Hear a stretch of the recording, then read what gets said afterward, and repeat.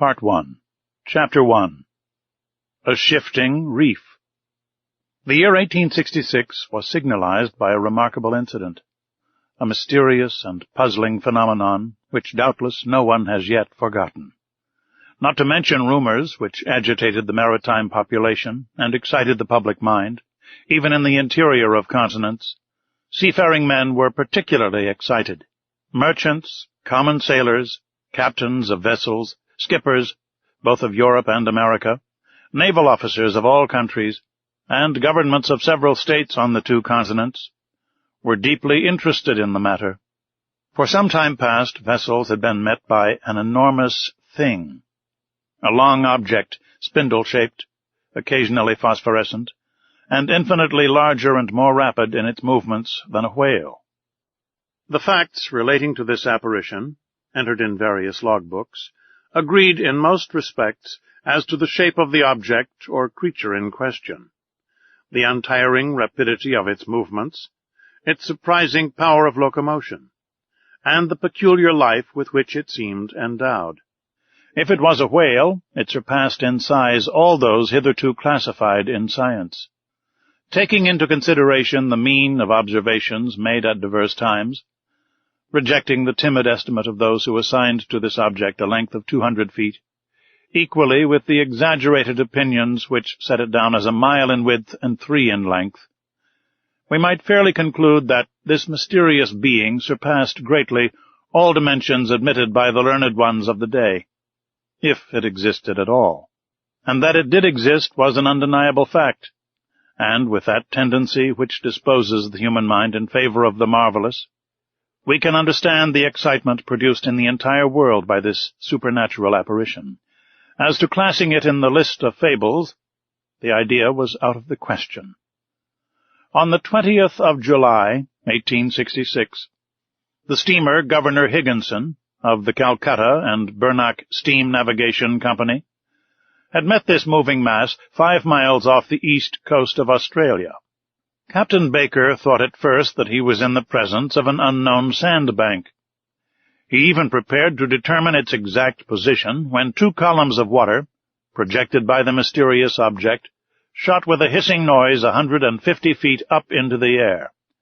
Now, unless the sandbank had been submitted to the intermittent eruption of a geyser, the Governor Higginson had to do neither more nor less than with an aquatic mammal, unknown till then, which threw up from its blowholes columns of water mixed with air and vapor. Similar facts were observed on the 23rd of July in the same year, in the Pacific Ocean, by the Columbus of the West India and Pacific Steam Navigation Company. But this extraordinary creature could transport itself from one place to another with surprising velocity, as in an interval of 3 days the Governor Higginson and the Columbus had observed it at 2 different points of the chart, separated by a distance of more than 700 nautical leagues.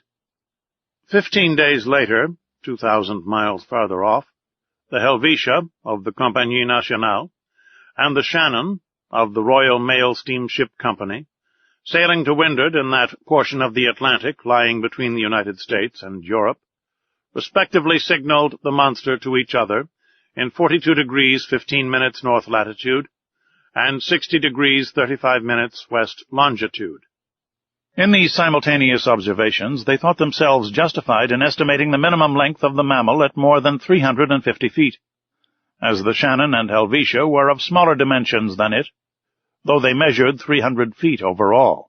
Now the largest whales, those which frequent those parts of the sea round the Aleutian, Kulamak, and Umgulak Islands, have never exceeded the length of 60 yards, if they attain that. In every place of great resort the monster was the fashion.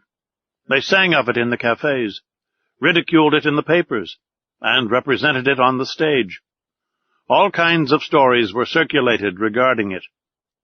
There appeared in the papers caricatures of every gigantic and imaginary creature, from the white whale, the terrible Moby Dick of subarctic regions, to the immense kraken, whose tentacles could entangle a ship of 500 tons and hurry it into the abyss of the ocean.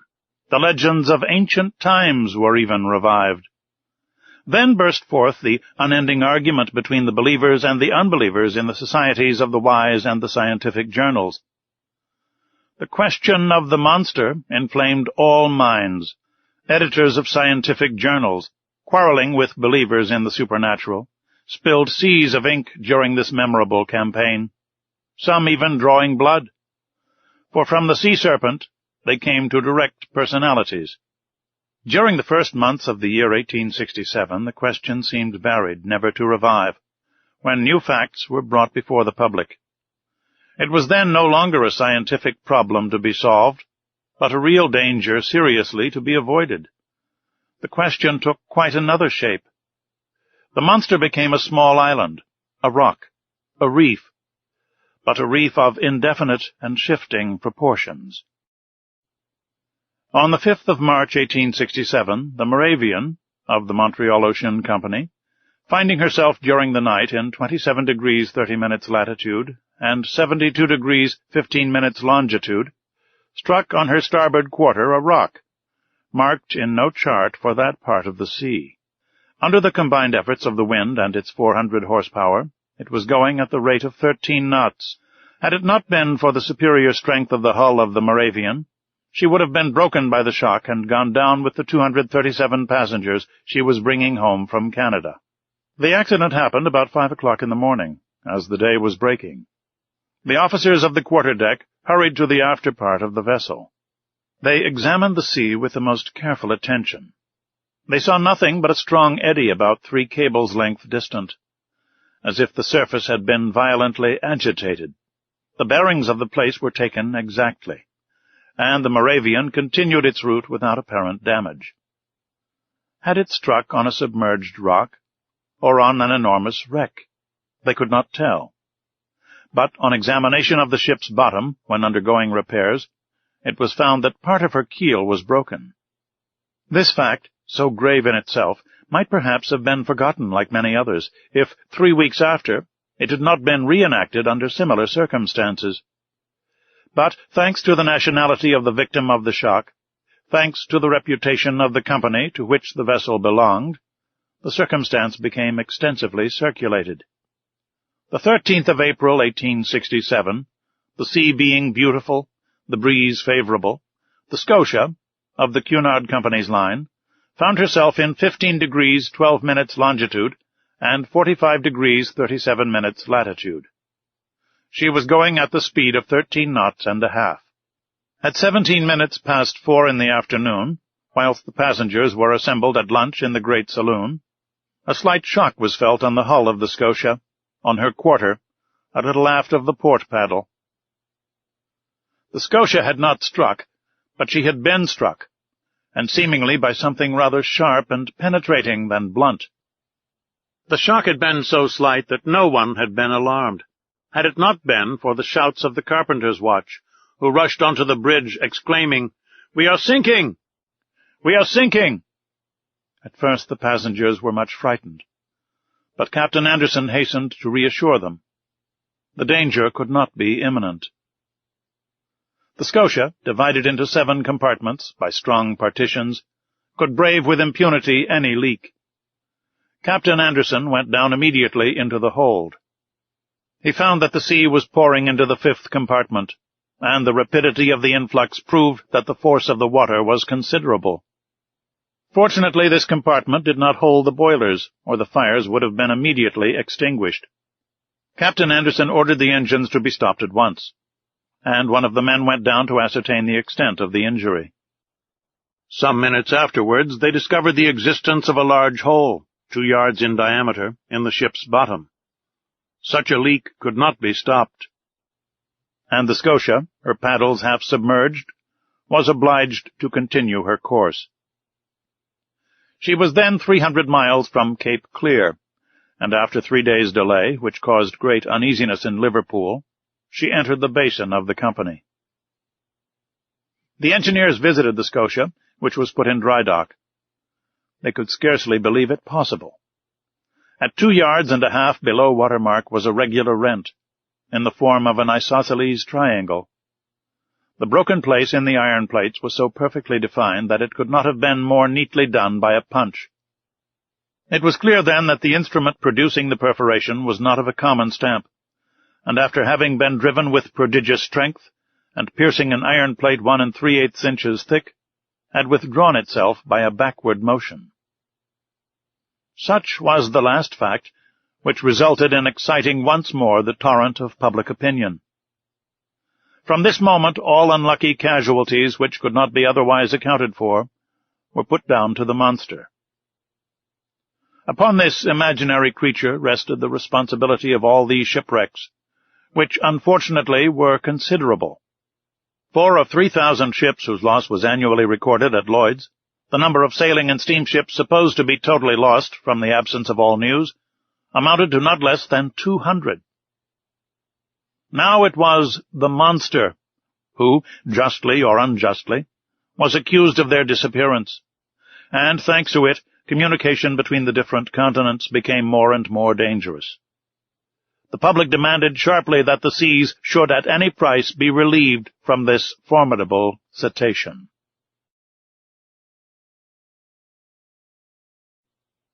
Chapter 2. Pro and Con.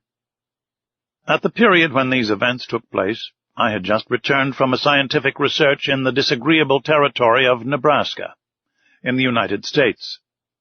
In virtue of my office as assistant professor in the Museum of Natural History in Paris, the French government had attached me to that expedition. After 6 months in Nebraska, I arrived in New York towards the end of March, laden with a precious collection. My departure for France was fixed for the first days in May. Meanwhile, I was occupying myself in classifying my mineralogical, botanical, and zoological riches, when the accident happened to the Scotia. I was perfectly up in the subject, which was the question of the day. How could I be otherwise? I had read and reread all the American and European papers without being any nearer a conclusion. This mystery puzzled me. Under the impossibility of forming an opinion, I jumped from one extreme to the other. That there really was something could not be doubted, and the incredulous were invited to put their finger on the wound of the Scotia. On my arrival at New York, the question was at its height. The theory of the floating island and the unapproachable sandbank, supported by minds little competent to form a judgment, was abandoned. And indeed, unless this shoal had a machine in its stomach, how could it change its position with such astonishing rapidity? From the same cause, the idea of a floating hull of an enormous wreck was given up. There remained then only 2 possible solutions of the question, which created 2 distinct parties. On one side, those who were for a monster of colossal strength. On the other, those who were for a submarine vessel of enormous motive power. But this last theory, plausible as it was, could not stand against inquiries made in both worlds. That a private gentleman should have such a machine at his command was not likely. Where, when, and how was it built? And how could its construction have been kept secret? Certainly a government might possess such a destructive machine. And in these disastrous times, when the ingenuity of man has multiplied the power of weapons of war, it was possible that, without the knowledge of others, a state might try to work such a formidable engine. But the idea of a war machine fell before the declaration of governments. As public interest was in question, and transatlantic communications suffered, their veracity could not be doubted. But how admit that the construction of this submarine boat had escaped the public eye? For a private gentleman to keep the secret under such circumstances would be very difficult, and for a state whose every act is persistently watched by powerful rivals, certainly impossible. Upon my arrival in New York, several persons did me the honor of consulting me on the phenomenon in question. I had published in France a work in quarto, in 2 volumes, entitled Mysteries of the Great Submarine Grounds. This book, highly approved of in the learned world, gained for me a special reputation in this rather obscure branch of natural history. My advice was asked. As long as I could deny the reality of the fact, I confined myself to a decided negative. But soon, finding myself driven into a corner, I was obliged to explain myself point by point. I discuss the question in all its forms, politically and scientifically, and I give here an extract from a carefully studied article which I published in the number of the 30th of April. It ran as follows. After examining one by one the different theories, rejecting all other suggestions, it becomes necessary to admit the existence of a marine animal of enormous power. The great depths of the ocean are entirely unknown to us. Soundings cannot reach them. What passes in those remote depths, what beings live, or can live, 12 or 15 miles beneath the surface of the waters, what is the organization of these animals, we can scarcely conjecture. However, the solution of the problem submitted to me may modify the form of the dilemma. Either we do know all the varieties of beings which people our planet, or we do not. If we do not know them all, if nature has still secrets in the deeps for us, nothing is more conformable to reason than to admit the existence of fishes, or cetaceans of other kinds, or even of new species, of an organization formed to inhabit the strata inaccessible to soundings, and which an accident of some sort has brought at long intervals to the upper level of the ocean. If, on the contrary, we do know all living kinds, we must necessarily seek for the animal in question amongst those marine beings already classed, and in that case, I should be disposed to admit the existence of a gigantic narwhal. The common narwhal, or unicorn of the sea, often attains a length of 60 feet. Increase its size 5-fold or 10-fold, give it strength proportionate to its size, lengthen its destructive weapons, and you obtain the animal required. It will have the proportions determined by the officers of the Shannon, the instrument required by the perforation of the Scotia, and the power necessary to pierce the hull of the steamer. Indeed, the narwhal is armed with a sort of ivory sword, a halberd, according to the expression of certain naturalists. The principal tusk has the hardness of steel. Some of these tusks have been found buried in the bodies of whales, which the unicorn always attacks with success. Others have been drawn out, not without trouble, from the bottoms of ships, which they had pierced through and through, as a gimlet pierces a barrel. The Museum of the Faculty of Medicine of Paris possesses one of these defensive weapons, 2 yards and a quarter in length, and 15 inches in diameter at the base. Very well. Suppose this weapon to be 6 times stronger and the animal 10 times more powerful. Launch it at the rate of 20 miles an hour, and you obtain a shock capable of producing the catastrophe required. Until further information, therefore, I shall maintain it to be a sea unicorn of colossal dimensions, armed not with a halberd, but with a real spur, as the armored frigates or the rams of war, whose massiveness and motive power it would possess at the same time. Thus may this puzzling phenomenon be explained, unless there be something over and above all that one has ever conjectured, seen, perceived, or experienced, which is just within the bounds of possibility. These last words were cowardly on my part, but up to a certain point I wished to shelter my dignity as professor, and not give too much cause for laughter to the Americans, who laugh well when they do laugh. I reserved for myself a way of escape. In effect, however, I admitted the existence of the monster. My article was warmly discussed, which procured it a high reputation. It rallied round it a certain number of partisans. The solution it proposed gave, at least, full liberty to the imagination. The human mind delights in grand conceptions of supernatural beings, and the sea is precisely their best vehicle, the only medium through which these giants, against which terrestrial animals, such as elephants or rhinoceroses, are as nothing, can be produced or developed. The industrial and commercial papers treated the question chiefly from this point of view. The Shipping and Mercantile Gazette, the Lloyd's List, the Packet Boat, and the Maritime and Colonial Review, all papers devoted to insurance companies which threatened to raise their rates of premium, were unanimous on this point. Public opinion had been pronounced. The United States were the first in the field, and in New York they made preparations for an expedition destined to pursue this narwhal. A frigate of great speed, the Abraham Lincoln, was put in commission as soon as possible. The arsenals were opened to Commander Farragut, who hastened the arming of his frigate. But, as it always happens, the moment it was decided to pursue the monster did not appear. For 2 months no one heard it spoken of. No ship met with it. It seemed as if this unicorn knew of the plots weaving around it.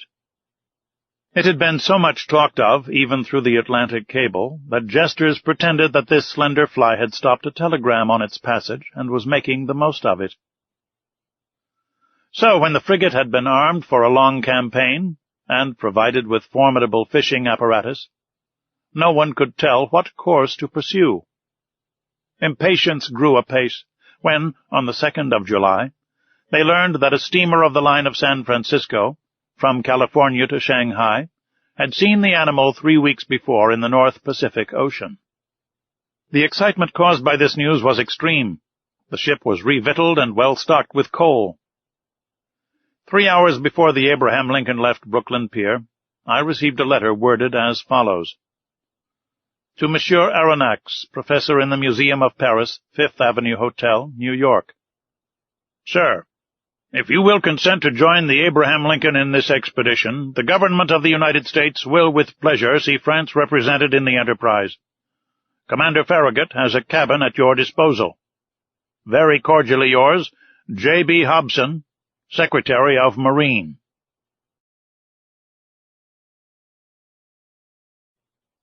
Chapter 3.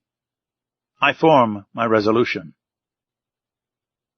3 seconds before the arrival of J.B. Hobson's letter, I no more thought of pursuing the unicorn than of attempting the passage of the North Sea. 3 seconds after reading the letter of the Honorable Secretary of Marine, I felt that my true vocation, the sole end of my life, was to chase this disturbing monster and purge it from the world. But I had just returned from a fatiguing journey, weary and longing for repose. I aspired to nothing more than again seeing my country, my friends, my little lodgings by the Jardin des Plantes, my dear and precious collections. But nothing could keep me back. I forgot all, fatigue, friends, and collections, and accepted without hesitation the offer of the American government. Besides, thought I, all roads lead back to Europe, and the unicorn may be amiable enough to hurry me towards the coast of France. This worthy animal may allow itself to be caught in the seas of Europe, for my particular benefit, and I will not bring back less than half a yard of his ivory halberd to the Museum of Natural History. But in the meanwhile I must seek this narwhal in the North Pacific Ocean, which, to return to France, was taking the road to the Antipodes. Conseil! I called in an impatient voice. Conseil was my servant, a true, devoted Flemish boy, who had accompanied me in all my travels. I liked him, and he returned the liking well. He was quiet by nature, regular from principle, zealous from habit, evincing little disturbance at the different surprises of life, very quick with his hands, and apt at any service required of him, and, despite his name, never giving advice, even when asked for it. Conseil had followed me for the last 10 years wherever science led. Never once did he complain of the length or fatigue of a journey, never make an objection to pack his portmanteau for whatever country it might be, or however far away, whether China or Congo. Besides all this, he had good health, which defied all sickness, and solid muscles, but no nerves. Good morals are understood.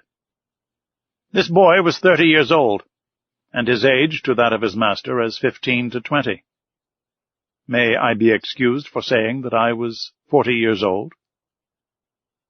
But Conseil had one fault. He was ceremonious to a degree, and would never speak to me but in the third person, which was sometimes provoking. Conseil, said I again, beginning with feverish hands to make preparations for my departure. Certainly I was sure of this devoted boy. As a rule, I never asked him if it were convenient for him or not to follow me in my travels. But this time the expedition in question might be prolonged, and the enterprise might be hazardous in pursuit of an animal capable of sinking a frigate as easily as a nutshell.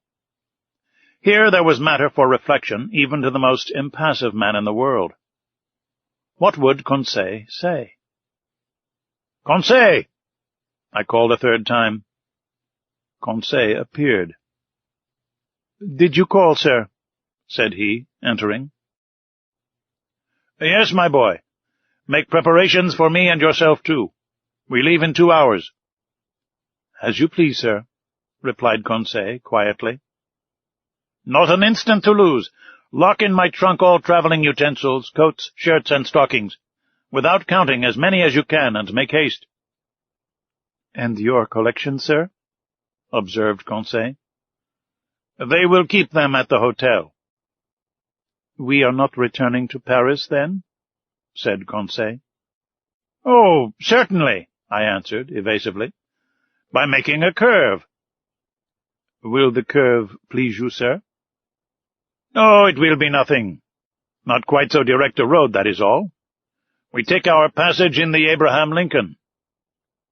"As you think proper, sir," coolly replied Conseil. "You see, my friend, it has to do with the monster, the famous narwhal. We are going to purge it from the seas. A glorious mission, but a dangerous one. We cannot tell where we may go. These animals can be very capricious. But we will go whether or no. We have got a captain who is pretty wide awake." Our luggage was transported to the deck of the frigate immediately. I hastened on board and asked for Commander Farragut. One of the sailors conducted me to the poop, where I found myself in the presence of a good-looking officer, who held out his hand to me. "Monsieur Pierre Aronnax?" said he. "Himself," replied I. "Commander Farragut?" "You are welcome, Professor. Your cabin is ready for you." I bowed and desired to be conducted to the cabin destined for me. The Abraham Lincoln had been well chosen and equipped for her new destination. She was a frigate of great speed, fitted with high-pressure engines which admitted a pressure of 7 atmospheres. Under this, the Abraham Lincoln attained the mean speed of nearly 18 knots and a third an hour. A considerable speed, but, nevertheless, insufficient to grapple with this gigantic cetacean.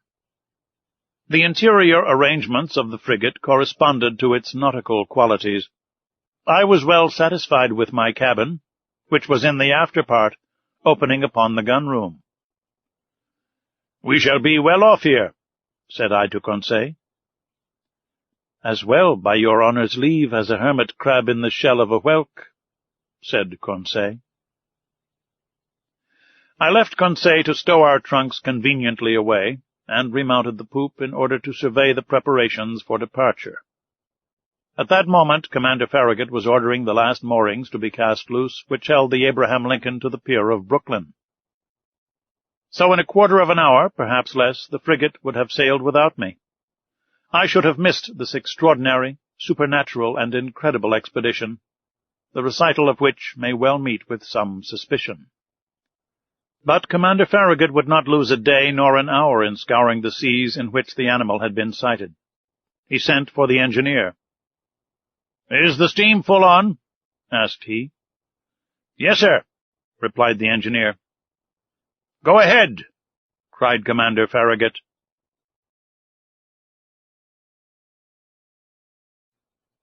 Chapter 4. Ned Land. Captain Farragut was a good seaman, worthy of the frigate he commanded. His vessel and he were one. He was the soul of it. On the question of the monster there was no doubt in his mind, and he would not allow the existence of the animal to be disputed on board. He believed in it, as certain good women believe in the Leviathan, by faith, not by reason. The monster did exist, and he had sworn to rid the seas of it. Either Captain Farragut would kill the narwhal, or the narwhal would kill the captain. There was no third course. The officers on board shared the opinion of their chief. They were ever chatting, discussing, and calculating the various chances of a meeting, watching narrowly the vast surface of the ocean. More than one took up his quarters voluntarily in the cross-trees, who would have cursed such a berth under any other circumstances. As long as the sun described its daily course, the rigging was crowded with sailors, whose feet were burnt to such an extent by the heat of the deck as to render it unbearable. Still, the Abraham Lincoln had not yet breasted the suspected waters of the Pacific. As to the ship's company, they desired nothing better than to meet the Unicorn, to harpoon it, hoist it on board, and dispatch it. They watched the sea with eager attention. Besides, Captain Farragut had spoken of a certain sum of $2,000, set apart for whoever should first sight the monster, were he cabin boy, common seaman, or officer.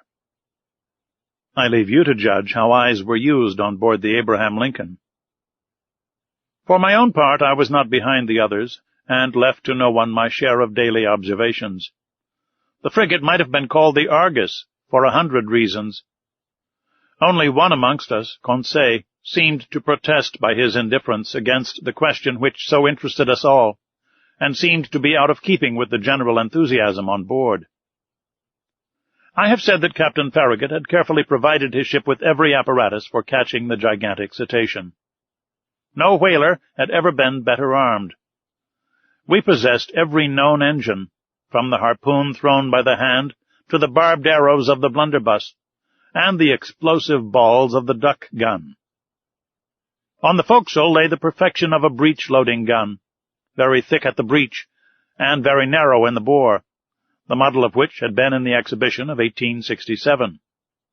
This precious weapon of American origin could throw with ease a conical projectile of 9 pounds to a mean distance of 10 miles. Thus the Abraham Lincoln wanted for no means of destruction, and, what was better still, she had on board Ned Land, the prince of harpooners. Ned Land was a Canadian, with an uncommon quickness of hand, and who knew no equal in his dangerous occupation. Skill, coolness, audacity, and cunning he possessed in a superior degree, and it must be a cunning whale to escape the stroke of his harpoon. Ned Land was about 40 years of age. He was a tall man, more than 6 feet high, strongly built, grave and taciturn, occasionally violent, and very passionate when contradicted. His person attracted attention, but above all the boldness of his look, which gave a singular expression to his face. Who calls himself Canadian, calls himself French, and, little communicative as Ned Land was, I must admit that he took a certain liking for me. My nationality drew him to me, no doubt.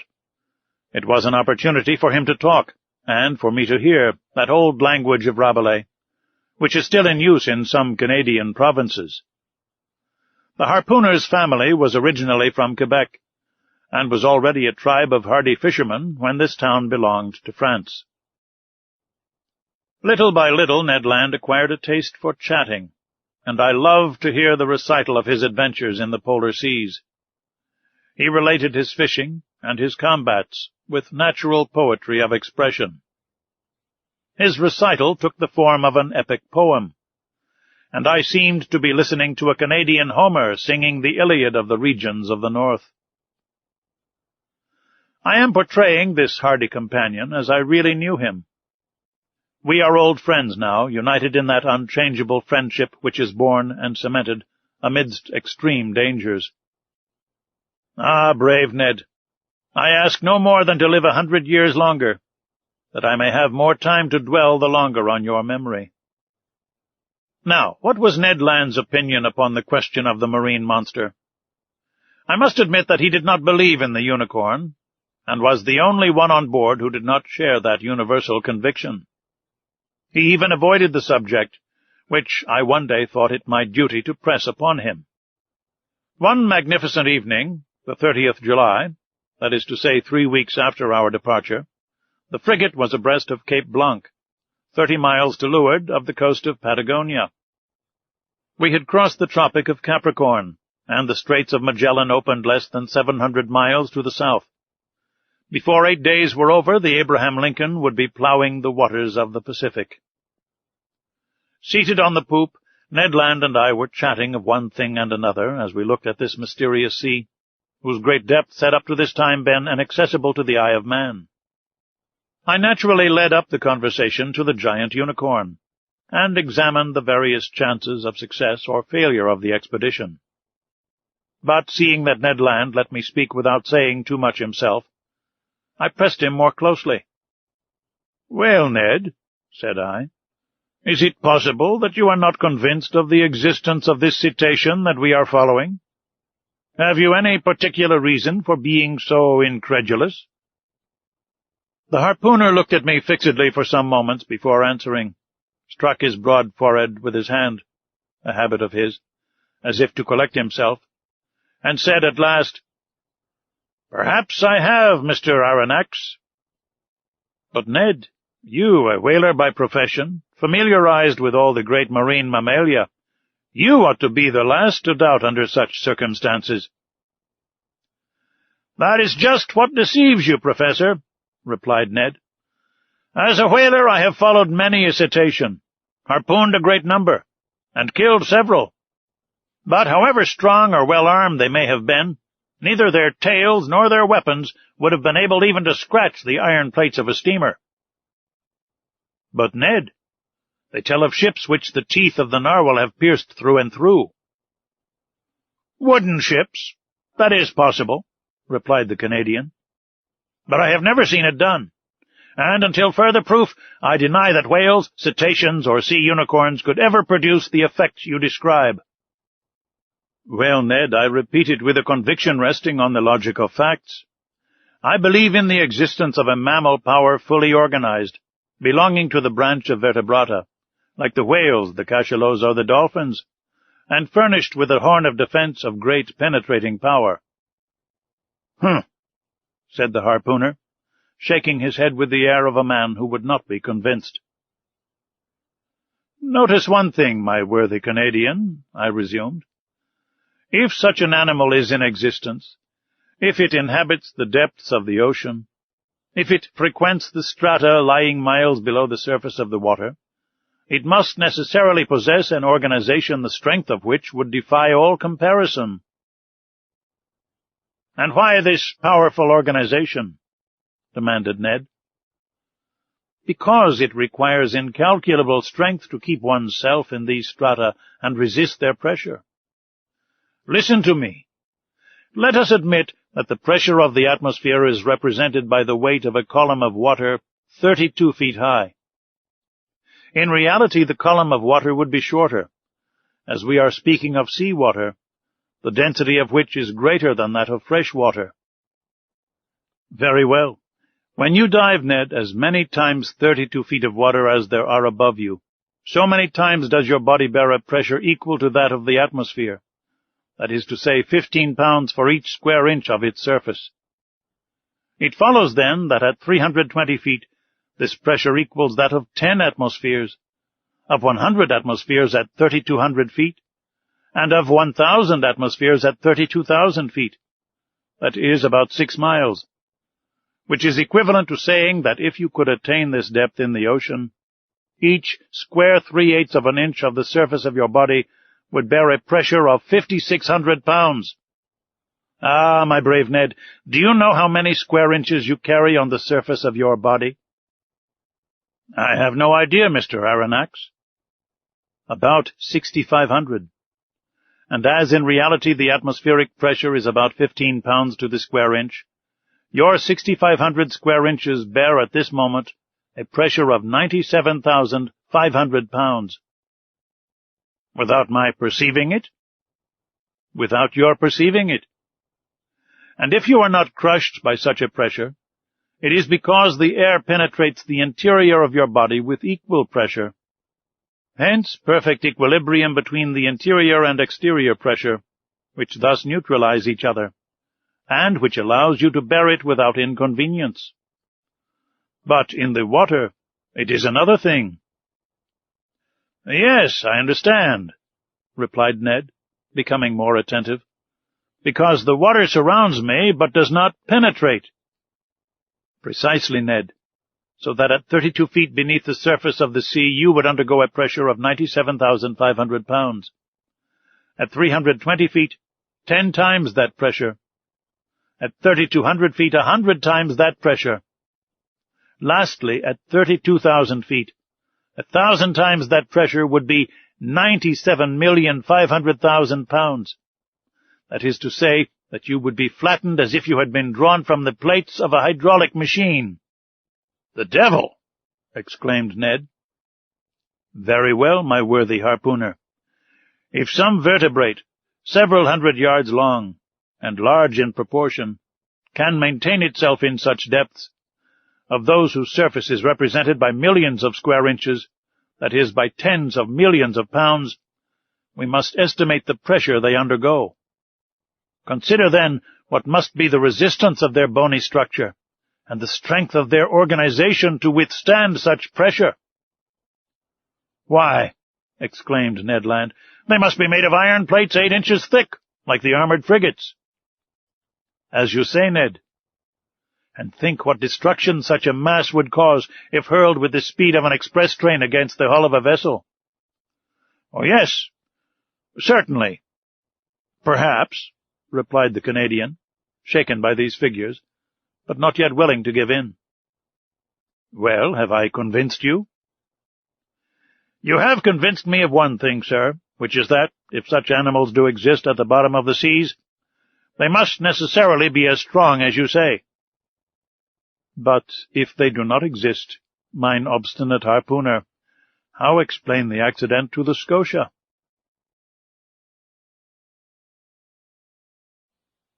Chapter 5. At a Venture. The voyage of the Abraham Lincoln was for a long time marked by no special incident. But one circumstance happened which showed the wonderful dexterity of Ned Land, and proved what confidence we might place in him. The 30th of June the frigate spoke to some American whalers, from whom we learned that they knew nothing about the narwhal. But one of them, the captain of the Monroe, knowing that Ned Land had shipped on board the Abraham Lincoln, begged for his help in chasing a whale they had in sight. Commander Farragut, desirous of seeing Ned Land at work, gave him permission to go on board the Monroe. And fate served our Canadian so well that, instead of one whale, he harpooned 2 with a double blow, striking one straight to the heart, and catching the other after some minutes' pursuit.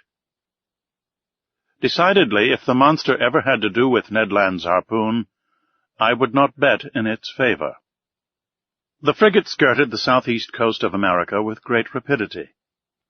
The 3rd of July we were at the opening of the Straits of Magellan, level with Cape Vierge. But Commander Farragut would not take a tortuous passage, but doubled Cape Horn. The ship's crew agreed with him, and certainly it was possible that they might meet the narwhal in this narrow pass.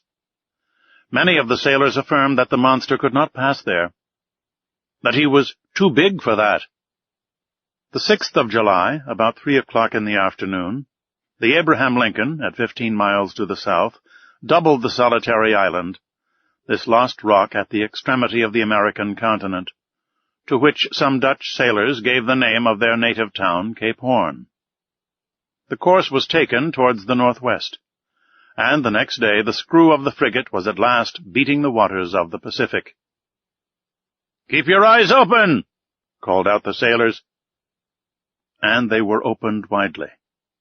Both eyes and glasses, a little dazzled, it is true, by the prospect of $2,000, had not an instant's repose.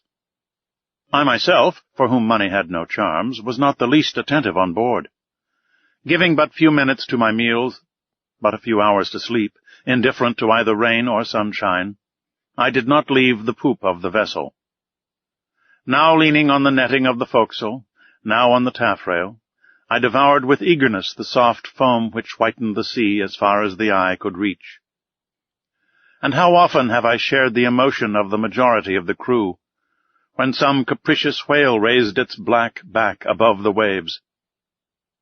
The poop of the vessel was crowded on a moment.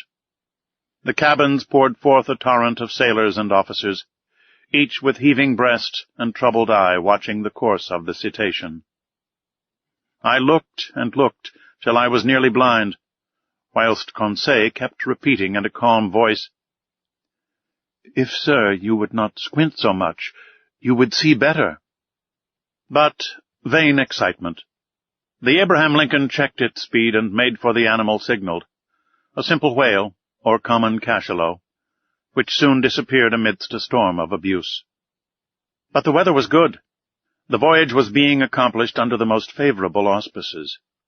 It was then the bad season in Australia, the July of that zone corresponding to our January in Europe. But the sea was beautiful and easily scanned round a vast circumference. The 20th of July, the Tropic of Capricorn was cut by 105 degrees of longitude, and the 27th of the same month we crossed the equator on the 110th meridian. This passed, the frigate took a more decided westerly direction, and scoured the central waters of the Pacific. Commander Farragut thought, and with reason, that it was better to remain in deep water, and keep clear of continents or islands, which the beast itself seemed to shun, perhaps because there was not enough water for him, suggested the greater part of the crew. The frigate passed at some distance from the Marquesas and the Sandwich Islands, crossed the Tropic of Cancer, and made for the China Seas. We were on the theatre of the last diversions of the monster, and, to say truth, we no longer lived on board.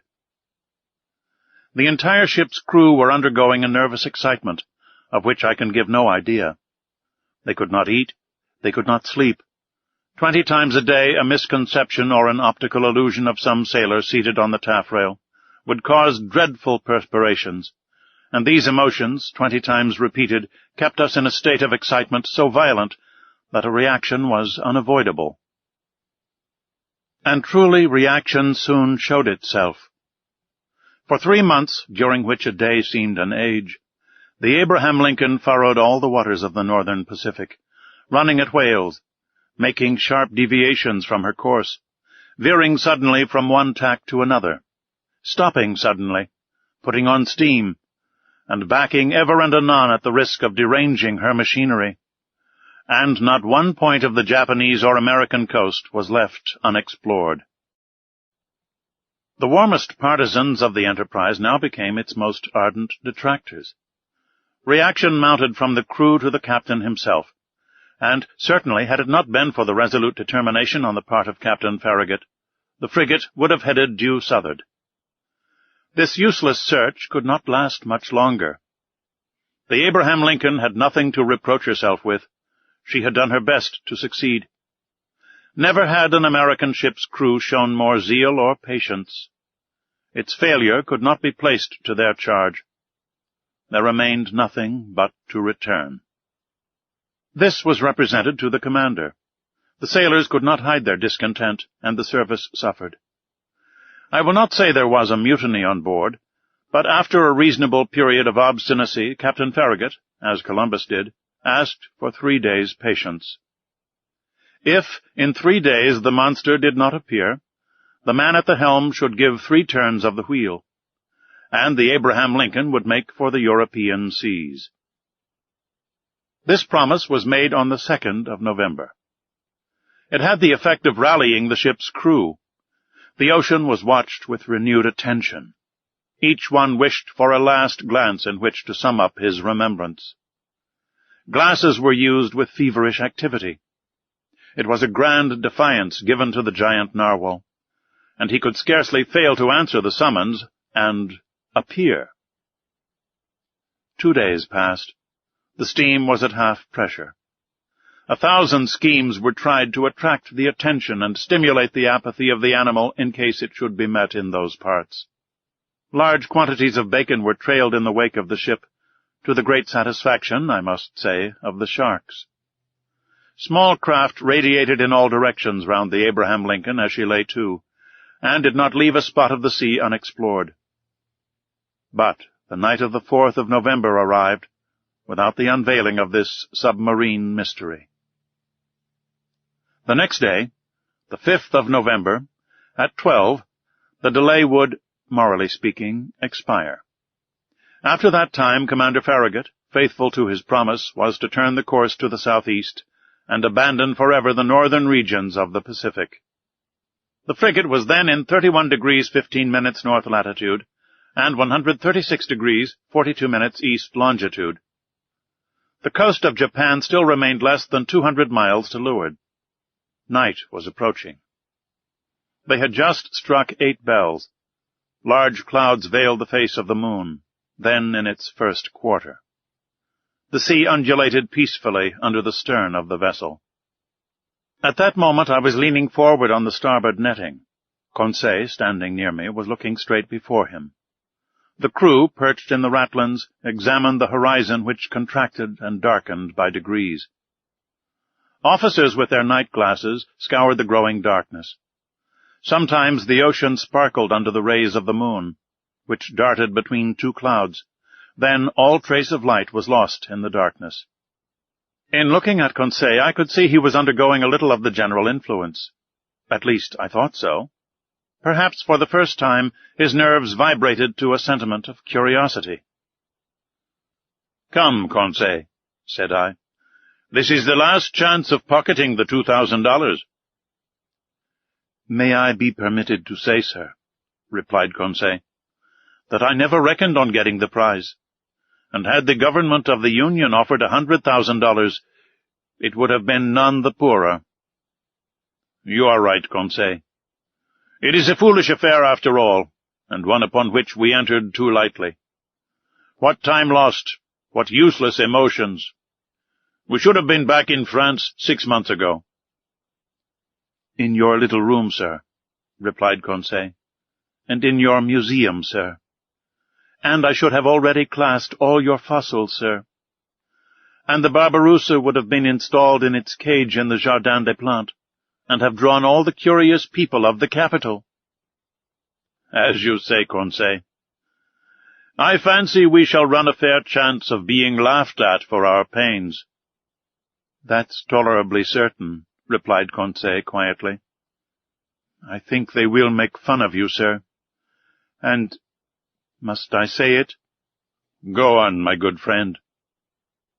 "Well, sir, you will only get your deserts." "Indeed?" "When one has the honor of being a savant as you are, sir, one should not expose oneself to—" Conseil had not time to finish his compliment. In the midst of general silence a voice had just been heard. It was the voice of Ned Land, shouting, "Look out there! The very thing we are looking for! On our weather beam!"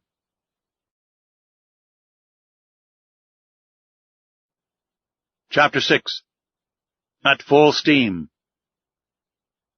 At this cry the whole ship's crew hurried towards the harpooner. Commander, officers, masters, sailors, cabin boys. Even the engineers left their engines, and the stokers their furnaces.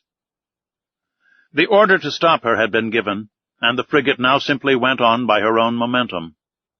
The darkness was then profound, and however good the Canadian's eyes were, I asked myself how he had managed to see, and what he had been able to see.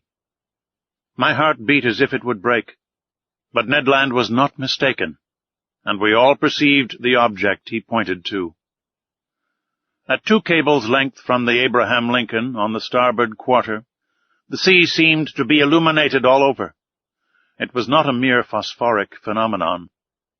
The monster emerged some fathoms from the water, and then threw out that very intense but mysterious light mentioned in the report of several captains. This magnificent irradiation must have been produced by an agent of great shining power. The luminous part traced on the sea an immense oval, much elongated, the center of which condensed a burning heat, whose overpowering brilliancy died out by successive gradations. "It is only a massing of phosphoric particles," cried one of the officers. "No, sir, certainly not," I replied. "That brightness is of an essentially electrical nature. Besides, see, it moves. It is moving forwards, backwards. It is darting towards us." A general cry arose from the frigate. "Silence!" said the captain. Up with the helm! Reverse the engines! The steam was shut off, and the Abraham Lincoln, beating to port, described a semicircle. "Right the helm! Go ahead!" cried the captain. These orders were executed, and the frigate moved rapidly from the burning light. I was mistaken. She tried to sheer off, but the supernatural animal approached with a velocity double her own. We gasped for breath. Stupefaction more than fear made us dumb and motionless. The animal gained on us, sporting with the waves. It made the round of the frigate, which was then making 14 knots, and enveloped it with its electric rings like luminous dust. Then it moved away 2 or 3 miles, leaving a phosphorescent track, like those volumes of steam that the express trains leave behind.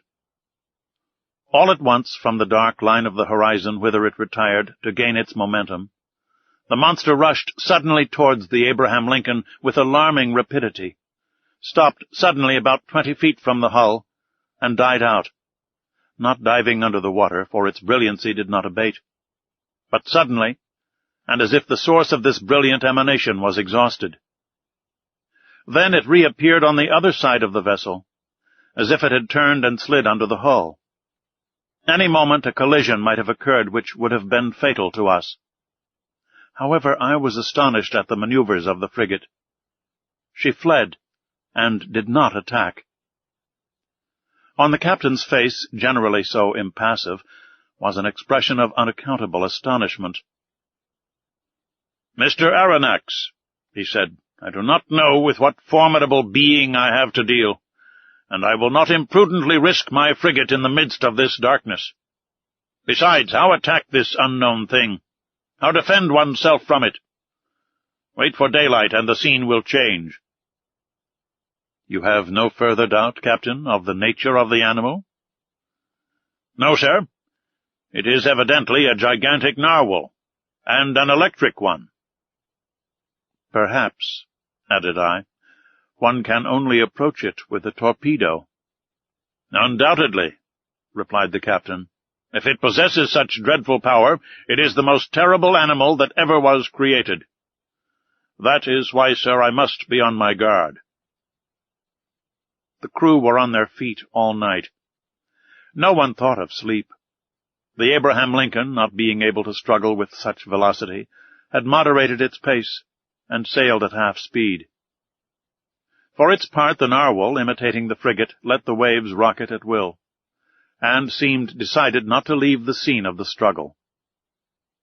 Towards midnight, however, it disappeared, or, to use a more appropriate term, it died out like a large glowworm. Had it fled?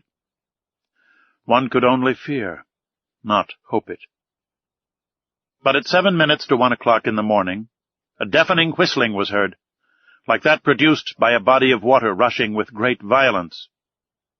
The captain, Ned Land, and I were then on the poop, eagerly peering through the profound darkness. "Ned Land," asked the commander, "you have often heard the roaring of whales?" "Often, sir, but never such whales the sight of which brought me in $2,000, if I can only approach within 4 harpoons' length of it."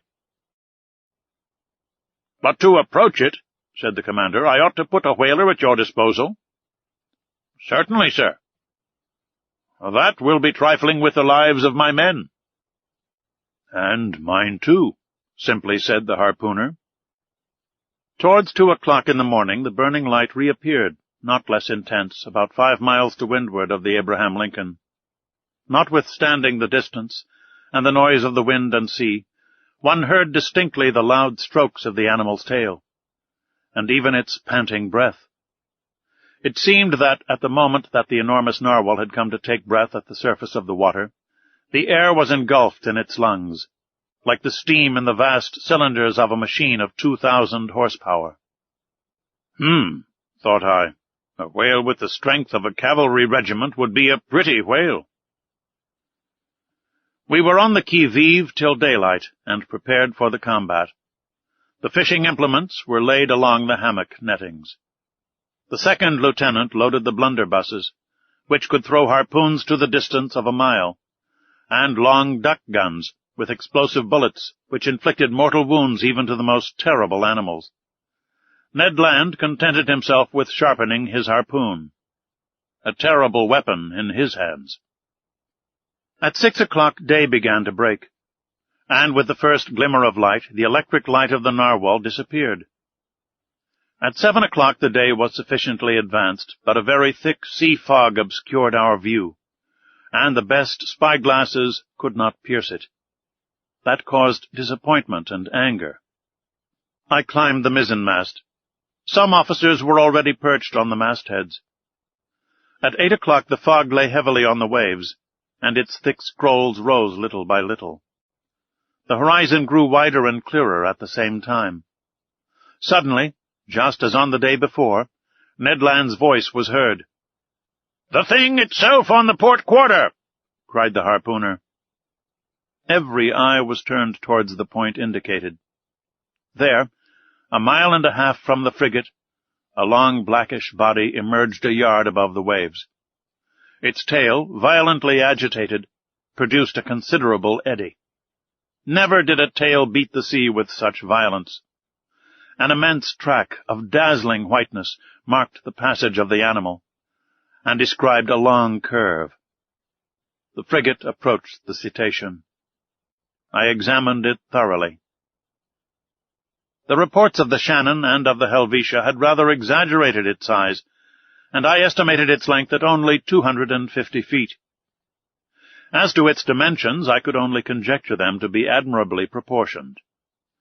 While I watched this phenomenon, 2 jets of steam and water were ejected from its vents, and rose to the height of 120 feet. Thus I ascertained its way of breathing. I concluded definitely that it belonged to the vertebrate branch, class Mammalia. The crew waited impatiently for their chief's orders. The latter, after having observed the animal attentively, called the engineer. The engineer ran to him. "Sir," said the commander, "you have steam up?" "Yes, sir," answered the engineer. "Well, make up your fires and put on all steam." 3 hurrahs greeted this order. The time for the struggle had arrived. Some moments after, the 2 funnels of the frigate vomited torrents of black smoke, and the bridge quaked under the trembling of the boilers. The Abraham Lincoln, propelled by her wonderful screw, went straight at the animal. The latter allowed it to come within half a cable's length. Then, as if disdaining to dive, it took a little turn, and stopped a short distance off. This pursuit lasted nearly 3/4 of an hour, without the frigate gaining 2 yards on the cetacean. It was quite evident that, at that rate, we should never come up with it. "Well, Mr. Land," asked the captain, "do you advise me to put the boats out to sea?" "No, sir," replied Ned Land, "because we shall not take that beast easily." "What shall we do, then?" "Put on more steam if you can, sir. With your leave, I mean to post myself under the bowsprit, and if we get within harpooning distance, I shall throw my harpoon." "Go, Ned," said the captain. "Engineer, put on more pressure." Ned Land went to his post. The fires were increased. The screw revolved 43 times a minute, and the steam poured out of the valves. We heaved the log and calculated that the Abraham Lincoln was going at the rate of 18½ miles an hour. But the accursed animal swam at the same speed. For a whole hour the frigate kept up this pace without gaining 6 feet. It was humiliating for one of the swiftest sailors in the American Navy. A stubborn anger seized the crew. The sailors abused the monster, who, as before, disdained to answer them. The captain no longer contented himself with twisting his beard. He gnawed it. The engineer was called again.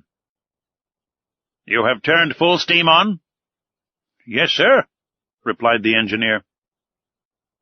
The speed of the Abraham Lincoln increased.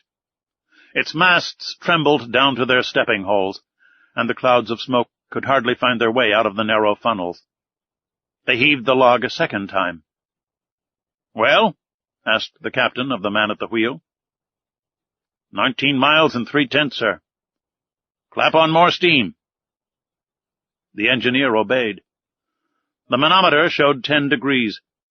But the cetacean grew warm itself, no doubt, for without straining itself, it made 19 3/10 miles.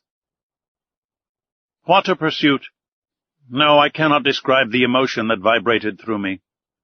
Ned Land kept his post, harpoon in hand.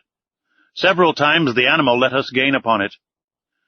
"We shall catch it! We shall catch it!" cried the Canadian. But just as he was going to strike, the cetacean stole away with a rapidity that could not be estimated at less than 30 miles an hour. And even during our maximum of speed it bullied the frigate, going round and round it. A cry of fury broke from everyone. At noon we were no further advanced than at 8 o'clock in the morning. The captain then decided to take more direct means. "Ah," said he, "that animal goes quicker than the Abraham Lincoln. Very well. We will see whether it will escape these conical bullets. Send your men to the forecastle, sir." The forecastle gun was immediately loaded and slewed round. But the shot passed some feet above the cetacean, which was half a mile off. "Another, more to the right," cried the commander. "And $5 to whoever will hit that infernal beast." An old gunner with a grey beard, that I can see now, with steady eye and grave face, went up to the gun and took a long aim. A loud report was heard, with which were mingled the cheers of the crew. The bullet did its work. It hit the animal, and sliding off the rounded surface, was lost in 2 miles' depth of sea. The chase began again, and the captain, leaning towards me, said, "I will pursue that beast till my frigate bursts up." "Yes," answered I, "and you will be quite right to do it." I wished the beast would exhaust itself and not be insensible to fatigue like a steam engine. But it was of no use. Hours passed without it showing any signs of exhaustion. However, it must be said in praise of the Abraham Lincoln that she struggled on indefatigably. I cannot reckon the distance she made under 300 miles during this unlucky day, November the 6th. But night came on and overshadowed the rough ocean. Now I thought our expedition was at an end, and that we should never again see the extraordinary animal. I was mistaken. At 10 minutes to 11 in the evening, the electric light reappeared 3 miles to windward of the frigate, as pure, as intense as during the preceding night. The narwhal seemed motionless. Perhaps, tired with its day's work, it slept, letting itself float with the undulation of the waves. Now was a chance of which the captain resolved to take advantage. He gave his orders. The Abraham Lincoln kept up half steam, and advanced cautiously so as not to awake its adversary.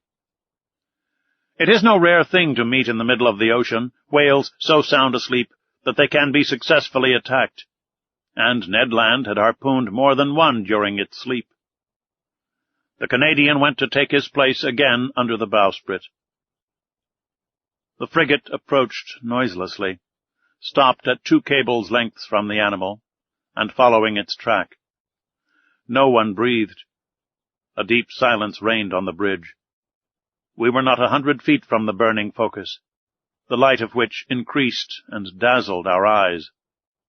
At this moment, leaning on the forecastle bulwark, I saw below me Ned Land grappling the martingale in one hand, brandishing his terrible harpoon in the other, scarcely 20 feet from the motionless animal.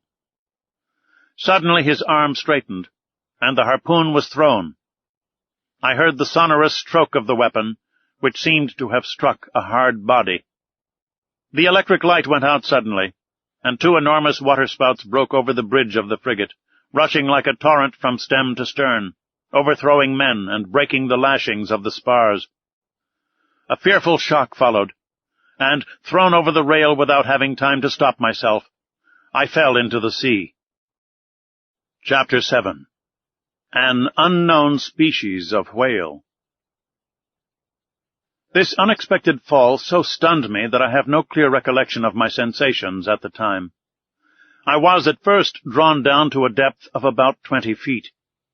I am a good swimmer, though without pretending to rival Byron or Edgar Poe, who were masters of the art, and in that plunge I did not lose my presence of mind. 2 vigorous strokes brought me to the surface of the water. My first care was to look for the frigate. Had the crew seen me disappear? Had the Abraham Lincoln veered round? Would the captain put out a boat? Might I hope to be saved? The darkness was intense. I caught a glimpse of a black mass disappearing in the east, its beacon lights dying out in the distance. It was the frigate. I was lost. "Help! Help!" I shouted, swimming towards the Abraham Lincoln in desperation. My clothes encumbered me. They seemed glued to my body and paralyzed my movements. I was sinking. I was suffocating. "Help!" This was my last cry. My mouth filled with water. I struggled against being drawn down the abyss. Suddenly my clothes were seized by a strong hand, and I felt myself quickly drawn up to the surface of the sea. And I heard these words pronounced in my ear. "If master would be so good as to lean on my shoulder, master would swim with much greater ease." I seized with one hand my faithful Conseil's arm. "Is it you?" said I. "You?" "Myself," answered Conseil, "and waiting master's orders." "That shock threw you as well as me into the sea?" "No, but being in my master's service, I followed him." The worthy fellow thought that was but natural. "And the frigate?" I asked. "The frigate?" replied Conseil, turning on his back. "I think that master had better not count too much on her." "You think so?" "I say that, at the time I threw myself into the sea, I heard the men at the wheel say, 'The screw and the rudder are broken.'" "Broken?" "Yes, broken by the monster's teeth. It is the only injury the Abraham Lincoln has sustained. But it is a bad lookout for us. She no longer answers her helm." "Then we are lost." "Perhaps so," calmly answered Conseil. "However, we still have several hours before us, and one can do a great deal in some hours." Conseil's imperturbable coolness set me up again. I swam more vigorously, but, cramped by my clothes, which stuck to me like a leaden weight, I felt great difficulty in bearing up. Conseil saw this. "Will master let me make a slit?" said he, and, slipping an open knife under my clothes, he ripped them up from top to bottom very rapidly. Then he cleverly slipped them off me, while I swam for both of us. Then I did the same for Conseil, and we continued to swim near to each other. Nevertheless, our situation was no less terrible. Perhaps our disappearance had not been noticed, and if it had been, the frigate could not tack, being without its helm. Conseil argued on this supposition, and laid his plans accordingly. This quiet boy was perfectly self-possessed. We then decided that, as our only chance of safety was being picked up by the Abraham Lincoln's boats, we ought to manage so as to wait for them as long as possible. I resolved then to husband our strength, so that both should not be exhausted at the same time. And this is how we managed. While one of us lay on our back, quite still, with arms crossed and legs stretched out, the other would swim and push the other on in front. This towing business did not last more than 10 minutes each, and relieving each other thus, we could swim on for some hours, perhaps till daybreak. Poor chance! But hope is so firmly rooted in the heart of man. Moreover, there were 2 of us.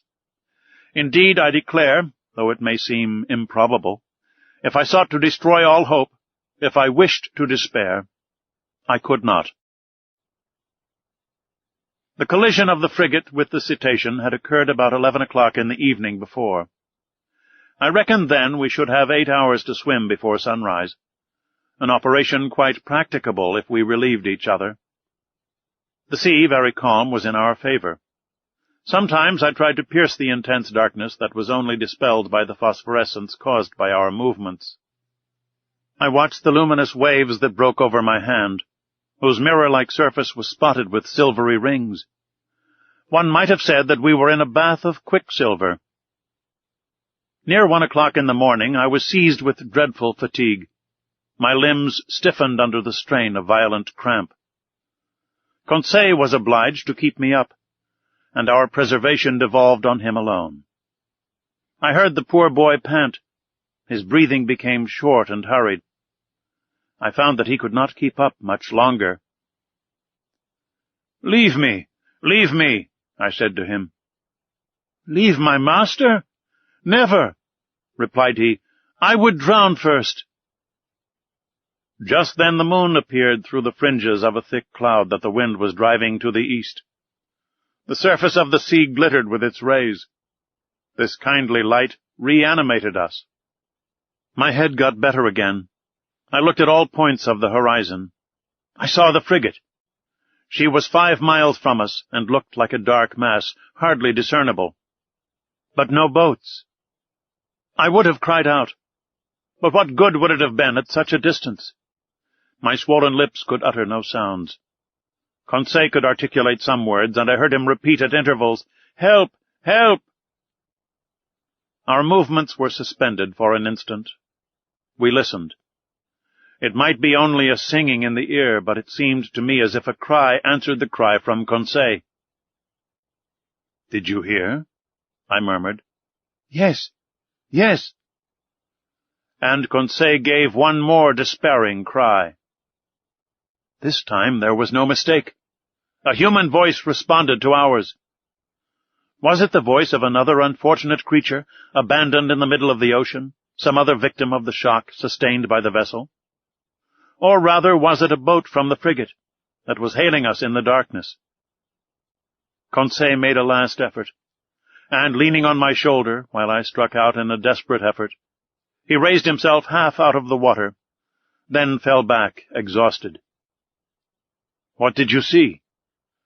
"I saw," murmured he. "I saw. But do not talk. Reserve all your strength." What had he seen?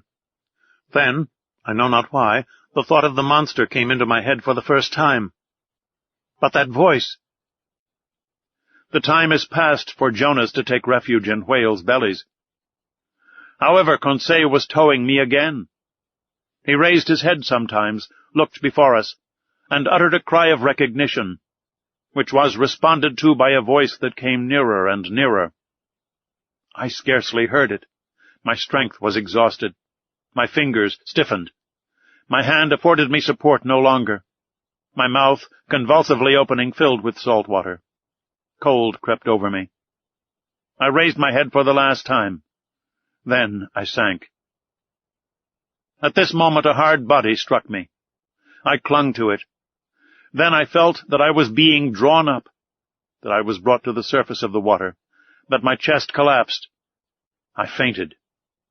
It is certain that I soon came to, thanks to the vigorous rubbings that I received. I half opened my eyes.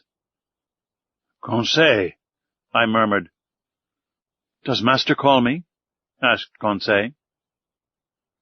Just then, by the waning light of the moon, which was sinking down to the horizon, I saw a face which was not Conseil's, and which I immediately recognized. "Ned!" I cried. "The same, sir, who is seeking his prize," replied the Canadian. "Were you thrown into the sea by the shock to the frigate?" "Yes, Professor, but more fortunate than you, I was able to find a footing almost directly upon a floating island." "An island?" "Or, more correctly speaking, on our gigantic narwhal." "Explain yourself, Ned." "Only I soon found out why my harpoon had not entered its skin and was blunted." "Why, Ned? Why?" "Because, Professor, that beast is made of sheet iron." The Canadian's last words produced a sudden revolution in my brain. I wriggled myself quickly to the top of the being, or object, half out of the water, which served us for a refuge. I kicked it. It was evidently a hard, impenetrable body, and not the soft substance that forms the bodies of the great marine mammalia.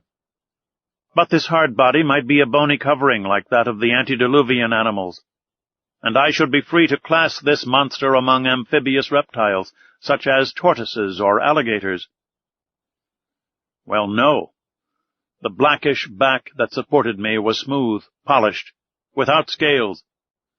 The blow produced a metallic sound, and, incredible though it may be, it seemed, I might say, as if it was made of riveted plates. There was no doubt about it. This monster, this natural phenomenon that had puzzled the learned world, and overthrown and misled the imagination of seamen of both hemispheres, it must be owned was a still more astonishing phenomenon, inasmuch as it was a simply human construction. We had no time to lose, however. We were lying upon the back of a sort of submarine boat, which appeared, as far as I could judge, like a huge fish of steel. Ned Land's mind was made up on this point. Conseil and I could only agree with him. Just then a bubbling began at the back of this strange thing, which was evidently propelled by a screw, and it began to move. We had only just time to seize hold of the upper part, which rose about 7 feet out of the water, and happily its speed was not great. "As long as it sails horizontally," muttered Ned Land, "I do not mind. But if it takes a fancy to dive, I would not give 2 straws for my life." The Canadian might have said still less. It became really necessary to communicate with the beings, whatever they were, shut up inside the machine. I searched all over the outside for an aperture, a panel, or a manhole, to use a technical expression. But the lines of the iron rivets, solidly driven into the joints of the iron plates, were clear and uniform. Besides, the moon disappeared then, and left us in total darkness. At last this long night passed. My indistinct remembrance prevents my describing all the impressions it made. I can only recall one circumstance. During some lulls of the wind and sea, I fancied I heard several times vague sounds, a sort of fugitive harmony produced by words of command. What was then the mystery of this submarine craft, of which the whole world vainly sought an explanation? What kind of beings existed in this strange boat? What mechanical agent caused its prodigious speed? Daybreak appeared. The morning mists surrounded us, but they soon cleared off. I was about to examine the hull, which formed on deck a kind of horizontal platform, when I felt it gradually sinking. "Oh, confound it!" cried Ned Land, kicking the resounding plate. "Open, you inhospitable rascals!" Happily the sinking movement ceased. Suddenly a noise, like ironworks violently pushed aside, came from the interior of the boat. One iron plate was moved. A man appeared, uttered an odd cry, and disappeared immediately. Some moments after, 8 strong men, with masked faces, appeared noiselessly, and drew us down into their formidable machine.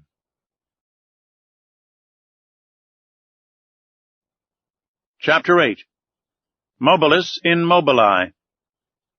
This forcible abduction, so roughly carried out, was accomplished with the rapidity of lightning. I shivered all over. Whom had we to deal with? No doubt some new sort of pirates, who explored the sea in their own way. Hardly had the narrow panel closed upon me when I was enveloped in darkness. My eyes, dazzled with the outer light, could distinguish nothing. I felt my naked feet cling to the rungs of an iron ladder. Ned Land and Conseil, firmly seized, followed me. At the bottom of the ladder a door opened, and shut after us immediately with a bang. We were alone. Where, I could not say, hardly imagine. All was black, and such a dense black that, after some minutes, my eyes had not been able to discern even the faintest glimmer. Meanwhile, Ned Land, furious at these proceedings, gave free vent to his indignation. "Confound it!" cried he. "Here are people who come up to the Scotch for hospitality. They only just miss being cannibals.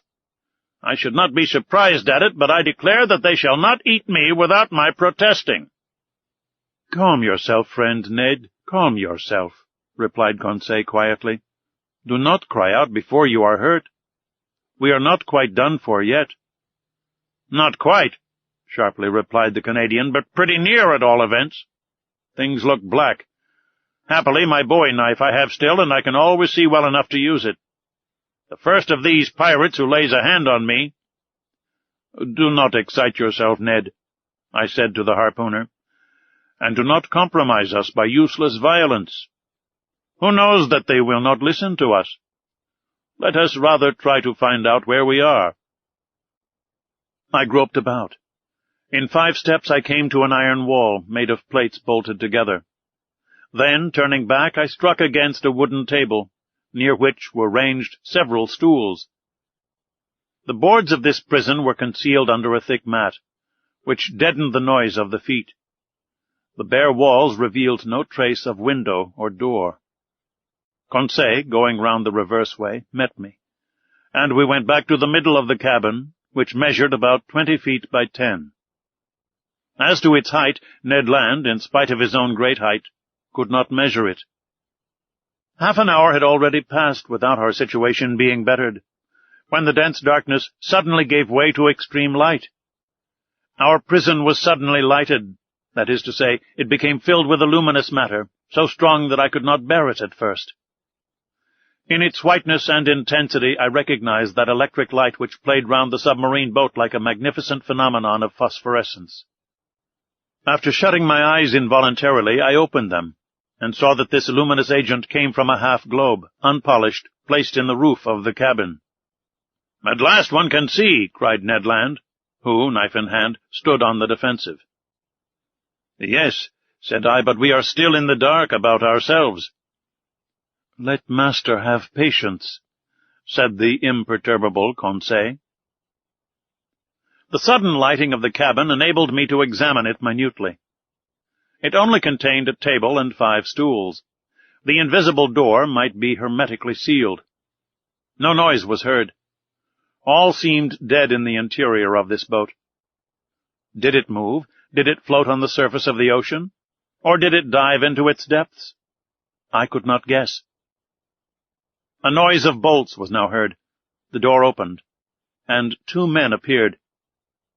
One was short, very muscular, broad-shouldered, with robust limbs, strong head, an abundance of black hair, thick moustache, a quick, penetrating look, and the vivacity which characterizes the population of southern France. The second stranger merits a more detailed description. I made out his prevailing qualities directly. Self-confidence, because his head was well set on his shoulders, and his black eyes looked around with cold assurance.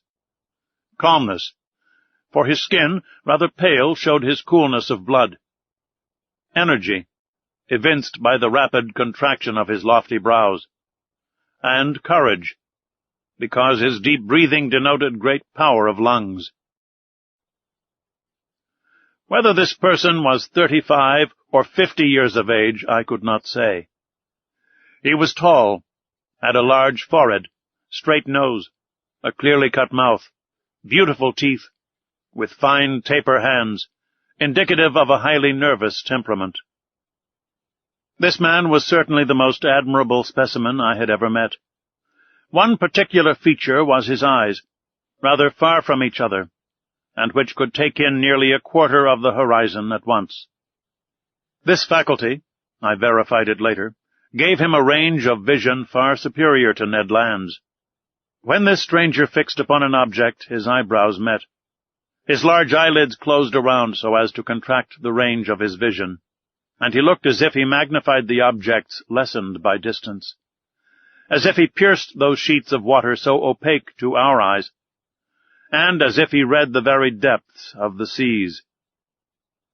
The 2 strangers, with caps made from the fur of the sea otter, and shod with sea boots of seal's skin, were dressed in clothes of a particular texture, which allowed free movement of the limbs. The taller of the 2, evidently the chief on board, examined us with great attention, without saying a word. then, turning to his companion, talked with him in an unknown tongue. It was a sonorous, harmonious, and flexible dialect, the vowels seeming to admit a very varied accentuation. The other replied by a shake of the head, and added 2 or 3 perfectly incomprehensible words. Then he seemed to question me by a look. I replied in good French that I did not know his language, but he seemed not to understand me, and my situation became more embarrassing. "If master were to tell our story," said Conseil, "perhaps these gentlemen may understand some words." I began to tell our adventures, articulating each syllable clearly, and without omitting one single detail. I announced our names and rank, introducing in person Professor Aronnax, his servant Conseil, and Master Ned Land, the harpooner. The man with the soft, calm eyes listened to me quietly, even politely, and with extreme attention.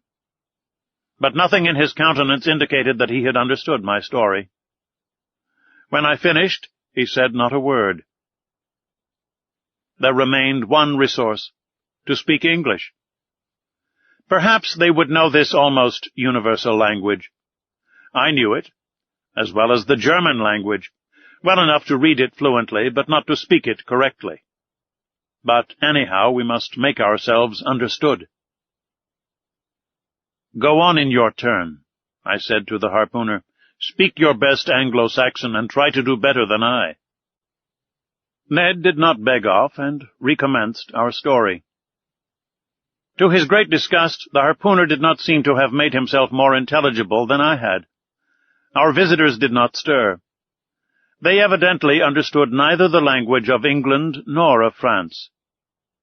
Very much embarrassed, after having vainly exhausted our speaking resources, I knew not what part to take, when Conseil said, "If master will permit me, I will relate it in German." But in spite of the elegant terms and good accent of the narrator, the German language had no success. At last, nonplussed, I tried to remember my first lessons and to narrate our adventures in Latin, but with no better success. This last attempt being of no avail, the 2 strangers exchanged some words in their unknown language, and retired. The door shut. "It is an infamous shame," cried Ned Land, who broke out for the 20th time. "We speak to those rogues in French, English, German, and Latin, and not one of them has the politeness to answer." "Calm yourself," I said to the impetuous Ned. "Anger will do no good." "But do you see, Professor," replied our irascible companion, "that we shall absolutely die of hunger in this iron cage?" "Bah," said Conseil philosophically, "we can hold out some time yet." "My friends," I said, "we must not despair. We have been worse off than this. Do me the favor to wait a little before forming an opinion upon the commander and crew of this boat." "My opinion is formed," replied Ned Land sharply. "They are rascals." "Good. And from what country?" "From the land of rogues." "My brave Ned, that country is not clearly indicated on the map of the world. But I admit that the nationality of the 2 strangers is hard to determine. Neither English, French, nor German, that is quite certain. However, I am inclined to think that the commander and his companion were born in low latitudes. There is southern blood in them. But I cannot decide by their appearance whether they are Spaniards, Turks, Arabians, or Indians. As to their language, it is quite incomprehensible." "There is the disadvantage of not knowing all languages," said Conseil, "or the disadvantage of not having one universal language." As he said these words, the door opened. A steward entered. He brought us clothes, coats, and trousers, made of a stuff I did not know. I hastened to dress myself, and my companions followed my example. During that time the steward, dumb, perhaps deaf, had arranged the table and laid 3 plates. "This is something like," said Conseil. "Bah," said the angry harpooner. "What do you suppose they eat here? Tortoise liver, filleted shark, and beefsteaks from sea dogs." "We shall see," said Conseil. The dishes of bell metal were placed on the table, and we took our places. Undoubtedly we had to do with civilized people, and had it not been for the electric light which flooded us, I could have fancied I was in the dining-room of the Adelphi Hotel at Liverpool, or at the Grand Hotel in Paris. I must say, however, that there was neither bread nor wine. The water was fresh and clear, but it was water and did not suit Ned Land's taste. Amongst the dishes which were brought to us, I recognized several fish delicately dressed, but of some, although excellent, I could give no opinion. Neither could I tell to what kingdom they belonged, whether animal or vegetable. As to the dinner service, it was elegant and in perfect taste. Each utensil, spoon, fork, knife, plate, had a letter engraved on it, with a motto above it, of which this is an exact facsimile: Mobilis in mobili, N. The letter N was, no doubt, the initial of the name of the enigmatical person who commanded at the bottom of the seas. Ned and Conseil did not reflect much. They devoured the food, and I did likewise.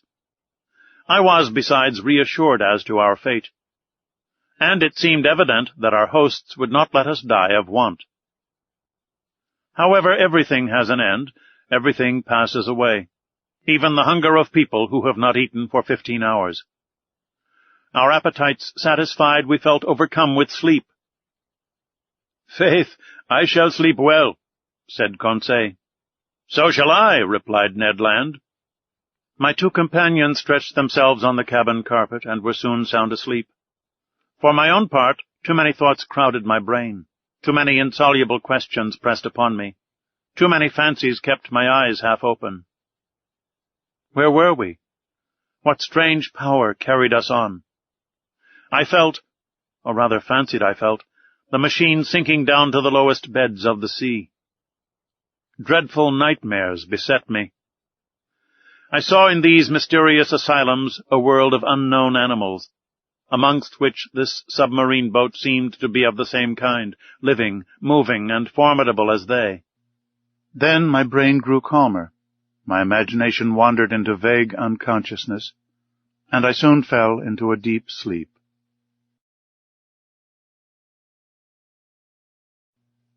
Chapter 9. Ned Land's Tempers.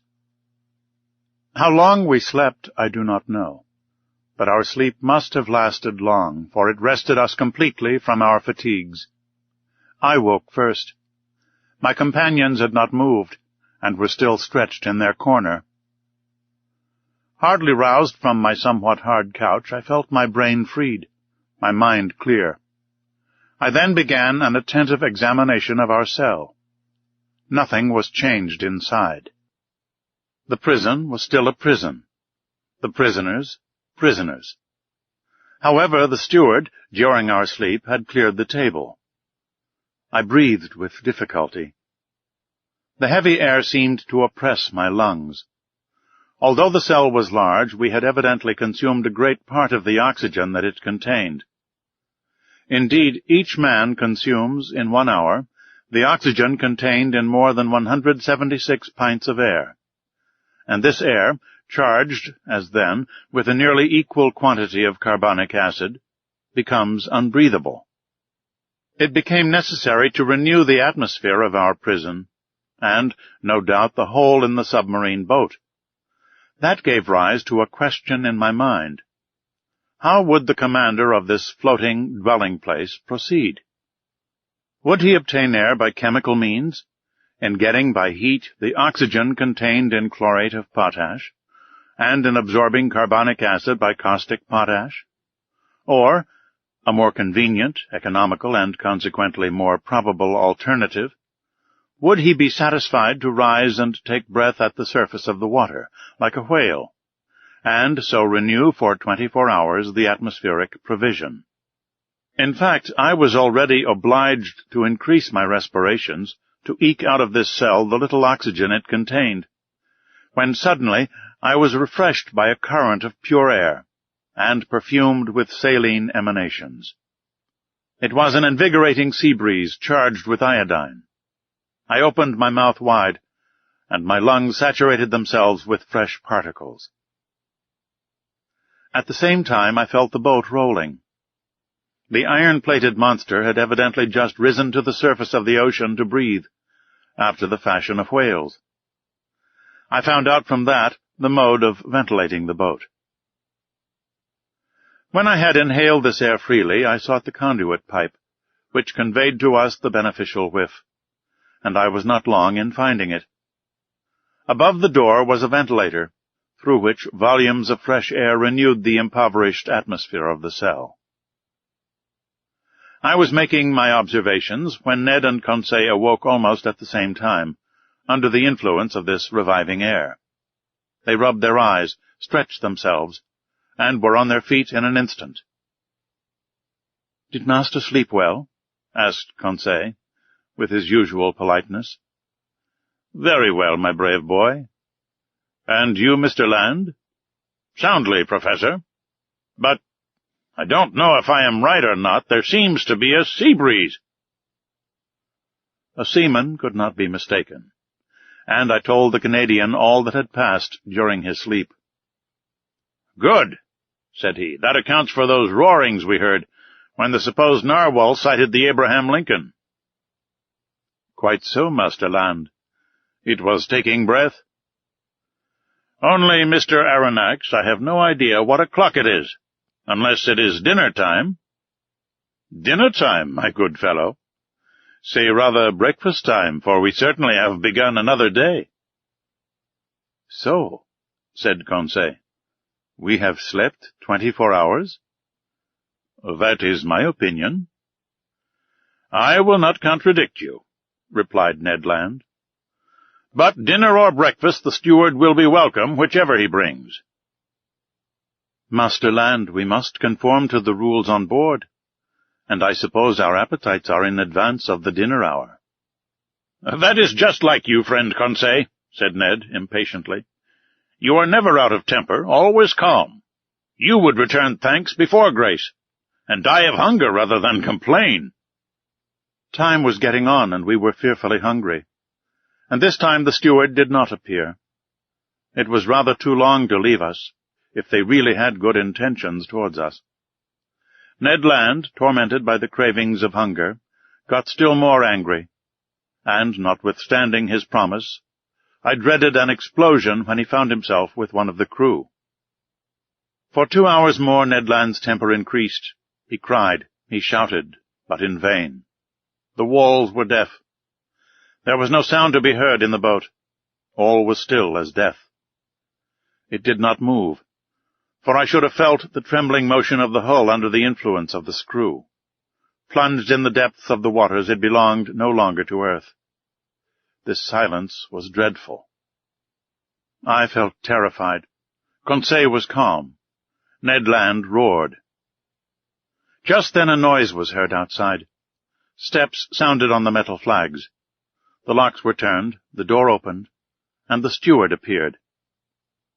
Before I could rush forward to stop him, the Canadian had thrown him down and held him by the throat.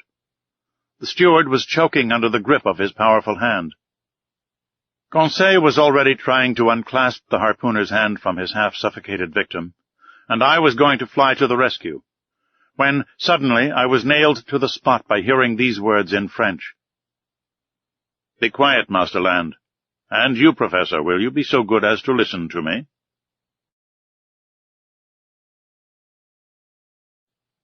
Chapter 10.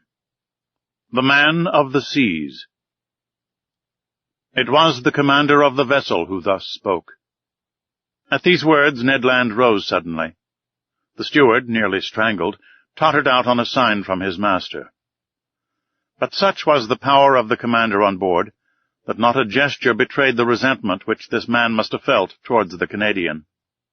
Conseil, interested in spite of himself, I stupefied, awaited in silence the result of this scene. The commander, leaning against the corner of a table with his arms folded, scanned us with profound attention. Did he hesitate to speak? Did he regret the words which he had just spoken in French? One might almost think so. After some moments of silence, which not one of us dreamed of breaking, "Gentlemen," said he, in a calm and penetrating voice, "I speak French, English, German, and Latin equally well. I could therefore have answered you at our first interview, but I wished to know you first, then to reflect. The story told by each one, entirely agreeing in the main points, convinced me of your identity. I know now that chance has brought before me Monsieur Pierre Aronnax, Professor of Natural History at the Museum of Paris, entrusted with a scientific mission abroad, Conseil, his servant, and Ned Land, of Canadian origin, harpooner on board the frigate Abraham Lincoln of the Navy of the United States of America." I bowed assent. It was not a question that the commander put to me. Therefore there was no answer to be made. This man expressed himself with perfect ease, without any accent. His sentences were well turned, his words clear, and his fluency of speech remarkable. Yet I did not recognize in him a fellow countryman. He continued the conversation in these terms. "You have doubtless thought, sir, that I have delayed long in paying you this second visit. The reason is that, your identity recognized, I wished to weigh maturely what part to act towards you. I have hesitated much. Most annoying circumstances have brought you into the presence of a man who has broken all the ties of humanity. You have come to trouble my existence." "Unintentionally," said I.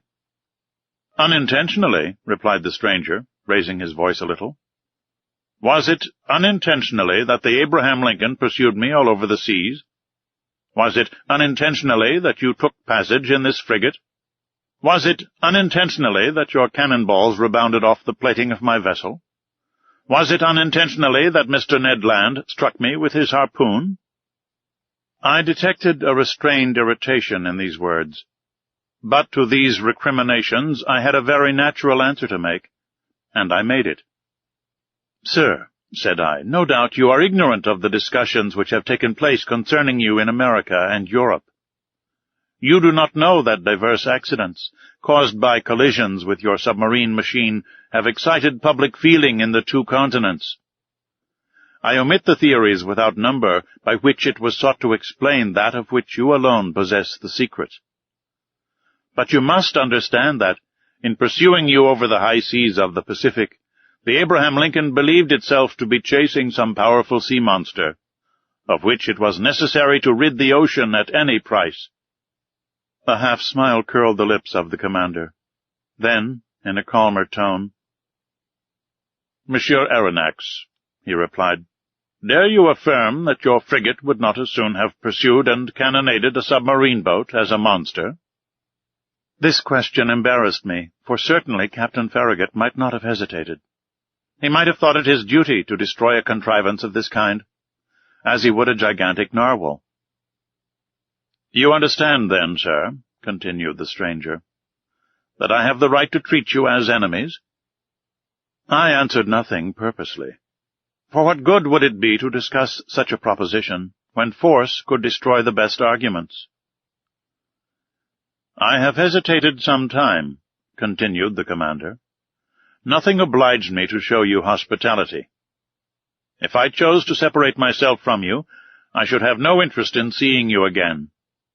I could place you upon the deck of this vessel, which has served you as a refuge.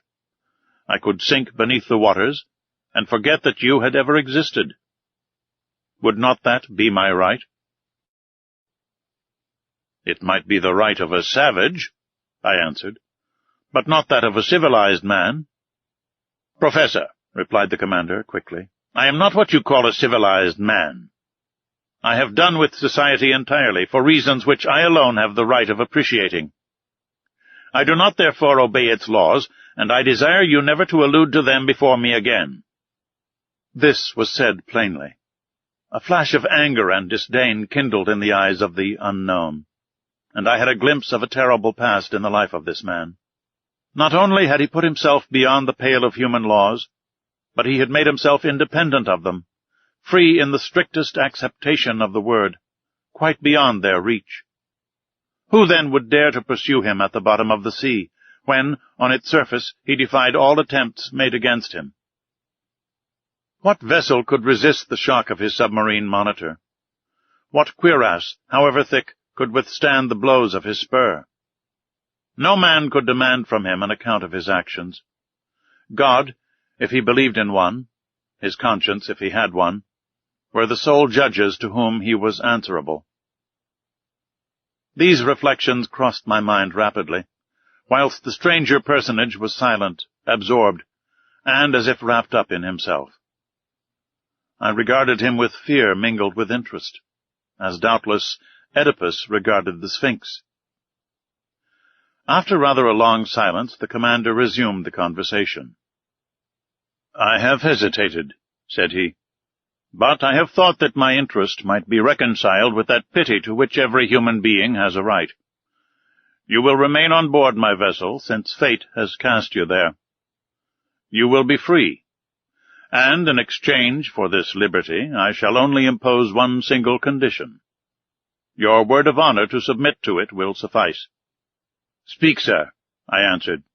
"I suppose this condition is one which a man of honor may accept?" "Yes, sir, it is this. It is possible that certain events, unforeseen, may oblige me to consign you to your cabins for some hours or some days, as the case may be. As I desire never to use violence, I expect from you, more than all the others, a passive obedience. In thus acting, I take all the responsibility. I acquit you entirely, for I make it an impossibility for you to see what ought not to be seen. Do you accept this condition?" Then things took place on board which, to say the least, were singular, and which ought not to be seen by people who were not placed beyond the pale of social laws.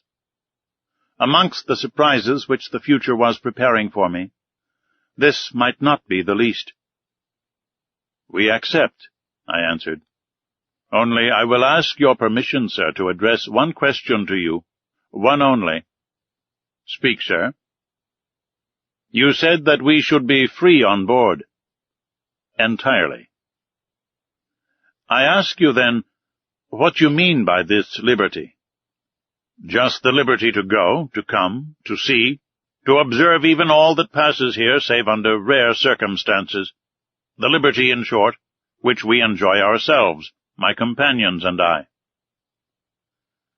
It was evident that we did not understand one another. "Pardon me, sir," I resumed, "but this liberty is only what every prisoner has of pacing his prison. It cannot suffice us." "It must suffice you, however." "What? We must renounce forever seeing our country, our friends, our relations again?" "Yes, sir. But to renounce that unendurable worldly yoke which men believe to be liberty is not perhaps so painful as you think." "Well," exclaimed Ned Land, "never will I give my word of honor not to try to escape." "I did not ask you for your word of honor, Master Land," answered the commander coldly. "Sir," I replied, beginning to get angry in spite of myself, "you abuse your situation towards us. It is cruelty." "No, sir, it is clemency. You are my prisoners of war. I keep you when I could by a word plunge you into the depths of the ocean. You attacked me. You came to surprise a secret which no man in the world must penetrate, the secret of my whole existence. And you think that I am going to send you back to that world which must know me no more? Never. In retaining you, it is not you whom I guard. It is myself." These words indicated a resolution taken on the part of the commander, against which no arguments would prevail. "So, sir," I rejoined, "you give us simply the choice between life and death?" "Simply." "My friends," said I, "to a question thus put there is nothing to answer. But no word of honor binds us to the master of this vessel." "None, sir," answered the unknown. Then, In a gentler tone, he continued, "Now, permit me to finish what I have to say to you. I know you, Monsieur Aronnax. You and your companions will not, perhaps, have so much to complain of in the chance which has bound you to my fate. You will find amongst the books which are my favorite study the work which you have published on the depths of the sea. I have often read it. You have carried out your work as far as terrestrial science permitted you. But you do not know all. You have not seen all. Let me tell you then, Professor, that you will not regret the time passed on board my vessel. You are going to visit the land of marvels." These words of the commander had a great effect upon me. I cannot deny it. My weak point was touched, and I forgot for a moment that the contemplation of these sublime subjects was not worth the loss of liberty. Besides, I trusted to the future to decide this grave question. So I contented myself with saying, "By what name ought I to address you?" "Sir," replied the commander, "I am nothing to you but Captain Nemo, and you and your companions are nothing to me but the passengers of the Nautilus." Captain Nemo called. A steward appeared.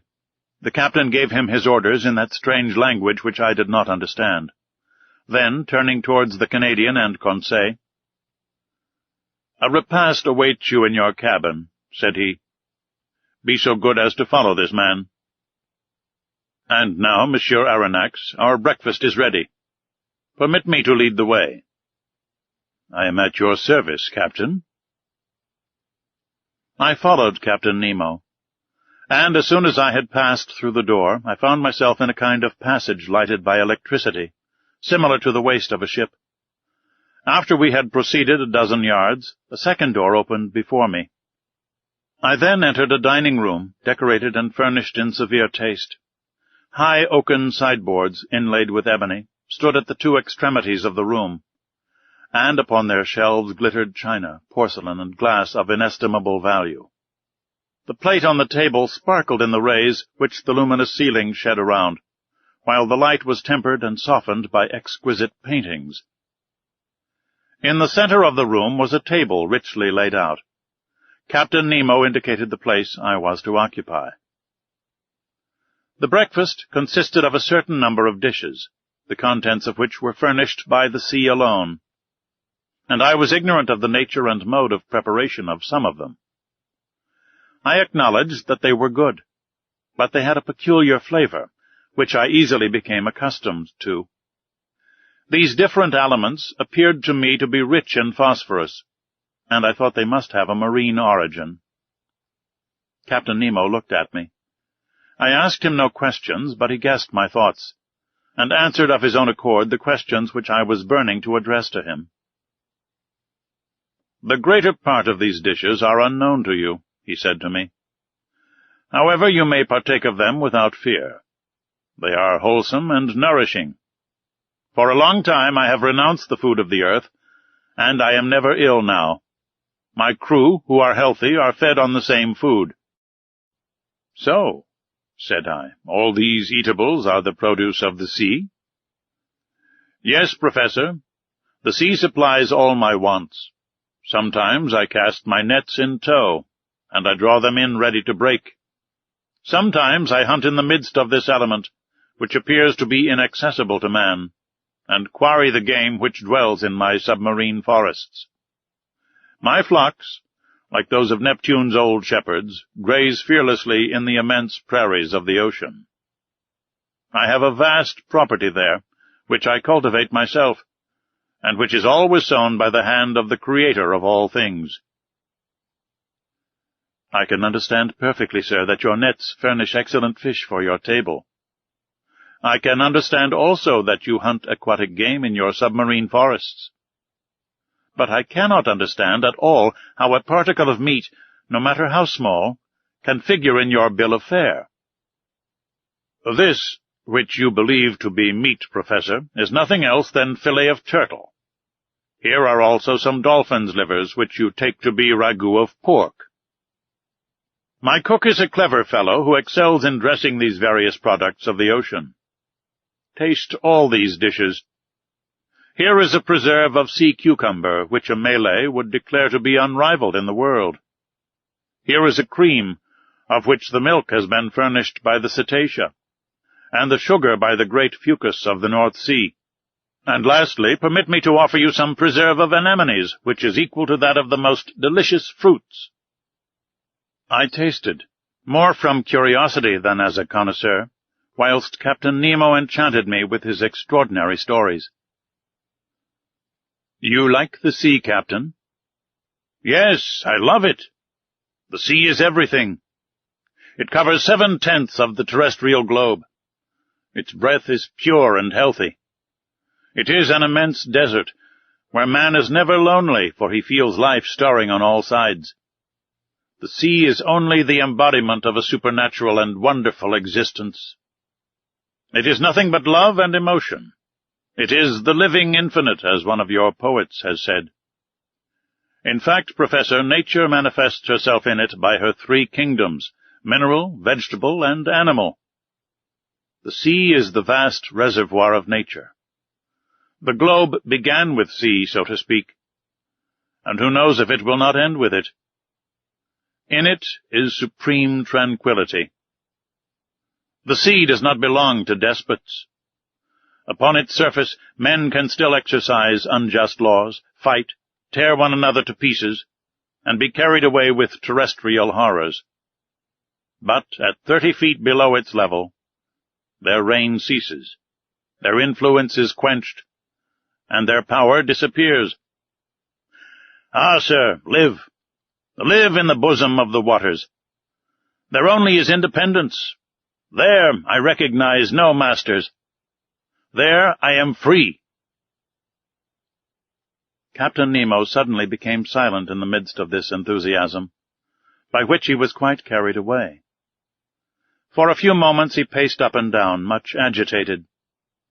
Then he became more calm, regained his accustomed coldness of expression, and, turning towards me, "Now, Professor," said he, "if you wish to go over the Nautilus, I am at your service." Captain Nemo rose. I followed him. A double door, contrived at the back of the dining-room, opened, and I entered a room equal in dimensions to that which I had just quitted. It was a library. High pieces of furniture, of black-violet ebony inlaid with brass, supported upon their wide shelves a great number of books uniformly bound. They followed the shape of the room, terminating at the lower part in huge divans covered with brown leather, which were curved to afford the greatest comfort. Light movable desks, made to slide in and out at will, allowed one to rest one's book while reading. In the center stood an immense table, covered with pamphlets, amongst which were some newspapers already of old date.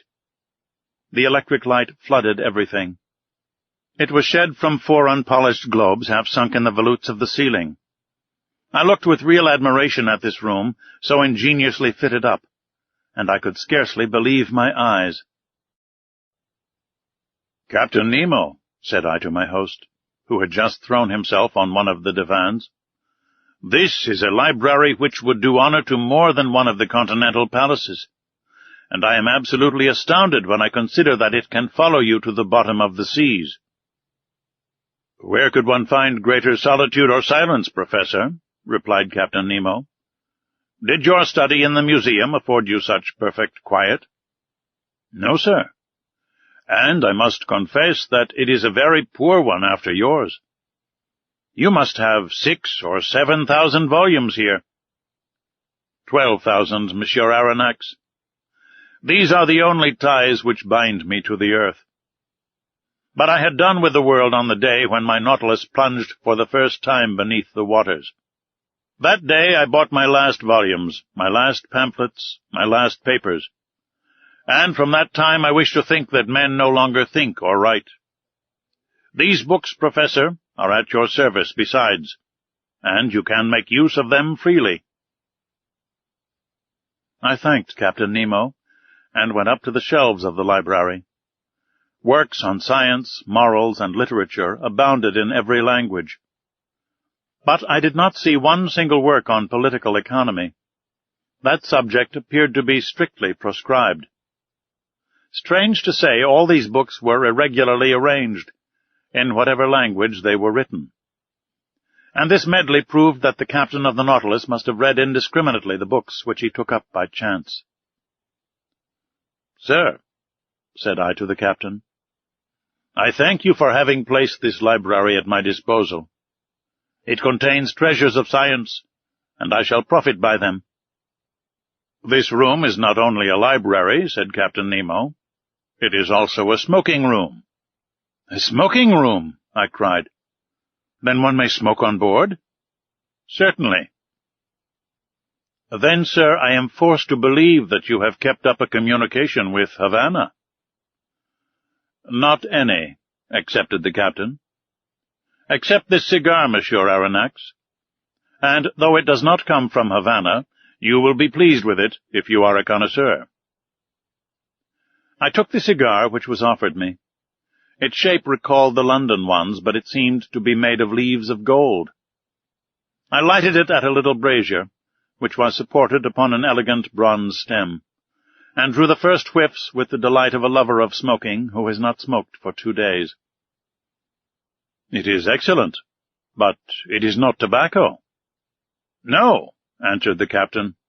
"This tobacco comes neither from Havana nor from the East. It is a kind of seaweed, rich in nicotine, with which the sea provides me, but somewhat sparingly." At that moment Captain Nemo opened a door which stood opposite to that by which I had entered the library, and I passed into an immense drawing-room splendidly lighted. It was a vast, 4-sided room, 30 feet long, 18 wide, and 15 high. A luminous ceiling, decorated with light arabesques, shed a soft, clear light over all the marvels accumulated in this museum. For it was, in fact, a museum, in which an intelligent and prodigal hand had gathered all the treasures of nature and art, with the artistic confusion which distinguishes a painter's studio. 30 first-rate pictures, uniformly framed, separated by bright drapery, ornamented the walls, which were hung with tapestry of severe design. I saw works of great value, the greater part of which I had admired in the special collections of Europe, and in the exhibitions of paintings. Some admirable statues in marble and bronze, after the finest antique models, stood upon pedestals in the corners of this magnificent museum. Amazement, as the captain of the Nautilus had predicted, had already begun to take possession of me. "Professor," said this strange man, "you must excuse the unceremonious way in which I receive you, and the disorder of this room." "Sir," I answered, "without seeking to know who you are, I recognize in you an artist." "An amateur, nothing more, sir. Formerly I loved to collect these beautiful works created by the hand of man. I sought them greedily, and ferreted them out indefatigably, and I have been able to bring together some objects of great value. These are my last souvenirs of that world which is dead to me. In my eyes your modern artists are already old. They have 2,000 or 3,000 years of existence. I confound them in my own mind. Masters have no age." Under elegant glass cases, fixed by copper rivets, were classed and labeled the most precious productions of the sea which had ever been presented to the eye of a naturalist. My delight as a professor may be conceived. Apart, in separate compartments, were spread out chaplets of pearls of the greatest beauty, which reflected the electric light in little sparks of fire. Pink pearls, torn from the pinna marina of the Red Sea, green pearls, yellow, blue, and black pearls, the curious productions of the diverse mollusks of every ocean, and certain mussels of the watercourses of the north. Lastly, several specimens of inestimable value. Some of these pearls were larger than a pigeon's egg, and were worth millions. Therefore, to estimate the value of this collection was simply impossible. Captain Nemo must have expended millions in the acquirement of these various specimens, and I was thinking what source he could have drawn from, to have been able thus to gratify his fancy for collecting. when I was interrupted by these words. "You are examining my shells, Professor. Unquestionably they must be interesting to a naturalist, but for me they have a far greater charm, for I have collected them all with my own hand, and there is not a sea on the face of the globe which has escaped my researches." "I can understand, Captain, the delight of wandering about in the midst of such riches. You are one of those who have collected their treasures themselves. No museum in Europe possesses such a collection of the produce of the ocean. But if I exhaust all my admiration upon it, I shall have none left for the vessel which carries it.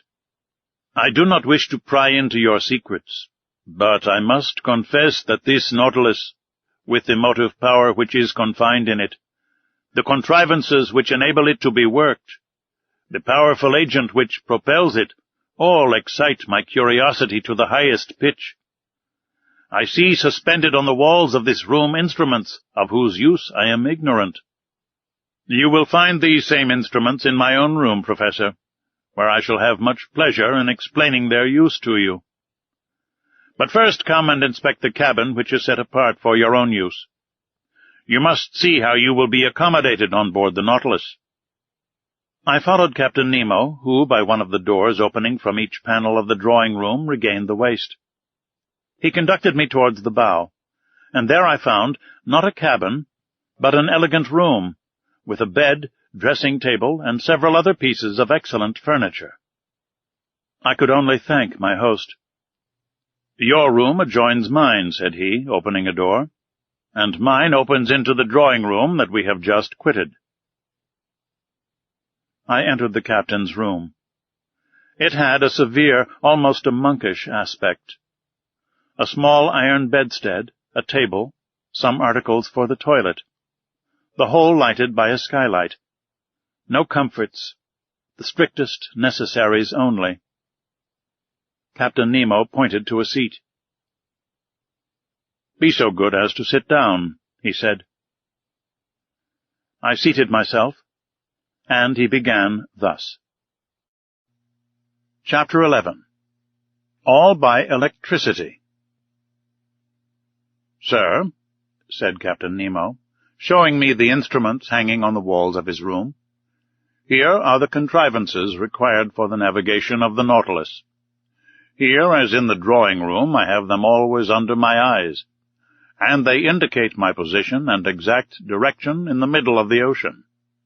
Some are known to you, such as the thermometer, which gives the internal temperature of the Nautilus, the barometer, which indicates the weight of the air and foretells the changes of the weather, the hygrometer, which marks the dryness of the atmosphere, the storm-glass, the contents of which, by decomposing, announce the approach of tempests, the compass, which guides my course, the sextant, which shows the latitude by the altitude of the sun, chronometers, by which I calculate the longitude, and glasses for day and night, which I use to examine the points of the horizon, when the Nautilus rises to the surface of the waves." "These are the usual nautical instruments," I replied, "and I know the use of them. But these others, no doubt, answer to the particular requirements of the Nautilus. This dial with movable needle is a manometer, is it not?" "It is actually a manometer, but by communication with the water, whose external pressure it indicates, it gives our depth at the same time." "And these other instruments, the use of which I cannot guess?" "Here, Professor, I ought to give you some explanations. Will you be kind enough to listen to me?" He was silent for a few moments. Then he said, "There is a powerful agent, obedient, rapid, easy, which conforms to every use, and reigns supreme on board my vessel. Everything is done by means of it. It lights, warms it, and is the soul of my mechanical apparatus. This agent is electricity." "Electricity?" I cried in surprise. "Yes, sir." "Nevertheless, Captain, you possess an extreme rapidity of movement, which does not agree well with the power of electricity. Until now its dynamic force has remained under restraint, and has only been able to produce a small amount of power. "Professor," said Captain Nemo, "my electricity is not everybody's. You know what seawater is composed of. In 1,000 grams are found 96 1/2% of water, and about 2 2/3% of chloride of sodium. Then, in a smaller quantity, chlorides of magnesium and of potassium, bromide of magnesium, sulfate of magnesia, sulfate and carbonate of lime. You see, then, that chloride of sodium forms a large part of it. So it is this sodium that I extract from the seawater, and of which I compose my ingredients. I owe all to the ocean. It produces electricity, and electricity gives heat, light, motion, and, in a word, life to the Nautilus." "But not the air you breathe?"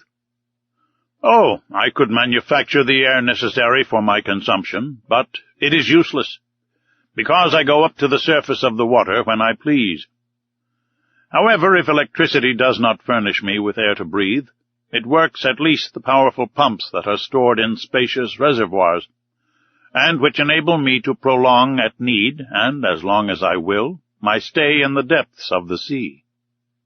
It gives a uniform and unintermittent light, which the sun does not. Now look at this clock.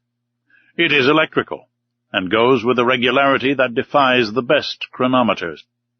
I have divided it into 24 hours like the Italian clocks, because for me there is neither night nor day, sun nor moon, but only that factitious light that I take with me to the bottom of the sea. Look, just now it is 10 o'clock in the morning." "Exactly." Another application of electricity. This dial hanging in front of us indicates the speed of the Nautilus. An electric thread puts it in communication with the screw, and the needle indicates the real speed.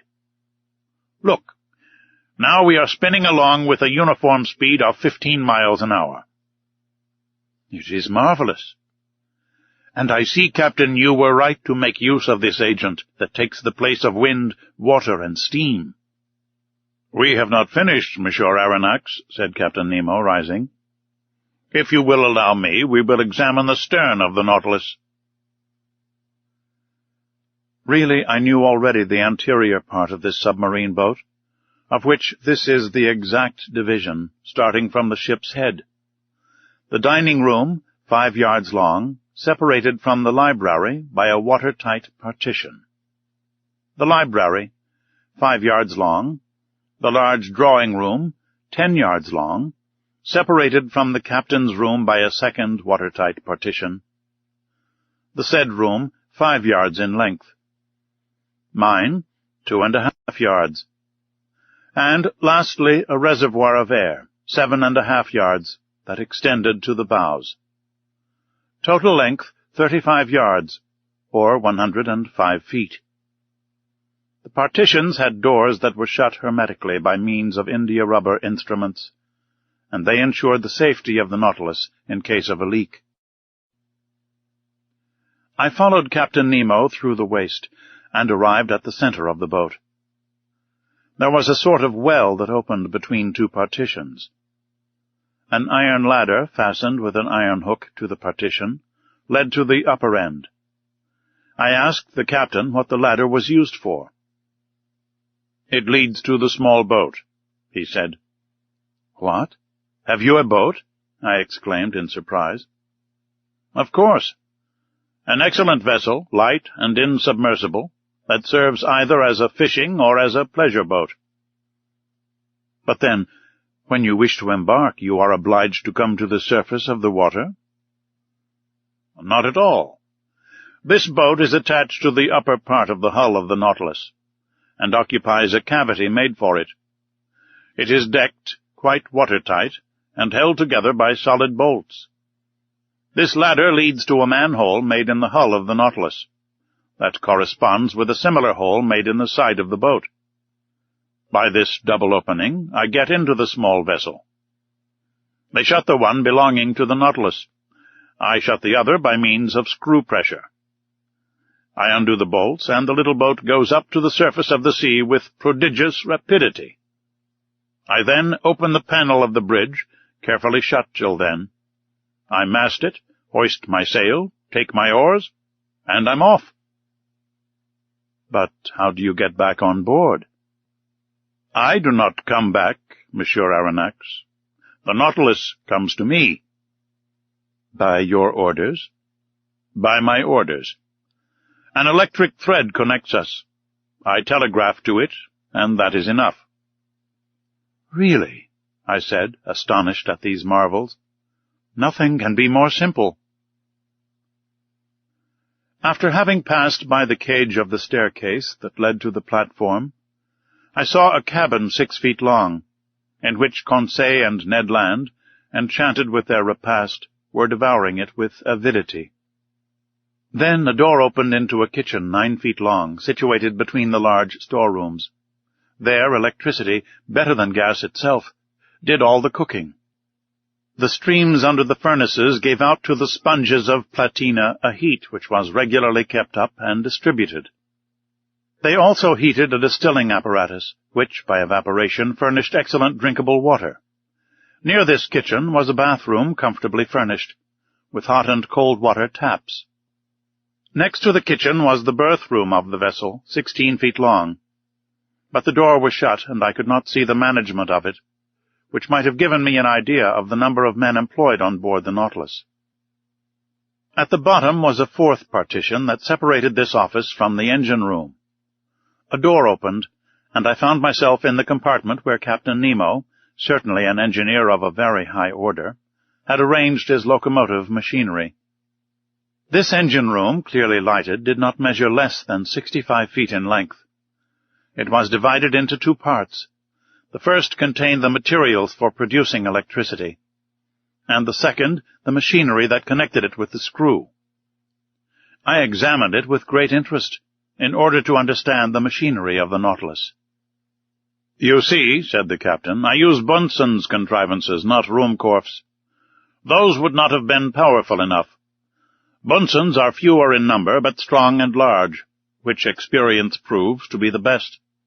The electricity produced passes forward where it works by electromagnets of great size on a system of levers and cogwheels that transmit the movement to the axle of the screw. This one, the diameter of which is 19 feet, and the thread 23 feet, performs about 120 revolutions in a second." "And you get then?" "A speed of 50 miles an hour. I have seen the Nautilus maneuver before the Abraham Lincoln, and I have my own ideas as to its speed. But this is not enough. We must see where we go. We must be able to direct it to the right, to the left, above, below. How do you get to the great depths where you find an increasing resistance, which is rated by hundreds of atmospheres? How do you return to the surface of the ocean? And how do you maintain yourselves in the requisite medium? Am I asking too much?" "Not at all, Professor," replied the captain, with some hesitation, "since you may never leave this submarine boat. Come into the saloon. It is our usual study, and there you will learn all you want to know about the Nautilus."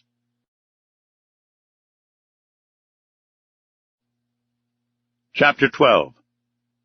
Some Figures. A moment after, we were seated on a divan in the saloon, smoking. The captain showed me a sketch that gave the plan, section, and elevation of the Nautilus. Then he began his description in these words. "Here, Monsieur Aronnax, are the several dimensions of the boat you are in. It is an elongated cylinder with conical ends. It is very like a cigar in shape, a shape already adopted in London in several constructions of the same sort. The length of this cylinder, from stem to stern, is exactly 232 feet, and its maximum breadth is 26 feet. It is not built quite like your long-voyage steamers, but its lines are sufficiently long and its curves prolonged enough to allow the water to slide off easily and oppose no obstacle to its passage. These two dimensions enable you to obtain by a simple calculation the surface and cubic contents of the Nautilus. Its area measures 6,032 feet, and its contents about 1,500 cubic yards. That is to say, when completely immersed, it displaces 50,000 feet of water, or weighs 1,500 tons. When I made the plans for this submarine vessel, I meant that 9/10 should be submerged. Consequently, it ought only to displace 9/10 of its bulk, that is to say, only to weigh that number of tons. I ought not, therefore, to have exceeded that weight, constructing it on the aforesaid dimensions. The Nautilus is composed of two hulls, one inside, the other outside, joined by T-shaped irons, which render it very strong. Indeed, owing to this cellular arrangement, it resists like a block, as if it were solid. Its sides cannot yield. It coheres spontaneously, and not by the closeness of its rivets. And its perfect union of the materials enables it to defy the roughest seas. These two hulls are composed of steel plates, whose density is from 0.7 to 0.8 that of water. The first is not less than 2.5 inches thick and weighs 394 tons. The second envelope, the keel, 20 inches high and 10 thick, weighs only 62 tons. The engine, the ballast, the several accessories and apparatus appendages, the partitions and bulkheads, weigh 961.62 tons. Do you follow all this? I do. Then, when the Nautilus is afloat under these circumstances, 1/10 is out of the water. Now, if I have made reservoirs of a size equal to this 10th, or capable of holding 150 tons, and if I fill them with water, the boat, weighing then 1,507 tons, will be completely immersed. That would happen, Professor. These reservoirs are in the lower part of the Nautilus. I turn on taps, and they fill, and the vessel sinks that had just been level with the surface. Well, Captain, but now we come to the real difficulty. I can understand your rising to the surface, but diving below the surface, does not your submarine contrivance encounter a pressure, and consequently undergo an upward thrust of 1 atmosphere for every 30 feet of water, just about 15 pounds per square inch? Just so, sir. Then, unless you quite fill the Nautilus, I do not see how you can draw it down to those depths. Professor, you must not confound statics with dynamics, or you will be exposed to grave errors. There is very little labor spent in attaining the lower regions of the ocean, for all bodies have a tendency to sink. When I wanted to find out the necessary increase of weight required to sink the Nautilus, I had only to calculate the reduction of volume that sea-water requires according to the depth. That is evident. Now, if water is not absolutely incompressible, it is at least capable of very slight compression. Indeed, after the most recent calculations, this reduction is only 0.000436 of an atmosphere for each 30 feet of depth. If we want to sink 3,000 feet, I should keep account of the reduction of bulk under a pressure equal to that of a column of water of 1,000 feet. The calculation is easily verified. Now I have supplementary reservoirs capable of holding 100 tons. Therefore I can sink to a considerable depth. When I wish to rise to the level of the sea, I only let off the water, and empty all the reservoirs if I want the Nautilus to emerge from the 10th part of her total capacity. I had nothing to object to these reasonings. I admit your calculations, Captain, I replied. I should be wrong to dispute them, since daily experience confirms them. But I foresee a real difficulty in the way. What, sir? When you are about 1,000 feet deep, the walls of the Nautilus bear a pressure of 100 atmospheres.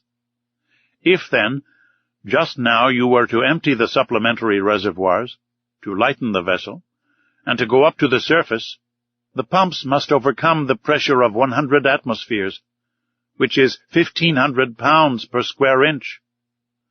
From that, a power that electricity alone can give, said the captain, hastily.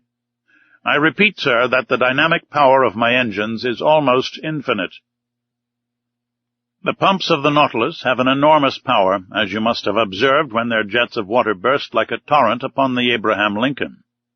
Besides, I use subsidiary reservoirs only to attain a mean depth of 750 to 1,000 fathoms, and that with a view of managing my machines. Also, when I have a mind to visit the depths of the ocean 5 or 6 miles below the surface, I make use of slower but not less infallible means. What are they, Captain? That involves my telling you how the Nautilus is worked. I am impatient to learn. To steer this boat to starboard or port, to turn, in a word, following a horizontal plan, I use an ordinary rudder fixed on the back of the sternpost, and with one wheel and some tackle to steer by.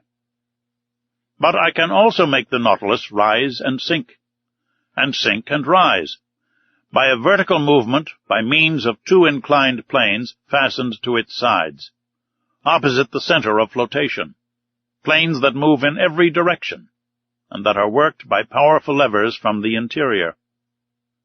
If the planes are kept parallel with the boat, it moves horizontally. If slanted, the Nautilus, according to this inclination, and under the influence of the screw, either sinks diagonally or rises diagonally as it suits me. And even if I wish to rise more quickly to the surface, I shift the screw, and the pressure of the water causes the Nautilus to rise vertically like a balloon filled with hydrogen. Bravo, Captain! But how can the steersman follow the route in the middle of the waters? The steersman is placed in a glazed box that is raised above the hull of the Nautilus and furnished with lenses. Are these lenses capable of resisting such pressure? Perfectly. Glass, which breaks at a blow, is nevertheless capable of offering considerable resistance. During some experiments of fishing by electric light in 1864 in the northern seas, we saw plates less than 1/3 of an inch thick resist a pressure of 16 atmospheres. Now the glass that I use is not less than 30 times thicker. Granted. But after all, in order to see, the light must exceed the darkness. And in the midst of the darkness in the water, how can you see? Behind the steersman's cage is placed a powerful electric reflector, the rays from which light up the sea for half a mile in front. Ah, bravo, bravo, Captain! Now I can account for this phosphorescence in the supposed narwhal that puzzled us so. I now ask you if the boarding of the Nautilus and of the Scotia that has made such a noise has been the result of a chance rencontre. Quite accidental, sir. I was sailing only 1 fathom below the surface of the water when the shock came. It had no bad result. None, sir. But now, about your rencontre with the Abraham Lincoln? Professor, I am sorry for one of the best vessels in the American Navy, but they attacked me, and I was bound to defend myself. I contented myself, however, with putting the frigate hors de combat. She will not have any difficulty in getting repaired at the next port. Ah, Commander, your Nautilus is certainly a marvelous boat. Yes, Professor, and I love it as if it were part of myself. If danger threatens one of your vessels on the ocean, the first impression is the feeling of an abyss above and below. On the Nautilus, men's hearts never fail them. No defects to be afraid of, for the double shell is as firm as iron, no rigging to attend to, no sails for the wind to carry away, no boilers to burst, no fire to fear, for the vessel is made of iron, not of wood. No coal to run short, for electricity is the only mechanical agent. No collision to fear, for it alone swims in deep water. No tempest to brave, for when it dives below the water it reaches absolute tranquillity. There, sir. That is the perfection of vessels. And if it is true that the engineer has more confidence in the vessel than the builder, and the builder than the captain himself, you understand the trust I repose in my Nautilus. For I am at once captain, builder, and engineer. But how could you construct this wonderful Nautilus in secret? Each separate portion, Monsieur Aronnax, was brought from different parts of the globe.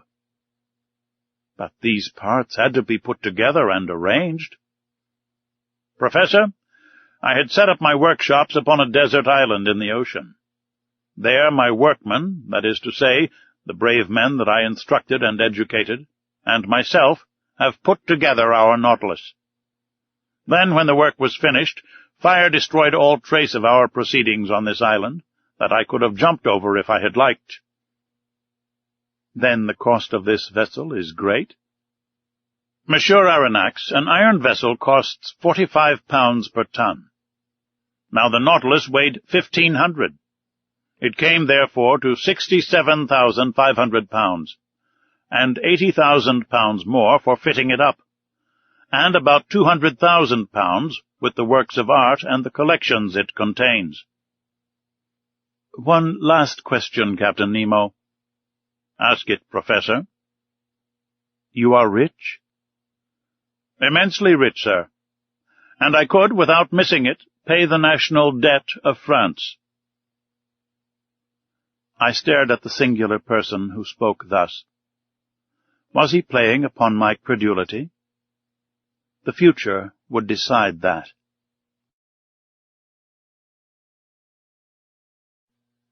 Chapter 13. The Black River. The portion of the terrestrial globe which is covered by water is estimated at upwards of 80 millions of acres. This fluid mass comprises 2,250 millions of cubic miles, forming a spherical body of a diameter of 60 leagues, the weight of which would be 3 quintillions of tons. To comprehend the meaning of these figures, it is necessary to observe that a quintillion is to a billion as a billion is to unity. In other words, there are as many billions in a quintillion as there are units in a billion. This mass of fluid is equal to about the quantity of water which would be discharged by all the rivers of the earth in 40,000 years. During the geological epochs, the ocean originally prevailed everywhere. Then, by degrees, in the Silurian period, the tops of the mountains began to appear. The islands emerged, then disappeared in partial deluges, reappeared, became settled, formed continents, till at length the earth became geographically arranged, as we see in the present day.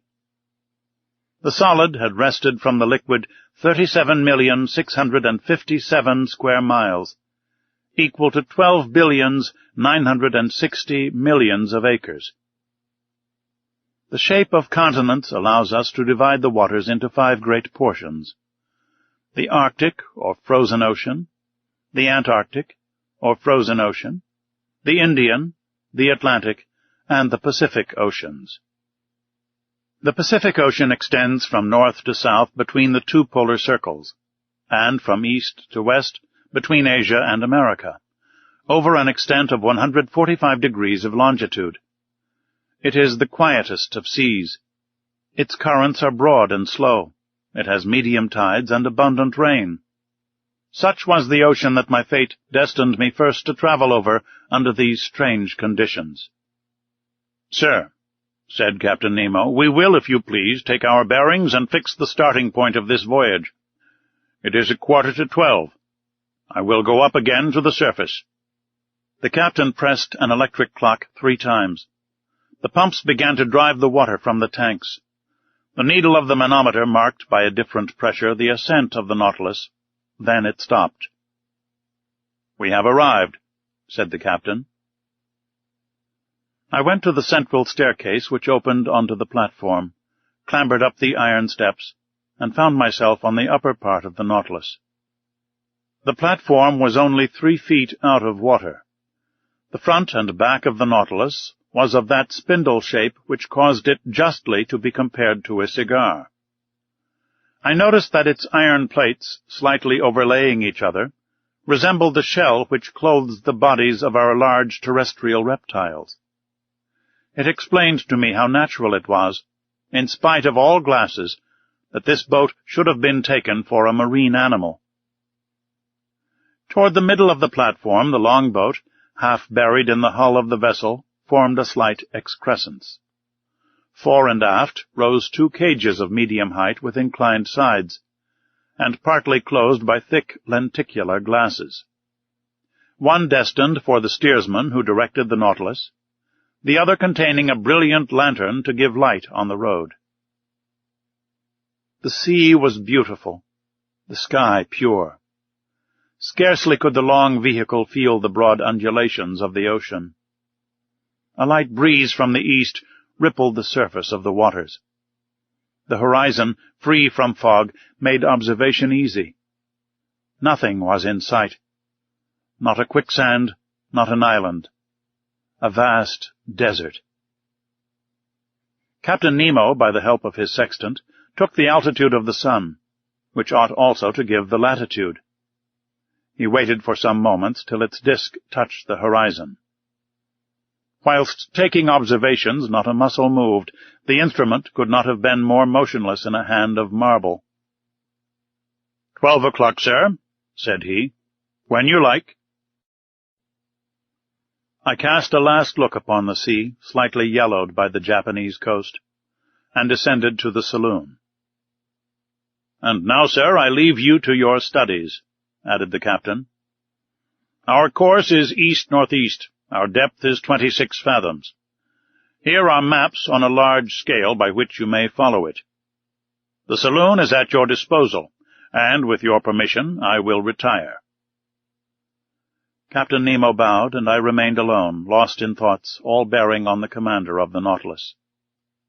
For a whole hour I was deep in these reflections, seeking to pierce this mystery so interesting to me.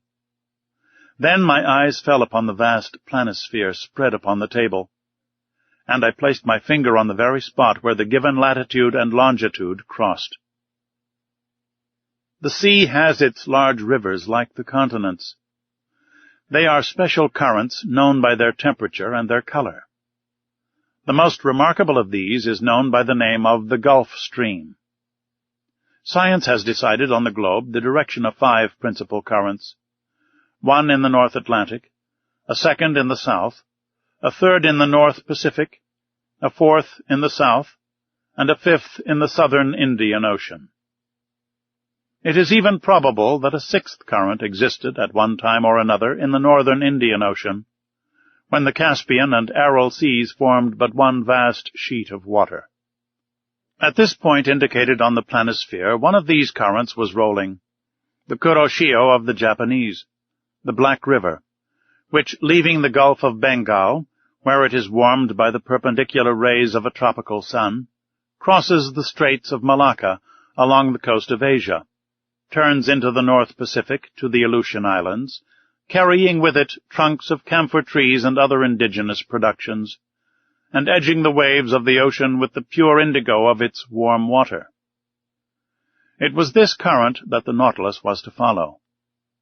I followed it with my eye, saw it lose itself in the vastness of the Pacific, and felt myself drawn with it, when Ned Land and Conseil appeared at the door of the saloon. My 2 brave companions remained petrified at the sight of the wonders spread before them. "Where are we? Where are we?" exclaimed the Canadian. "In the museum at Quebec?"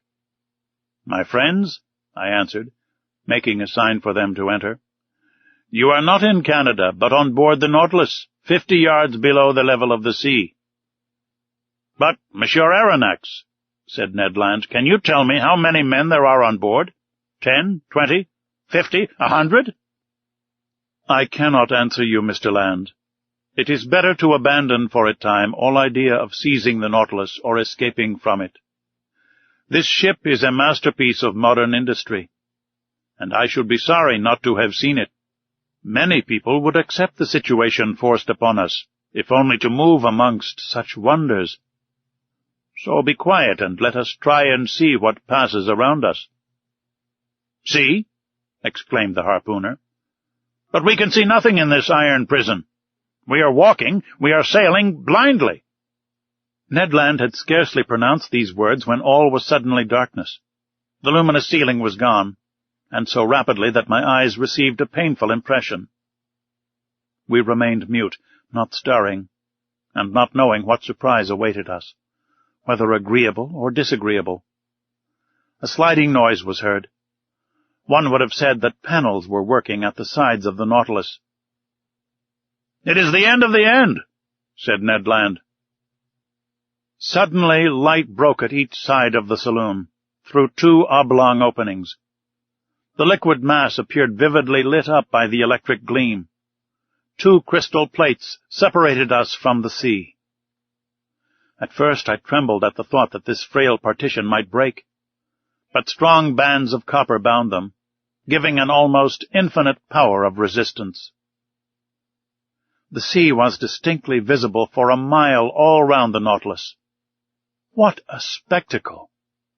What pen can describe it? Who could paint the effects of the light through those transparent sheets of water, and the softness of the successive gradations from the lower to the superior strata of the ocean? We know the transparency of the sea, and that its clearness is far beyond that of rock water. The mineral and organic substances which it holds in suspension heightens its transparency. In certain parts of the ocean, at the Antilles, under 75 fathoms of water, can be seen with surprising clearness a bed of sand. The penetrating power of the solar rays does not seem to cease for a depth of 150 fathoms. But in this middle fluid, travelled over by the Nautilus, the electric brightness was produced even in the bosom of the waves. It was no longer luminous water, but liquid light. On each side a window opened into this unexplored abyss. The obscurity of the saloon showed to advantage the brightness outside, and we looked out as if this pure crystal had been the glass of an immense aquarium. "You wished to see, friend Ned? Well, you see now." "Curious, curious," muttered the Canadian, who, forgetting his ill temper, seemed to submit to some irresistible attraction. "And one would come further than this to admire such a sight." "Ah," thought I to myself, "I understand the life of this man. He has made a world apart for himself, in which he treasures all his greatest wonders." For 2 whole hours an aquatic army escorted the Nautilus. During their games, their bounds, while rivaling each other in beauty, brightness, and velocity, I distinguished the green labre, the banded mullet, marked by a double line of black, the round-tailed goby, of a white color, with violet spots on the back, the Japanese scombrus, a beautiful mackerel of these seas, with a blue body and silvery head, the brilliant azurers, whose name alone defies description, some banded spares, with variegated fins of blue and yellow, the woodcocks of the seas, some specimens of which attain a yard in length, Japanese salamanders, spider lampreys, serpents 6 feet long, with eyes small and lively, and a huge mouth bristling with teeth, with many other species. Our imagination was kept at its height. Interjections followed quickly on each other. Ned named the fish, and Conseil classed them. I was in ecstasies with the vivacity of their movements and the beauty of their forms. Never had it been given to me to surprise these animals, alive and at liberty, in their natural element. I will not mention all the varieties which passed before my dazzled eyes, all the collection of the seas of China and Japan. These fish, more numerous than the birds of the air, came, attracted no doubt by the brilliant focus of the electric light. Suddenly there was daylight in the saloon, the iron panels closed again, and the enchanting vision disappeared. But for a long time I dreamt on, till my eyes fell on the instruments hanging on the partition. The compass still showed the course to be east-northeast, The manometer indicated a pressure of 5 atmospheres, equivalent to a depth of 25 fathoms, and the electric log gave a speed of 15 miles an hour. I expected Captain Nemo, but he did not appear. The clock marked the hour of 5. Ned Land and Conseil returned to their cabin, and I retired to my chamber. My dinner was ready. It was composed of turtle soup made of the most delicate hawksbills, of a surmullet served with puff paste, the liver of which, prepared by itself, was most delicious, and fillets of the emperor holocanthus, the savour of which seemed to me superior even to salmon. I passed the evening reading, writing, and thinking. Then sleep overpowered me, and I stretched myself on my couch of Zostera, and slept profoundly, whilst the Nautilus was gliding rapidly through the current of the Black River.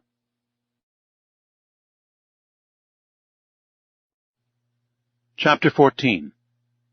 A Note of Invitation. The next day was the 9th of November.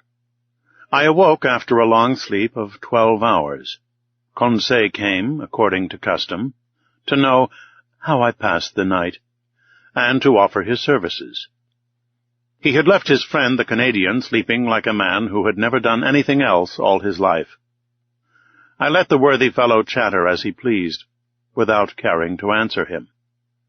I was preoccupied by the absence of the captain during our sitting of the day before, and hoping to see him today. As soon as I was dressed, I went into the saloon. It was deserted. I plunged into the study of the shell treasures hidden behind the glasses. The whole day passed without my being honored by a visit from Captain Nemo. The panels of the saloon did not open.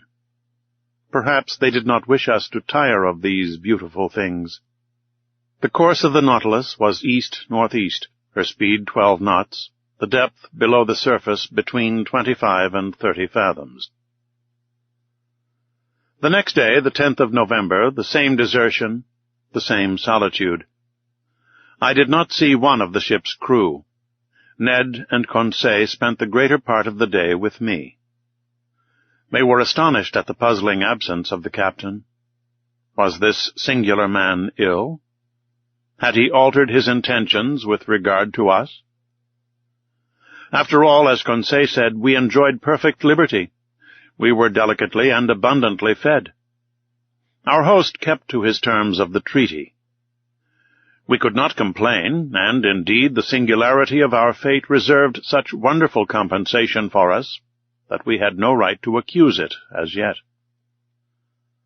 That day I commenced the journal of these adventures, which has enabled me to relate them with more scrupulous exactitude and minute detail.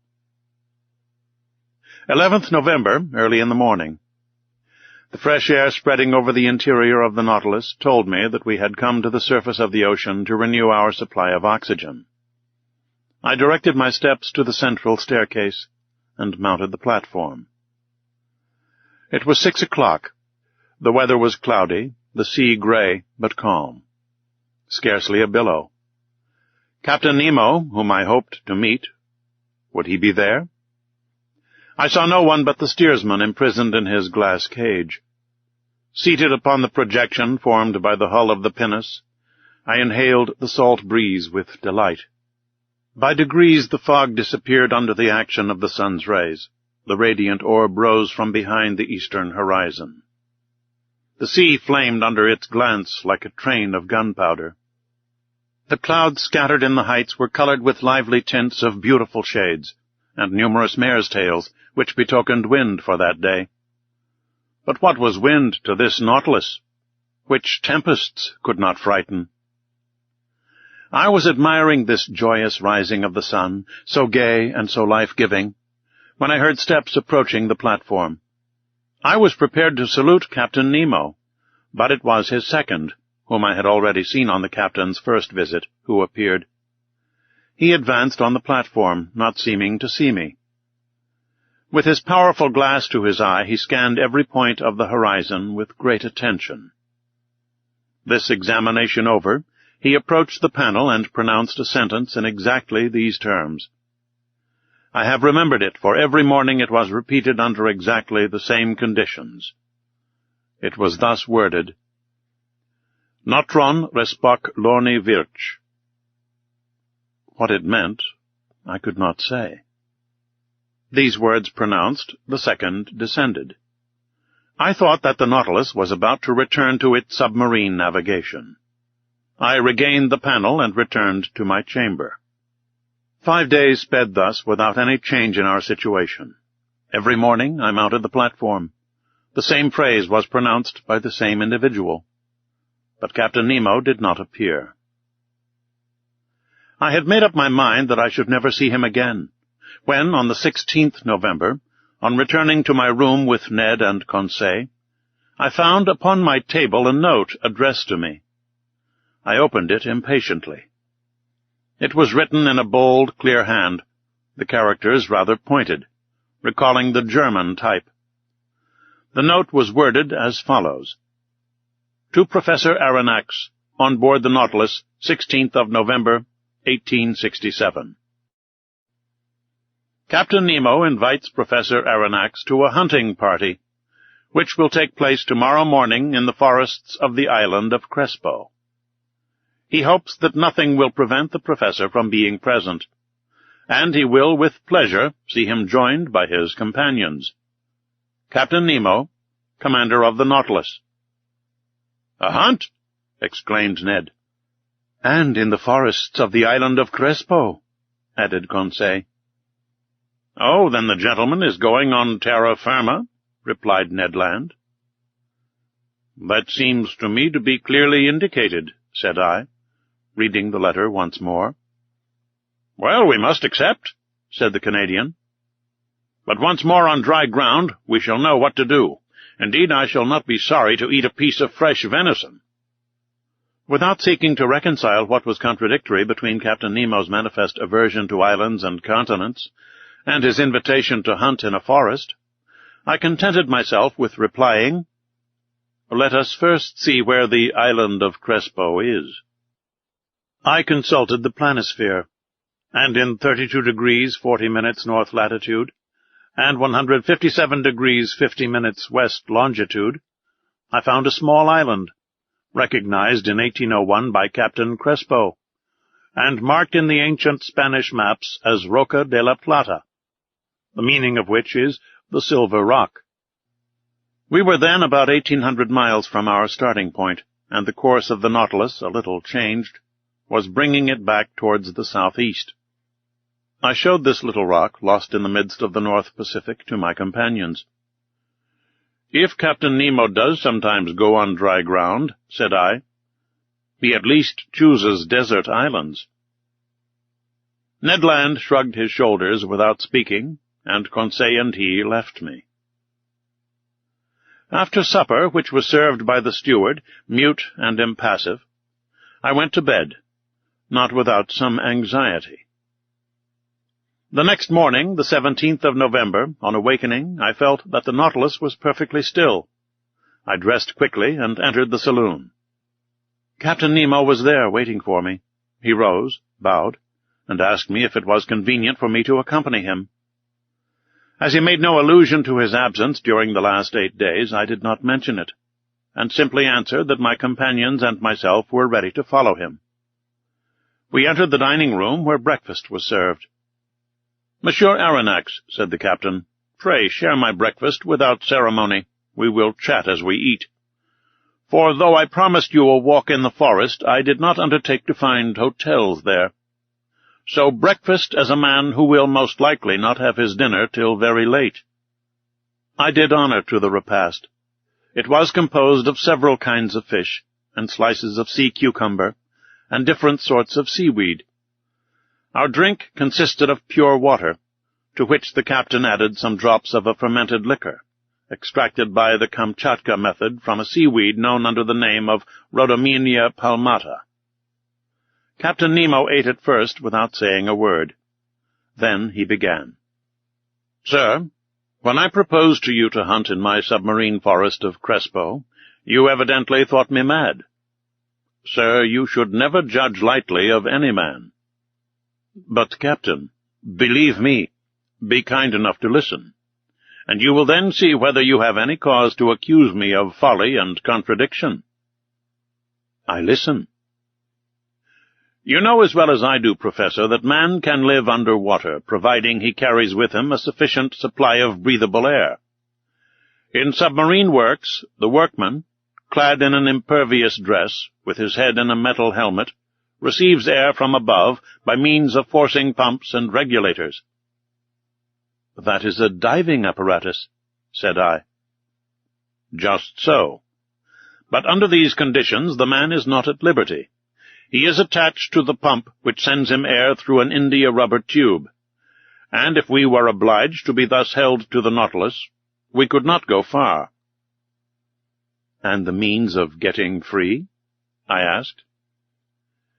It is to use the Rouquayrol apparatus, invented by 2 of your own countrymen, which I have brought to perfection for my own use, and which will allow you to risk yourself under these new physiological conditions without any organ whatever suffering. It consists of a reservoir of thick iron plates, in which I store the air under a pressure of 50 atmospheres. This reservoir is fixed on the back by means of braces, like a soldier's knapsack. Its upper part forms a box in which the air is kept by means of a bellows, and therefore cannot escape unless at its normal tension. In the Rouquayrol apparatus, such as we use, 2 india-rubber pipes leave this box and join a sort of tent, which holds the nose and mouth. One is to introduce fresh air, the other to let out the foul, and the tongue closes one or the other according to the wants of the respirator. But I, in encountering great pressures at the bottom of the sea, was obliged to shut my head, like that of a diver, in a ball of copper. And it is to this ball of copper that the 2 pipes, the inspirator and the expirator, open. Perfectly, Captain Nemo. But the air that you carry with you must soon be used. When it only contains 15% of oxygen, it is no longer fit to breathe. Right.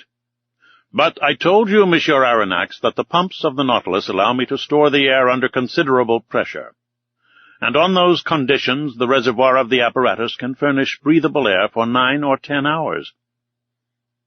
I have no further objections to make, I answered. I will only ask you one thing, Captain. How can you light your road at the bottom of the sea? With the Ruhmkorff apparatus, Monsieur Aronnax. One is carried on the back, the other is fastened to the waist. It is composed of a Bunsen pile, which I do not work with bichromate of potash, but with sodium. A wire is introduced which collects the electricity produced, and directs it towards a particularly made lantern. In this lantern is a spiral glass which contains a small quantity of carbonic gas. When the apparatus is at work, this gas becomes luminous, giving out a white and continuous light. Thus provided, I can breathe, and I can see.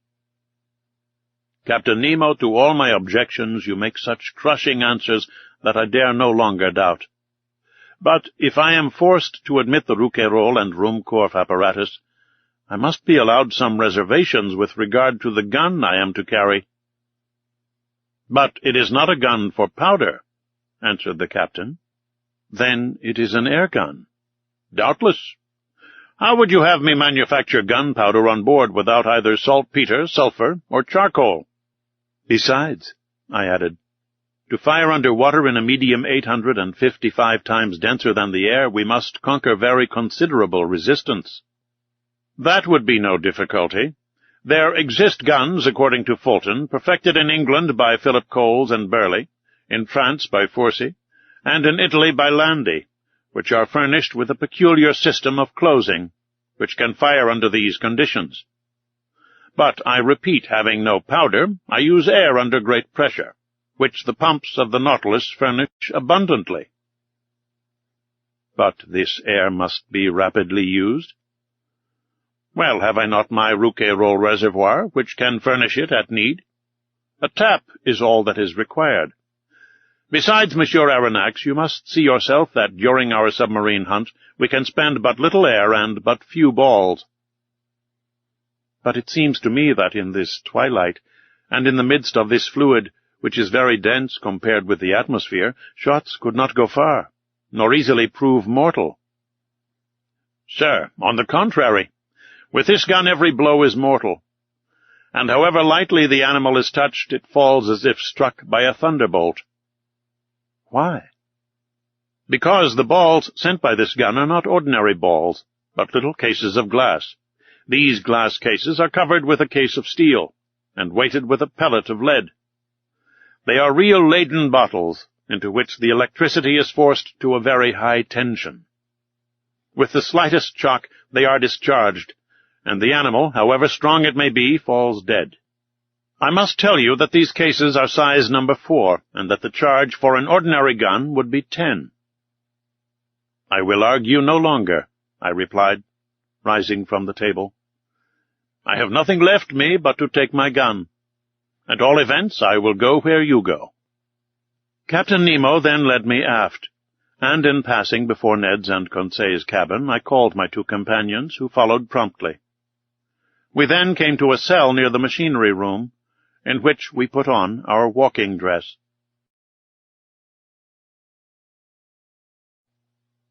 Chapter 15. A Walk on the Bottom of the Sea. This cell was, to speak correctly, the arsenal and wardrobe of the Nautilus. A dozen diving apparatuses hung from the partition, waiting our use. Ned Land, on seeing them, showed evident repugnance to dress himself in one. "But, my worthy Ned, the forests of the island of Crespo are nothing but submarine forests." "Good," said the disappointed harpooner, who saw his dreams of fresh meat fade away. "And you, Monsieur Aronnax, are you going to dress yourself in those clothes?" "There is no alternative, Master Ned." "As you please, sir," replied the harpooner, shrugging his shoulders. "But as for me, unless I am forced, I will never get into one." "No one will force you, Master Ned," said Captain Nemo. "Is Conseil going to risk it?" asked Ned. "I follow my master wherever he goes," replied Conseil. At the captain's call, 2 of the ship's crew came to help us dress in these heavy and impervious clothes, made of India rubber without seam, and constructed expressly to resist considerable pressure. One would have thought it a suit of armor, both supple and resisting. This suit formed trousers and waistcoat. The trousers were finished off with thick boots, weighted with heavy leaden soles. The texture of the waistcoat was held together by bands of copper, which crossed the chest, protecting it from the great pressure of the water, and leaving the lungs free to act. The sleeves ended in gloves, which in no way restrained the movement of the hands. There was a vast difference noticeable between these consummate apparatuses and the old cork breastplates, jackets, and other contrivances in vogue during the 18th century. Captain Nemo and one of his companions, a sort of Hercules who must have possessed great strength, Conseil and myself, were soon enveloped in the dresses. There remained nothing more to be done but to enclose our heads in the metal box. But, before proceeding to this operation, I asked the captain's permission to examine the guns. One of the Nautilus men gave me a simple gun, the butt end of which, made of steel, hollow in the center, was rather large. It served as a reservoir for compressed air, which a valve, worked by a spring, allowed to escape into a metal tube. A box of projectiles in a groove in the thickness of the butt end contained about 20 of these electric balls, which, by means of a spring, were forced into the barrel of the gun. As soon as one shot was fired, another was ready. "Captain Nemo," said I, "this arm is perfect and easily handled. I only ask to be allowed to try it. But how shall we gain the bottom of the sea?" "At this moment, Professor, the Nautilus is stranded in 5 fathoms, and we have nothing to do but to start." "But how shall we get off?" "You shall see." Captain Nemo thrust his head into the helmet.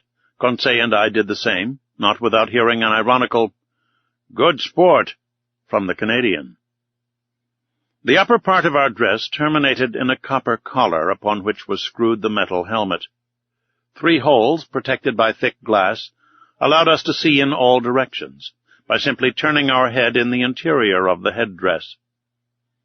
As soon as it was in position, the Rouquayrol apparatus on our backs began to act, and, for my part, I could breathe with ease. With the Ruhmkorff lamp hanging from my belt and the gun in my hand, I was ready to set out. But, to speak the truth, imprisoned in these heavy garments and glued to the deck by my leaden soles, it was impossible for me to take a step.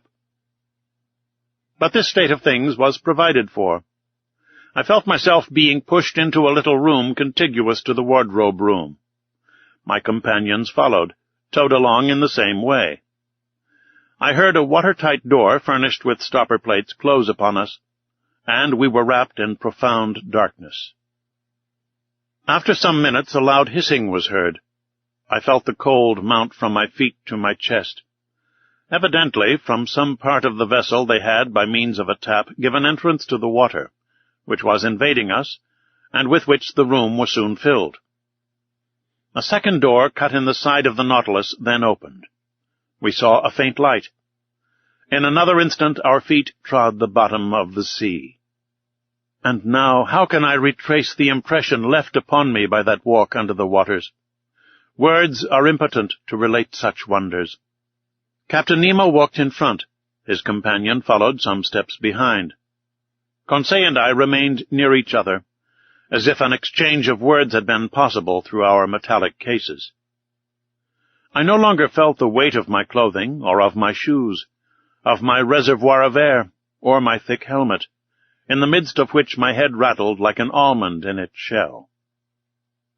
The light, which lit the soil 30 feet below the surface of the ocean, astonished me by its power.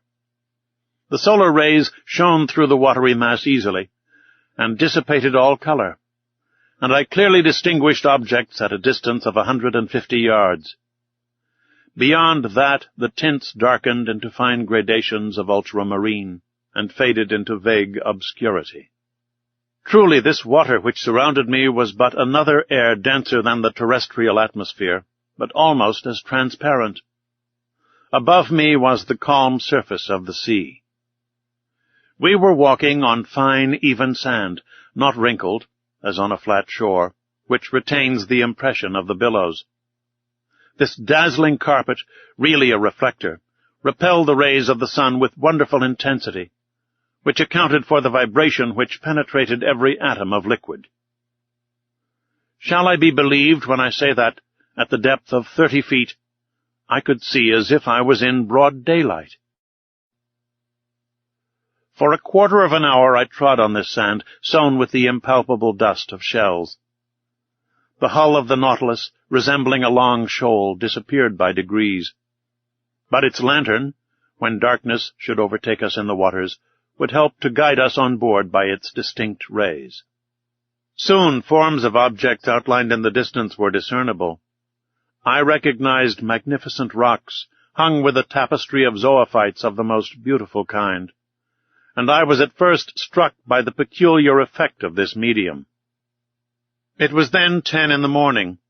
The rays of the sun struck the surface of the waves at rather an oblique angle, and at the touch of their light, decomposed by refraction as through a prism, flowers, rocks, plants, shells, and polypi were shaded at the edges by the 7 solar colors.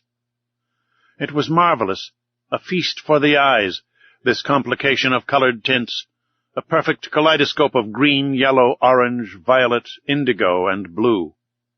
In one word, the whole palette of an enthusiastic colorist. Why could I not communicate to Conseil the lively sensations which were mounting to my brain, and rival him in expressions of admiration? For aught I knew, Captain Nemo and his companion might be able to exchange thoughts by means of signs previously agreed upon. So, for want of better, I talked to myself. I declaimed in the copper box which covered my head, thereby expending more air in vain words than was perhaps wise. Various kinds of isis, clusters of pure tuft coral, prickly fungi, and anemones formed a brilliant garden of flowers, decked with their collarets of blue tentacles, sea stars studding the sandy bottom. It was a real grief to me to crush under my feet the brilliant specimens of mollusks which strewed the ground by thousands, of hammerheads, donaceae, veritable bounding shells, of staircases, and red helmet shells, angel wings, and many others produced by this inexhaustible ocean. But we were bound to walk, so we went on, whilst above our heads waved Medusae whose umbrellas of opal or rose-pink, escalloped with a band of blue, sheltered us from the rays of the sun, and fiery Pelagiae, which in the darkness would have strewn our path with phosphorescent light. All these wonders I saw in the space of 1/4 of a mile, scarcely stopping, and following Captain Nemo, who beckoned me on by signs. Soon the nature of the soil changed. To the sandy plain succeeded an extent of slimy mud which the Americans call ooze, composed of equal parts of silicious and calcareous shells. We then travelled over a plain of seaweed of wild and luxuriant vegetation. This sward was of close texture, and soft to the feet, and rivaled the softest carpet woven by the hand of man. But whilst verdure was spread at our feet, it did not abandon our heads. A light network of marine plants, of that inexhaustible family of seaweeds of which more than 2,000 kinds are known, grew on the surface of the water. I noticed that the green plants kept nearer the top of the sea, whilst the red were at a greater depth, leaving to the black or brown the care of forming gardens and parterres in the remote beds of the ocean. We had quitted the Nautilus about an hour and a half. It was near noon. I knew by the perpendicularity of the sun's rays, which were no longer refracted. The magical colors disappeared by degrees, and the shades of emerald and sapphire were effaced. We walked with a regular step, which rang upon the ground with astonishing intensity. The slightest noise was transmitted with a quickness to which the ear is unaccustomed on the earth. Indeed, water is a better conductor of sound than air, in the ratio of 4 to 1. At this period the earth sloped downwards. The light took a uniform tint. We were at a depth of 105 yards and 20 inches, undergoing a pressure of 6 atmospheres. At this depth I could still see the rays of the sun, though feebly. To their intense brilliancy had succeeded a reddish twilight, the lowest state between day and night. But we could still see well enough. It was not necessary to resort to the Ruhmkorff apparatus as yet. At this moment Captain Nemo stopped.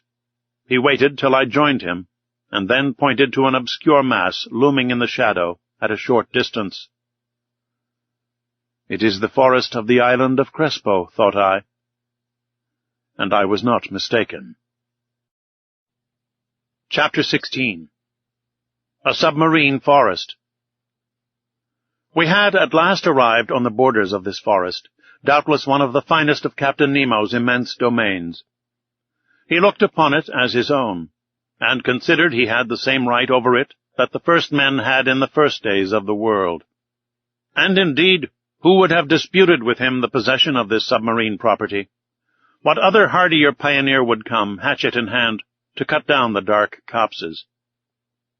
This forest was composed of large tree plants, and the moment we penetrated under its vast arcades, I was struck by the singular position of their branches, a position I had not yet observed. Not an herb which carpeted the ground, not a branch which clothed the trees, was either broken or bent, nor did they extend horizontally. All stretched up to the surface of the ocean. Not a filament, not a ribbon, however thin they might be, but kept as straight as a rod of iron. The fuci and lianas grew in rigid perpendicular lines, due to the density of the element which had produced them. Motionless yet, when bent to one side by the hand, they directly resumed their former position. Truly it was the region of perpendicularity. I soon accustomed myself to this fantastic position, as well as to the comparative darkness which surrounded us. The soil of the forest seemed covered with sharp blocks, difficult to avoid. The submarine flora struck me as being very perfect, and richer even than it would have been in the Arctic or tropical zones, where these productions are not so plentiful. But for some minutes I involuntarily confounded the genera, taking animals for plants. And who would not have been mistaken? The fauna and the flora are too closely allied in this submarine world. These plants are self-propagated, and the principle of their existence is in the water, which upholds and nourishes them. The greater number, instead of leaves, shoot forth blades of capricious shapes, comprised within a scale of colors pink, carmine, green, olive, fawn, and brown. "Curious anomaly! Fantastic element," said an ingenious naturalist, "in which the animal kingdom blossoms, and the vegetable does not." In about an hour, Captain Nemo gave the signal to halt. I, for my part, was not sorry, and we stretched ourselves under an arbor of alariae, the long thin blades of which stood up like arrows. This short rest seemed delicious to me. There was nothing wanting but the charm of conversation. But impossible to speak, impossible to answer, I only put my great copper head to Conseil's. I saw the worthy fellow's eyes glistening with delight, and, to show his satisfaction, he shook himself in his breastplate of air, in the most comical way in the world. After 4 hours of this walking, I was surprised not to find myself dreadfully hungry. How to account for this state of the stomach, I could not tell, but instead I felt an insurmountable desire to sleep, which happens to all divers, and my eyes soon closed behind the thick glasses, and I fell into a heavy slumber, which the movement alone had prevented before. Captain Nemo and his robust companion, stretched in the clear crystal, set us the example. How long I remained buried in this drowsiness I cannot judge, but when I woke the sun seemed sinking towards the horizon.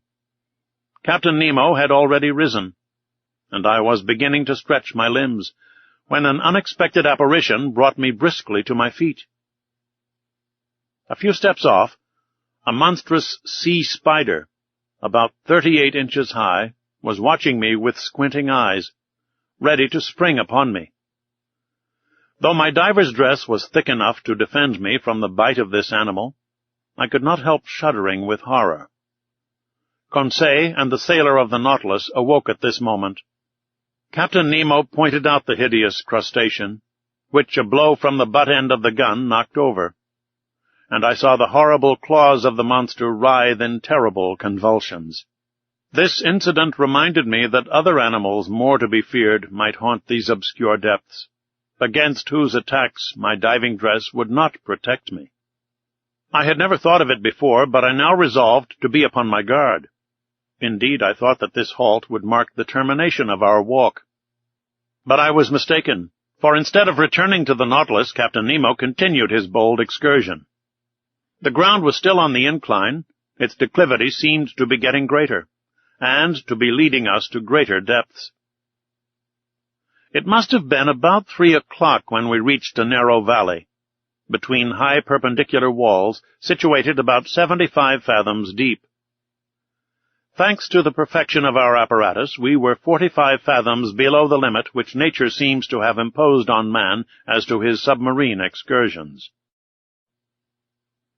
I say 75 fathoms, though I had no instrument by which to judge the distance. But I knew that even in the clearest waters the solar rays could not penetrate further, and accordingly the darkness deepened. At 10 paces not an object was visible. I was groping my way, when I suddenly saw a brilliant white light. Captain Nemo had just put his electric apparatus into use. His companion did the same, and Conseil and I followed their example. By turning a screw, I established a communication between the wire and the spiral glass, and the sea, lit by our 4 lanterns, was illuminated for a circle of 36 yards. As we walked, I thought the light of our Ruhmkorff apparatus could not fail to draw some inhabitant from its dark couch. But if they did approach us, they at least kept at a respectful distance from the hunters. Several times I saw Captain Nemo stop, put his gun to his shoulder, and after some moments drop it and walk on. At last, after about 4 hours, this marvelous excursion came to an end. A wall of superb rocks in an imposing mass rose before us, a heap of gigantic blocks, an enormous, steep granite shore, forming dark grottos, but which presented no practicable slope. It was the prop of the island of Crespo. It was the earth. Captain Nemo stopped suddenly. A gesture of his brought us all to a halt. And, however desirous I might be to scale the wall, I was obliged to stop. Here ended Captain Nemo's domains, and he would not go beyond them. Further on was a portion of the globe he might not trample upon. The return began. Captain Nemo had returned to the head of his little band, directing their course without hesitation. I thought we were not following the same road to return to the Nautilus. The new road was very steep, and consequently very painful. We approached the surface of the sea rapidly. But this return to the upper strata was not so sudden as to cause relief from the pressure too rapidly, which might have produced serious disorder in our organization, and brought on internal lesions so fatal to divers. Very soon light reappeared and grew, and the sun being low on the horizon, the refraction edged the different objects with a spectral ring. At 10 yards and a half deep, we walked amidst a shoal of little fishes of all kinds, more numerous than the birds of the air, and also more agile. But no aquatic game worthy of a shot had as yet met our gaze, when at that moment I saw the captain shoulder his gun quickly, and follow a moving object into the shrubs. He fired. I heard a slight hissing, and a creature fell, stunned at some distance from us.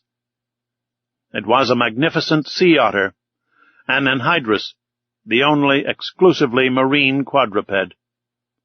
This otter was 5 feet long, and must have been very valuable. Its skin, chestnut brown above and silvery underneath, would have made one of those beautiful furs so sought after in the Russian and Chinese markets. The fineness and the luster of its coat would certainly fetch 80 pounds.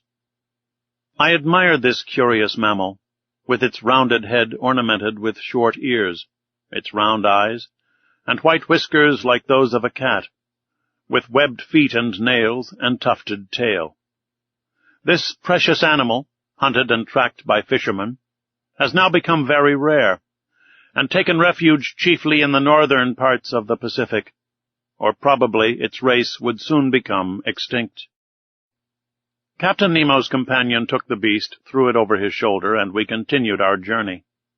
For 1 hour a plain of sand lay stretched before us. Sometimes it rose to within 2 yards and some inches of the surface of the water. I then saw our image clearly reflected, drawn inversely, and above us appeared an identical group reflecting our movements and our actions. In a word, like us in every point, except that they walked with their heads downward and their feet in the air. Another effect I noticed, which was the passage of thick clouds which formed and vanished rapidly. But on reflection I understood that these seeming clouds were due to the varying thickness of the reeds at the bottom, and I could even see the fleecy foam which their broken tops multiplied on the water, and the shadows of large birds passing above our heads, whose rapid flight I could discern on the surface of the sea. On this occasion I was witness to one of the finest gunshots which ever made the nerves of a hunter thrill. A large bird of great breadth of wing, clearly visible, approached, hovering over us. Captain Nemo's companion shouldered his gun and fired, when it was only a few yards above the waves. The creature fell stunned, and the force of its fall brought it within the reach of dexterous hunter's grasp. It was an albatross of the finest kind. Our march had not been interrupted by this incident. For 2 hours we followed these sandy plains, then fields of algae very disagreeable to cross. Candidly, I could do no more, when I saw a glimmer of light, which for a half-mile broke the darkness of the waters. It was the lantern of the Nautilus. Before 20 minutes were over we should be on board, and I should be able to breathe with ease, for it seemed that my reservoir supplied air very deficient in oxygen. But I did not reckon on an accidental meeting which delayed our arrival for some time. I had remained some steps behind when I presently saw Captain Nemo coming hurriedly towards me. With his strong hand he bent me to the ground, his companion doing the same to Conseil. At first I knew not what to think of this sudden attack, but I was soon reassured by seeing the captain lie down beside me and remain immovable. I was stretched on the ground, just under the shelter of a bush of algae, when, raising my head, I saw some enormous mass casting phosphorescent gleams pass blusteringly by. My blood froze in my veins as I recognized two formidable sharks which threatened us. It was a couple of tintorias, terrible creatures, with enormous tails and a dull, glassy stare, the phosphorescent matter ejected from holes pierced around the muzzle.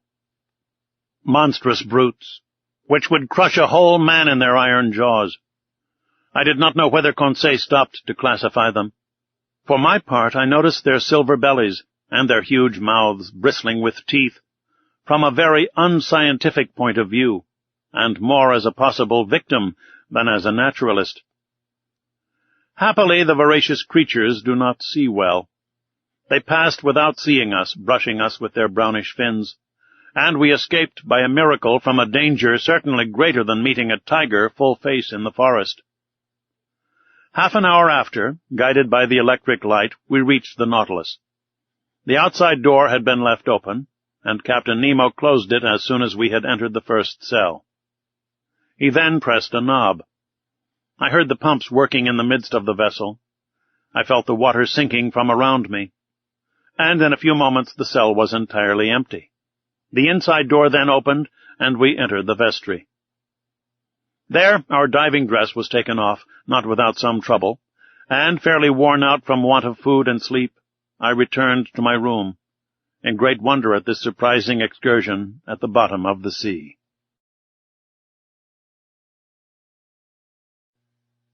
Chapter 17. 4,000 Leagues Under the Pacific. The next morning, the 18th of November, I had quite recovered from my fatigues of the day before, and I went up onto the platform, just as the second lieutenant was uttering his daily phrase. I was admiring the magnificent aspect of the ocean when Captain Nemo appeared. He did not seem to be aware of my presence, and began a series of astronomical observations.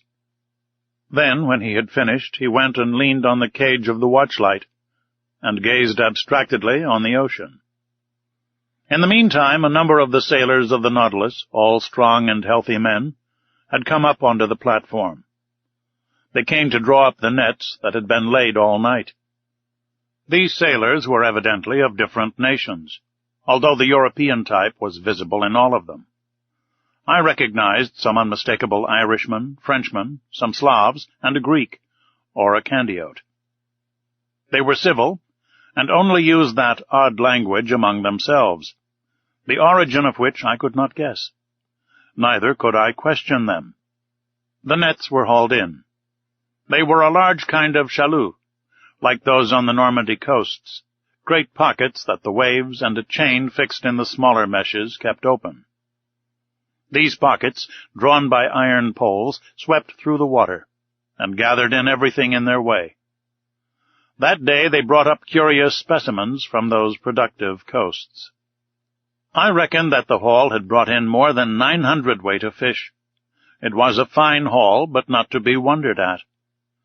Indeed, the nets are let down for several hours, and enclose in their meshes an infinite variety. We had no lack of excellent food, and the rapidity of the Nautilus and the attraction of the electric light could always renew our supply. These several productions of the sea were immediately lowered through the panel to the steward's room, some to be eaten fresh, and others pickled. The fishing ended, the provision of air renewed, I thought that the Nautilus was about to continue its submarine excursion, and was preparing to return to my room, when, without further preamble, the captain turned to me, saying, "Professor, is not this ocean gifted with real life? It has its tempers and its gentle moods. Yesterday it slept as we did, and now it has woke after a quiet night. Look," he continued, "it wakes under the caresses of the sun. It is going to renew its diurnal existence. It is an interesting study to watch the play of its organization. It has a pulse, arteries, spasms, and I agree with the learned Maury, who discovered in it a circulation as real as the circulation of blood in animals. Yes, the ocean has indeed circulation, and, to promote it, the Creator has caused things to multiply in it, caloric, salt, and animalculae. When Captain Nemo spoke thus, he seemed altogether changed, and aroused an extraordinary emotion in me. Also, he added, true existence is there, and I can imagine the foundations of nautical towns, clusters of submarine houses, which, like the Nautilus, would ascend every morning to breathe at the surface of the water, free towns, independent cities. Yet who knows whether some despot— Captain Nemo finished his sentence with a violent gesture. Then, addressing me as if to chase away some sorrowful thought, "Monsieur Aronnax," he asked, "do you know the depth of the ocean?" "I only know, Captain, what the principal soundings have taught us." "Could you tell me them, so that I can suit them to my purpose?" "These are some," I replied, "that I remember. If I am not mistaken, a depth of 8,000 yards has been found in the North Atlantic, and 2,500 yards in the Mediterranean. The most remarkable soundings have been made in the South Atlantic, near the 35th parallel, and they gave 12,000 yards, 14,000 yards, and 15,000 yards. To sum up all, it is reckoned that if the bottom of the sea were leveled, its mean depth would be about 1 3/4 leagues. "Well, Professor," replied the captain, "we shall show you better than that, I hope. As to the mean depth of this part of the Pacific, I tell you it is only 4,000 yards. Having said this, Captain Nemo went towards the panel and disappeared down the ladder. I followed him, and went into the large drawing-room. The screw was immediately put in motion, and the log gave 20 miles an hour. During the days and weeks that passed, Captain Nemo was very sparing of his visits. I seldom saw him. The lieutenant pricked the ship's course regularly on the chart, so I could always tell exactly the route of the Nautilus. Nearly every day, for some time, the panels of the drawing-room were opened, and we were never tired of penetrating the mysteries of the submarine world. The general direction of the Nautilus was southeast, and it kept between 100 and 150 yards of depth. One day, however, I do not know why, being drawn diagonally by means of the inclined planes, it touched the bed of the sea. The thermometer indicated a temperature of 4.25 centigrade, a temperature that at this depth seemed common to all latitudes. At 3 o'clock in the morning of the 26th of November, the Nautilus crossed the Tropic of Cancer at 172 degrees longitude. On the 27th instant, it sighted the Sandwich Islands, where Cook died, February 14th, 1779. We had then gone 4,860 leagues from our starting point. In the morning, when I went on the platform, I saw 2 miles to windward Hawaii, the largest of the 7 islands that form the group. I saw clearly the cultivated ranges, and the several mountain chains that run parallel with the side, and the volcanoes that overtop Mauna Rea, which rise 5,000 yards above the level of the sea. Besides other things the nets brought up were several Flabellariae and graceful polypi that are peculiar to that part of the ocean. The direction of the Nautilus was still to the southeast. It crossed the equator December 1st, in 142 degrees longitude, and on the 4th of the same month, after crossing rapidly and without anything in particular occurring, we sighted the Marquesas group. I saw, 3 miles off, Martin's Peak in Nukuhiva, the largest of the group that belongs to France. I only saw the woody mountains against the horizon, because Captain Nemo did not wish to bring the ship to the wind. There the nets brought up beautiful specimens of fish, some with azure fins and tails like gold, the flesh of which is unrivaled. Some nearly destitute of scales, but of exquisite flavor. Others with bony jaws and yellow-tinged gills, as good as bonitos. All fish that would be of use to us. After leaving these charming islands protected by the French flag, from the 4th to the 11th of December the Nautilus sailed over about 2,000 miles. During the daytime of the 11th of December I was busy reading in the large drawing-room. Ned Land and Conseil watched the luminous water through the half-open panels. The Nautilus was immovable.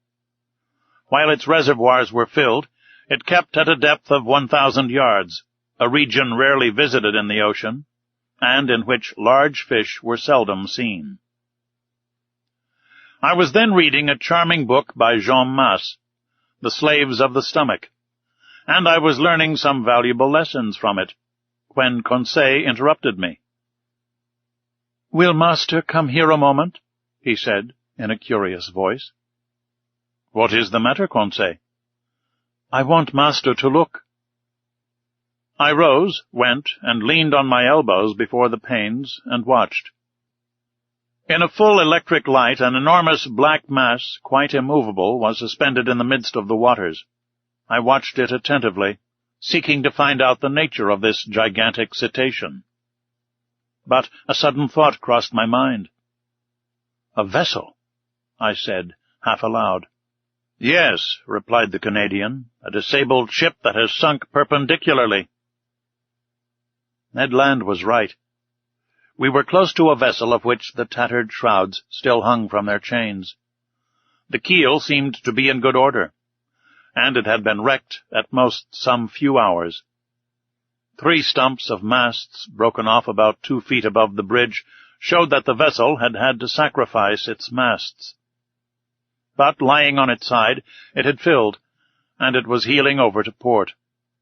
This skeleton of what it had once been was a sad spectacle as it lay lost under the waves. But sadder still was the sight of the bridge, where some corpses, bound with ropes, were still lying. I counted 5, 4 men, one of whom was standing at the helm, and a woman standing by the poop, holding an infant in her arms. She was quite young. I could distinguish her features, which the water had not decomposed, by the brilliant light from the Nautilus. In one despairing effort she had raised her infant above her head, poor little thing, whose arms encircled its mother's neck. The attitude of the 4 sailors was frightful, distorted as they were by their convulsive movements, whilst making a last effort to free themselves from the cords that bound them to the vessel. The steersman alone, calm, with a grave, clear face, his grey hair glued to his forehead, and his hand clutching the wheel of the helm, seemed even then to be guiding the 3 broken masts through the depths of the ocean. What a scene! We were dumb. Our hearts beat fast before this shipwreck, taken as it were from life and photographed in its last moments. And I saw already coming towards it with hungry eyes enormous sharks, attracted by the human flesh. However, the Nautilus, turning, went round the submerged vessel, and in one instant I read on the stern, "The Florida, Sunderland."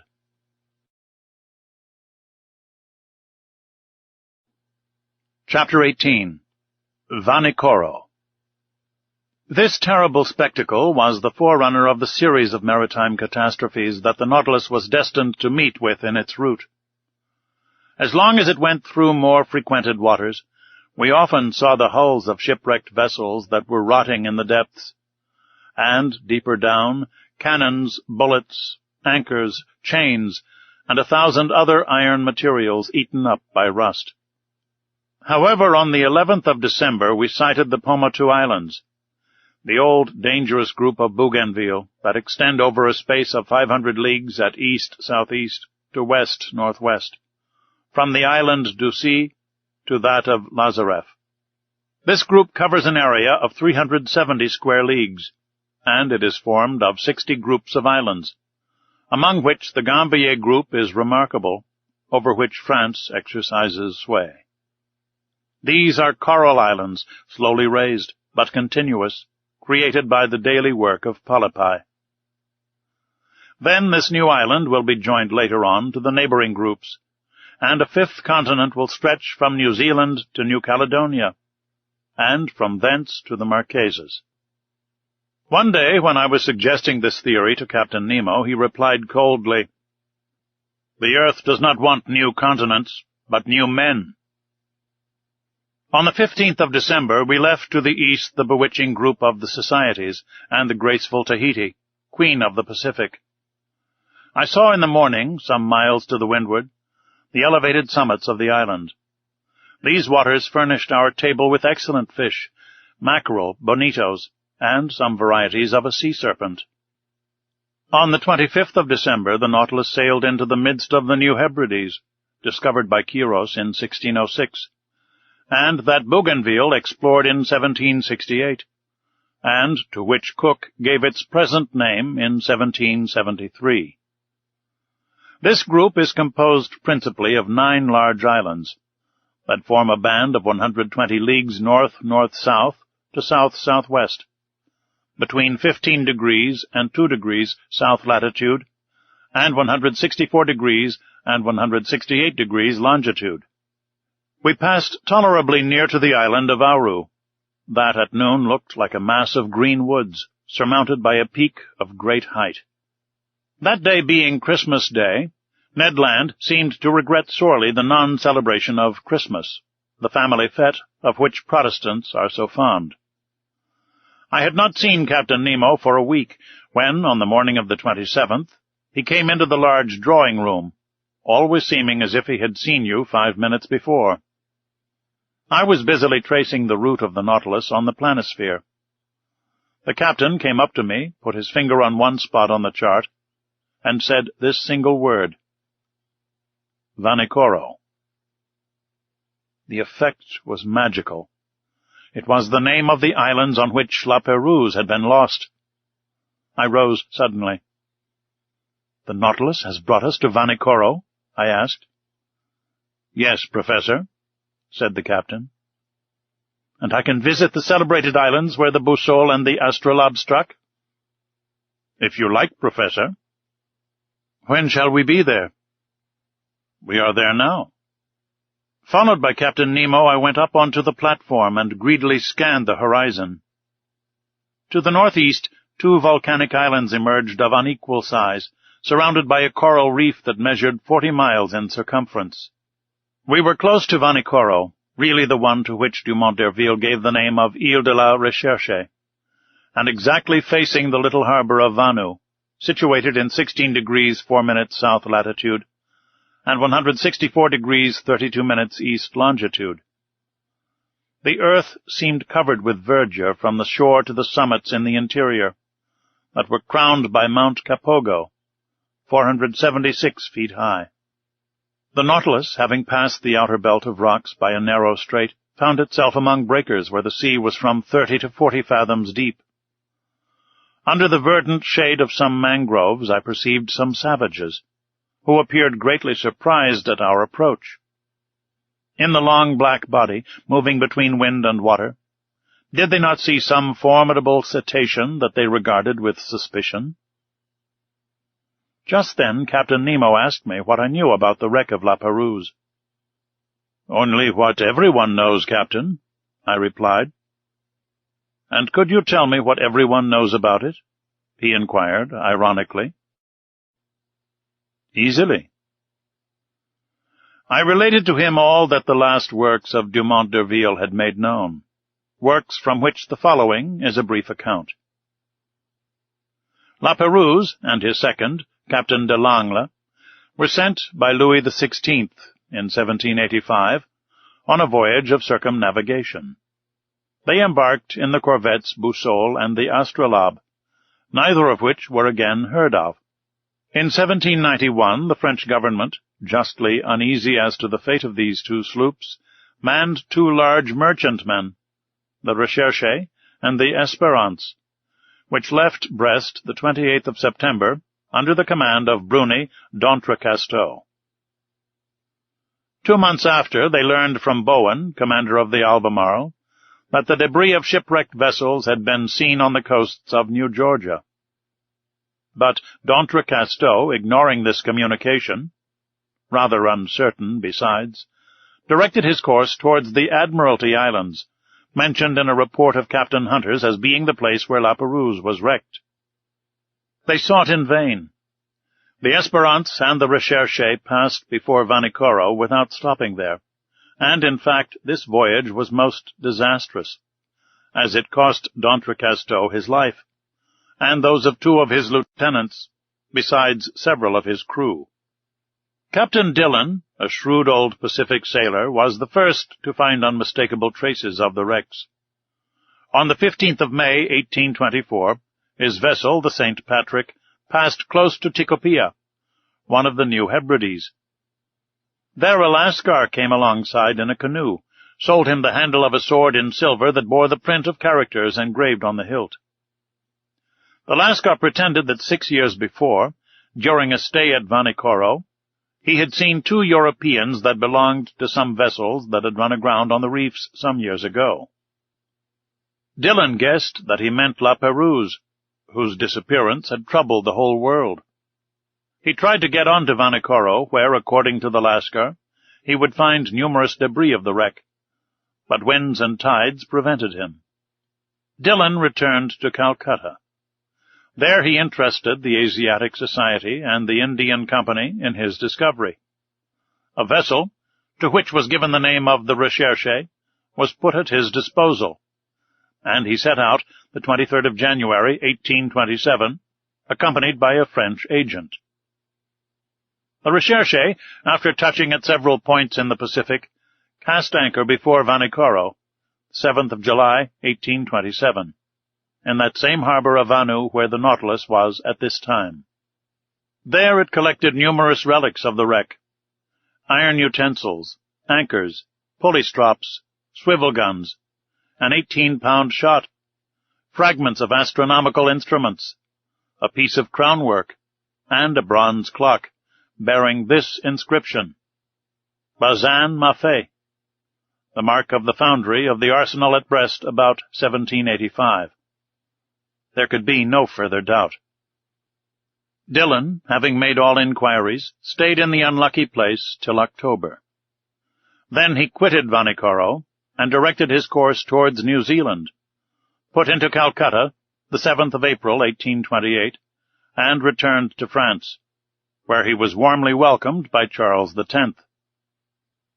But at the same time, without knowing Dillon's movements, Dumont d'Urville had already set out to find the scene of the wreck, and they had learned from a whaler that some medals and a cross of St. Louis had been found in the hands of some savages of Louisiade and New Caledonia. Dumont d'Urville, commander of the Astrolabe, had then sailed, and 2 months after Dillon had left Vanikoro, he put into Hobart Town. There he learned the results of Dillon's inquiries, and found that a certain James Hobbs, 2nd lieutenant of the Union of Calcutta, after landing on an island situated 8 degrees 18 minutes south latitude and 156 degrees 30 minutes east longitude, had seen some iron bars and red stuffs used by the natives of these parts. Dumont d'Urville, much perplexed, and not knowing how to credit the reports of low-class journals, decided to follow Dillon's track.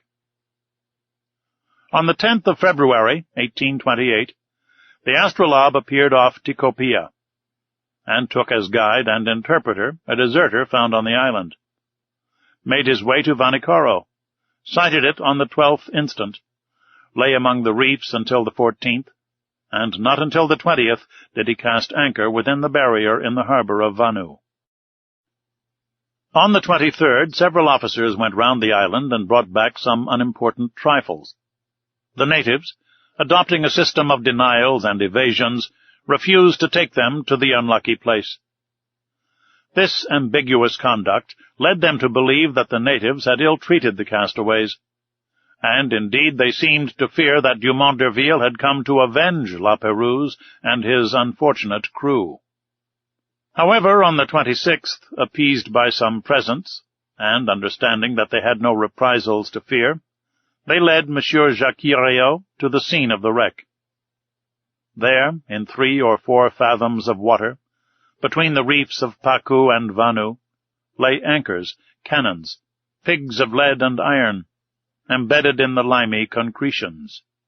The large boat and the whaler belonging to the Astrolabe were sent to this place, and, not without some difficulty, their crews hauled up an anchor weighing 1,800 pounds, a brass gun, some pigs of iron, and 2 copper swivel guns. Dumont d'Urville, questioning the natives, learned too that Pérouse, after losing both his vessels on the reefs of this island, had constructed a smaller boat, only to be lost a second time. Where? No one knew. But the French government, fearing that Dumont d'Urville was not acquainted with Dillon's movements, had sent the sloop Bayonnaise, commanded by Le Guarant de Tromelin, to Vanikoro, which had been stationed on the west coast of America. The Bayonnaise cast her anchor before Vanikoro some months after the departure of the Astrolabe, but found no new document, but stated that the savages had respected the monument to La Pérouse. That is the substance of what I told Captain Nemo. "So," he said, "no one knows now where the 3rd vessel perished that was constructed by the castaways on the island of Vanikoro?" "No one knows." Captain Nemo said nothing, but signed to me to follow him into the large saloon. The Nautilus sank several yards below the waves, and the panels were opened. I hastened to the aperture, and under the crustaceans of coral, covered with fungi, I recognized certain debris that the drags had not been able to tear up. Iron stirrups, anchors, cannons, bullets, capstan fittings, the stem of a ship, all objects clearly proving the wreck of some vessel, and now carpeted with living flowers. While I was looking on this desolate scene, Captain Nemo said, in a sad voice, "Commander La Pérouse set out the 7th of December, 1785, with his vessels La Boussole and the Astrolabe. He first cast anchor at Botany Bay, visited the Friendly Isles, New Caledonia, then directed his course toward Santa Cruz, and put into Namuka, one of the Hapai group. Then his vessels struck on the unknown reefs of Vanikoro. The Boussole, which went first, ran aground on the southerly coast. The Astrolabe went to its help, and ran aground too. The first vessel was destroyed almost immediately. The second, stranded under the wind, resisted some days. The natives made the castaways welcome. They installed themselves in the island and constructed a smaller boat with the debris of the 2 large ones. Some sailors stayed willingly at Vanikoro. The others, weak and ill, set out with La Pérouse. They directed their course towards the Solomon Islands, and there perished, with everything, on the westerly coast of the chief island of the group, between Capes Deception and Satisfaction." "How do you know that?" "By this, that I found on the spot where was the last wreck." Captain Nemo showed me a tin plate box, stamped with the French arms, and corroded by the salt water. He opened it, and I saw a bundle of papers, yellow but still readable. They were the instructions of the naval minister to Commander La Pérouse, annotated in the margin in Louis XVI's handwriting. "Ah, it is a fine death for a sailor," said Captain Nemo at last. "A coral tomb makes a quiet grave, and I trust that I and my comrades will find no other."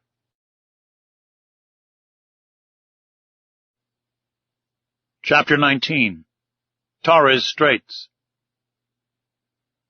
During the night of the 27th or the 28th of December, the Nautilus left the shores of Vanikoro with great speed. Her course was southwesterly, and in 3 days she had gone over the 750 leagues that separated it from La Pérouse's group and the southeast point of Papua. Early on the 1st of January, 1868, Conseil joined me on the platform. "Master, will you permit me to wish you a Happy New Year?" "What?" "Conseil, exactly as if I was at Paris in my study at the Jardin des Plantes?" Well, I accept your good wishes, and thank you for them. Only I will ask you what you mean by a Happy New Year under our circumstances. Do you mean the year that will bring us to the end of our imprisonment, or the year that sees us continue this strange voyage? Really, I do not know how to answer, Master. We are sure to see curious things, and for the last 2 months we have not had time for dullness. The last marvel is always the most astonishing, and if we continue this progression, I do not know how it will end. It is my opinion that we shall never again see the like. I think then, with no offence to Master, that a happy year would be one in which we could see everything.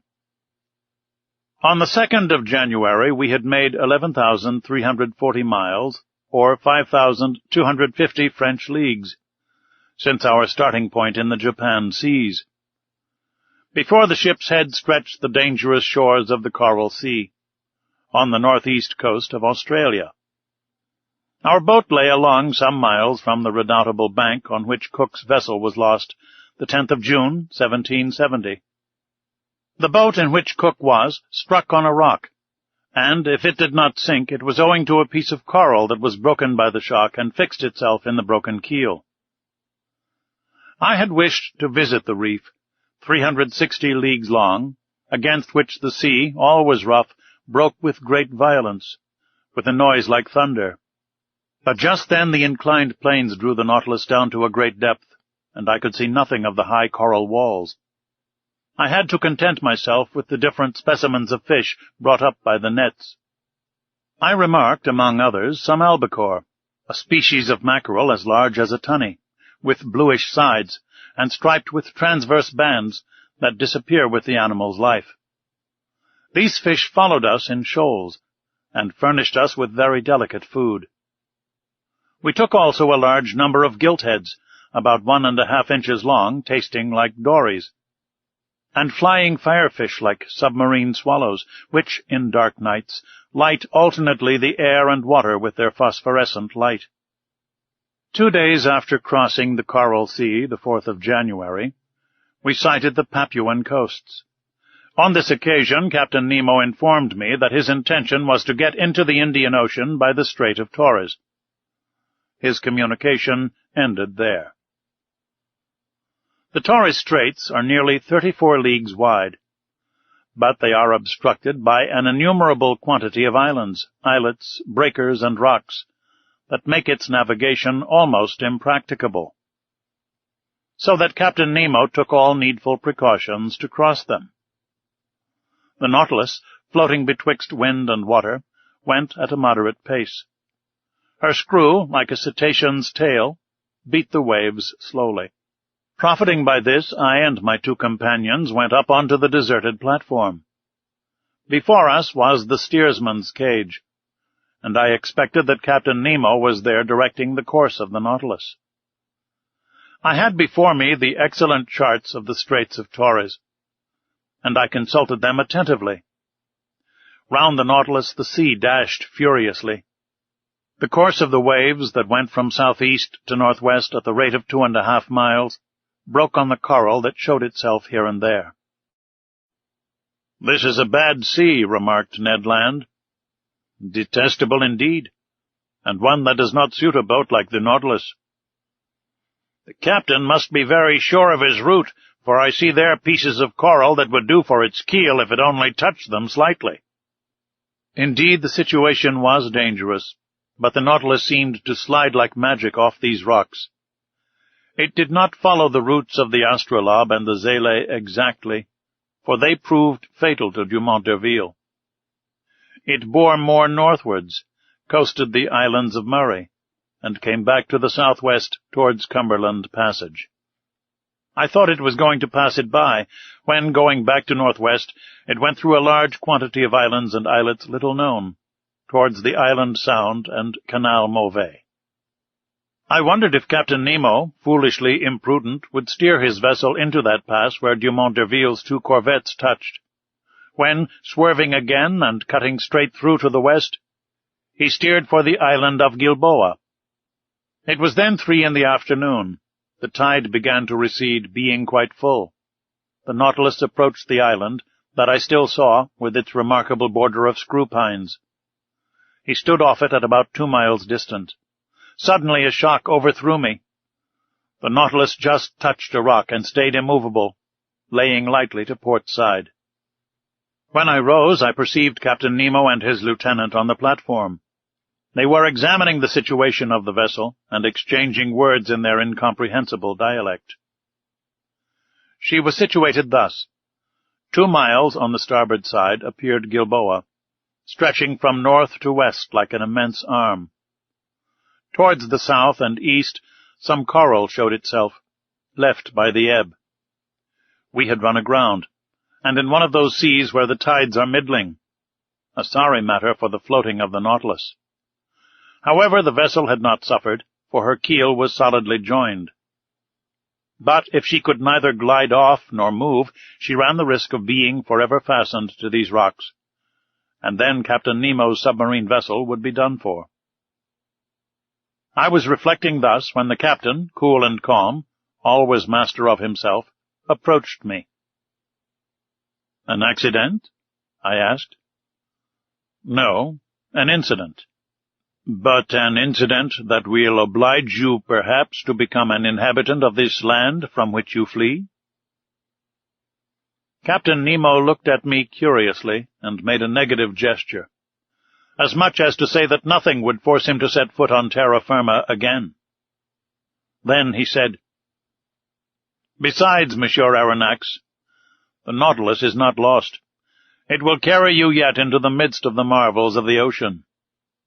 Our voyage is only begun, and I do not wish to be deprived so soon of the honor of your company." "However, Captain Nemo," I replied, without noticing the ironical turn of his phrase, "the Nautilus ran aground in open sea. Now the tides are not strong in the Pacific, and if you cannot lighten the Nautilus, I do not see how it will be reinflated." "The tides are not strong in the Pacific. You are right there, Professor.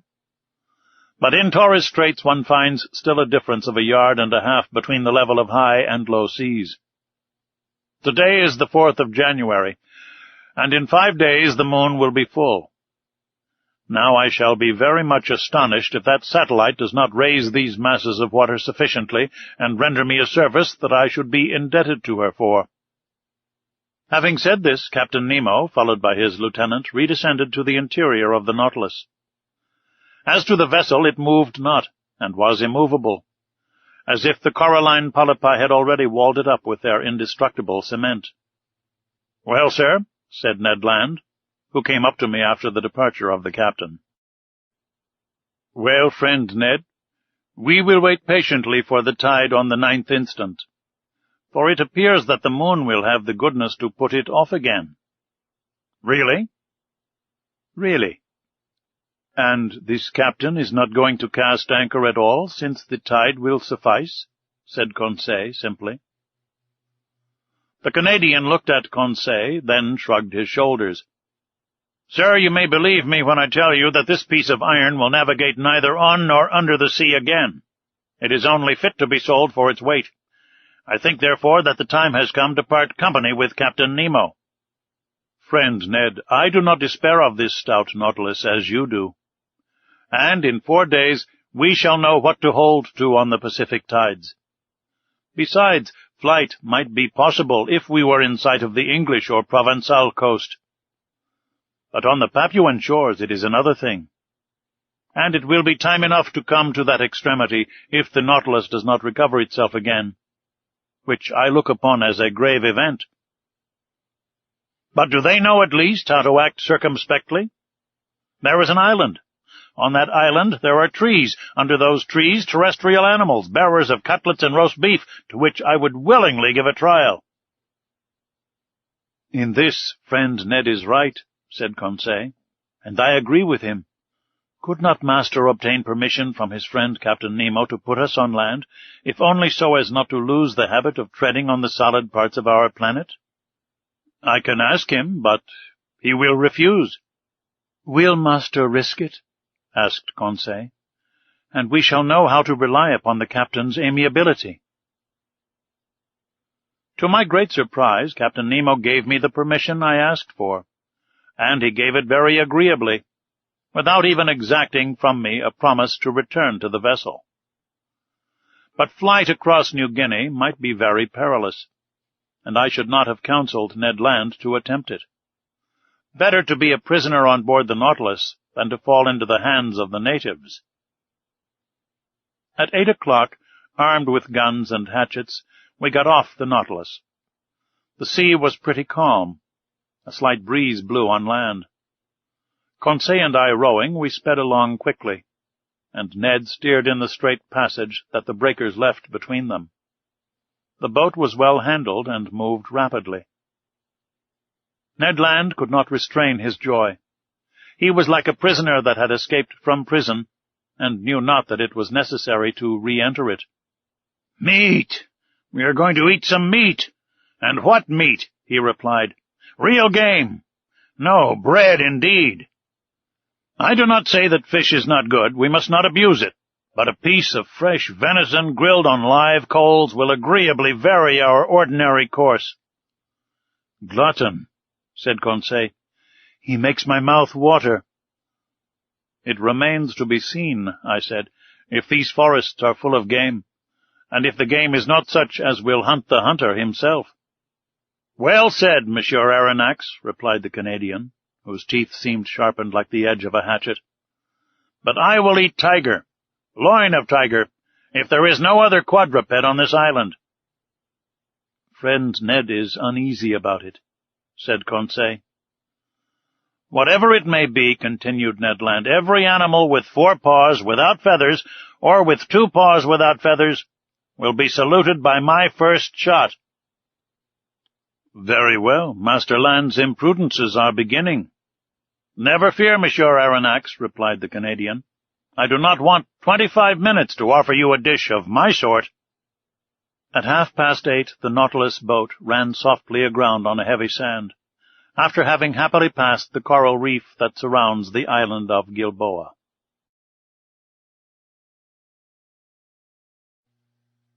Chapter 20. A few days on land. I was much impressed on touching land. Ned Land tried the soil with his feet, as if to take possession of it. However, it was only 2 months before that we had become, according to Captain Nemo, passengers on board the Nautilus, but in reality prisoners of its commander. In a few minutes we were within musket shot of the coast. The whole horizon was hidden behind a beautiful curtain of forests. Enormous trees, the trunks of which attained a height of 200 feet, were tied to each other by garlands of bindweed, real natural hammocks, which a light breeze rocked. They were mimosas, figs, hibiscus, and palm trees, mingled together in profusion, and under the shelter of their verdant vault grew orchids, leguminous plants, and ferns. But without noticing all these beautiful specimens of Papuan flora, the Canadian abandoned the agreeable for the useful. He discovered a cocoa tree, beat down some of the fruit, broke them, and we drank the milk and ate the nut with a satisfaction that protested against the ordinary food on the Nautilus. "Excellent," said Ned Land. "Exquisite," replied Conseil. "And I do not think," said the Canadian, "that he would object to our introducing a cargo of coconuts on board." "I do not think he would, but he would not taste them." "So much the worse for him," said Conseil. "And so much the better for us," replied Ned Land. "There will be more for us." "One word only, Master Land," I said to the harpooner, who was beginning to ravage another coconut tree. "Coconuts are good things, but before filling the canoe with them, it would be wise to reconnoiter and see if the island does not produce some substance not less useful. Fresh vegetables would be welcome on board the Nautilus." "Master is right," replied Conseil, "and I propose to reserve 3 places in our vessel, one for fruits, the other for vegetables, and the third for the venison, of which I have not yet seen the smallest specimen." "Conseil, we must not despair," said the Canadian. "Let us continue," I returned, and lie in wait. Although the island seems uninhabited, it might still contain some individuals that would be less hard than we on the nature of game." "Ho, ho!" said Ned Land, moving his jaws significantly. "Well, Ned," said Conseil. "My word," returned the Canadian, "I begin to understand the charms of anthropophagy." Ned, what are you saying? You, a man-eater? I should not feel safe with you, especially as I share your cabin. I might perhaps wake one day to find myself half devoured." "Friend Conseil, I like you much, but not enough to eat you unnecessarily." "I would not trust you," replied Conseil. "But enough. We must absolutely bring down some game to satisfy this cannibal, or else one of these fine mornings master will find only pieces of his servant to serve him." While we were talking thus, we were penetrating the sombre arches of the forest, and for 2 hours we surveyed it in all directions. Chance rewarded our search for eatable vegetables, and one of the most useful products of the tropical zones furnished us with precious food that we missed on board. I would speak of the breadfruit tree, very abundant in the island of Gilboa, and I remarked chiefly the variety destitute of seeds, which bears in Malaya the name of rima. Ned Land knew these fruits well. He had already eaten many during his numerous voyages, and he knew how to prepare the eatable substance. Moreover, the sight of them excited him, and he could contain himself no longer. "Professor," he said, "I shall die if I do not taste a little of this breadfruit pie." "Taste it, friend Ned. Taste it as you want. We are here to make experiments. Make them." "It won't take long," said the Canadian. And, provided with a lentil, he lighted a fire of dead wood that crackled joyously. During this time, Conseil and I chose the best fruits of the breadfruit. Some had not then attained a sufficient degree of maturity, and their thick skin covered a white but rather fibrous pulp. Others, the greater number yellow and gelatinous, waited only to be picked. These fruits enclosed no kernel. Conseil brought a dozen to Ned Land, who placed them on a coal fire, after having cut them in thick slices, and, while doing this, repeating, "You will see, Professor, how good this bread is, more so when one has been deprived of it so long. It is not even bread," added he, "but a delicate pastry. You have eaten none, Professor?" "No, Ned." "Very well, prepare yourself for a juicy thing. If you do not come for more, I am no longer the king of harpooners." After some minutes, the part of the fruits that was exposed to the fire was completely roasted. The interior looked like a white pasty, a sort of soft crumb, the flavor of which was like that of an artichoke. It must be confessed, this bread was excellent, and I ate of it with great relish. "What time is it now?" asked the Canadian. 2 o'clock at least," replied Conseil. "How time flies on firm ground," sighed Ned Land. "Let us be off," replied Conseil. We returned through the forest, and completed our collection by a raid upon the cabbage palms that we gathered from the tops of the trees, little beans that I recognized as the abru of the Malays, and yams of a superior quality. We were loaded when we reached the boat, but Ned Land did not find his provisions sufficient. Fate, however, favored us. Just as we were pushing off, he perceived several trees from 25 to 30 feet high, a species of palm tree. At last, at 5 o'clock in the evening, loaded with our riches, we quitted the shore, and half an hour after we hailed the Nautilus. No one appeared on our arrival. The enormous iron-plated cylinder seemed deserted. The provisions embarked, I descended to my chamber, and after supper slept soundly. The next day, the 6th of January, nothing new on board. Not a sound inside, not a sign of life. The boat rested along the edge in the same place in which we had left it. We resolved to return to the island. Ned Land hoped to be more fortunate than on the day before with regard to the hunt, and wished to visit another part of the forest. At dawn we set off. The boat, carried on by the waves that flowed to shore, reached the island in a few minutes. We landed, and thinking that it was better to give in to the Canadian, we followed Ned Land, whose long limbs threatened to distance us. He wound up the coast towards the west. Then, fording some torrents, he gained the high plain that was bordered with admirable forests. Some kingfishers were rambling along the watercourses, but they would not let themselves be approached. Their circumspection proved to me that these birds knew what to expect from bipeds of our species, and I concluded that, if the island was not inhabited, at least human beings occasionally frequented it. After crossing a rather large prairie, we arrived at the skirts of a little wood that was enlivened by the songs and flight of a large number of birds. "They are only birds," said Conseil. "But they are eatable," replied the harpooner. "I do not agree with you, friend Ned, for I see only parrots there." "Friend Conseil," said Ned gravely, "the parrot is like pheasant to those who have nothing else." "And," I added, "this bird, suitably prepared, is worth knife and fork." Indeed, under the thick foliage of this wood, a world of parrots were flying from branch to branch, only needing a careful education to speak the human language. For the moment they were chattering with parrots of all colors, and grave cockatoos, who seemed to meditate upon some philosophical problem, whilst brilliant red lories passed like a piece of bunting carried away by the breeze, papuans with the finest azure colors, and in all a variety of winged things most charming to behold, but few eatable. However, a bird peculiar to these lands, and which has never passed the limits of the Arrow and Papuan Islands, was wanting in this collection. But fortune reserved it for me before long.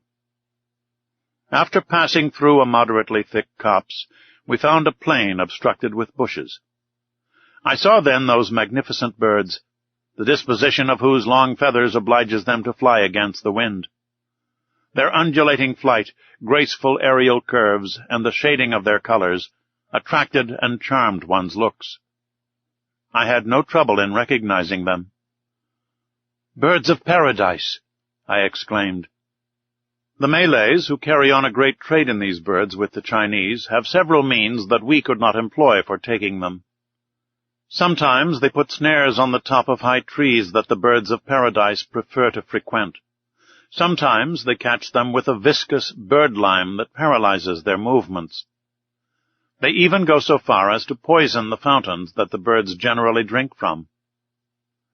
But we were obliged to fire at them during flight, which gave us few chances to bring them down, and indeed we vainly exhausted 1/2 our ammunition.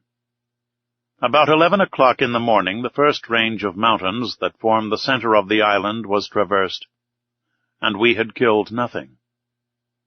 Hunger drove us on. The hunters had relied on the products of the chase, and they were wrong. Happily, Conseil, to his great surprise, made a double shot and secured breakfast. He brought down a white pigeon and a wood pigeon, which, cleverly plucked and suspended from a skewer, was roasted before a red fire of dead wood. While these interesting birds were cooking, Ned prepared the fruit of the bread tree. Then the wood pigeons were devoured to the bones, and declared excellent. The nutmeg, with which they are in the habit of stuffing their crops, flavors their flesh, and renders it delicious eating. "Now, Ned, what do you miss now?" "Some 4-footed game, Monsieur Aronnax.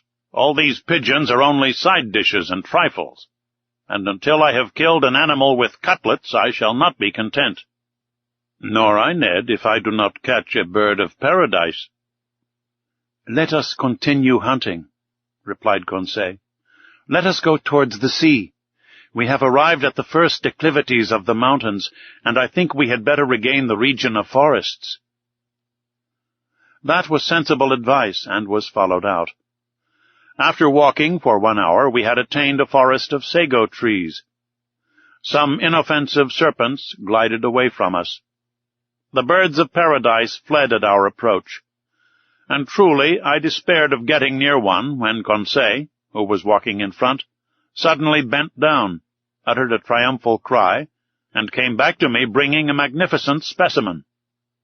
"Ah, bravo, Conseil!" "Master is very good." "No, my boy, you have made an excellent stroke. Take one of these living birds and carry it in your hand."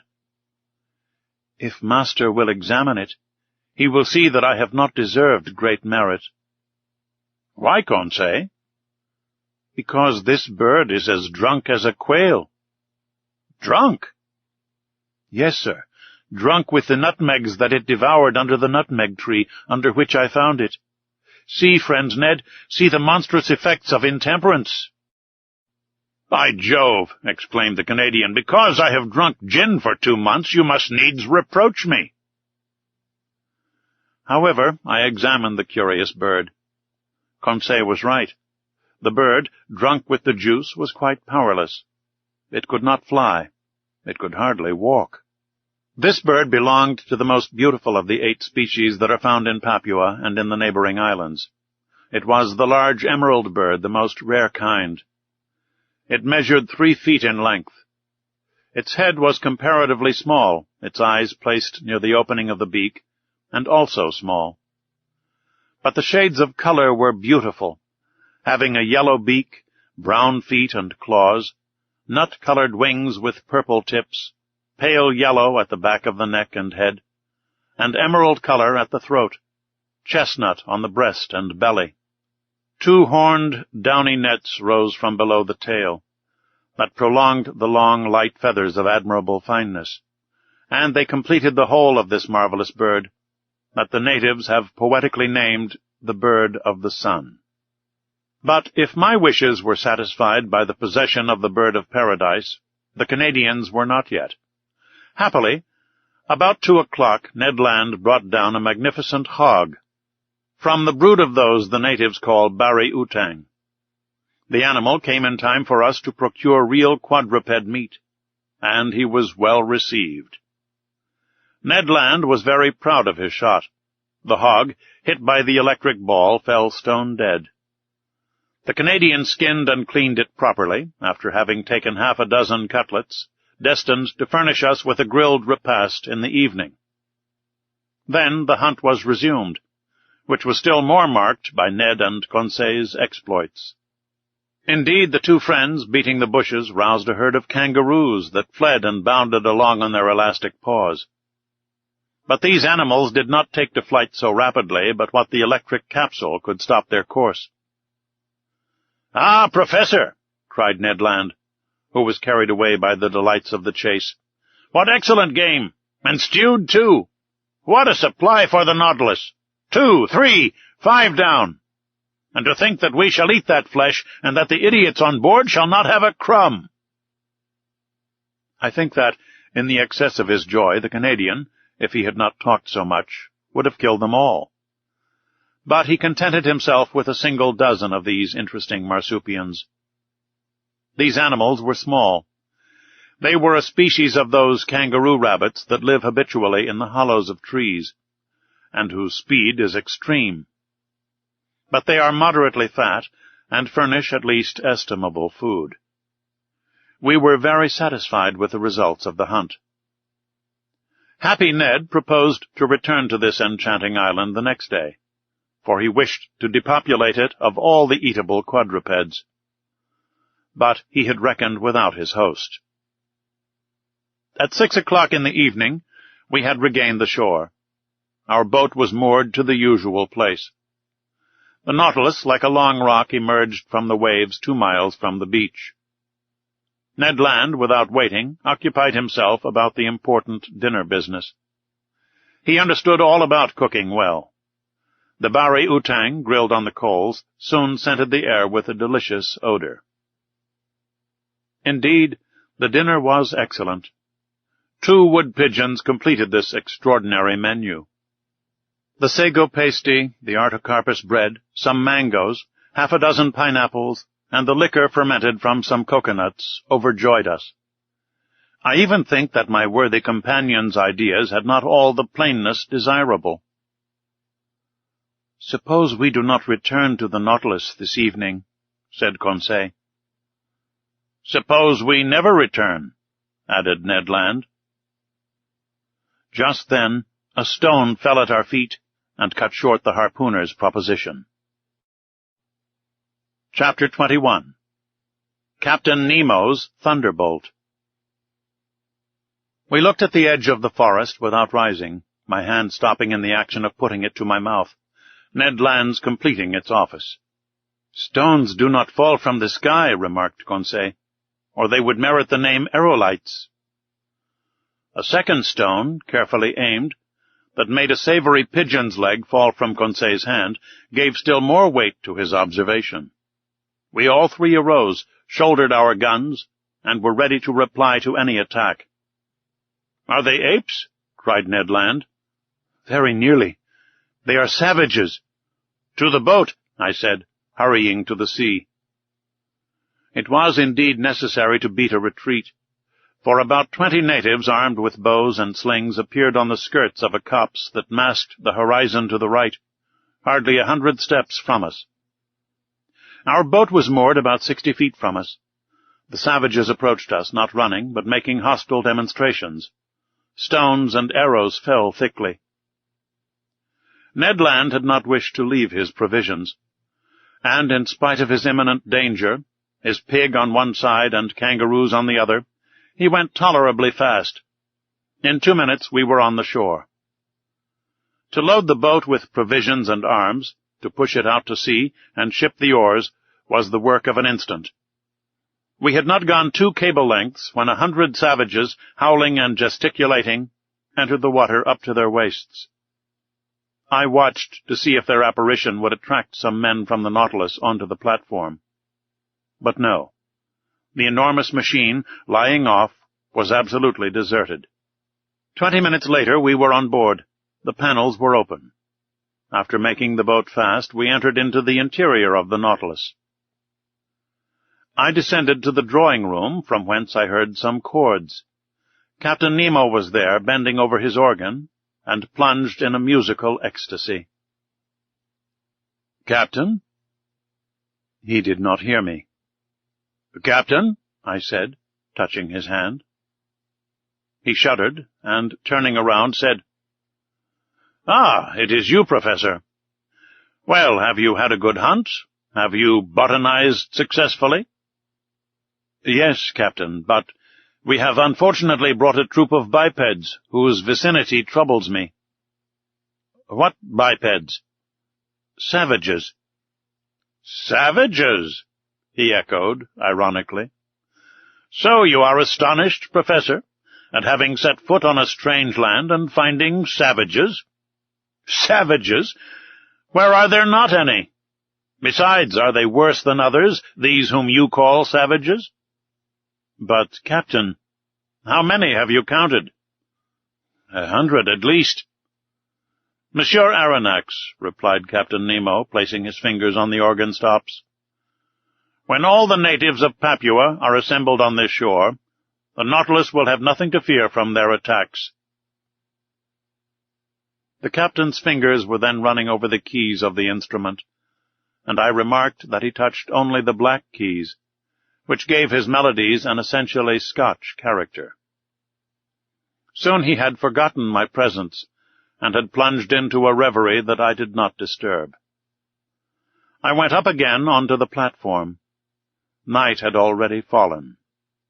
For in this low latitude the sun sets rapidly and without twilight. I could only see the island indistinctly. But the numerous fires, lighted on the beach, showed that the natives did not think of leaving it. I was alone for several hours, sometimes thinking of the natives, but without any dread of them, for the imperturbable confidence of the captain was catching, sometimes forgetting them to admire the splendors of the night in the tropics. My remembrances went to France in the train of those zodiacal stars that would shine in some hours' time. The moon shone in the midst of the constellations of the zenith. The night slipped away without any mischance, the islanders frightened, no doubt, at the sight of a monster aground in the bay. The panels were open, and would have offered an easy access to the interior of the Nautilus. At 6 o'clock in the morning of the 8th of January, I went up onto the platform. The dawn was breaking. The island soon showed itself through the dissipating fogs, first the shore, then the summits. The natives were there, more numerous than on the day before, 500 or 600 perhaps. Some of them, profiting by the low water, had come onto the coral, at less than 2 cable lengths from the Nautilus. I distinguished them easily. They were true Papuans, with athletic figures, men of good race, large, high foreheads, large, but not broad and flat, and white teeth. Their woolly hair, with a reddish tinge, showed off on their black, shining bodies like those of the Nubians. From the lobes of their ears, cut and distended, hung chaplets of bones. Most of these savages were naked. Amongst them I remarked some women, dressed from the hips to knees in quite a crinoline of herbs that sustained a vegetable waistband. Some chiefs had ornamented their necks with a crescent and collars of glass beads, red and white. Nearly all were armed with bows, arrows, and shields, and carried on their shoulders a sort of net containing those round stones which they cast from their slings with great skill. One of these chiefs, rather near to the Nautilus, examined it attentively. He was, perhaps, a Mado of high rank, for he was draped in a mat of banana leaves, notched round the edges, and set off with brilliant colors. I could easily have knocked down this native, who was within a short length, but I thought that it was better to wait for real hostile demonstrations. Between Europeans and savages it is proper for the Europeans to parry sharply, not to attack. During low water the natives roamed about near the Nautilus, but were not troublesome. I heard them frequently repeat the word "Asai," and by their gestures I understood that they invited me to go on land, an invitation that I declined. So on that day the boat did not push off, to the great displeasure of Master Land, who could not complete his provisions. This adroit Canadian employed his time in preparing the viands and meat that he had brought off the island. As for the savages, they returned to the shore about 11 o'clock in the morning, as soon as the coral tops began to disappear under the rising tide. But I saw their numbers had increased considerably on the shore. Probably they came from the neighboring islands, or very likely from Papua. However, I had not seen a single native canoe. Having nothing better to do, I thought of dragging these beautiful limpid waters, under which I saw a profusion of shells, zoophytes, and marine plants. Moreover, it was the last day that the Nautilus would pass in these parts, if it float in open sea the next day, according to Captain Nemo's promise. I therefore called Conseil, who brought me a little light drag, very like those for the oyster fishery. Now to work. For 2 hours we fished unceasingly, but without bringing up any rarities. The drag was filled with Midas ears, harps, melams, and particularly the most beautiful hammers I have ever seen.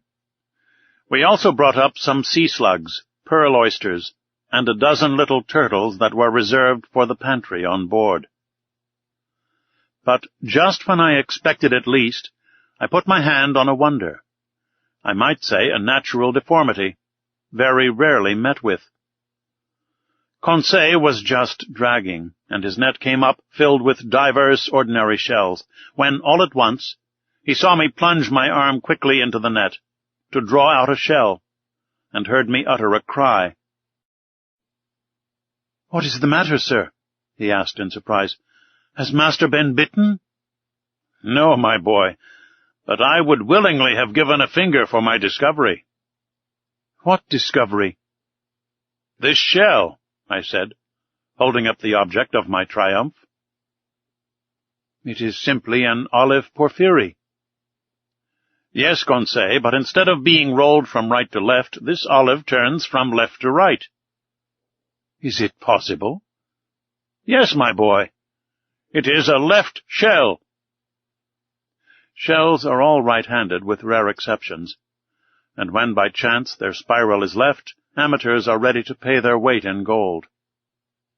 Conseil and I were absorbed in the contemplation of our treasure, and I was promising myself to enrich the museum with it, when a stone, unfortunately thrown by a native, struck against and broke the precious object in Conseil's hand. I uttered a cry of despair. Conseil took up his gun and aimed at a savage who was poising his sling at 10 yards from him. I would have stopped him, but his blow took effect and broke the bracelet of amulets which encircled the arm of the savage. "Conseil!" cried I. "Conseil!" "Well, sir, do you not see that the cannibal has commenced the attack?" "A shell is not worth the life of a man," said I. "Ah, the scoundrel!" cried Conseil. "I would rather he had broken my shoulder." Conseil was in earnest, but I was not of his opinion. However, the situation had changed some minutes before, and we had not perceived. A score of canoes surrounded the Nautilus. These canoes, scooped out of the trunk of a tree, long, narrow, well adapted for speed, were balanced by means of a long bamboo pole, which floated on the water. They were managed by skillful, half-naked paddlers, and I watched their advance with some uneasiness. It was evident that these Papuans had already had dealings with the Europeans and knew their ships. But this long iron cylinder anchored in the bay, without masts or chimneys, what could they think of it? Nothing good, for at first they kept at a respectful distance. However, seeing it motionless, by degrees they took courage, and sought to familiarize themselves with it. Now this familiarity was precisely what it was necessary to avoid. Our arms, which were noiseless, could only produce a moderate effect on the savages, who have little respect for aught but blustering things.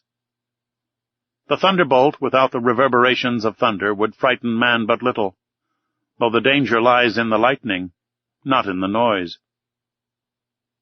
At this moment the canoes approached the Nautilus, and a shower of arrows alighted on her. I went down to the saloon, but found no one there.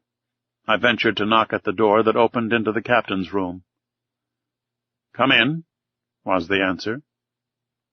I entered and found Captain Nemo deep in algebraical calculations of x and other quantities. "I am disturbing you," said I, for courtesy's sake. "That is true, Monsieur Aronnax," replied the captain. "But I think you have serious reasons for wishing to see me?" "Very grave ones. The natives are surrounding us in their canoes, and in a few minutes we shall certainly be attacked by many hundreds of savages." "Ah," said Captain Nemo quietly. "They are come with their canoes?"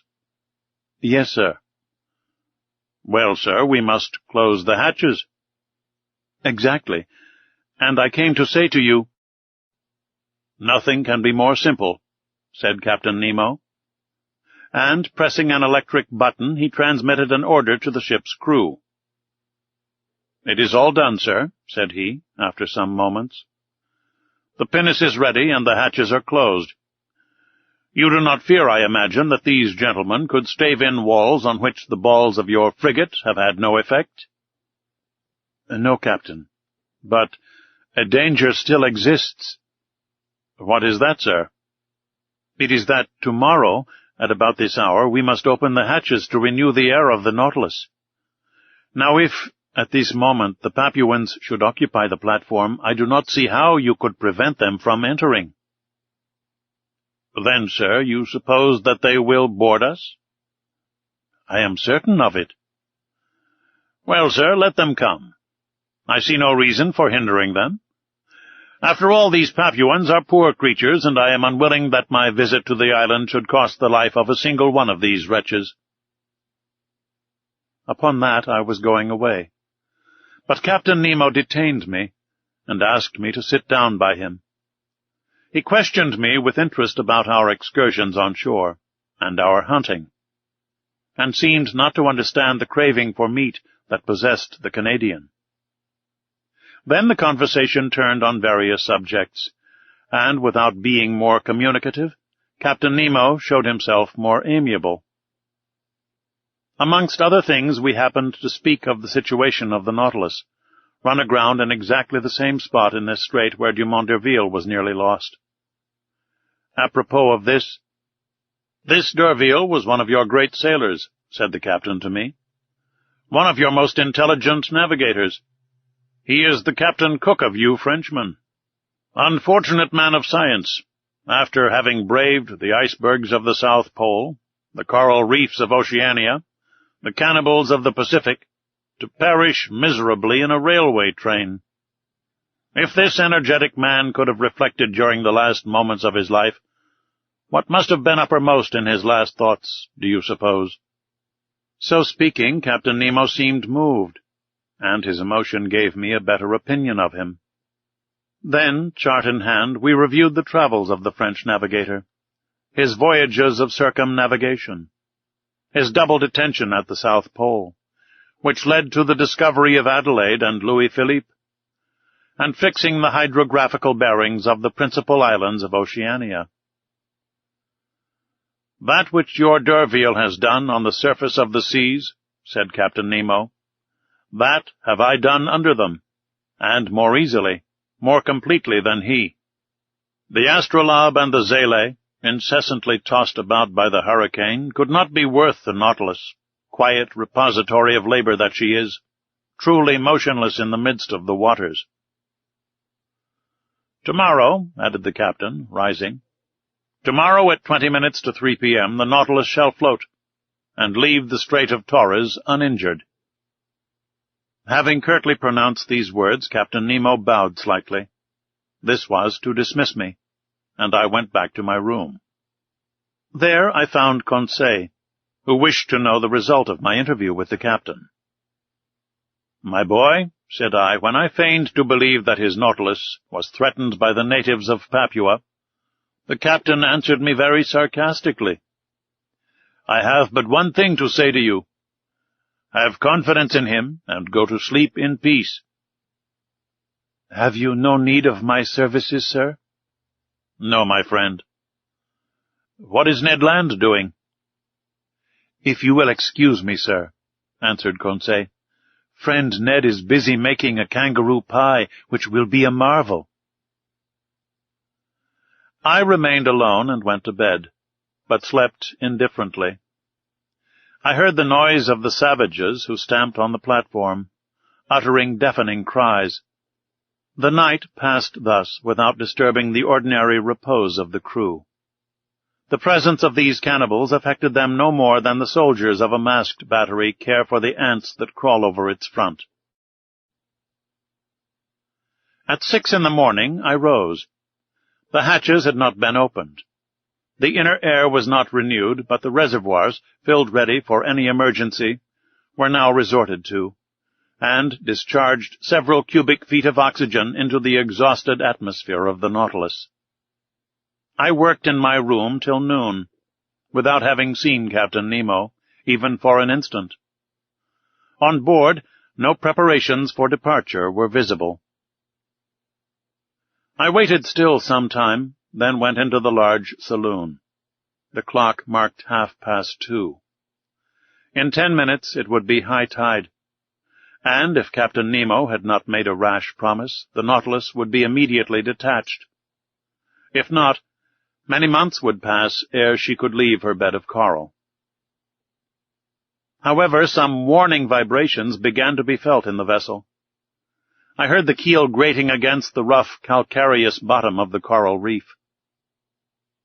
At 25 minutes to 3, Captain Nemo appeared in the saloon. "We are going to start," said he. "Ah," replied I. "I have given the order to open the hatches." "And the Papuans?" "The Papuans," answered Captain Nemo, slightly shrugging his shoulders. "Will they not come inside the Nautilus?" "How?" "Only by leaping over the hatches you have opened." "Monsieur Aronnax," quietly answered Captain Nemo, "they will not enter the hatches of the Nautilus in that way, even if they were open." I looked at the captain. "You do not understand?" said he. "Hardly." "Well, come and you will see." I directed my steps towards the central staircase. There Ned Land and Conseil were slyly watching some of the ship's crew, who were opening the hatches, while cries of rage and fearful vociferations resounded outside. The port lids were pulled down outside. 20 horrible faces appeared. But the first native who placed his hand on the stair rail, struck from behind by some invisible force, I know not what, fled, uttering the most fearful cries and making the wildest contortions. 10 of his companions followed him. They met with the same fate. Conseil was in ecstasy. Ned Land, carried away by his violent instincts, rushed onto the staircase. But the moment he seized the rail with both hands, he, in his turn, was overthrown. "I am struck by a thunderbolt!" cried he, with an oath. This explained all. It was no rail, but a metallic cable charged with electricity from the deck, communicating with the platform. Whoever touched it felt a powerful shock, and this shock would have been mortal if Captain Nemo had discharged into the conductor the whole force of the current. It might truly be said that between his assailants and himself he had stretched a network of electricity which none could pass with impunity. Meanwhile, the exasperated Papuans had beaten a retreat paralyzed with terror. As for us, half laughing, we consoled and rubbed the unfortunate Ned Land, who swore like one possessed. But at this moment the Nautilus, raised by the last waves of the tide, quitted her coral bed exactly at the 40th minute fixed by the captain. Her screw swept the waters slowly and majestically. Her speed increased gradually, and, sailing on the surface of the ocean, she quitted safe and sound the dangerous passes of the Straits of Torres.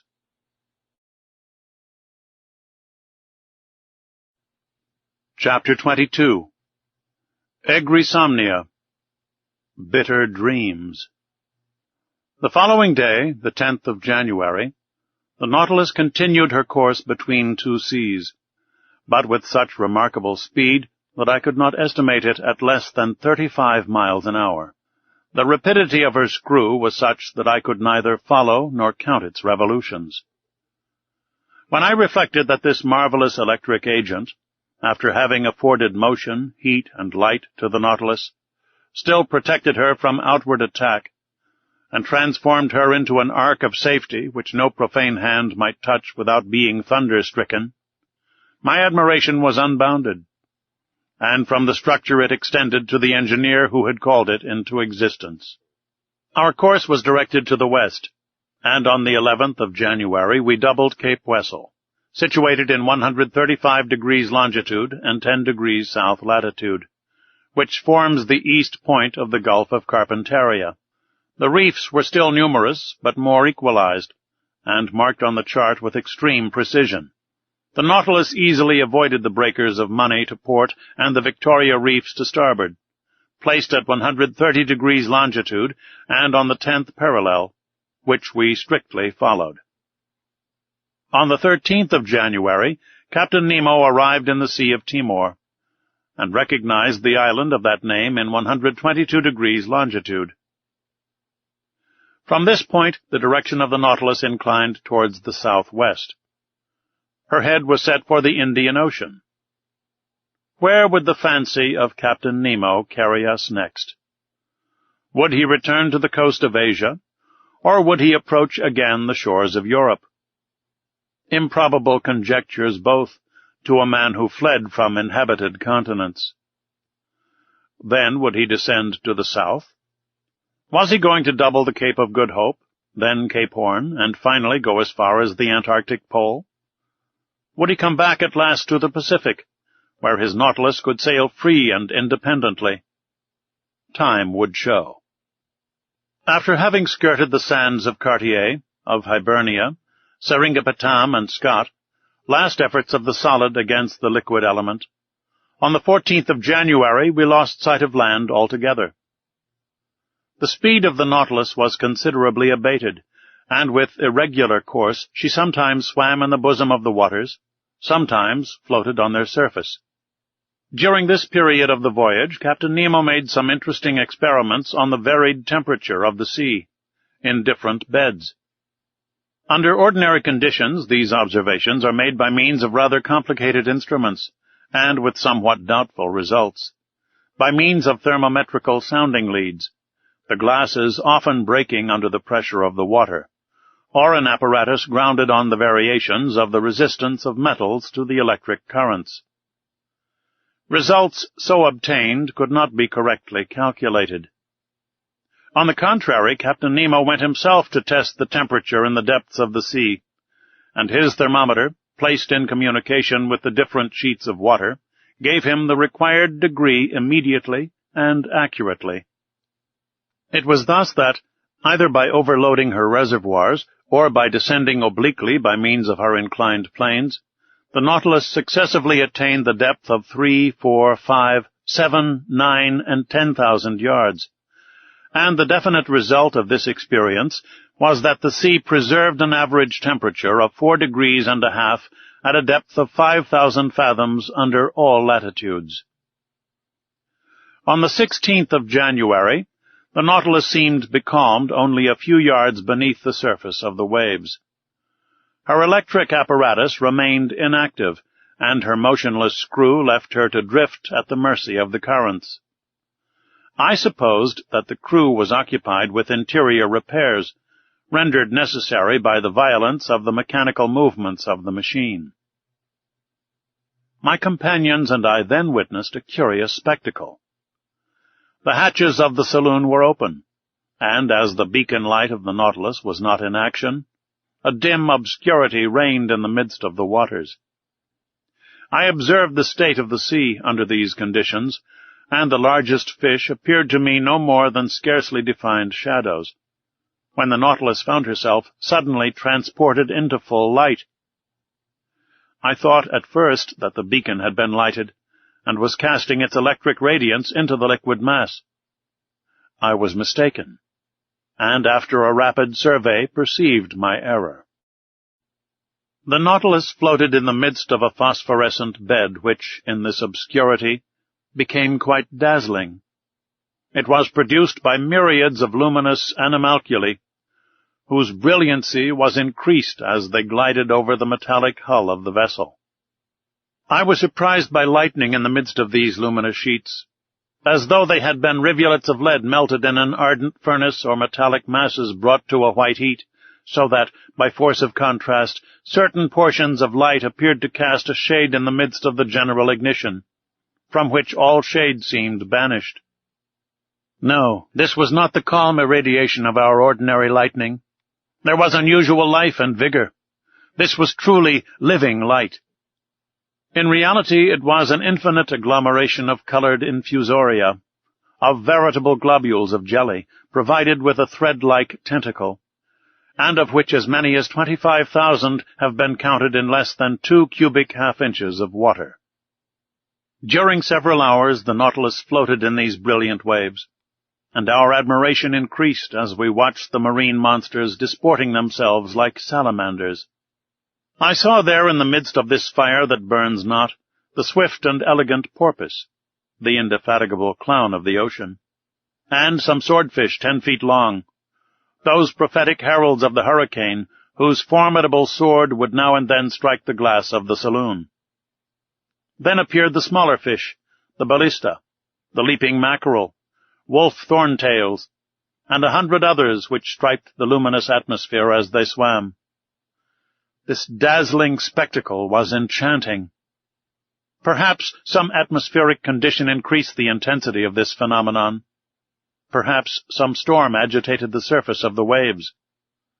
But at this depth of some yards, the Nautilus was unmoved by its fury and reposed peacefully in still water. So we progressed, incessantly charmed by some new marvel. The days passed rapidly away, and I took no account of them. Ned, according to habit, tried to vary the diet on board. Like snails, we were fixed to our shells, and I declare it is easy to lead a snail's life. Thus this life seemed easy and natural, and we thought no longer of the life we led on land. But something happened to recall us to the strangeness of our situation. On the 18th of January, the Nautilus was in 105 degrees longitude and 15 degrees south latitude. The weather was threatening, the sea rough and rolling. There was a strong east wind. The barometer, which had been going down for some days, foreboded a coming storm. I went up onto the platform just as the second lieutenant was taking the measure of the horary angles, and waited, according to habit, till the daily phrase was said. But on this day it was exchanged for another phrase not less incomprehensible. Almost directly I saw Captain Nemo appear with a glass, looking towards the horizon. For some minutes he was immovable, without taking his eye off the point of observation. Then he lowered his glass and exchanged a few words with his lieutenant. The latter seemed to be a victim to some emotion that he tried in vain to repress. Captain Nemo, having more command over himself, was cool. He seemed, too, to be making some objections to which the lieutenant replied by formal assurances. At least I concluded so by the difference of their tones and gestures. For myself, I had looked carefully in the direction indicated without seeing anything. The sky and water were lost in the clear line of the horizon. However, Captain Nemo walked from one end of the platform to the other, without looking at me, perhaps without seeing me. His step was firm, but less regular than usual. He stopped sometimes, crossed his arms, and observed the sea. What could he be looking for on that immense expanse? The Nautilus was then some hundreds of miles from the nearest coast. The lieutenant had taken up the glass and examined the horizon steadfastly, going and coming, stamping his foot and showing more nervous agitation than his superior officer. Besides, this mystery must necessarily be solved, and before long. For upon an order from Captain Nemo, the engine, increasing its propelling power, made the screw turn more rapidly. Just then the lieutenant drew the captain's attention again. The latter stopped walking and directed his glass towards the place indicated. He looked long. I felt very much puzzled, and descended to the drawing-room and took out an excellent telescope that I generally used. Then, leaning on the cage of the watchlight that jutted out from the front of the platform, set myself to look over all the line of the sky and sea. But my eye was no sooner applied to the glass than it was quickly snatched out of my hands. I turned round. Captain Nemo was before me, but I did not know him. His face was transfigured. His eyes flashed sullenly. His teeth were set. His stiff body, clenched fists, and head shrunk between his shoulders, betrayed the violent agitation that pervaded his whole frame. He did not move. My glass, fallen from his hands, had rolled at his feet. Had I unwittingly provoked this fit of anger? Did this incomprehensible person imagine that I had discovered some forbidden secret? No. I was not the object of this hatred, for he was not looking at me. His eye was steadily fixed upon the impenetrable point of the horizon. At last Captain Nemo recovered himself. His agitation subsided. He addressed some words in a foreign language to his lieutenant, then turned to me. "Monsieur Aronnax," he said in rather an imperious tone, "I require you to keep one of the conditions that bind you to me." "What is it, Captain?" "You must be confined with your companions until I think fit to release you." "You are the master," I replied, looking steadily at him. "But may I ask you one question?" "None, sir." There was no resisting this imperious command. It would have been useless. I went down to the cabin occupied by Ned Land and Conseil, and told them the captain's determination. You may judge how this communication was received by the Canadian. But there was not time for altercation, 4 of the crew waited at the door, and conducted us to that cell where we had passed our first night on board the Nautilus.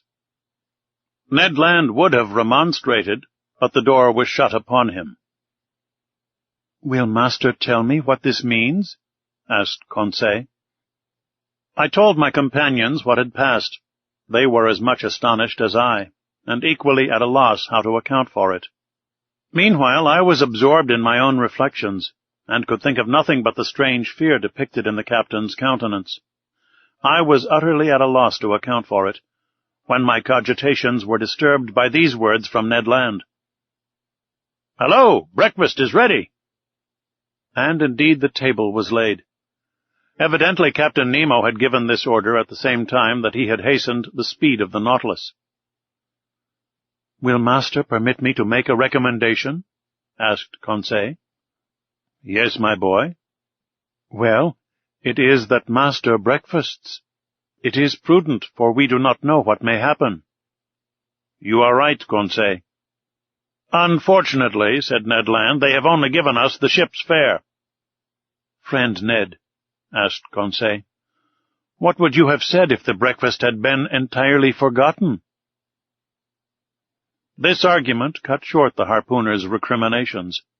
We sat down to table. The meal was eaten in silence. Just then the luminous globe that lighted the cell went out, and left us in total darkness. Ned Land was soon asleep, and what astonished me was that Conseil went off into a heavy slumber. I was thinking what could have caused his irresistible drowsiness, when I felt my brain becoming stupefied.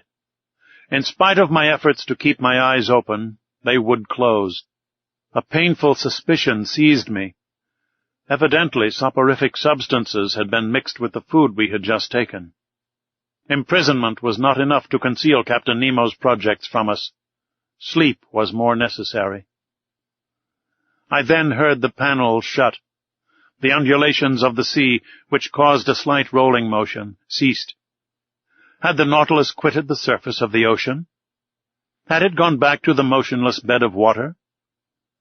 I tried to resist sleep. It was impossible. My breathing grew weak. I felt a mortal cold freeze my stiffened and half-paralyzed limbs. My eyelids, like leaden caps, fell over my eyes. I could not raise them. A morbid sleep, full of hallucinations, bereft me of my being. Then the visions disappeared, and left me in complete insensibility.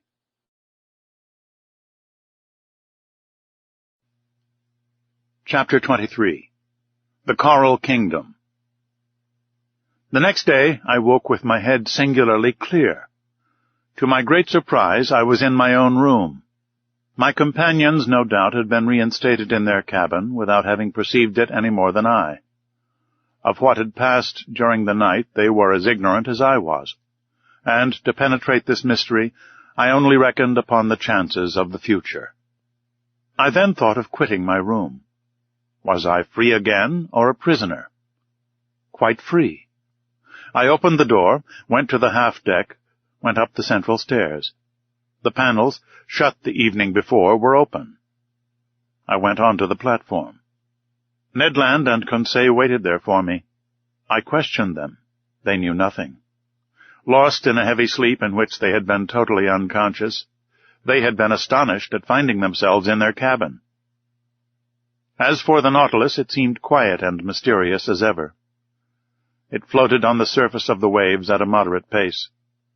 Nothing seemed changed on board. The second lieutenant then came onto the platform and gave the usual order below. As for Captain Nemo, he did not appear. Of the people on board, I only saw the impassive steward, who served me with his usual dumb regularity. About 2:00, I was in the drawing-room, busied in arranging my notes, when the captain opened the door and appeared. I bowed. He made a slight inclination in return, without speaking. I resumed my work, hoping that he would perhaps give me some explanation of the events of the preceding night. He made none. I looked at him. He seemed fatigued, His heavy eyes had not been refreshed by sleep. His face looked very sorrowful. He walked to and fro, sat down and got up again, took a chance book, put it down, consulted his instruments without taking his habitual notes, and seemed restless and uneasy. At last he came up to me and said, "Are you a doctor, Monsieur Aronnax?" I so little expected such a question that I stared some time at him without answering. "Are you a doctor?" he repeated. "Several of your colleagues have studied medicine." "Well," said I am a doctor and resident surgeon to the hospital. I practiced several years before entering the museum."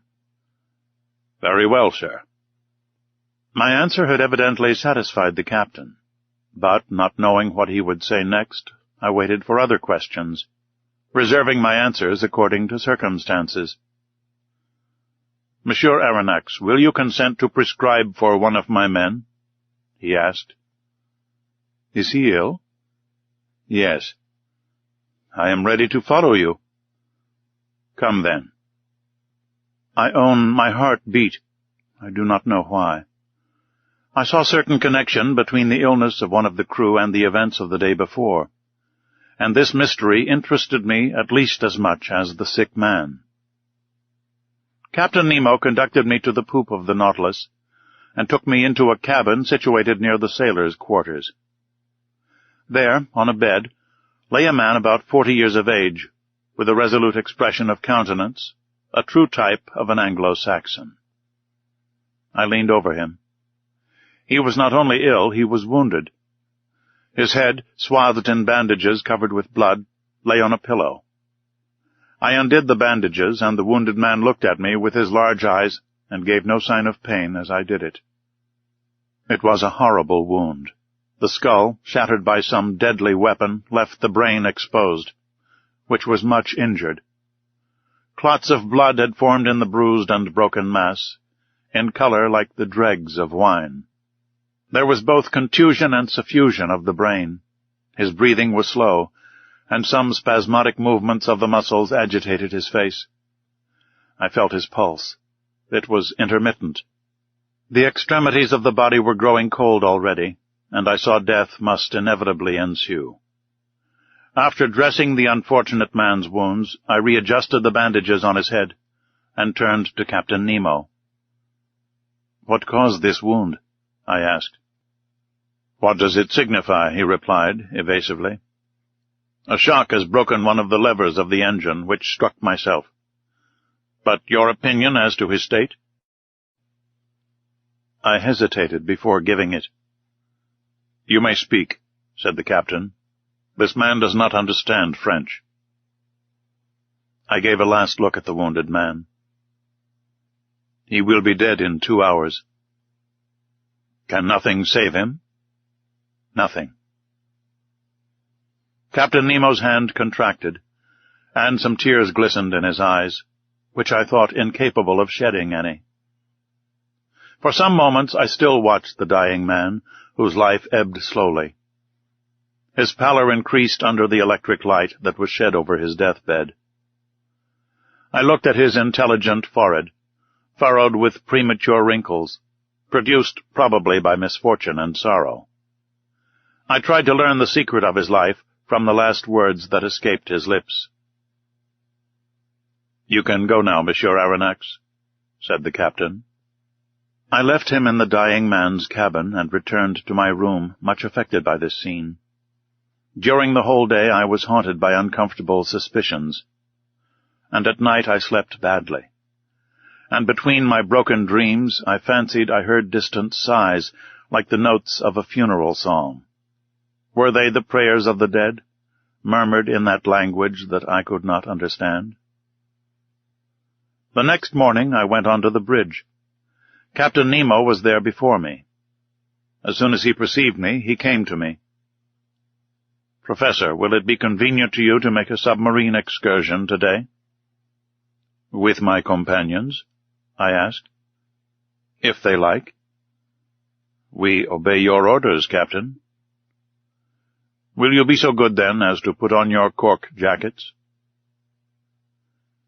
It was not a question of dead or dying. I rejoined Ned Land and Conseil and told them of Captain Nemo's proposition. Conseil hastened to accept it, and this time the Canadian seemed quite willing to follow our example. It was 8 o'clock in the morning. At 8:30 we were equipped for this new excursion, and provided with 2 contrivances for light and breathing. The double door was open, and, accompanied by Captain Nemo, who was followed by a dozen of the crew, we set foot, at a depth of about 30 feet, on the solid bottom on which the Nautilus rested. A slight declivity ended in an uneven bottom, at 15 fathoms depth. This bottom differed entirely from the one I had visited on my first excursion under the waters of the Pacific Ocean. Here there was no fine sand, no submarine prairies, no sea forest. I immediately recognized that marvelous region in which, on that day, the captain did the honors to us. It was the Coral Kingdom. The light produced 1,000 charming varieties, playing in the midst of the branches that were so vividly colored. I seemed to see the membranous and cylindrical tubes tremble beneath the undulation of the waters.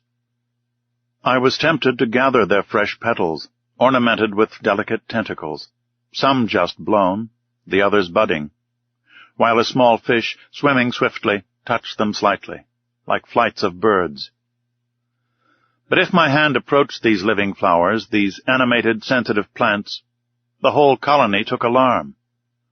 The white petals re-entered their red cases, the flowers faded as I looked, and the bush changed into a block of stony knobs. Chance had thrown me just by the most precious specimens of the zoophyte. This coral was more valuable than that found in the Mediterranean, on the coasts of France, Italy, and Barbary. Its tints justified the poetical names of flower of blood and froth of blood that trade has given to its most beautiful productions. Coral is sold for 20 pounds per ounce, and in this place the watery beds would make the fortunes of a company of coral divers. This precious matter, often confused with other polypi, formed then the inextricable plots called macciota, and on which I noticed several beautiful specimens of pink coral. Real petrified thickets, long joints of fantastic architecture, were disclosed before us. Captain Nemo placed himself under a dark gallery, where, by a slight declivity, we reached a depth of 100 yards. The light from our lamps produced sometimes magical effects, following the rough outlines of the natural arches and pendants disposed like lustres, that were tipped with points of fire. At last, after walking 2 hours, we had attained a depth of about 300 yards, that is to say, the extreme limit on which coral begins to form. But there was no isolated bush nor modest brushwood at the bottom of lofty trees. It was an immense forest of large mineral vegetations, enormous petrified trees, united by garlands of elegant sea bindweed, all adorned with clouds and reflections. We passed freely under their high branches, lost in the shade of the waves. Captain Nemo had stopped.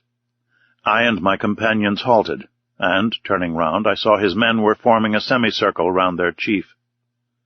Watching attentively, I observed that 4 of them carried on their shoulders an object of an oblong shape. We occupied in this place the center of a vast glade, surrounded by the lofty foliage of the submarine forest. Our lamps threw over this place a sort of clear twilight, that singularly elongated the shadows on the ground. At the end of the glade the darkness increased, and was only relieved by little sparks reflected by the points of coral. Ned Land and Conseil were near me. We watched, and I thought I was going to witness a strange scene. On observing the ground, I saw that it was raised in certain places by slight excrescences encrusted with limy deposits, and disposed with a regularity that betrayed the hand of man. In the midst of the glade, on a pedestal of rocks roughly piled up, stood a cross of coral that extended its long arms that one might have thought were made of petrified blood. Upon a sign from Captain Nemo, one of the men advanced, and at some feet from the cross, he began to dig a hole with a pickaxe that he took from his belt. I understood all. This glade was a cemetery, this hole a tomb, this oblong object the body of the man who had died in the night. The captain and his men had come to bury their companion in this general resting place, at the bottom of this inaccessible ocean. The grave was being dug slowly. The fish fled on all sides while their retreat was being thus disturbed. I heard the strokes of the pickaxe, which sparkled when it hit upon some flint lost at the bottom of the waters. The hole was soon large and deep enough to receive the body. Then the bearers approached. The body, enveloped in a tissue of white linen, was lowered into the damp grave.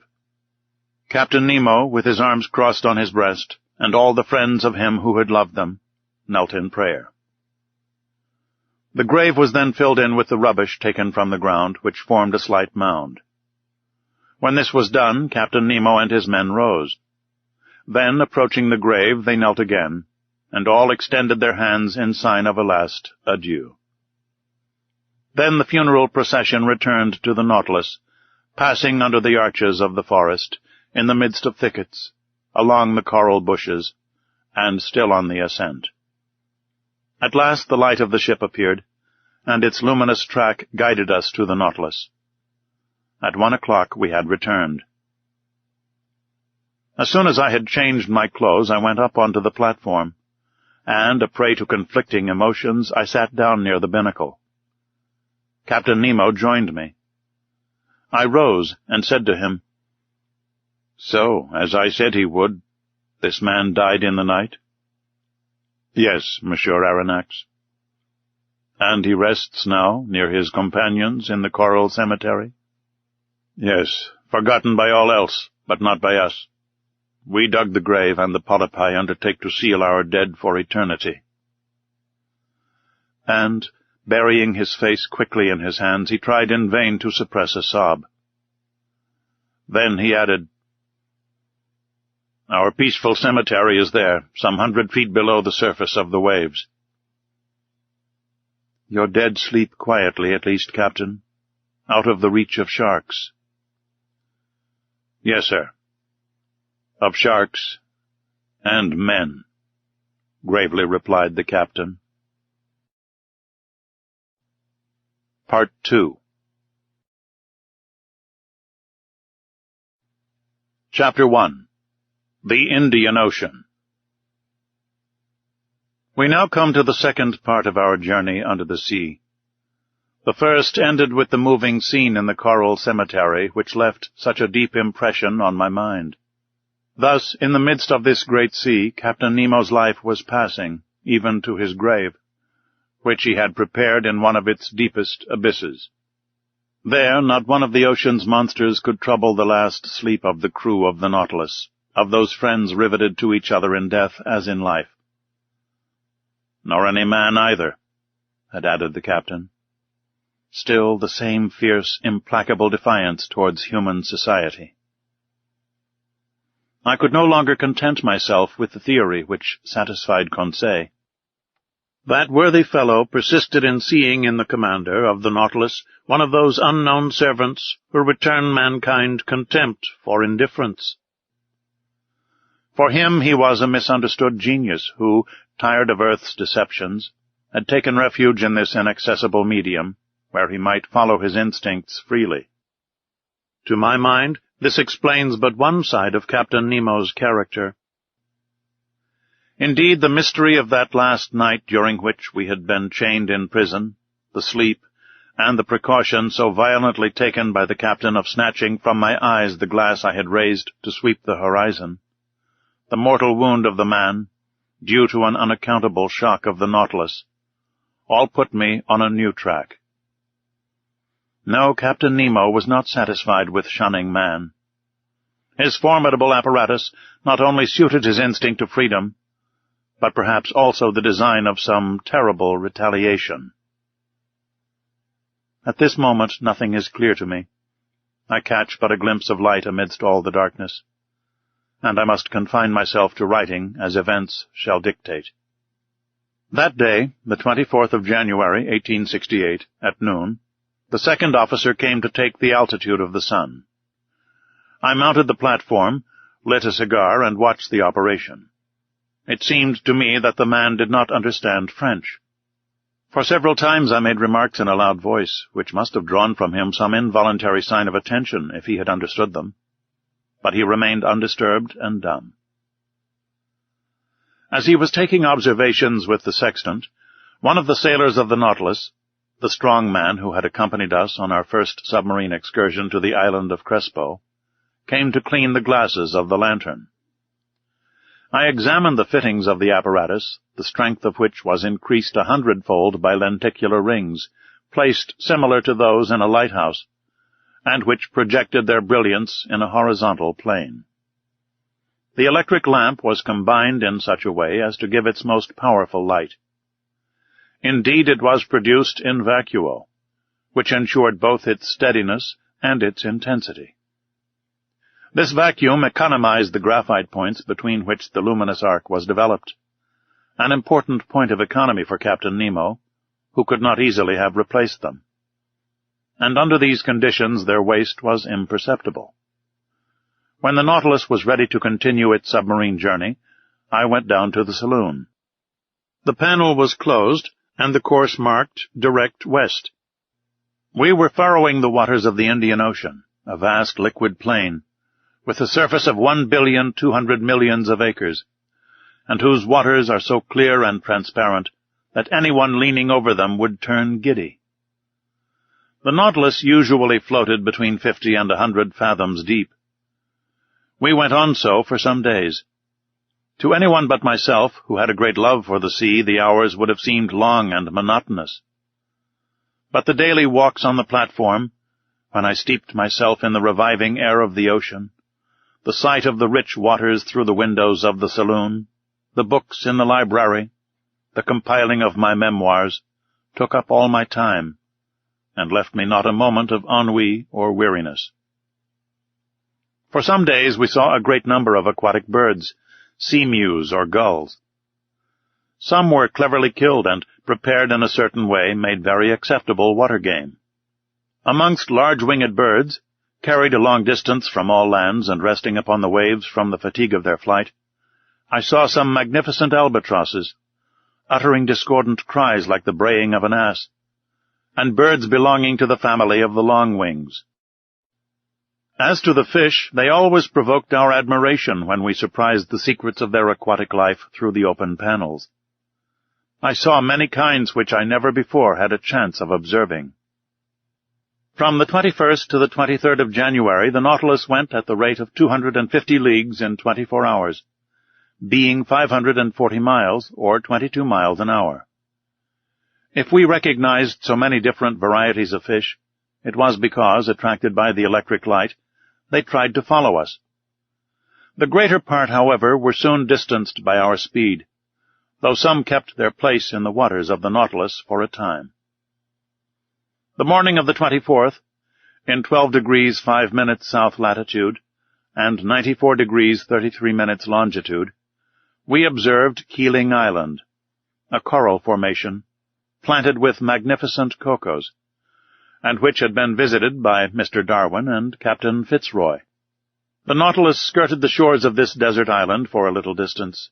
Its nets brought up numerous specimens of polypi and curious shells of mollusca. Soon Keeling Island disappeared from the horizon, and our course was directed to the northwest in the direction of the Indian Peninsula. From Keeling Island our course was slower and more variable, often taking us into great depths. Several times they made use of the inclined planes, which certain internal levers placed obliquely to the waterline. In that way we went about 2 miles, but without ever obtaining the greatest depths of the Indian Sea, which soundings of 7,000 fathoms have never reached. As to the temperature of the lower strata, the thermometer invariably indicated 4 degrees above zero. I only observed that in the upper regions the water was always colder in the high levels than at the surface of the sea. On the 25th of January, the ocean was entirely deserted. The Nautilus passed the day on the surface, beating the waves with its powerful screw and making them rebound to a great height. Who, under such circumstances, would not have taken it for a gigantic cetacean? 3 parts of this day I spent on the platform. I watched the sea. Nothing on the horizon, till about 4 o'clock a steamer running west on our counter. Her masts were visible for an instant, but she could not see the Nautilus, being too low in the water. I fancied this steamboat belonged to the P.O. Company, which runs from Ceylon to Sydney, touching at King George's Point and Melbourne. At 5 o'clock in the evening, before that fleeting twilight which binds night to day in tropical zones, Conseil and I were astonished by a curious spectacle. It was a shoal of Argonauts traveling along on the surface of the ocean. We could count several hundreds. They belonged to the tubercle kind, which are peculiar to the Indian seas.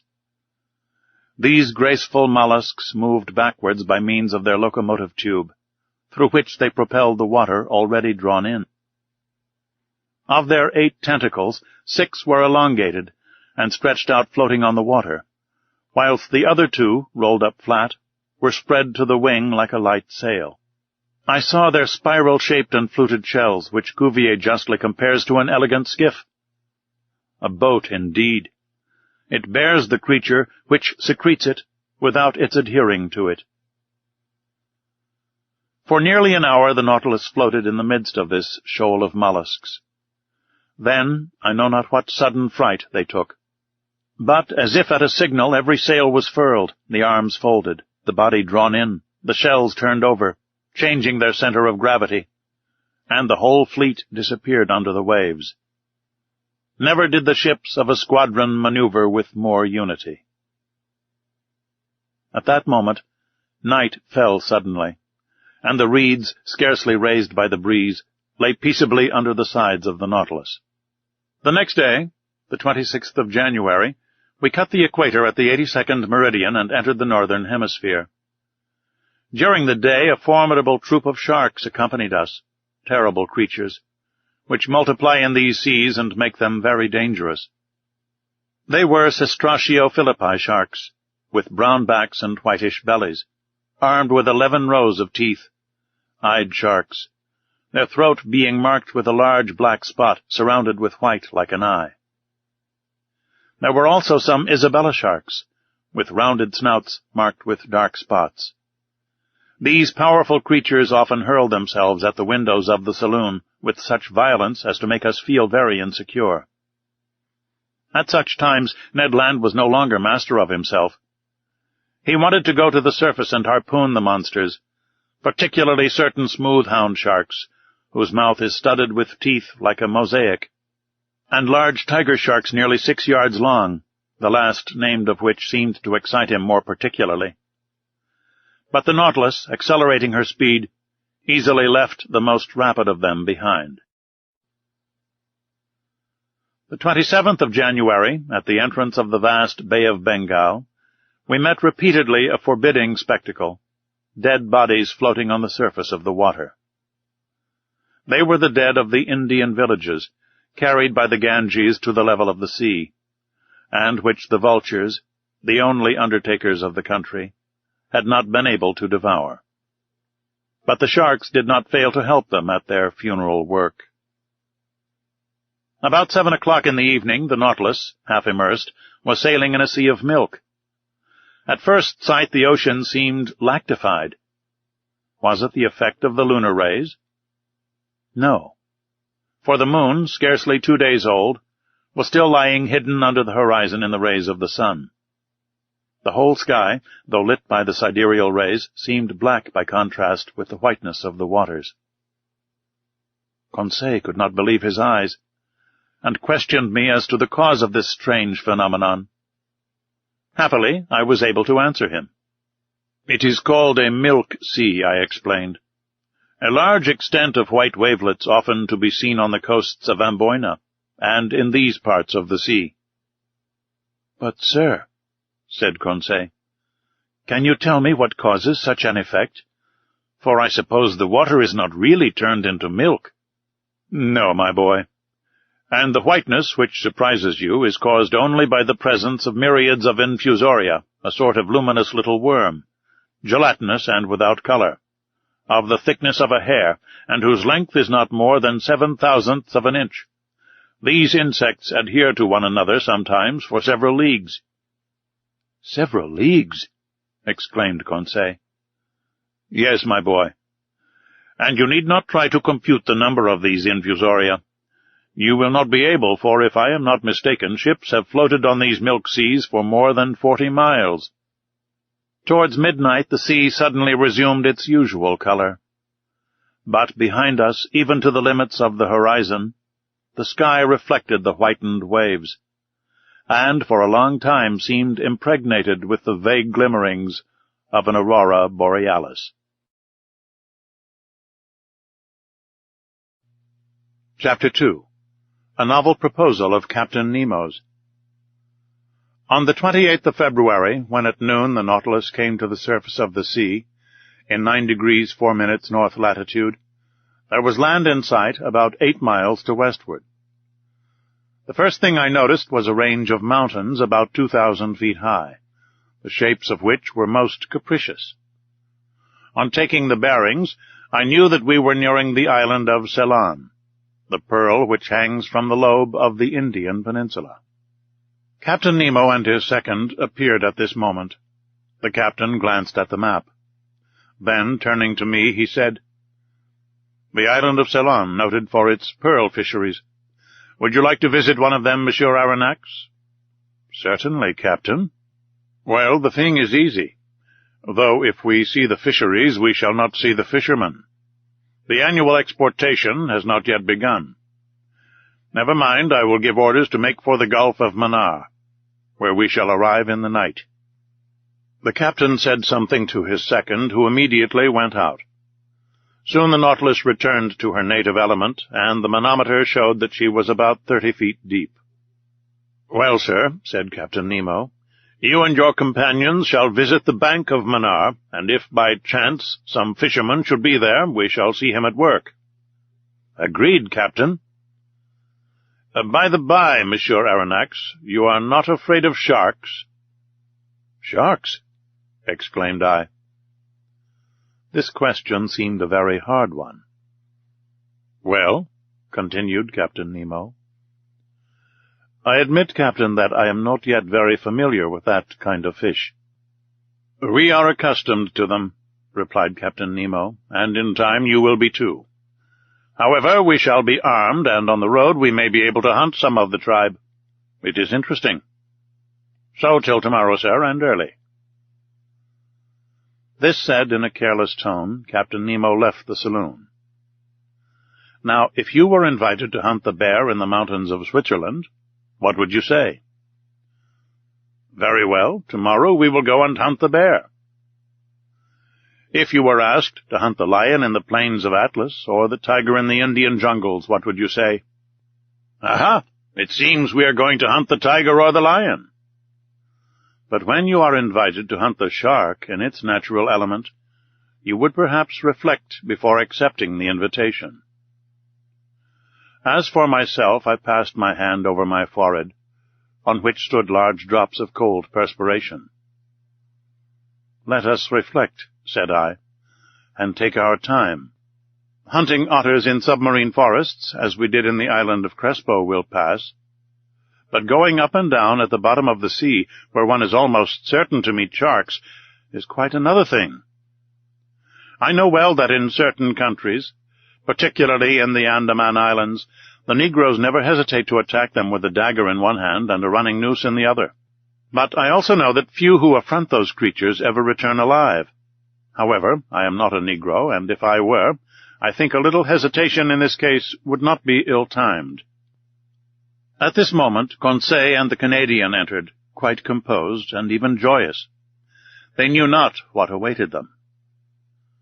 "Faith, sir," said Ned Land, "your Captain Nemo, the devil take him, has just made us a very pleasant offer." "Ah," said I, "you know." "If agreeable to you, sir," interrupted Conseil, "the commander of the Nautilus has invited us to visit the magnificent Ceylon fisheries tomorrow in your company. He did it kindly, and behaved like a real gentleman." "He said nothing more?"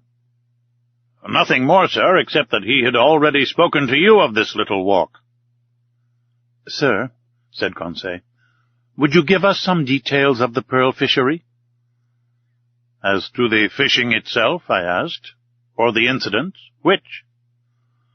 On the fishing, replied the Canadian.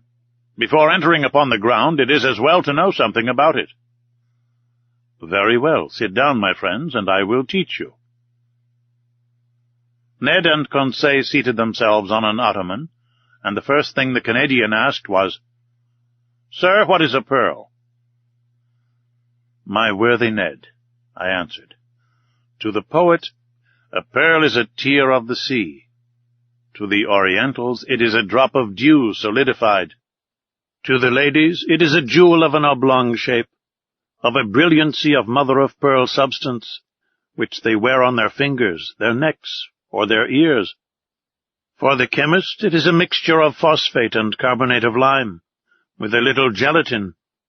And lastly, for naturalists, it is simply a morbid secretion of the organ that produces the mother-of-pearl amongst certain bivalves. Branch of mollusks, said Conseil. Precisely so, my learned Conseil.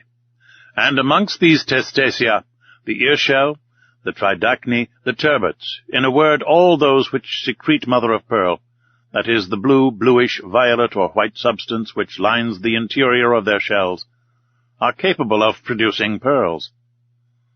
Mussels, too? Asked the Canadian. Yes, mussels of certain waters in Scotland, Wales, Ireland, Saxony, Bohemia, and France. Good. For the future I shall pay attention, replied the Canadian. But, I continued, the particular mollusk which secretes the pearl is the pearl oyster. The pearl is nothing but a formation deposited in a globular form, either adhering to the oyster shell or buried in the folds of the creature. On the shell it is fast.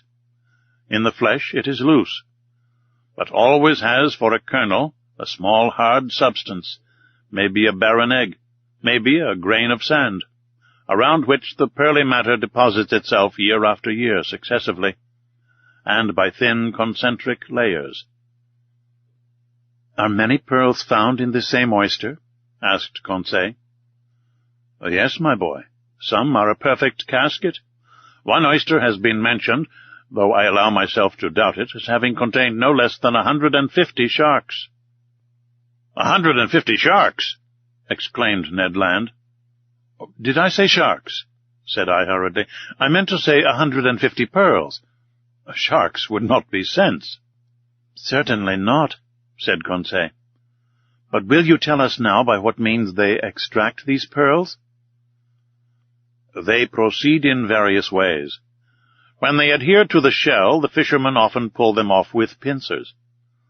But the most common way is to lay the oysters on mats of the seaweed which covers the banks.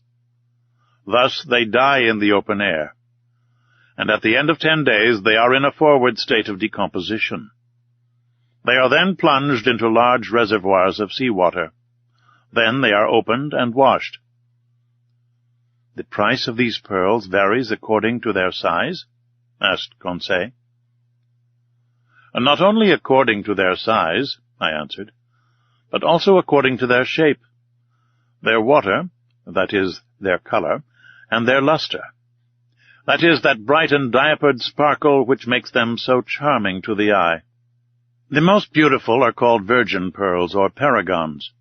They are formed alone in the tissue of the mollusk, are white, often opaque, and sometimes have the transparency of an opal. They are generally round or oval.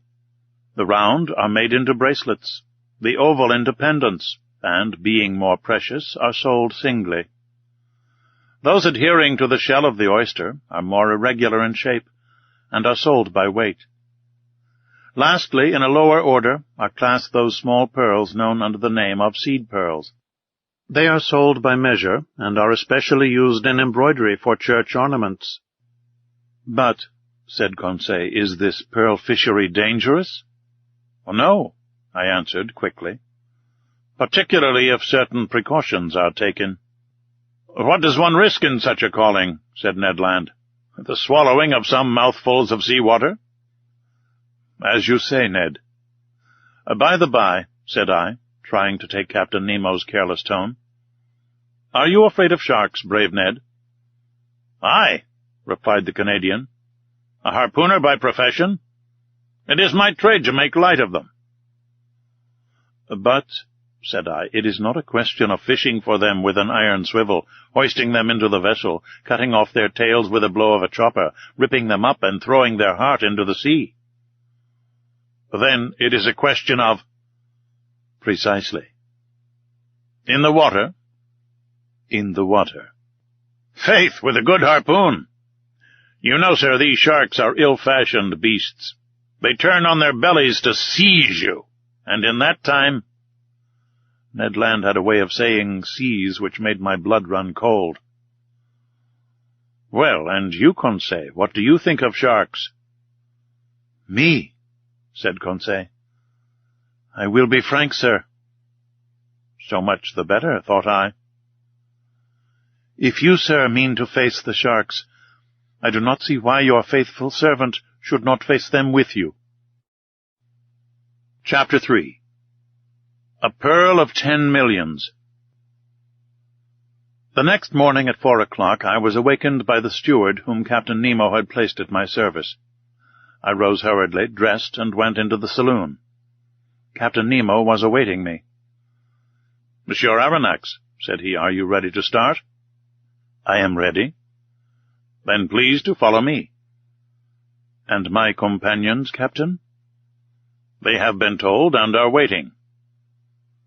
Are we not to put on our divers' dresses? Asked I. Not yet.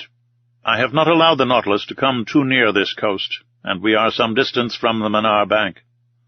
But the boat is ready, and will take us to the exact point of disembarking, which will save us a long way.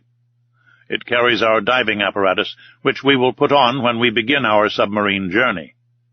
Captain Nemo conducted me to the central staircase, which led on the platform. Ned and Conseil were already there, delighted at the idea of the pleasure party which was preparing. 5 sailors from the Nautilus, with their oars, waited in the boat, which had been made fast against the side. The night was still dark. Layers of clouds covered the sky, allowing but few stars to be seen.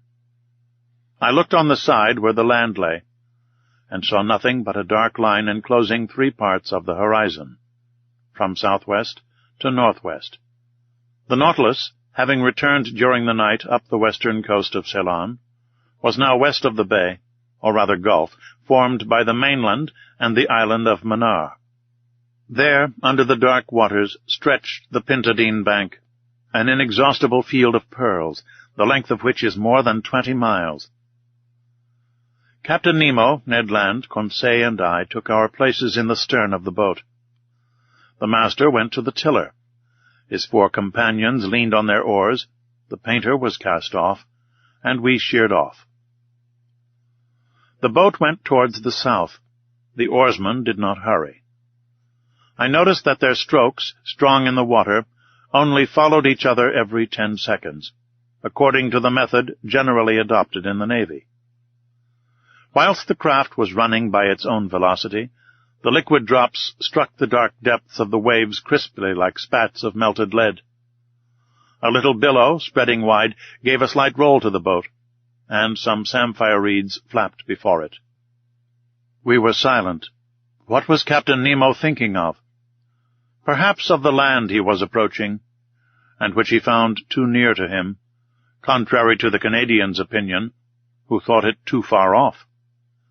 As to Conseil, he was merely there from curiosity. About 5:30, the first tints on the horizon showed the upper line of coast more distinctly. Flat enough in the east, it rose a little to the south. 5 miles still lay between us, and it was indistinct owing to the mist on the water. At 6 o'clock it became suddenly daylight, with that rapidity peculiar to tropical regions, which know neither dawn nor twilight. The solar rays pierced the curtain of clouds piled up on the eastern horizon, and the radiant orb rose rapidly. I saw land distinctly, with a few trees scattered here and there. The boat neared Manar Island, which was rounded to the south. Captain Nemo rose from his seat and watched the sea. At a sign from him the anchor was dropped, but the chain scarcely ran, for it was little more than a yard deep, and this spot was one of the highest points of the bank of Pintadines. "Here we are, Monsieur Aronnax," said Captain Nemo. "You see that enclosed bay? Here in a month will be assembled the numerous fishing boats of the exporters, and these are the waters their divers will ransack so boldly. Happily this bay is well situated for that kind of fishing. It is sheltered from the strongest winds. The sea is never very rough here, which makes it favorable for the divers' work. We will now put on our dresses and begin our walk." I did not answer, and while watching the suspected waves, began with the help of the sailors to put on my heavy sea dress. Captain Nemo and my companions were also dressing. None of the Nautilus men were to accompany us on this new excursion. Soon we were enveloped to the throat in india-rubber clothing, the air apparatus fixed to our backs by braces. As to the Ruhmkorff apparatus, there was no necessity for it. Before putting my head into the copper cap, I had asked the question of the captain. "They would be useless," he replied. "We are going to no great depth, and the solar rays will be enough to light our walk. Besides, it would not be prudent to carry the electric light in these waters. Its brilliancy might attract some of the dangerous inhabitants of the coast most inopportunely." As Captain Nemo pronounced these words, I turned to Conseil and Ned Land. But my two friends had already encased their heads in the metal cap, and they could neither hear nor answer. One last question remained to ask of Captain Nemo. "And our arms?" asked I. "Our guns?" "Guns? What for? Do not mountaineers attack the bear with a dagger in their hand? And is not steel surer than lead? Here is a strong blade. Put it in your belt, and we start." I looked at my companions. They were armed like us, and, more than that, Ned Land was brandishing an enormous harpoon, which he had placed in the boat before leaving the Nautilus. Then, following the captain's example, I allowed myself to be dressed in the heavy copper helmet, and our reservoirs of air were at once in activity. An instant after we were landed, one after the other, in about 2 yards of water upon an even sand. Captain Nemo made a sign with his hand, and we followed him by a gentle declivity till we disappeared under the waves. At about 7 o'clock we found ourselves at last surveying the oyster banks on which the pearl oysters are reproduced by millions. Captain Nemo pointed with his hand to the enormous heap of oysters, and I could well understand that this mine was inexhaustible, for nature's creative power is far beyond man's instinct of destruction. Ned Land, faithful to his instinct, hastened to fill a net which he carried by his side with some of the finest specimens. But we could not stop. We must follow the captain, who seemed to guide himself by paths known only to himself. The ground was sensibly rising, and sometimes, on holding up my arm, it was above the surface of the sea. Then the level of the bank would sink capriciously. Often we rounded high rocks scarped into pyramids. In their dark fractures, huge crustacea, perched upon their high claws like some war machine, watched us with fixed eyes, and under our feet crawled various kinds of annelids. At this moment there opened before us a large grotto, dug in a picturesque heap of rocks, and carpeted with all the thick warp of the submarine flora. At first it seemed very dark to me. The solar rays seemed to be extinguished by successive gradations, until its vague transparency became nothing more than drowned light. Captain Nemo entered. We followed. My eyes soon accustomed themselves to this relative state of darkness. I could distinguish the arches springing capriciously from natural pillars, standing broad upon their granite base, like the heavy columns of Tuscan architecture. Why had our incomprehensible guide led us to the bottom of this submarine crypt? I was soon to know. After descending a rather sharp declivity, our feet trod the bottom of a kind of circular pit. There Captain Nemo stopped, and with his hand indicated an object I had not yet perceived. It was an oyster of extraordinary dimensions, a gigantic tridacne, a goblet which could have contained a whole lake of holy water, a basin the breadth of which was more than 2 yards and a half, and consequently larger than that ornamenting the saloon of the Nautilus. I approached this extraordinary mollusk. It adhered by its filaments to a table of granite, and there, isolated, it developed itself in the calm waters of the grotto. I estimated the weight of this tridacne at 600 pounds. Such an oyster would contain 30 pounds of meat, and one must have the stomach of a gargantua to demolish some dozens of them. Captain Nemo was evidently acquainted with the existence of this bivalve, and seemed to have a particular motive in verifying the actual state of this tridacne. The shells were a little open. The captain came near and put his dagger between to prevent them from closing. Then, with his hand, he raised the membrane with its fringed edges, which formed a cloak for the creature. There, between the folded plates, I saw a loose pearl, whose size equaled that of a coconut. Its globular shape, perfect clearness, and admirable luster made it altogether a jewel of inestimable value. Carried away by my curiosity, I stretched out my hand to seize it, weigh it, and touch it. But the captain stopped me, made a sign of refusal, and quickly withdrew his dagger, and the 2 shells closed suddenly. I then understood Captain Nemo's intention. In leaving this pearl hidden in the mantle of the tridacne, he was allowing it to grow slowly. Each year the secretions of the mollusk would add new concentric circles. I estimated its value at 500,000 pounds at least. After 10 minutes, Captain Nemo stopped suddenly. I thought he had halted previously to returning. No. By a gesture, he bade us crouch beside him in a deep fracture of the rock.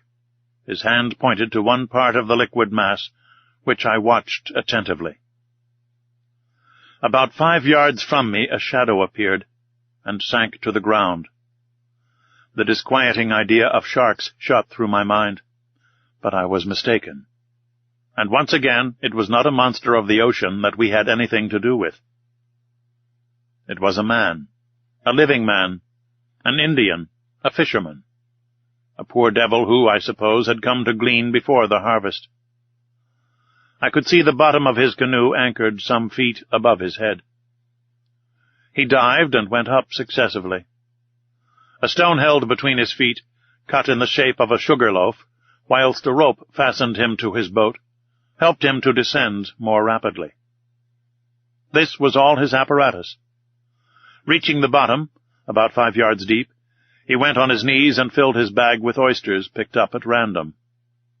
Then he went up, emptied it, pulled up his stone, and began the operation once more, which lasted 30 seconds.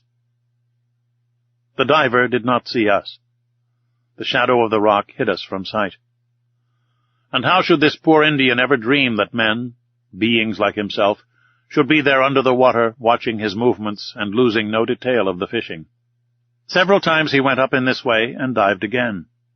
He did not carry away more than 10 at each plunge, for he was obliged to pull them from the bank to which they adhered by means of their strong byssus. And how many of those oysters for which he risked his life had no pearl in them? I watched him closely. His maneuvers were regular, and for the space of half an hour no danger appeared to threaten him. I was beginning to accustom myself to the sight of this interesting fishing, when suddenly, as the Indian was on the ground, I saw him make a gesture of terror, rise, and make a spring to return to the surface of the sea. I understood his dread. A gigantic shadow appeared just above the unfortunate diver. It was a shark of enormous size advancing diagonally, his eyes on fire and his jaws open. I was mute with horror and unable to move.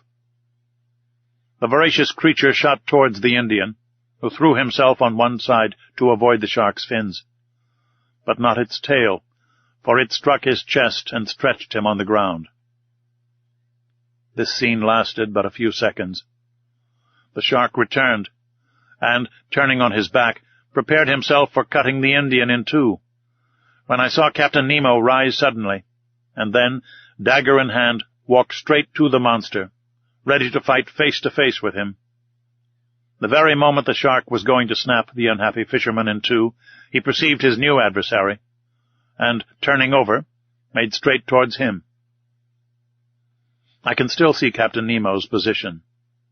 Holding himself well together, he waited for the shark with admirable coolness, and when it rushed at him, threw himself on one side with wonderful quickness, avoiding the shock, and burying his dagger deep into its side. But it was not all over. A terrible combat ensued. The shark had seemed to roar, if I might say so. The blood rushed in torrents from its wound. The sea was dyed red, and through the opaque liquid I could distinguish nothing more. Nothing more until the moment when, like lightning, I saw the undaunted captain hanging on to one of the creature's fins, struggling, as it were, hand to hand with the monster, and dealing successive blows at his enemy, yet still unable to give a decisive one. The shark's struggles agitated the water with such fury that the rocking threatened to upset me. I wanted to go to the captain's assistance, but, nailed to the spot with horror, I could not stir. I saw the haggard eye. I saw the different phases of the fight. The captain fell to the earth, upset by the enormous mass which leaned upon him. The shark's jaws opened wide, like a pair of factory shears, and it would have been all over with the captain. But, quick as thought, harpoon in hand, Ned Land rushed towards the shark and struck it with its sharp point. The waves were impregnated with a mass of blood. They rocked under the shark's movements, which beat them with indescribable fury. Ned Land had not missed his aim. It was the monster's death rattle. Struck to the heart, it struggled in dreadful convulsions, the shock of which overthrew Conseil. But Ned Land had disentangled the captain, who, getting up without any wound, went straight to the Indian, quickly cut the cord which held him to his stone, took him in his arms, and with a sharp blow of his heel, mounted to the surface. We all three followed in a few seconds, saved by a miracle, and reached the fisherman's boat. Captain Nemo's first care was to recall the unfortunate man to life again. I did not think he could succeed. I hoped so, for the poor creature's immersion was not long. But the blow from the shark's tail might have been his death blow. Happily, with the captain's and Conseil's sharp friction, I saw consciousness return by degrees. He opened his eyes. What was his surprise, his terror even, at seeing 4 great copper heads leaning over him? And above all, what must he have thought when Captain Nemo, drawing from the pocket of his dress a bag of pearls, placed it in his hand? This munificent charity from the man of the waters to the poor Cingalese was accepted with a trembling hand. His wondering eyes showed that he knew not to what superhuman beings he owed both fortune and life. At a sign from the captain we regained the bank, and, following the road already traversed, came in about half an hour to the anchor which held the canoe of the Nautilus to the earth.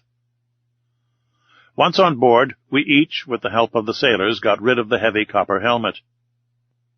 Captain Nemo's first word was to the Canadian. "Thank you, Master Land," said he. "It was in revenge, Captain," replied Ned Land. "I owed you that." A ghastly smile passed across the captain's lips, and that was all. "To the Nautilus," said he. The boat flew over the waves. Some minutes after we met the shark's dead body floating. By the black marking of the extremity of its fins I recognized the terrible melanopteron of the Indian seas, of the species of shark so properly called. It was more than 25 feet long. Its enormous mouth occupied 1/3 of its body. It was an adult, as was known by its 6 rows of teeth placed in an isosceles triangle in the upper jaw. Whilst I was contemplating this inert mass, a dozen of these voracious beasts appeared round the boat, and, without noticing us, threw themselves upon the dead body, and fought with one another for the pieces. At 8:30 we were again on board the Nautilus. There I reflected on the incidents which had taken place in our excursion to the Mannar Bank. Two conclusions I must inevitably draw from it, one bearing upon the unparalleled courage of Captain Nemo, the other upon his devotion to a human being, a representative of that race from which he fled beneath the sea. Whatever he might say, this strange man had not yet succeeded in entirely crushing his heart. When I made this observation to him, he answered in a slightly moved tone, "That Indian, sir, is an inhabitant of an oppressed country, and I am still, and shall be, to my last breath, one of them."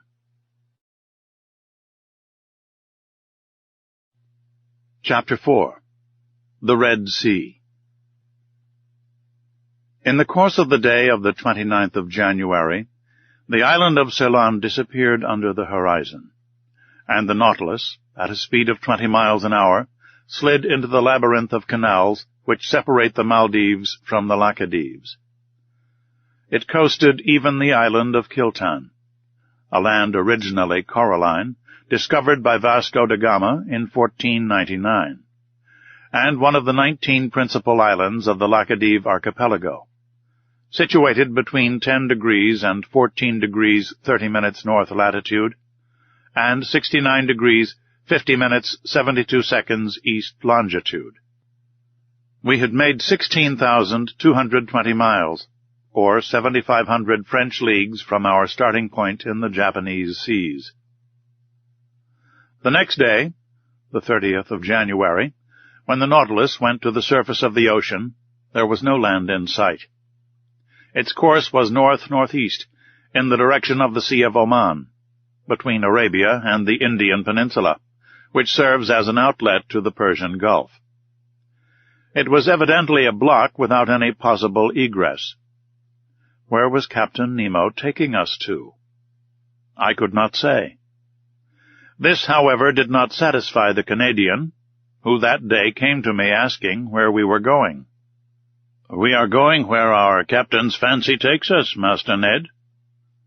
"His fancy cannot take us far, then," said the Canadian. "The Persian Gulf has no outlet, and if we do go in, it will not be long before we are out again." "Very well, then, we will come out again, Master Land. And if, after the Persian Gulf, the Nautilus would like to visit the Red Sea, the Straits of Bab el-Mandeb are there to give us entrance." "I need not tell you, sir," said Ned Land, "that the Red Sea is as much closed as the Gulf, as the Isthmus of Suez is not yet cut. And if it was, a boat as mysterious as ours would not risk itself in a canal cut with sluices. And again, the Red Sea is not the road to take us back to Europe." "But I never said we were going back to Europe." "What do you suppose, then?" "I suppose that, after visiting the curious coasts of Arabia and Egypt, the Nautilus will go down the Indian Ocean again, perhaps cross the Channel of Mozambique, perhaps off the Mascareñas, so as to gain the Cape of Good Hope." "And once at the Cape of Good Hope?" asked the Canadian, with peculiar emphasis. "Well, we shall penetrate into that Atlantic which we do not yet know." "Ah, friend Ned, you are getting tired of this journey under the sea. You are surfeited with the incessantly varying spectacle of submarine wonders. For my part, I shall be sorry to see the end of a voyage which it is given to so few men to make." For 4 days, till the 3rd of February, the Nautilus scoured the Sea of Oman, at various speeds and at various depths. It seemed to go at random, as if hesitating as to which road it should follow, but we never passed the Tropic of Cancer. In quitting this sea, we sighted Muscat for an instant, one of the most important towns of the country of Oman. I admired its strange aspect, surrounded by black rocks upon which its white houses and forts stood in relief. I saw the rounded domes of its mosques, the elegant points of its minarets, its fresh and verdant terraces. But it was only a vision. The Nautilus soon sank under the waves of that part of the sea. We passed along the Arabian coast of Marah and Hadramaut for a distance of 6 miles, its undulating line of mountains being occasionally relieved by some ancient ruin. The 5th of February we at last entered the Gulf of Aden, a perfect funnel which introduced into the neck of Bab el-Mandeb, through which the Indian waters entered the Red Sea. The 6th of February the Nautilus floated in sight of Aden, perched upon a promontory which a narrow isthmus joins to the mainland, a kind of inaccessible Gibraltar, the fortifications of which were rebuilt by the English after taking possession in 1839. I caught a glimpse of the octagon minarets of this town, which was at one time the richest commercial magazine on the coast. I certainly thought that Captain Nemo, arrived at this point, would back out again.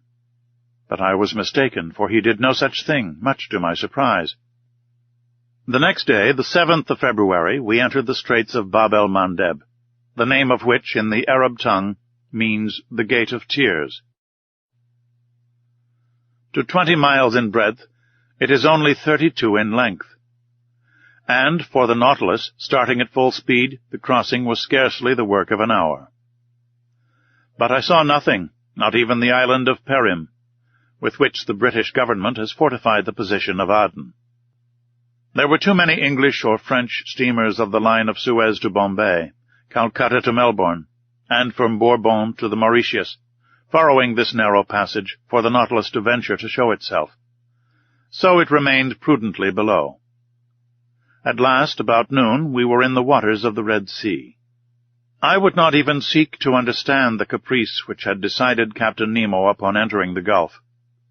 But I quite approved of the Nautilus entering it.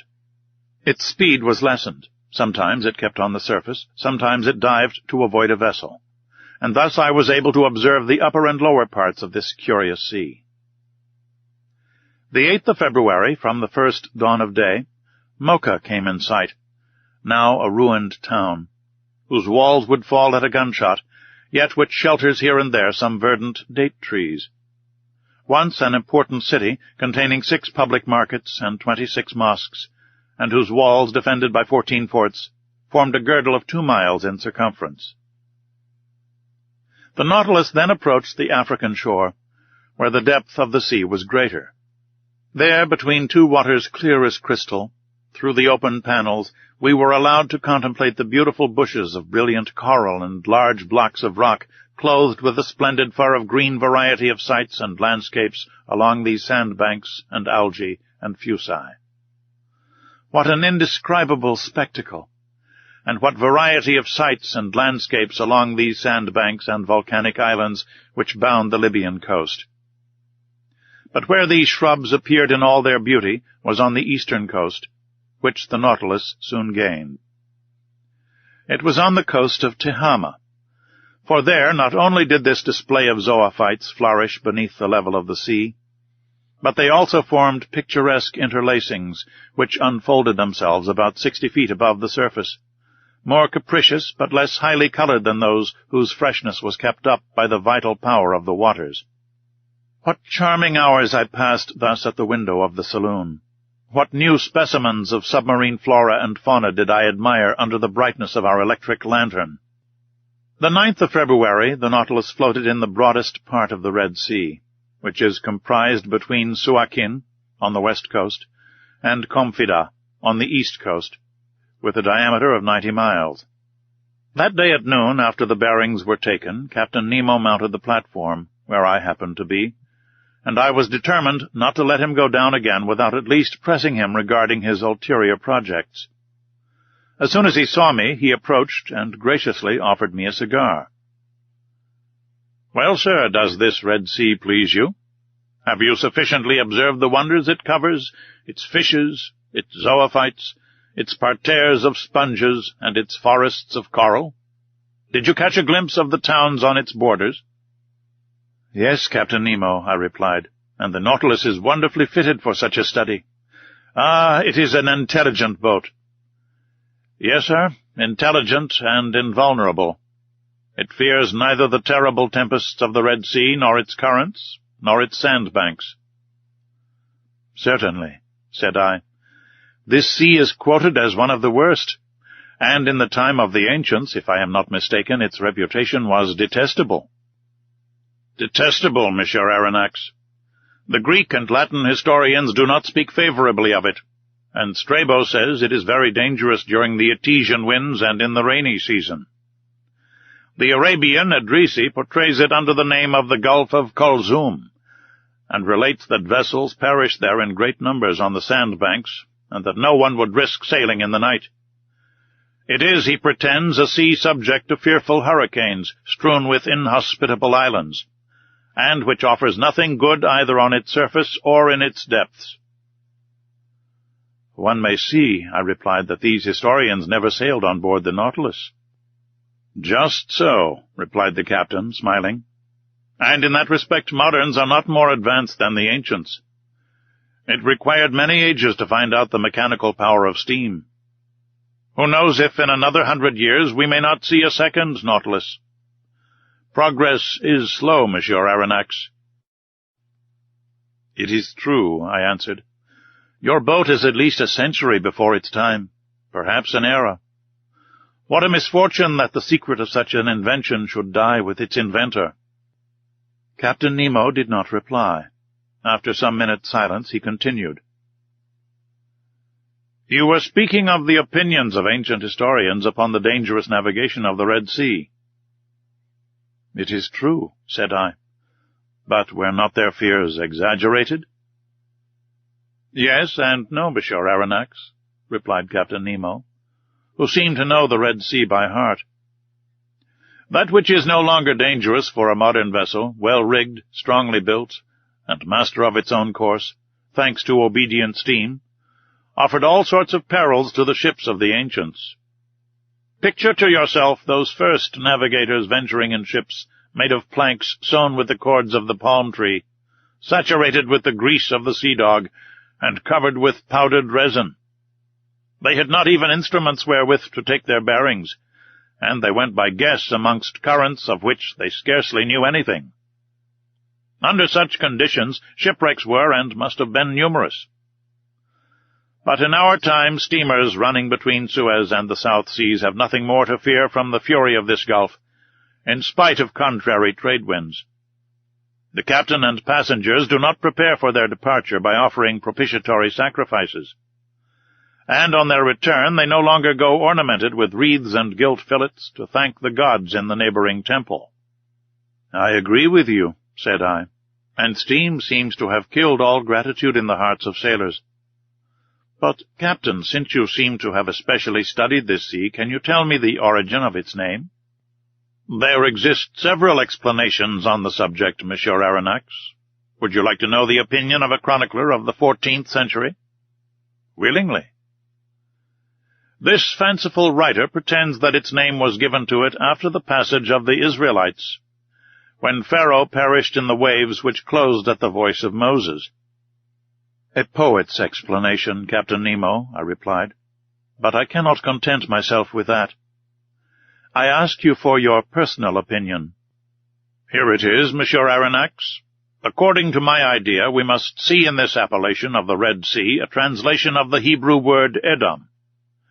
And if the ancients gave it that name, it was on account of the particular color of its waters. But up to this time I have seen nothing but transparent waves, and without any particular color. Very likely.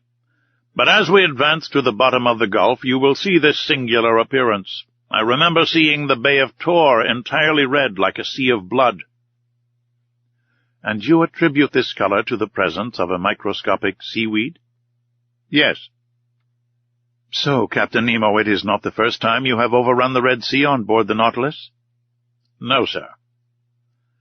As you spoke a while ago of the passage of the Israelites and of the catastrophe to the Egyptians, I will ask whether you have met with the traces under the water of this great historical fact.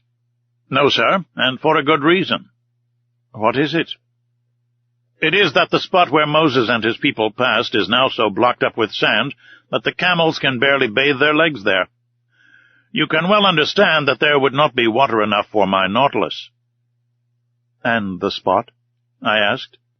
The spot is situated a little above the Isthmus of Suez, in the arm which formerly made a deep estuary, when the Red Sea extended to the Salt Lakes. Now, whether this passage were miraculous or not, the Israelites nevertheless crossed there to reach the Promised Land, and Pharaoh's army perished precisely on that spot. And I think that excavations made in the middle of the sand would bring to light a large number of arms and instruments of Egyptian origin. "That is evident," I replied. "And for the sake of archaeologists, let us hope that these excavations will be made sooner or later, when new towns are established on the isthmus, after the construction of the Suez Canal. A canal, however, very useless to a vessel like the Nautilus." "Very likely, but useful to the whole world," said Captain Nemo. "The ancients well understood the utility of a communication between the Red Sea and the Mediterranean for their commercial affairs. But they did not think of digging a canal direct, and took the Nile as an intermediate. Very probably the canal which united the Nile to the Red Sea was begun by Sesostris, if we may believe tradition. One thing is certain, that in the year 615 before Christ, Nikos undertook the works of an alimentary canal to the waters of the Nile across the plain of Egypt, looking towards Arabia. It took 4 days to go up this canal, and it was so wide that 2 triremes could go abreast. It was carried on by Darius, the son of Hystaspes, and probably finished by Ptolemy II. Strabo saw it navigated, but its decline from the point of departure, near Bubastes, to the Red Sea was so slight that it was only navigable for a few months in the year. This canal answered all commercial purposes to the age of Antonius, when it was abandoned and blocked up with sand. Restored by order of the Caliph Omar, it was definitely destroyed in 761 or 762 by Caliph al-Mansur, who wished to prevent the arrival of provisions to Muhammad ben Abdallah, who had revolted against him.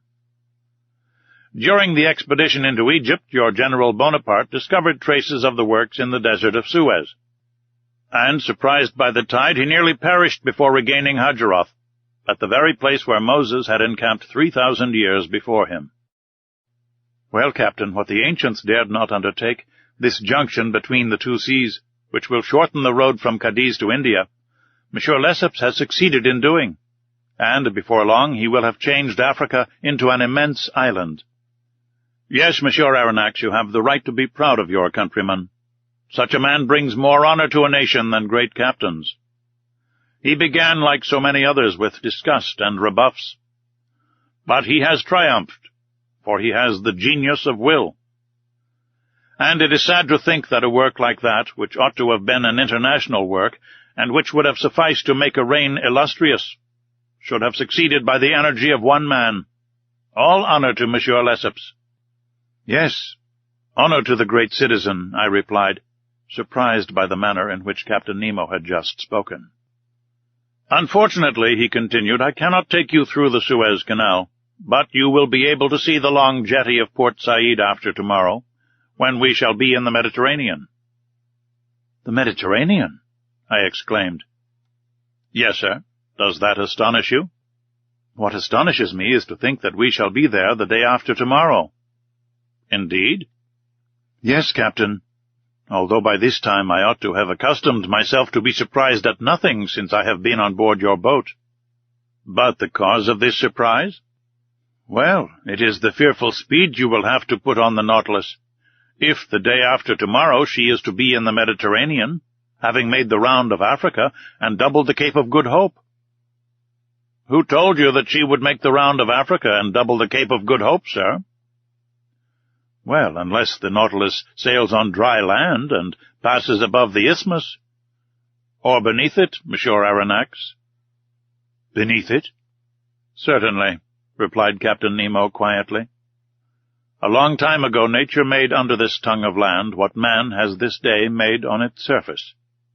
What? Such a passage exists? Yes, a subterranean passage which I have named the Arabian Tunnel. It takes us beneath Suez and opens into the Gulf of Pelusium. But this isthmus is composed of nothing but quicksands. To a certain depth. But at 55 yards only, there is a solid layer of rock. Did you discover this passage by chance? I asked, more and more surprised. "Chance and reasoning, sir. And by reasoning even more than by chance. Not only does this passage exist, but I have profited by it several times. Without that, I should not have ventured this day into the impassable Red Sea. I noticed that in the Red Sea and in the Mediterranean there existed a certain number of fishes of a kind perfectly identical. Certain of the fact, I asked myself, was it possible that there was no communication between the two seas? If there was, the subterranean current must necessarily run from the Red Sea to the Mediterranean, from the sole cause of difference of level. I caught a large number of fishes in the neighborhood of Suez. I passed a copper ring through their tails and threw them back into the sea. Some months later, on the coast of Syria, I caught some of my fish ornamented with the ring. Thus the communication between the two was proved. I then sought for it with my Nautilus. I discovered it, ventured into it, and before long, sir, you too will have passed through my Arabian tunnel."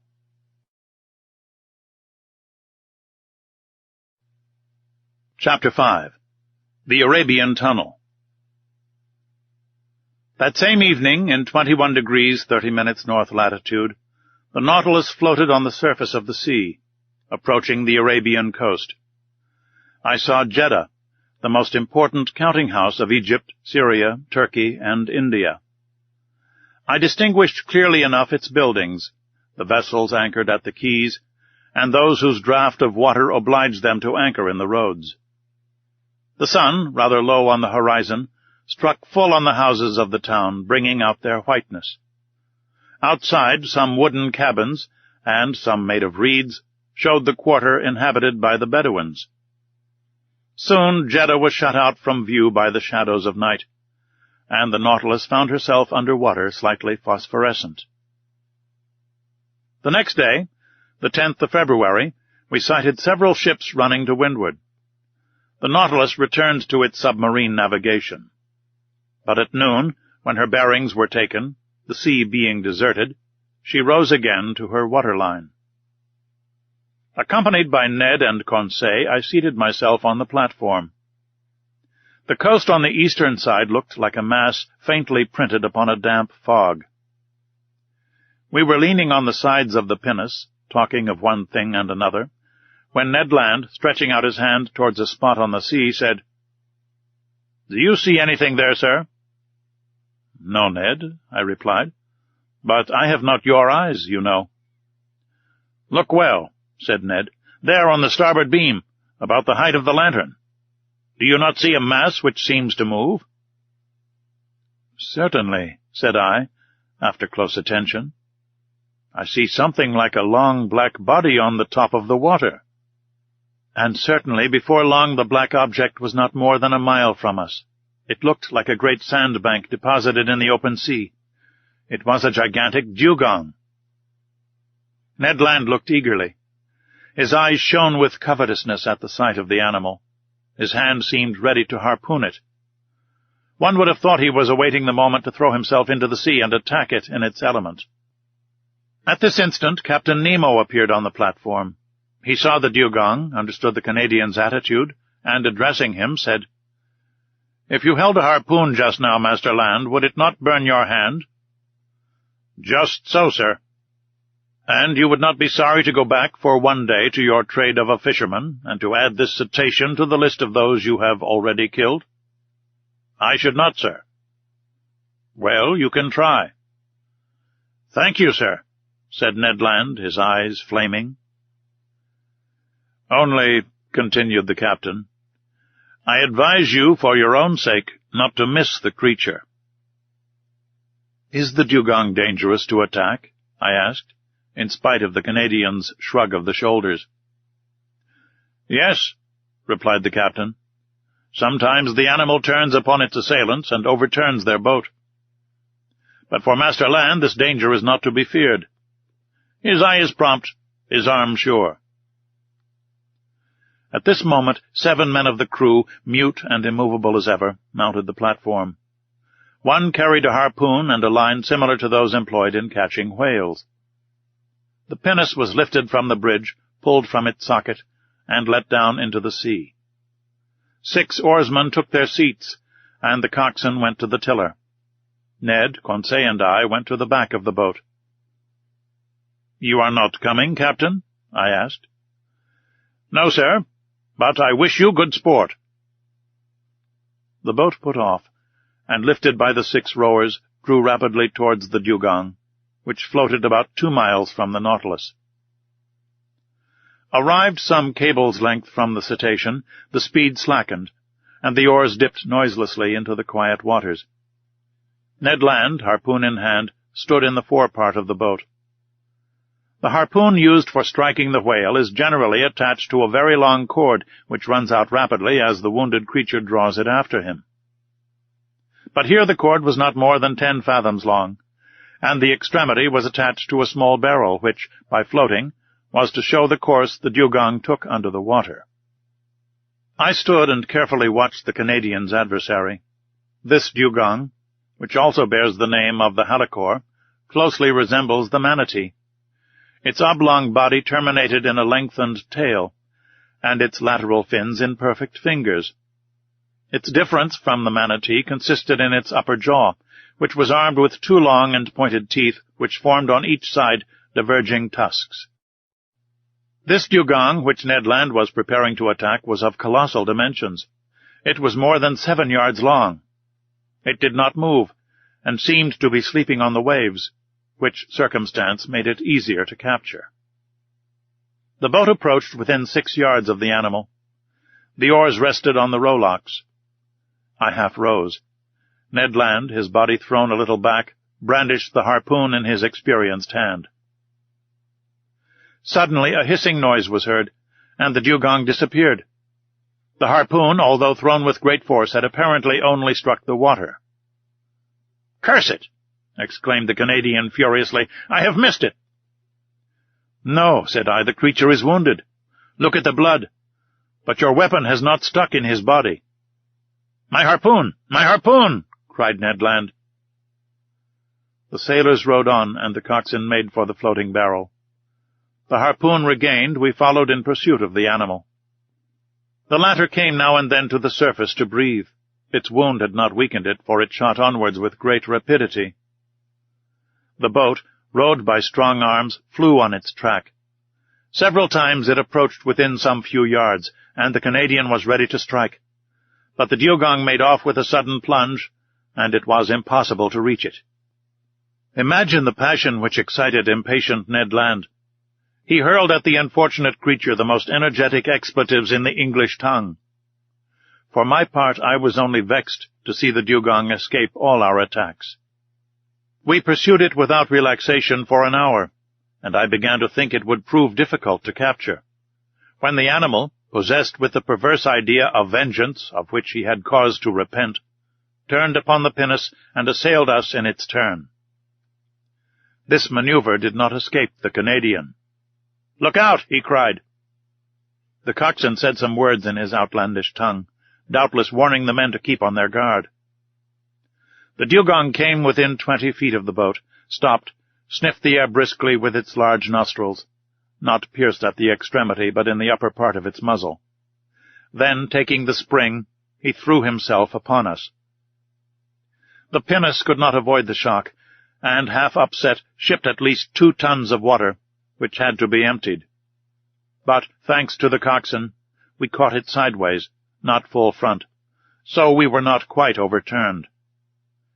While Ned Land, clinging to the bows, belaboured the gigantic animal with blows from his harpoon, the creature's teeth were buried in the gunwale, and it lifted the whole thing out of the water, as a lion does a roebuck. We were upset over one another, and I know not how the adventure would have ended if the Canadian, still enraged with the beast, had not struck it to the heart. I heard its teeth grind on the iron plate, and the dugong disappeared, carrying the harpoon with him. But the barrel soon returned to the surface, and shortly after the body of the animal turned on its back. The boat came up with it, took it in tow, and made straight for the Nautilus. It required tackle of enormous strength to hoist the dugong onto the platform. It weighed 10,000 pounds. The next day, the 11th of February, The larder of the Nautilus was enriched by some more delicate game. A flight of sea swallows rested on the Nautilus. It was a species of the Sterna nilotica, peculiar to Egypt.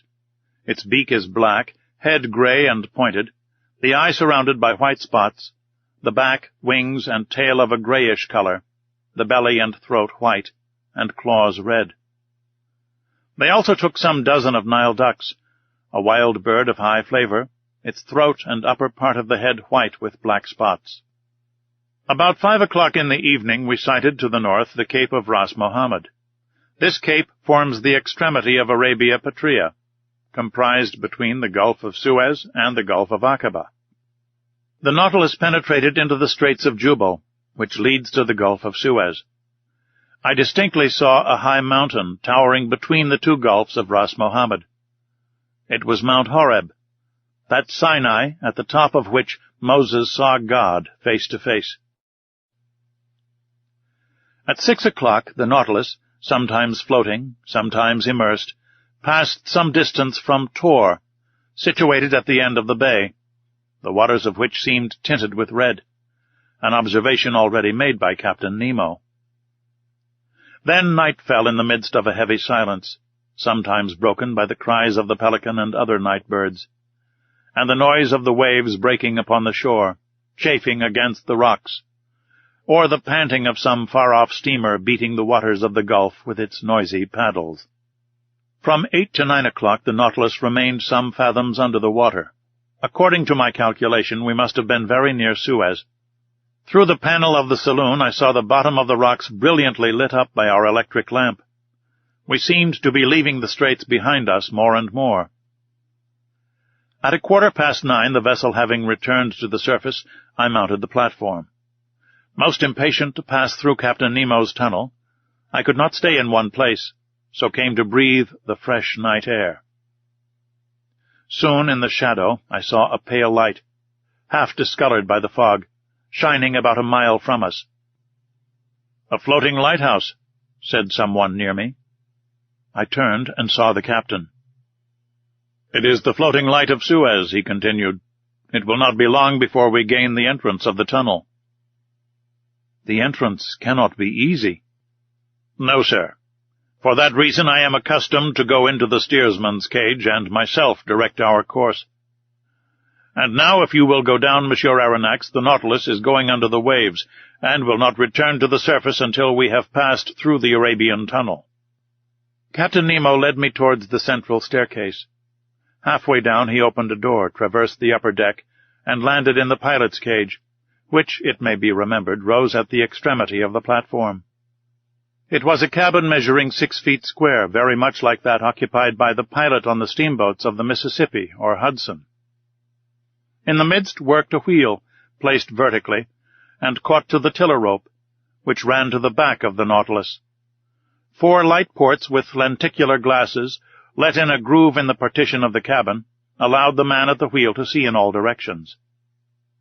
This cabin was dark, but soon my eyes accustomed themselves to the obscurity, and I perceived the pilot, a strong man, with his hands resting on the spokes of the wheel. Outside, the sea appeared vividly lit up by the lantern, which shed its rays from the back of the cabin to the other extremity of the platform. "Now," said Captain Nemo, "let us try to make our passage." Electric wires connected the pilot's cage with the machinery room, and from there the captain could communicate simultaneously to his Nautilus the direction and the speed. He pressed a metal knob, and at once the speed of the screw diminished. I looked in silence at the high straight wall we were running by at this moment, the immovable base of a massive sandy coast. We followed it thus for an hour only some few yards off. Captain Nemo did not take his eye from the knob, suspended by its 2 concentric circles in the cabin. At a simple gesture, the pilot modified the course of the Nautilus every instant. I had placed myself at the port scuttle, and saw some magnificent substructures of coral, zoophytes, seaweed, and fucus, agitating their enormous claws, which stretched out from the fissures of the rock. At 10:15 the captain himself took the helm. A large gallery, black and deep, opened before us. The Nautilus went boldly into it. A strange roaring was heard round its sides. It was the waters of the Red Sea, which the incline of the tunnel precipitated violently towards the Mediterranean.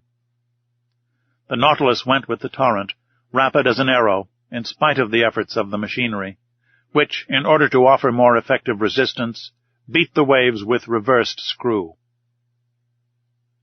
On the walls of the narrow passage I could see nothing but brilliant rays, straight lines, furrows of fire, traced by the great speed, under the brilliant electric light. My heart beat fast.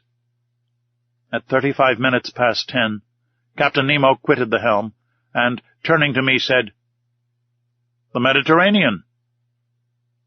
In less than 20 minutes, the Nautilus, carried along by the torrent, had passed through the Isthmus of Suez.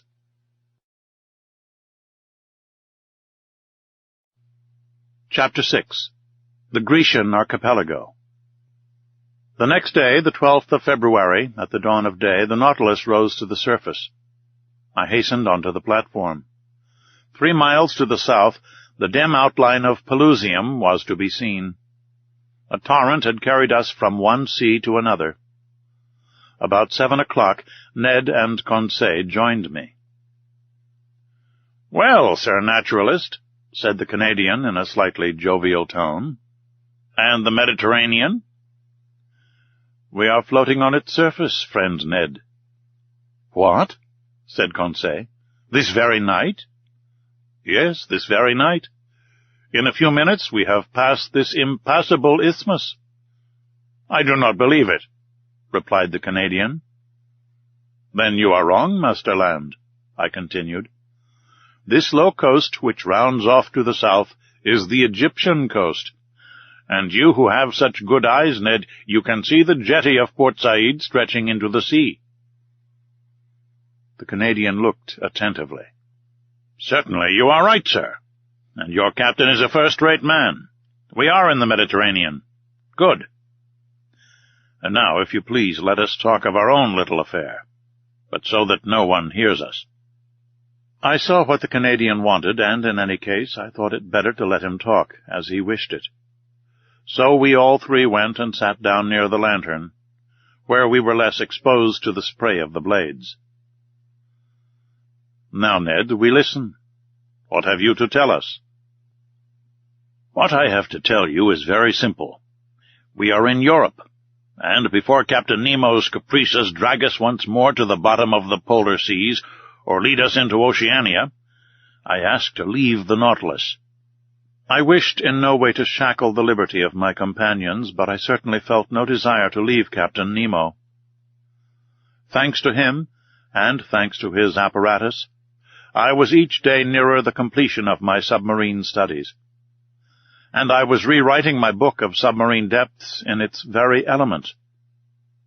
Should I ever again have such an opportunity of observing the wonders of the ocean? No, certainly not. And I could not bring myself to the idea of abandoning the Nautilus before the cycle of investigation was accomplished. Friend Ned, answer me frankly. Are you tired of being on board? Are you sorry that destiny has thrown us into Captain Nemo's hands? The Canadian remained some moments without answering. Then, crossing his arms, he said, "Frankly, I do not regret this journey under the seas. I shall be glad to have made it. But, now that it is made, let us have done with it. That is my idea." "It will come to an end, Ned." "Where and when?" "Where, I do not know. When, I cannot say, or rather I suppose it will end when these seas have nothing more to teach us." "Then what do you hope for?" demanded the Canadian. "That circumstances may occur as well 6 months hence as now, by which we may and ought to profit." "Oh," said Ned Land, "and where shall we be in 6 months, if you please, Sir Naturalist?" "Perhaps in China. You know the Nautilus is a rapid traveler. It goes through water as swallows through the air, or as an express on the land. It does not fear frequented seas. Who can say that it may not beat the coasts of France, England, or America, on which flight may be attempted as advantageously as here?" "Monsieur Aronnax," replied the Canadian, "your arguments are rotten at the foundation. You speak in the future. We shall be there. We shall be here. I speak in the present. We are here, and we must profit by it." Ned Land's logic pressed me hard, and I felt myself beaten on that ground. I knew not what argument would now tell in my favor. "Sir," continued Ned, "let us suppose an impossibility. If Captain Nemo should this day offer you your liberty, would you accept it?" "I do not know," I answered. "And if," he added, "the offer made you this day was never to be renewed, would you accept it?" "Friend Ned, this is my answer. Your reasoning is against me. We must not rely on Captain Nemo's goodwill. Common prudence forbids him to set us at liberty. On the other side, prudence bids us profit by the first opportunity to leave the Nautilus." "Well, Monsieur Aronnax, that is wisely said." "Only one observation, just one. The occasion must be serious, and our first attempt must succeed. If it fails, we shall never find another, and Captain Nemo will never forgive us." "All that is true," replied the Canadian. "But your observation applies equally to all attempts at flight, whether in 2 years' time or in 2 days. But the question is still this. If a favorable opportunity presents itself, it must be seized." "Agreed. And now, Ned, will you tell me what you mean by a favorable opportunity?" "It will be that which, on a dark night, will bring the Nautilus a short distance from some European coast." "And you will try and save yourself by swimming?" "Yes, if we were near enough to the bank, and if the vessel was floating at the time, not if the bank was far away and the boat was under the water." "And in that case?" "In that case I should seek to make myself master of the pinnace. I know how it is worked. We must get inside, and the bolts once drawn, we shall come to the surface of the water, without even the pilot, who is in the bows, perceiving our flight." "Well, Ned, watch for the opportunity. But do not forget that a hitch will ruin us." "I will not forget, sir." "And now, Ned, would you like to know what I think of your project?" "Certainly, Monsieur Aronnax." "Well, I do not say I hope, I think that this favorable opportunity will never present itself." "Why not?" "Because Captain Nemo cannot hide from himself that we have not given up all hope of regaining our liberty, and he will be on his guard, above all, in the seas and in the sight of European coasts." "We shall see," replied Ned Land, shaking his head determinedly. "And now, Ned Land," I added, "let us stop here. Not another word on the subject. The day that you are ready, come and let us know, and we will follow you. I rely entirely upon you."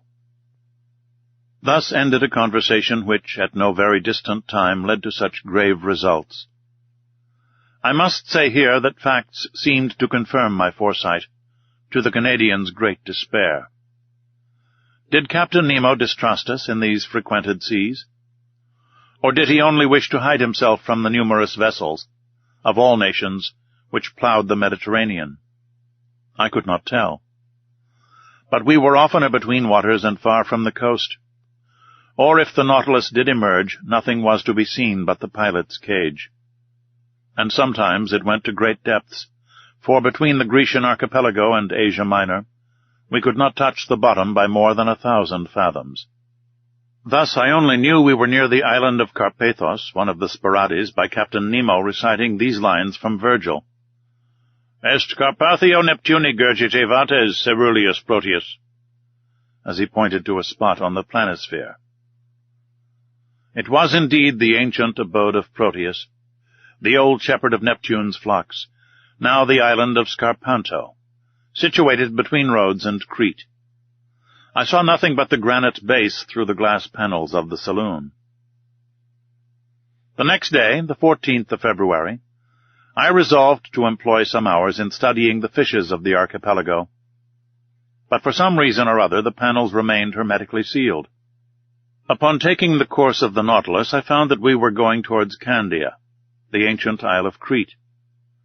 At the time I embarked on the Abraham Lincoln, the whole of this island had risen in insurrection against the despotism of the Turks. But how the insurgents had fared since that time, I was absolutely ignorant, and it was not Captain Nemo, deprived of all land communications, who could tell me. I made no allusion to this event when that night I found myself alone with him in the saloon. Besides, he seemed to be taciturn and preoccupied. Then, contrary to his custom, he ordered both panels to be opened, and going from one to the other observed the mass of waters attentively. To what end I could not guess. So on my side I employed my time in studying the fish passing before my eyes. In the midst of the waters a man appeared, a diver, carrying at his belt a leathern purse. It was not a body abandoned to the waves. It was a living man, swimming with a strong hand, disappearing occasionally to take breath at the surface. I turned towards Captain Nemo, and in an agitated voice exclaimed, "A man shipwrecked! He must be saved at any price!" The captain did not answer me, but came and leaned against the panel. The man had approached, and with his face flattened against the glass was looking at us. To my great amazement, Captain Nemo signed to him. The diver answered with his hand, mounted immediately to the surface of the water, and did not appear again. "Do not be uncomfortable," said Captain Nemo. "It is Nicholas of Cape Matapan, surnamed Pesca. He is well known in all the Cyclades. A bold diver. Water is his element, and he lives more in it than on land, going continually from one island to another, even as far as Crete." "You know him, Captain?" "Why not, Monsieur Aronnax?" Saying which, Captain Nemo went towards a piece of furniture standing near the left panel of the saloon. Near this piece of furniture I saw a chest bound with iron, on the cover of which was a copper plate, bearing the cipher of the Nautilus with its device. At that moment the captain, without noticing my presence, opened the piece of furniture, a sort of strong-box, which held a great many ingots. They were ingots of gold. From whence came this precious metal, which represented an enormous sum? Where did the captain gather this gold from? And what was he going to do with it? I did not say one word. I looked. Captain Nemo took the ingots one by one, and arranged them methodically in the chest, which he filled entirely. I estimated the contents at more than 4,000 pounds weight of gold, that is to say, nearly 200,000 pounds. The chest was securely fastened, and the captain wrote an address on the lid, in characters which must have belonged to modern Greece. This done, Captain Nemo pressed a knob, the wire of which communicated with the quarters of the crew. 4 men appeared, and, not without some trouble, pushed the chest out of the saloon. Then I heard them hoisting it up the iron staircase by means of pulleys. At that moment, Captain Nemo turned to me. "And you were saying, sir?" said he. "I was saying nothing, Captain." "Then, sir, if you will allow me, I will wish you good night." Whereupon he turned and left the saloon. I returned to my room much troubled, as one may believe. I vainly tried to sleep. I sought the connecting link between the apparition of the diver and the chest filled with gold. Soon I felt by certain movements of pitching and tossing that the Nautilus was leaving the depths and returning to the surface. Then I heard steps upon the platform, and I knew they were unfastening the pinnace and launching it upon the waves. For one instant it struck the side of the Nautilus. Then all noise ceased. 2 hours after, the same noise, the same going and coming was renewed. The boat was hoisted on board, replaced in its socket, and the Nautilus again plunged under the waves. So these millions had been transported to their address. To what point of the continent? Who was Captain Nemo's correspondent? The next day I related to Conseil and the Canadian the events of the night, which had excited my curiosity to the highest degree. My companions were not less surprised than myself. "But where does he take his millions to?" asked Ned Land. To that there was no possible answer. I returned to the saloon after having breakfast and set to work. Till 5 o'clock in the evening I employed myself in arranging my notes. At that moment, ought I to attribute it to some peculiar idiosyncrasy, I felt so great a heat that I was obliged to take off my coat. It was strange, for we were under low latitudes, and even then the Nautilus, submerged as it was, ought to experience no change of temperature. I looked at the manometer. It showed a depth of 60 feet, to which atmospheric heat could never attain. I continued my work, but the temperature rose to such a pitch as to be intolerable. Could there be fire on board? I asked myself. I was leaving the saloon when Captain Nemo entered. He approached the thermometer, consulted it, and, turning to me, said, 42 degrees. I have noticed it, Captain, I replied, and if it gets much hotter, we cannot bear it. Oh, sir, it will not get better if we do not wish it. You can reduce it as you please, then? No, but I can go farther from the stove which produces it. It is outward, then? Certainly, we are floating in a current of boiling water. Is it possible? I exclaimed. Look. The panels opened, and I saw the sea entirely white all round. A sulphurous smoke was curling amid the waves, which boiled like water in a copper. I placed my hand on one of the panes of glass, but the heat was so great that I quickly took it off again. Where are we? I asked. Near the island of Santorin, sir, replied the captain. I wish to give you a sight of the curious spectacle of a submarine eruption. I thought, said I, that the formation of these new islands was ended. Nothing is ever ended in the volcanic parts of the sea, replied Captain Nemo, and the globe is always being worked by subterranean fires. Already, in the 19th year of our era, according to Cassiodorus and Pliny, a new island, Theia, the Divine, appeared in the very place where these islets have recently been formed. Then they sank under the waves, to rise again in the year 69, when they again subsided. Since that time to our days the Plutonian work has been suspended. But on the 3rd of February, 1866, a new island, which they named George Island, emerged from the midst of the sulphurous vapor near Nea Kamenni, and settled again the 6th of the same month. 7 days after, the 13th of February, the island of Aphroessa appeared, leaving between Nea Kamenni and itself a canal 10 yards broad. I was in these seas when the phenomenon occurred, and I was able, therefore, to observe all the different phases. The island of Aphroessa, of round form, measured 300 feet in diameter and 30 feet in height. It was composed of black and vitreous lava, mixed with fragments of feldspar. And lastly, on the 10th of March, a smaller island, called Reka, showed itself near Nea Kamenni, and since then these three have joined together, forming but one and the same island. And the canal in which we are at this moment? I asked. Here it is, replied Captain Nemo, showing me a map of the archipelago. You see, I have marked the new islands. I returned to the glass. The Nautilus was no longer moving. The heat was becoming unbearable. The sea, which till now had been white, was red, owing to the presence of salts of iron. In spite of the ships being hermetically sealed, an insupportable smell of sulphur filled the saloon, and the brilliancy of the electricity was entirely extinguished by bright scarlet flames. I was in a bath. I was choking. I was broiled. We can remain no longer in this boiling water, said I to the captain. It would not be prudent, replied the impassive Captain Nemo. An order was given. The Nautilus tacked about and left the furnace it could not brave with impunity. A quarter of an hour after, we were breathing fresh air on the surface. The thought then struck me that, if Ned Land had chosen this part of the sea for our flight, we should never have come alive out of this sea of fire.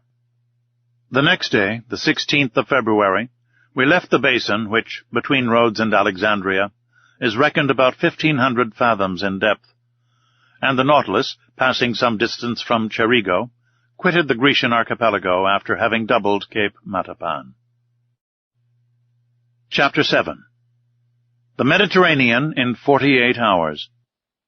The Mediterranean, the blue sea par excellence, the great sea of the Hebrews, the sea of the Greeks, the Mare Nostrum of the Romans, bordered by orange trees, aloes, cacti, and sea pines, embalmed with the perfume of the myrtle, surrounded by rude mountains, saturated with pure and transparent air, but incessantly worked by underground fires.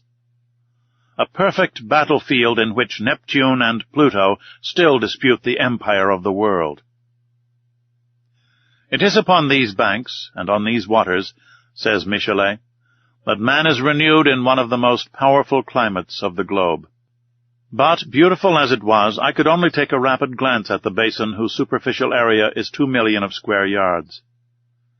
Even Captain Nemo's knowledge was lost to me, for this puzzling person did not appear once during our passage at full speed.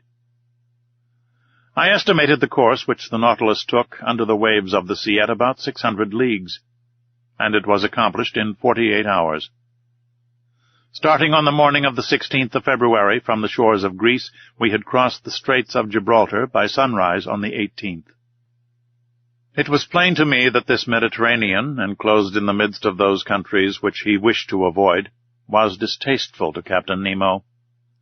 Those waves and those breezes brought back too many remembrances, if not too many regrets.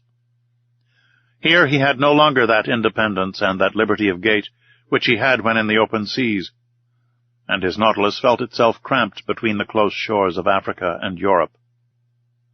Our speed was now 25 miles an hour. It may be well understood that Ned Land, to his great disgust, was obliged to renounce his intended flight. He could not launch the pinnace, going at the rate of 12 or 13 yards every second. To quit the Nautilus under such conditions would be as bad as jumping from a train going at full speed, an imprudent thing to say the least of it. Besides, our vessel only mounted to the surface of the waves at night to renew its stock of air. It was steered entirely by the compass and the log. I saw no more of the interior of this Mediterranean than a traveler by express train perceives of the landscape which flies before his eyes, that is to say, the distant horizon, and not the nearer objects which pass like a flash of lightning. We were then passing between Sicily and the coast of Tunis. In the narrow space between Cape Bon and the Straits of Messina, the bottom of the sea rose almost suddenly. There was a perfect bank, on which there was not more than 9 fathoms of water, whilst on either side the depth was 90 fathoms. The Nautilus had to maneuver very carefully so as not to strike against this submarine barrier. I showed Conseil, on the map of the Mediterranean, the spot occupied by this reef. "But if you please, sir," observed Conseil, "it is like a real isthmus joining Europe to Africa." "Yes, my boy, it forms a perfect bar to the Straits of Libya, and the soundings of Smith have proved that in former times the continents between Cape Bocco and Cape Farina were joined." "I can well believe it," said Conseil. "I will add," I continued, "that a similar barrier exists between Gibraltar and Ceuta, which in geological times formed the entire Mediterranean." "What if some volcanic burst should one day raise these 2 barriers above the waves?" "It is not probable, Conseil." "Well, but allow me to finish, please, sir. If this phenomenon should take place, it will be troublesome for Monsieur Lesseps, who has taken so much pains to pierce the isthmus." "I agree with you. But I repeat, Conseil, this phenomenon will never happen. The violence of subterranean force is ever diminishing. Volcanoes, so plentiful in the first days of the world, are being extinguished by degrees. The internal heat is weakened. The temperature of the lower strata of the globe is lowered by a perceptible quantity every century to the detriment of our globe. For its heat is its life." "But the sun?" "The sun is not sufficient, Conseil. Can it give heat to a dead body?" "Not that I know of." Well, my friend, this earth will one day be that cold corpse. It will become uninhabitable and uninhabited like the moon, which has long since lost all its vital heat. In how many centuries? In some hundreds of thousands of years, my boy. Then, said Conseil, we shall have time to finish our journey. That is, if Ned Land does not interfere with it. And Conseil, reassured, returned to the study of the bank, which the Nautilus was skirting at a moderate speed. During the night of the 16th and 17th of February, we had entered the second Mediterranean basin, the greatest depth of which was 1,450 fathoms. The Nautilus, by the action of its crew, slid down the inclined planes and buried itself in the lowest depths of the sea. On the 18th of February, about 3 o'clock in the morning, we were at the entrance of the Straits of Gibraltar. There once existed two currents, an upper one, long since recognized, which conveys the waters of the ocean into the basin of the Mediterranean, and a lower countercurrent, which reasoning has now shown to exist.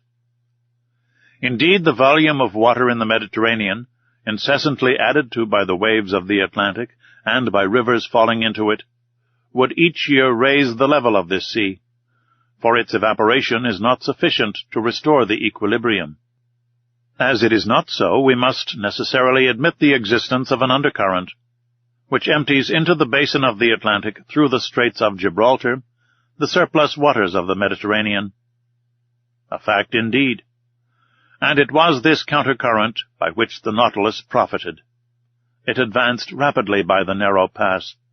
For one instant I caught a glimpse of the beautiful ruins of the Temple of Hercules, buried in the ground, according to Pliny, and with the low island which supports it. And a few minutes later, we were floating on the Atlantic.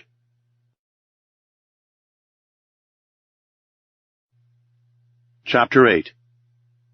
Vigo Bay. The Atlantic.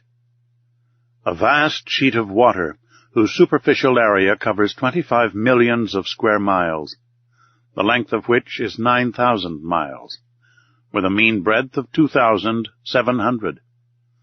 An ocean whose parallel winding shores embrace an immense circumference, watered by the largest rivers of the world, the St. Lawrence, the Mississippi, the Amazon, the Plata, the Orinoco, the Niger, the Senegal, the Elbe, the Loire, and the Rhine, which carry water from the most civilized as well as from the most savage countries. Magnificent field of water, incessantly plowed by vessels of every nation, sheltered by the flags of every nation, and which terminates in those two terrible points so dreaded by mariners, Cape Horn and the Cape of Tempests. The Nautilus was piercing the water with its sharp spur, after having accomplished nearly 10,000 leagues in 3 months and a half, a distance greater than the great circle of the earth. Where were we going now, and what was reserved for the future? The Nautilus, leaving the Straits of Gibraltar, had gone far out. It returned to the surface of the waves, and our daily walks on the platform were restored to us. I mounted at once, accompanied by Ned Land and Conseil. At a distance of about 12 miles, Cape St. Vincent was dimly to be seen, forming the southwestern point of the Spanish peninsula. A strong southerly gale was blowing. The sea was swollen and billowy. It made the Nautilus rock violently. It was almost impossible to keep one's foot on the platform, which the heavy rolls of the sea beat over every instant. So we descended after inhaling some mouthfuls of fresh air. I returned to my room, Conseil to his cabin, but the Canadian, with a preoccupied air, followed me. Our rapid passage across the Mediterranean had not allowed him to put his project into execution, and he could not help showing his disappointment. When the door of my room was shut, he sat down and looked at me silently. "Friend Ned," said I understand you, but you cannot reproach yourself. To have attempted to leave the Nautilus under the circumstances would have been folly. Ned Land did not answer. His compressed lips and frowning brow showed with him the violent possession this fixed idea had taken of his mind. "Let us see," I continued. "We need not despair yet. We are going up the coast of Portugal again. France and England are not far off, where we can easily find refuge. Now, if the Nautilus, on leaving the Straits of Gibraltar, had gone to the south, if it had carried us towards regions where there were no continents, I should share your uneasiness. But we know now that Captain Nemo does not fly from civilized seas, and in some days I think you can act with security." Ned Land still looked at me fixedly. At length his fixed lips parted, and he said, "It is for tonight." I drew myself up suddenly. I was, I admit, little prepared for this communication. I wanted to answer the Canadian, but words would not come. "We agreed to wait for an opportunity," continued Ned Land, "and the opportunity has arrived. This night we shall be but a few miles from the Spanish coast. It is cloudy. The wind blows freely. I have your word, Monsieur Aronnax, and I rely upon you." As I was silent, the Canadian approached me. "Tonight, at 9 o'clock, said he. "I have warned Conseil. At that moment Captain Nemo will be shut up in his room, probably in bed. Neither the engineers nor the ship's crew can see us. Conseil and I will gain the central staircase, and you, Monsieur Aronnax, will remain in the library 2 steps from us, waiting my signal. The oars, the mast, and the sail are in the canoe. I have even succeeded in getting some provisions. I have procured an English wrench to unfasten the bolts which attach it to the shell of the Nautilus. So all is ready, till tonight." "The sea is bad." "That I allow," replied the Canadian, "but we must risk that. Liberty is worth paying for. Besides, the boat is strong, and a few miles with a fair wind to carry us is no great thing. Who knows but by tomorrow we may be 100 leagues away. Let circumstances only favor us, and by 10 or 11 o'clock we shall have landed on some spot of terra firma, alive or dead. But adieu now, till tonight." With these words the Canadian withdrew, leaving me almost dumb. I had imagined that, the chance gone, I should have time to reflect and discuss the matter. My obstinate companion had given me no time. And after all, what could I have said to him? Ned Land was perfectly right.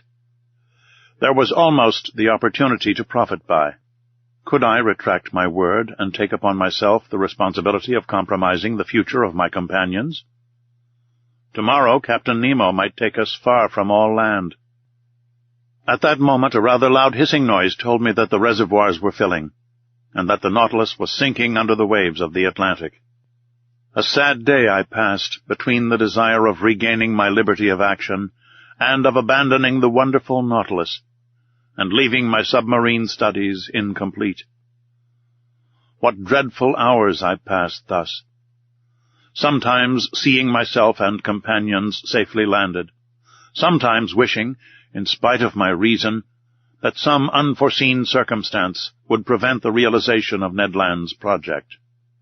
Twice I went to the saloon. I wished to consult the compass. I wished to see if the direction the Nautilus was taking was bringing us nearer or taking us farther from the coast. But no, the Nautilus kept in Portuguese waters. I must therefore take my part and prepare for flight. My luggage was not heavy. My notes nothing more. As to Captain Nemo, I asked myself what he would think of our escape, what trouble, what wrong it might cause him, and what he might do in case of its discovery or failure. Certainly I had no cause to complain of him. On the contrary, never was hospitality freer than his. In leaving him I could not be taxed with ingratitude. No oath bound us to him. It was on the strength of circumstances he relied, and not upon our word, to fix us forever. I had not seen the captain since our visit to the island of Santorin. Would chance bring me to his presence before our departure? I wished it, and I feared it at the same time. I listened if I could hear him walking the room contiguous to mine. No sound reached my ear. I felt an unbearable uneasiness. This day of waiting seemed eternal. Hours struck too slowly to keep pace with my impatience. My dinner was served in my room as usual. I ate but little. I was too preoccupied. I left the table at 7 o'clock. 120 minutes, I counted them, still separated me from the moment in which I was to join Ned Land. My agitation redoubled. My pulse beat violently. I could not remain quiet. I went and came, hoping to calm my troubled spirit by constant movement. The idea of failure in our bold enterprise was the least painful of my anxieties. But the thought of seeing our project discovered before leaving the Nautilus, of being brought before Captain Nemo, irritated, or what was worse, saddened at my desertion, made my heart beat. I wanted to see the saloon for the last time. I descended the stairs and arrived in the museum, where I had passed so many useful and agreeable hours. I looked at all its riches, all its treasures, like a man on the eve of an eternal exile, who was leaving never to return. These wonders of nature, these masterpieces of art, amongst which for so many days my life had been concentrated, I was going to abandon them forever. I should like to have taken a last look through the windows of the saloon into the waters of the Atlantic, but the panels were hermetically closed, and a cloak of steel separated me from that ocean which I had not yet explored. In passing through the saloon, I came near the door let into the angle which opened into the captain's room. To my great surprise, this door was ajar. I drew back involuntarily. If Captain Nemo should be in his room, he could see me. But hearing no sound, I drew nearer. The room was deserted. I pushed open the door and took some steps forward. Still the same monk-like severity of aspect. Suddenly the clock struck 8. The first beat of the hammer on the bell awoke me from my dreams. I trembled as if an invisible eye had plunged into my most secret thoughts, and I hurried from the room. There my eye fell upon the compass. Our course was still north. The log indicated moderate speed, the manometer a depth of about 60 feet. I returned to my room, clothed myself warmly, sea boots, an otterskin cap, a great coat of byssus lined with sealskin. I was ready. I was waiting. The vibration of the screw alone broke the deep silence which reigned on board. I listened attentively. Would no loud voice suddenly inform me that Ned Land had been surprised in his projected flight? A mortal dread hung over me, and I vainly tried to regain my accustomed coolness. At a few minutes to 9, I put my ear to the captain's door. No noise. I left my room and returned to the saloon, which was half in obscurity, but deserted. I opened the door communicating with the library. The same insufficient light, the same solitude. I placed myself near the door leading to the central staircase, and there waited for Ned Land's signal. At that moment the trembling of the screw sensibly diminished. Then it stopped entirely. The silence was now only disturbed by the beatings of my own heart. Suddenly a slight shock was felt, and I knew that the Nautilus had stopped at the bottom of the ocean. My uneasiness increased. The Canadian's signal did not come. I felt inclined to join Ned Land and beg of him to put off his attempt. I felt that we were not sailing under our usual conditions. At this moment the door of the large saloon opened, and Captain Nemo appeared. He saw me, and without further preamble began in an amiable tone of voice. "Ah, sir, I have been looking for you. Do you know the history of Spain?" Now, one might know the history of one's own country by heart, but in the condition I was at the time, with troubled mind and head quite lost, I could not have said a word of it. "Well," continued Captain Nemo, "you heard my question. Do you know the history of Spain?"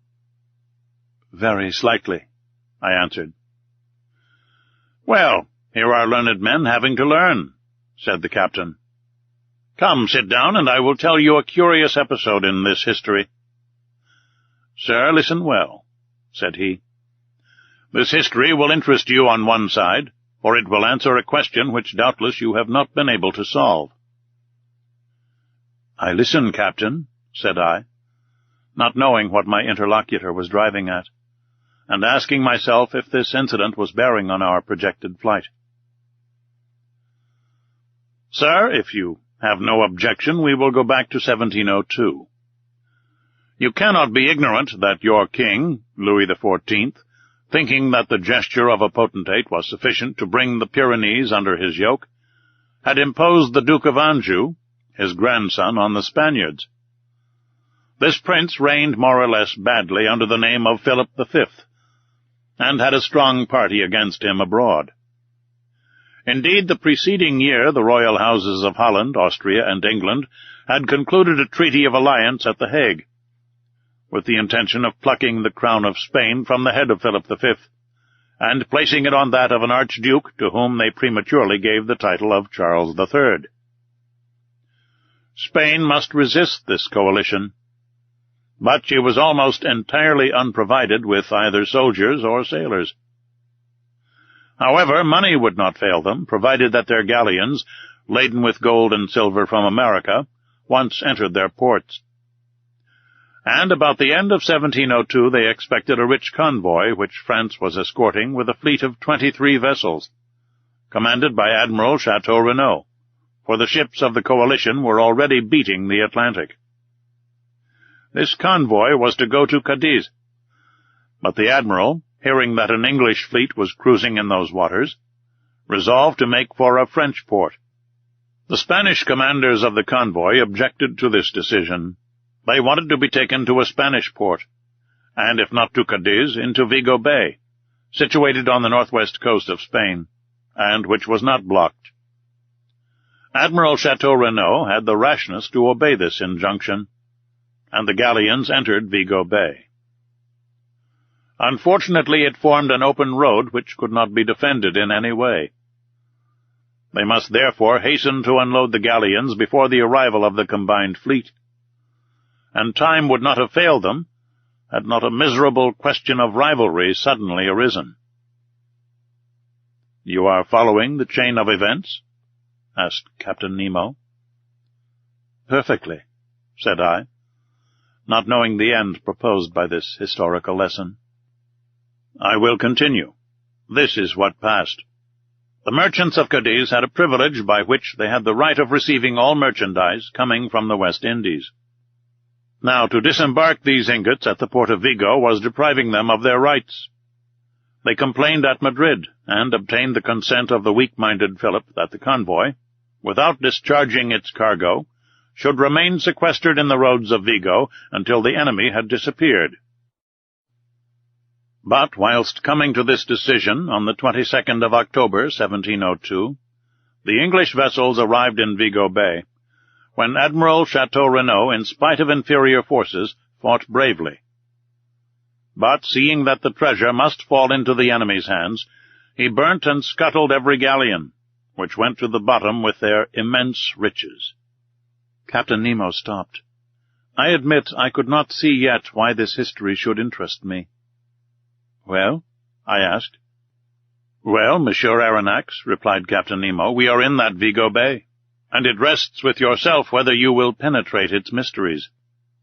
The captain rose, telling me to follow him. I had had time to recover. I obeyed. The saloon was dark, but through the transparent glass the waves were sparkling. I looked. For half a mile around the Nautilus the water seemed bathed in electric light. The sandy bottom was clean and bright.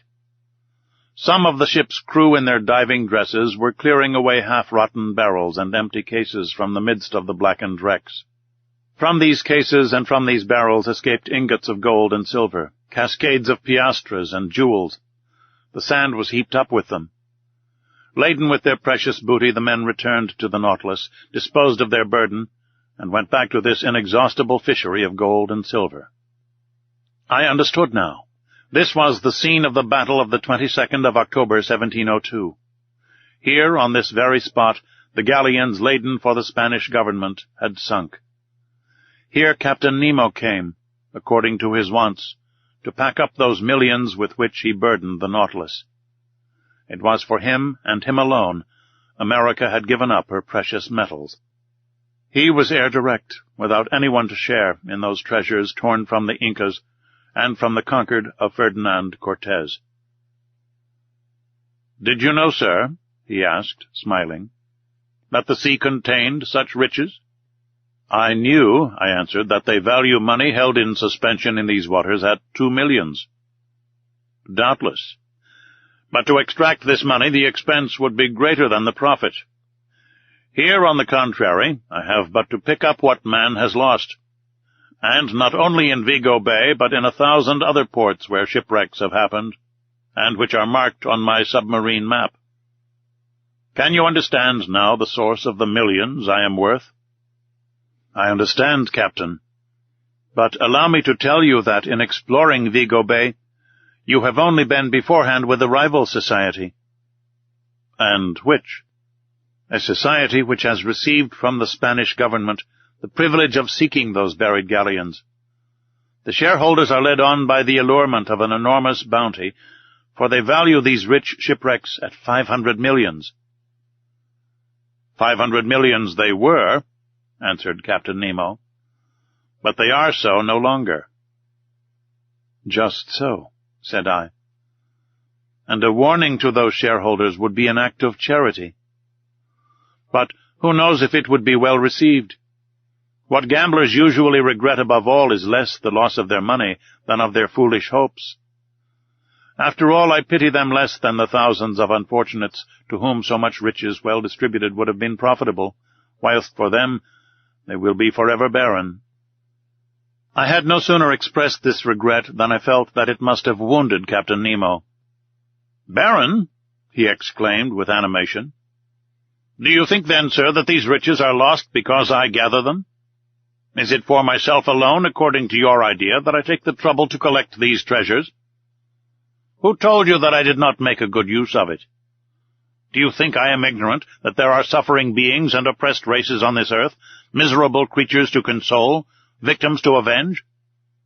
Do you not understand?" Captain Nemo stopped at these last words, regretting perhaps that he had spoken so much. But I had guessed that, whatever the motive which had forced him to seek independence under the sea, it had left him still a man, that his heart still beat for the sufferings of humanity, and that his immense charity was for oppressed races as well as individuals. And then I understood for whom those millions were destined, which were forwarded by Captain Nemo when the Nautilus was cruising in the waters of Crete.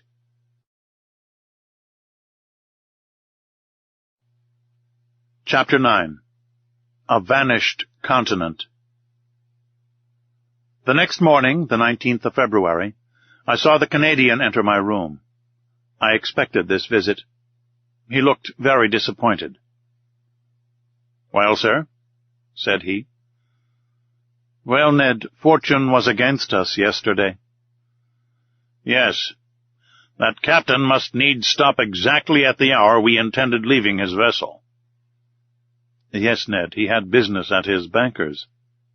"His banker's?" "Or rather his banking house.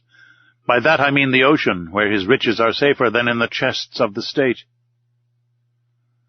I then related to the Canadian the incidents of the preceding night, hoping to bring him back to the idea of not abandoning the captain. But my recital had no other result than an energetically expressed regret from Ned that he had not been able to take a walk on the battlefield of Vigo on his own account. "However," said he, "all is not ended. It is only a blow of the harpoon lost. Another time we must succeed, and tonight, if necessary." "In what direction is the Nautilus going?" I asked. "I do not know," replied Ned. "Well, at noon we shall see the point." The Canadian returned to Conseil. As soon as I was dressed, I went into the saloon. The compass was not reassuring. The course of the Nautilus was south-southwest. We were turning our backs on Europe. I waited with some impatience till the ship's place was pricked on the chart. At about 11:30 the reservoirs were emptied, and our vessel rose to the surface of the ocean. I rushed towards the platform. Ned Land had preceded me. No more land in sight. Nothing but an immense sea. Some sails on the horizon, doubtless those going to San Roque in search of favorable winds for doubling the Cape of Good Hope. The weather was cloudy. A gale of wind was preparing. Ned raved and tried to pierce the cloudy horizon. He still hoped that behind all that fog stretched the land he so longed for. At noon the sun showed itself for an instant. The second profited by this brightness to take its height. Then, the sea becoming more billowy, we descended, and the panel closed. An hour after, upon consulting the chart, I saw the position of the Nautilus was marked at 16 degrees 17 minutes longitude, and 33 degrees 22 minutes latitude, at 150 leagues from the nearest coast. There was no means of flight, and I leave you to imagine the rage of the Canadian when I informed him of our situation. For myself, I was not particularly sorry.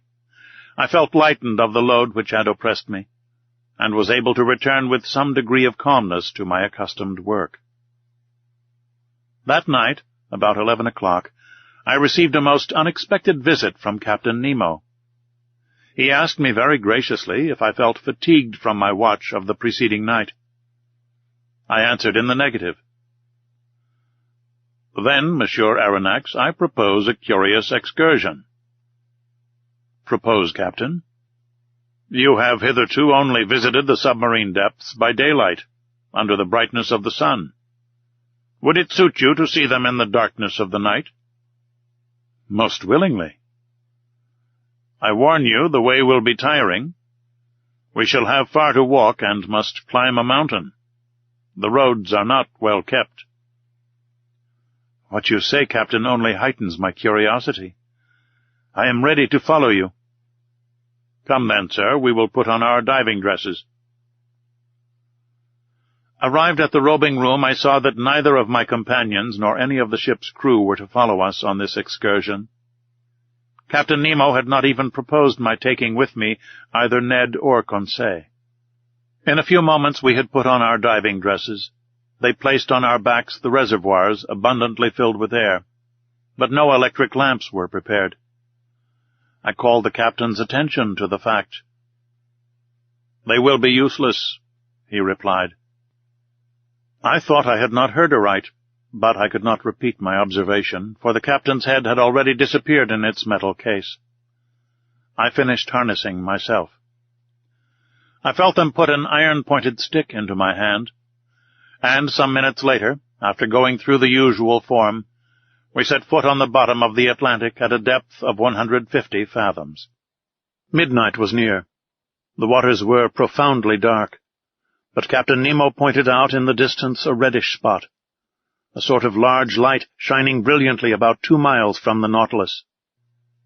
What this fire might be, what could feed it, why and how it lit up the liquid mass, I could not say. In any case, it did light our way, vaguely, it is true, but I soon accustomed myself to the peculiar darkness, and I understood, under such circumstances, the uselessness of the Ruhmkorff apparatus. As we advanced, I heard a kind of pattering above my head. The noise redoubling, sometimes producing a continual shower, I soon understood the cause. It was rain falling violently, and crisping the surface of the waves. Instinctively the thought flashed across my mind that I should be wet through. By the water. In the midst of the water. I could not help laughing at the odd idea. But indeed, in the thick diving dress, the liquid element is no longer felt, and one only seems to be in an atmosphere somewhat denser than the terrestrial atmosphere. Nothing more. After half an hour's walk, the soil became stony. Medusae, microscopic crustacea, and penatules lit it slightly with their phosphorescent gleam. I caught a glimpse of pieces of stone covered with millions of zoophytes and masses of seaweed. My feet often slipped upon this sticky carpet of seaweed, and without my iron-tipped stick, I should have fallen more than once. In turning round, I could still see the whitish lantern of the Nautilus beginning to pale in the distance. But the rosy light which guided us increased and lit up the horizon. The presence of this fire under water puzzled me in the highest degree. Was I going towards a natural phenomenon as yet unknown to the savants of the earth? Or even, for this thought crossed my brain, had the hand of man aught to do with this conflagration? Had he fanned this flame? Was I to meet in these depths companions and friends of Captain Nemo, whom he was going to visit, and who, like him, led this strange existence? Should I find down there a whole colony of exiles who, weary of the miseries of this earth, had sought and found independence in the deep ocean? All these foolish and unreasonable ideas pursued me. And in this condition of mind, overexcited by the succession of wonders continually passing before my eyes, I should not have been surprised to meet at the bottom of the sea one of those submarine towns of which Captain Nemo dreamed. Our road grew lighter and lighter. The white glimmer came in rays from the summit of a mountain about 800 feet high. But what I saw was simply a reflection developed by the clearness of the waters. The source of this inexplicable light was a fire on the opposite side of the mountain. In the midst of this stony maze furrowing the bottom of the Atlantic, Captain Nemo advanced without hesitation. He knew this dreary road. Doubtless he had often traveled over it, and could not lose himself. I followed him with unshaken confidence. He seemed to me like a genie of the sea, and as he walked before me, I could not help admiring his stature, which was outlined in black on the luminous horizon.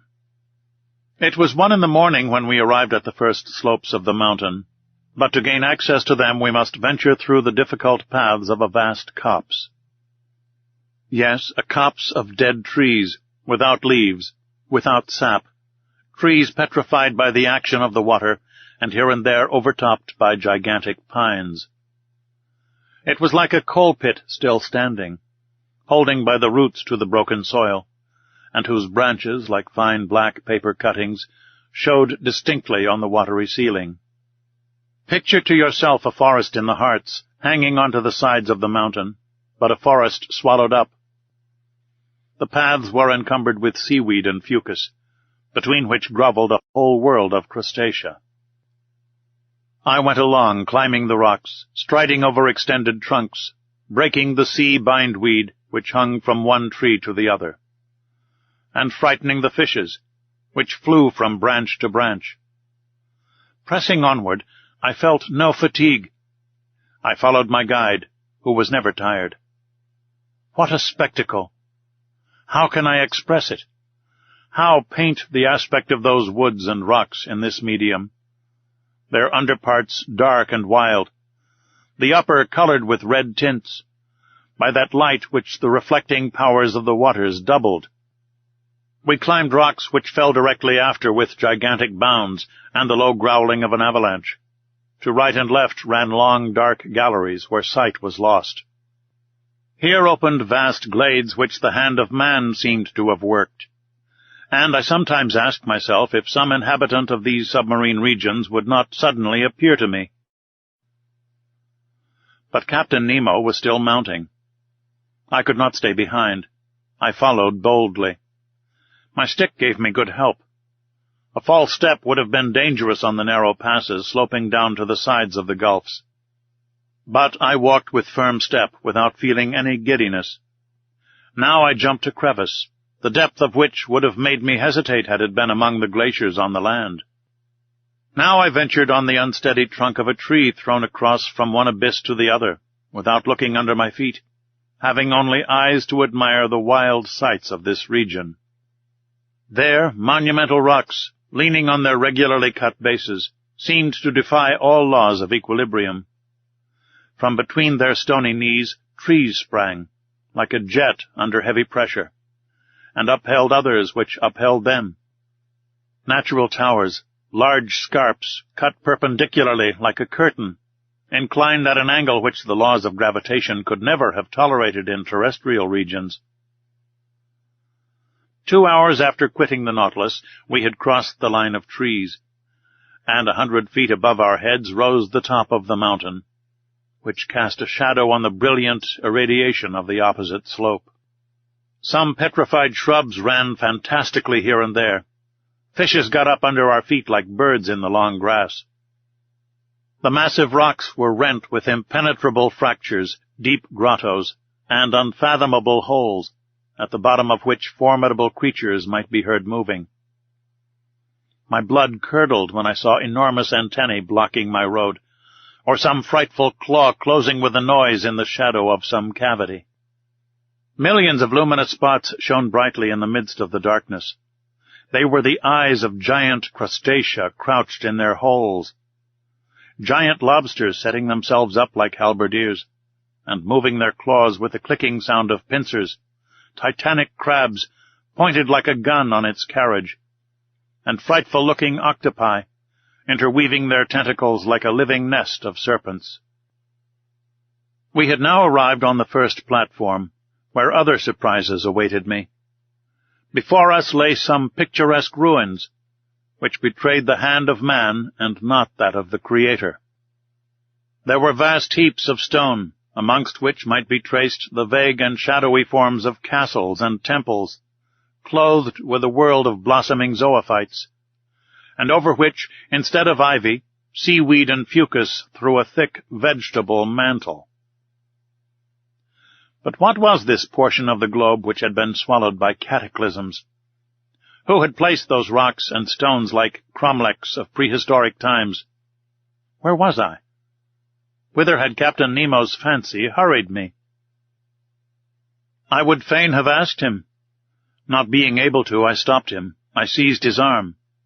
But, shaking his head and pointing to the highest point of the mountain, he seemed to say, "Come along, come higher." I followed, and in a few minutes I had climbed to the top, which for a circle of 10 yards commanded the whole mass of rock. I looked down the side we had just climbed. The mountain did not rise more than 700 or 800 feet above the level of the plain. But on the opposite side it commanded from twice that height the depths of this part of the Atlantic. My eyes ranged far over a large space lit by a violent fulguration. In fact, the mountain was a volcano. At 50 feet above the peak, in the midst of a rain of stones and scoriae, a large crater was vomiting forth torrents of lava, which fell in a cascade of fire into the bosom of the liquid mass. Thus situated, this volcano lit the lower plain like an immense torch, even to the extreme limits of the horizon. I said that the submarine crater threw up lava, but no flames.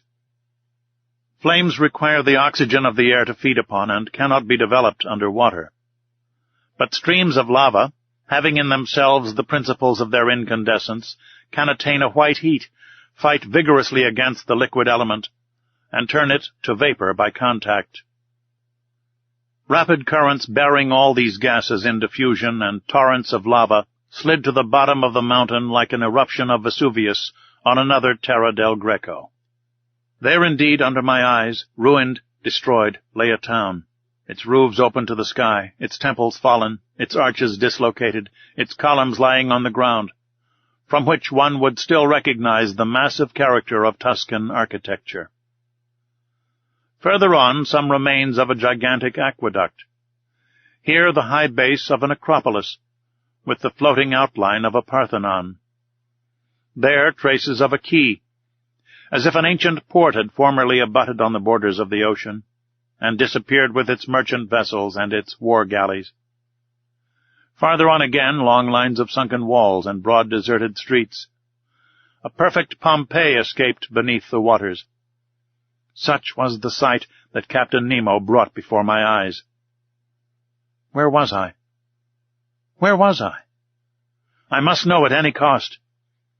I tried to speak, but Captain Nemo stopped me by a gesture, and picking up a piece of chalkstone, advanced to a rock of black basalt, and traced the one word, Atlantis. What a light shot through my mind! Atlantis! The Atlantis of Plato, that continent denied by Origen and Humboldt, who placed its disappearance amongst the legendary tales. I had it there now before my eyes, bearing upon it the unexceptionable testimony of its catastrophe. The region thus engulfed was beyond Europe, Asia, and Libya, beyond the columns of Hercules, where those powerful people, the Atlantides, lived, against whom the first wars of ancient Greeks were waged. Thus, led by the strangest destiny, I was treading underfoot the mountains of this continent, touching with my hand those ruins 1,000 generations old and contemporary with the geological epochs. I was walking on the very spot where the contemporaries of the first man had walked. Whilst I was trying to fix in my mind every detail of this grand landscape, Captain Nemo remained motionless, as if petrified in mute ecstasy, leaning on a mossy stone. Was he dreaming of those generations long since disappeared? Was he asking them the secret of human destiny?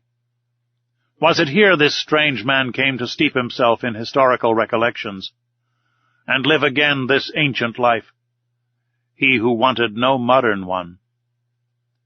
What would I not have given to know his thoughts, to share them, to understand them? We remained for an hour at this place, contemplating the vast plains under the brightness of the lava, which was sometimes wonderfully intense. Rapid tremblings ran along the mountain caused by internal bubblings. Deep noises, distinctly transmitted through the liquid medium, were echoed with majestic grandeur.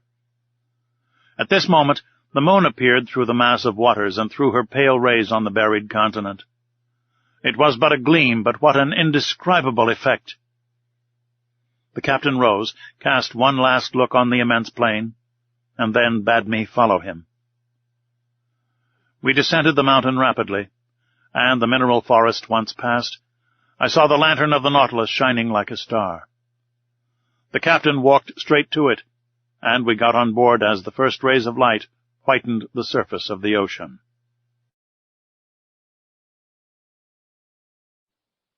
Chapter 10. The Submarine Coal Mines. The next day, the 20th of February, I awoke very late.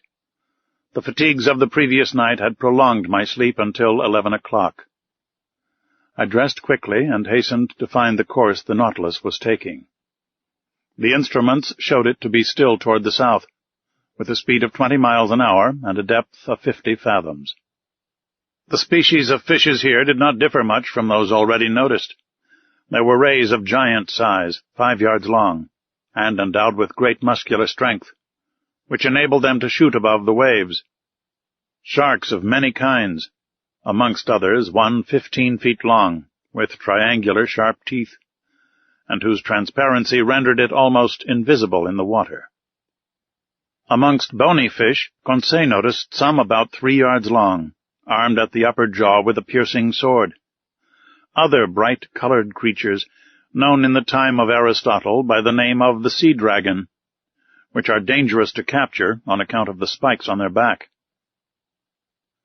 About 4 o'clock, the soil, generally composed of a thick mud mixed with petrified wood, changed by degrees, and it became more stony, and seemed strewn with conglomerate and pieces of basalt, with a sprinkling of lava. I thought that a mountainous region was succeeding the long plains, and accordingly, after a few evolutions of the Nautilus, I saw the southerly horizon blocked by a high wall which seemed to close all exit. Its summit evidently passed the level of the ocean. It must be a continent, or at least an island, one of the Canaries or of the Cape Verde Islands. The bearings not being yet taken, perhaps designedly, I was ignorant of our exact position. In any case, such a wall seemed to me to mark the limits of that Atlantis, of which we had in reality passed over only the smallest part. Much longer should I have remained at the window, admiring the beauties of sea and sky, but the panels closed. At this moment the Nautilus arrived at the side of this high perpendicular wall. What it would do I could not guess. I returned to my room. It no longer moved.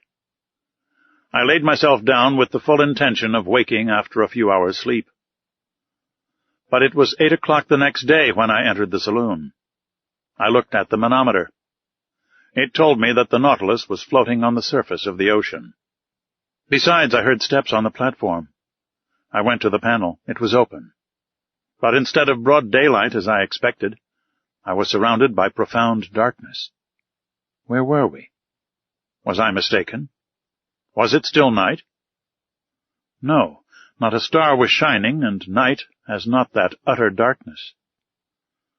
I knew not what to think, when a voice near me said, "Is that you, Professor?" "Ah, Captain," I answered. "Where are we?" "Underground, sir." "Underground?" I exclaimed. "And the Nautilus floating still?" "It always floats." "But I do not understand." "Wait a few minutes. Our lantern will be lit, and if you like light places, you will be satisfied." I stood on the platform and waited. The darkness was so complete that I could not even see Captain Nemo.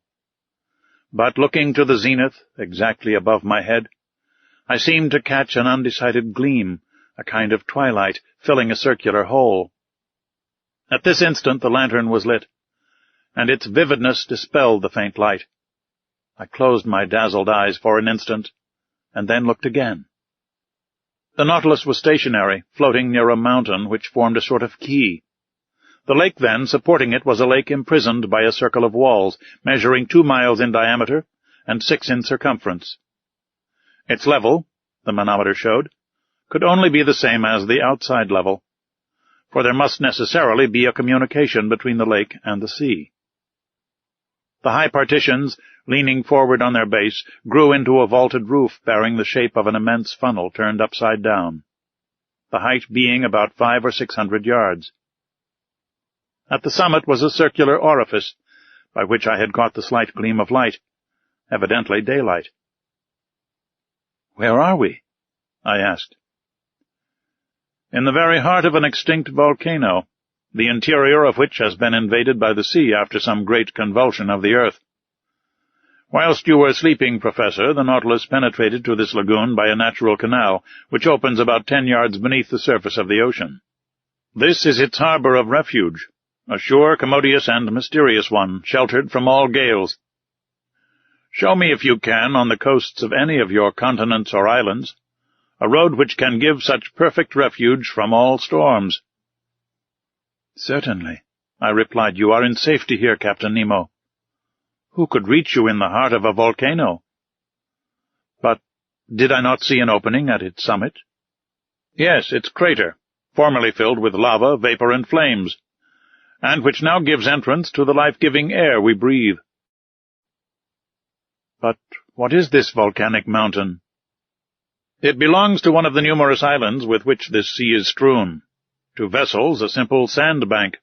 To us, an immense cavern. Chance led me to discover it, and chance served me well."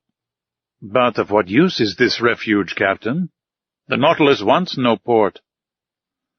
"No, sir, but it wants electricity to make it move, and the wherewithal to make the electricity, sodium to feed the elements, coal from which to get the sodium, and a coal mine to supply the coal. And exactly on this spot the sea covers entire forests embedded during the geological periods, now mineralized and transformed into coal. For me they are an inexhaustible mine." "Your men follow the trade of miners here, then, Captain?" "Exactly so. These mines extend under the waves like the mines of Newcastle. Here, in their diving dresses, pickaxe and shovel in hand, my men extract the coal, which I do not even ask from the mines of the earth.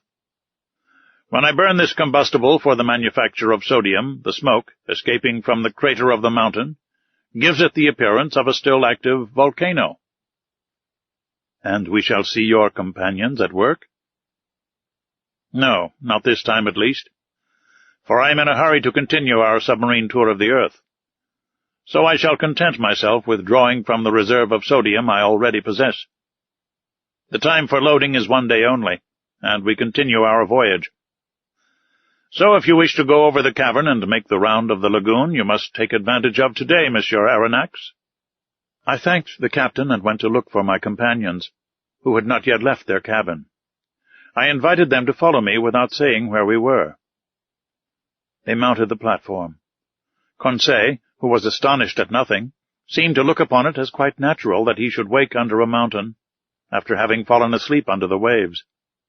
But Ned Land thought of nothing but finding whether the cavern had any exit, After breakfast, about 10 o'clock, we went down onto the mountain. "Here we are, once more on land," said Conseil. "I do not call this land," said the Canadian, "and besides, we are not on it, but beneath it." Between the walls of the mountains and the waters of the lake lay a sandy shore, which, at its greatest breadth, measured 500 feet. On this soil one might easily make the tour of the lake. But the base of the high partitions was stony ground, with volcanic locks and enormous pumice stones lying in picturesque heaps. All these detached masses, covered with enamel, polished by the action of the subterraneous fires, shone resplendent by the light of our electric lantern. The mica dust from the shore, rising under our feet, flew like a cloud of sparks. The bottom now rose sensibly, and we soon arrived at long circuitous slopes or inclined planes, which took us higher by degrees. But we were obliged to walk carefully among these conglomerates, bound by no cement, the feet slipping on the glassy crystal, feldspar, and quartz. The volcanic nature of this enormous excavation was confirmed on all sides, and I pointed it out to my companions. "Picture to yourselves," said I, "what this crater must have been when filled with boiling lava, and when the level of the incandescent liquid rose to the orifice of the mountain, as though melted on the top of a hot plate." "I can picture it perfectly," said Conseil. "But, sir, will you tell me why the great architect has suspended operations, and how it is that the furnace is replaced by the quiet waters of the lake?" "Most probably, Conseil, because some convulsion beneath the ocean produced that very opening which has served as a passage for the Nautilus. Then the waters of the Atlantic rushed into the interior of the mountain. There must have been a terrible struggle between the two elements, a struggle which ended in the victory of Neptune. But many ages have run out since then, and the submerged volcano is now a peaceable grotto." "Very well," replied Ned Land. "I accept the explanation, sir. But in our own interests, I regret that the opening of which you speak was not made above the level of the sea." "But, friend Ned," said Conseil, "if the passage had not been under the sea, the Nautilus could not have gone through it." We continued ascending. The steps became more and more perpendicular and narrow. Deep excavations, which we were obliged to cross, cut them here and there. Sloping masses had to be turned. We slid upon our knees and crawled along. But Conseil's dexterity and the Canadian's strength surmounted all obstacles. At a height of about 31 feet, the nature of the ground changed without becoming more practicable. To the conglomerate and trachyte succeeded black basalt, the first dispread in layers full of bubbles, the latter forming regular prisms, placed like a colonnade supporting the spring of the immense vault, an admirable specimen of natural architecture. Between the blocks of basalt wound long streams of lava, long since grown cold, encrusted with bituminous rays, and in some places there were spread large carpets of sulphur. A more powerful light shone through the upper crater, shedding a vague glimmer over these volcanic depressions forever buried in the bosom of this extinguished mountain. But our upward march was soon stopped at a height of about 250 feet by impassable obstacles. There was a complete vaulted arch overhanging us, and our ascent was changed to a circular walk.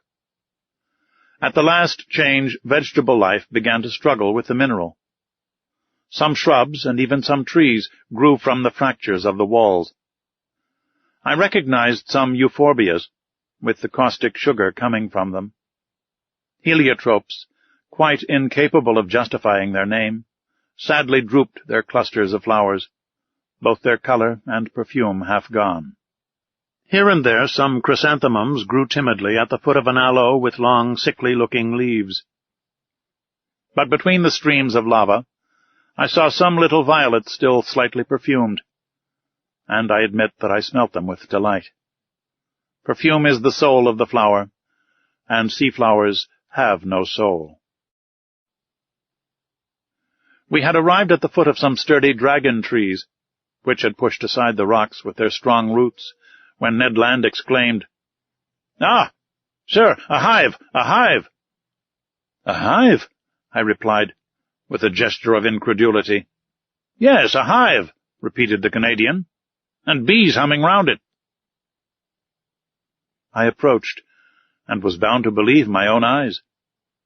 There at a hole bored in one of the dragon trees were some thousands of these ingenious insects, so common in all the Canaries, and whose produce is so much esteemed.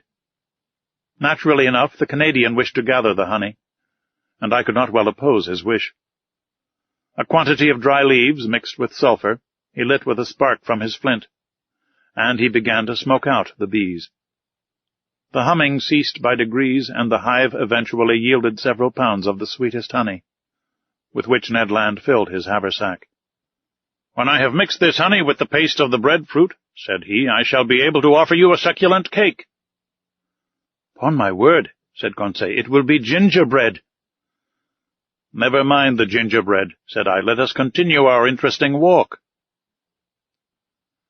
At every turn of the path we were following, the lake appeared in all its length and breadth. The lantern lit up the whole of its peaceable surface, which knew neither ripple nor wave. The Nautilus remained perfectly immovable. On the platform and on the mountain, the ship's crew were working like black shadows clearly carved against the luminous atmosphere. We were now going round the highest crest of the first layers of rock which upheld the roof. I then saw that bees were not the only representatives of the animal kingdom in the interior of this volcano. Birds of prey hovered here and there in the shadows, or fled from their nests on the top of the rocks. There were sparrowhawks with white breasts, and kestrels, and down the slopes scampered with their long legs several fine fat bustards. I leave anyone to imagine the covetousness of the Canadian at the sight of this savoury game, and whether he did not regret having no gun. But he did his best to replace the lead by stones, and after several fruitless attempts he succeeded in wounding a magnificent bird. To say that he risked his life 20 times before reaching it is but the truth. But he managed so well that the creature joined the honey cakes in his bag.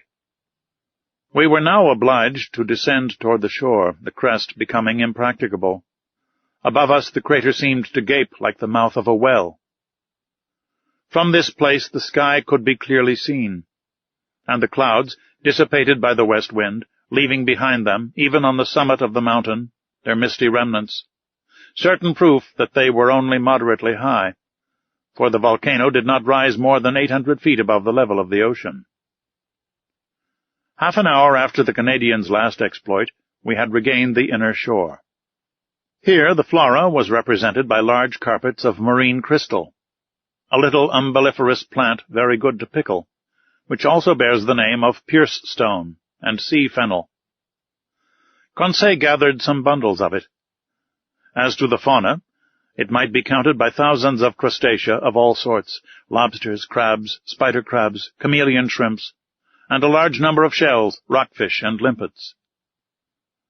3/4 of an hour later we had finished our circuitous walk and were on board. The crew had just finished loading the sodium, and the Nautilus could have left that instant. But Captain Nemo gave no order. Did he wish to wait until night, and leave the submarine passage secretly? Perhaps so. Whatever it might be, the next day the Nautilus, having left its port, steered clear of all land at a few yards beneath the waves of the Atlantic. Chapter 11. The Sargasso Sea. That day the Nautilus crossed a singular part of the Atlantic Ocean. No one can be ignorant of the existence of a current of warm water known by the name of the Gulf Stream. After leaving the Gulf of Florida, we went in the direction of Spitzbergen. But before entering the Gulf of Mexico, about 45 degrees of north latitude, this current divides into 2 arms, the principal one going towards the coast of Ireland and Norway, whilst the second bends to the south about the height of the Azores. Then, touching the African shore, and describing a lengthened oval, returns to the Antilles. This second arm, it is rather a collar than an arm, surrounds with its circles of warm water that portion of the cold, quiet, immovable ocean called the Sargasso Sea, a perfect lake in the open Atlantic. It takes no less than 3 years for the great current to pass round it. Such was the region the Nautilus was now visiting. A perfect meadow, a close carpet of seaweed, fucus, and tropical berries, so thick and so compact that the stem of a vessel could hardly tear its way through it. And Captain Nemo, not wishing to entangle his screw in this herbaceous mass, kept some yards beneath the surface of the waves. The name Sargasso comes from the Spanish word sargazo, which signifies kelp. This kelp, or berry plant, is the principal formation of this immense bank. And this is the reason why these plants unite in the peaceful basin of the Atlantic. The only explanation which can be given, he says, seems to me to result from the experience known to all the world. Place in a vase some fragments of cork or other floating body, and give to the water in the vase a circular movement. The scattered fragments will unite in a group in the center of the liquid surface, that is to say, in the part least agitated. In the phenomenon we are considering, the Atlantic is the vase, the Gulf Stream the circular current, and the Sargasso Sea the central point at which the floating bodies unite. I share Maury's opinion, and I was able to study the phenomenon in the very midst, where vessels rarely penetrate. Above us floated products of all kinds, heaped up among these brownish plants. Trunks of trees torn from the Andes or the Rocky Mountains, and floated by the Amazon or the Mississippi.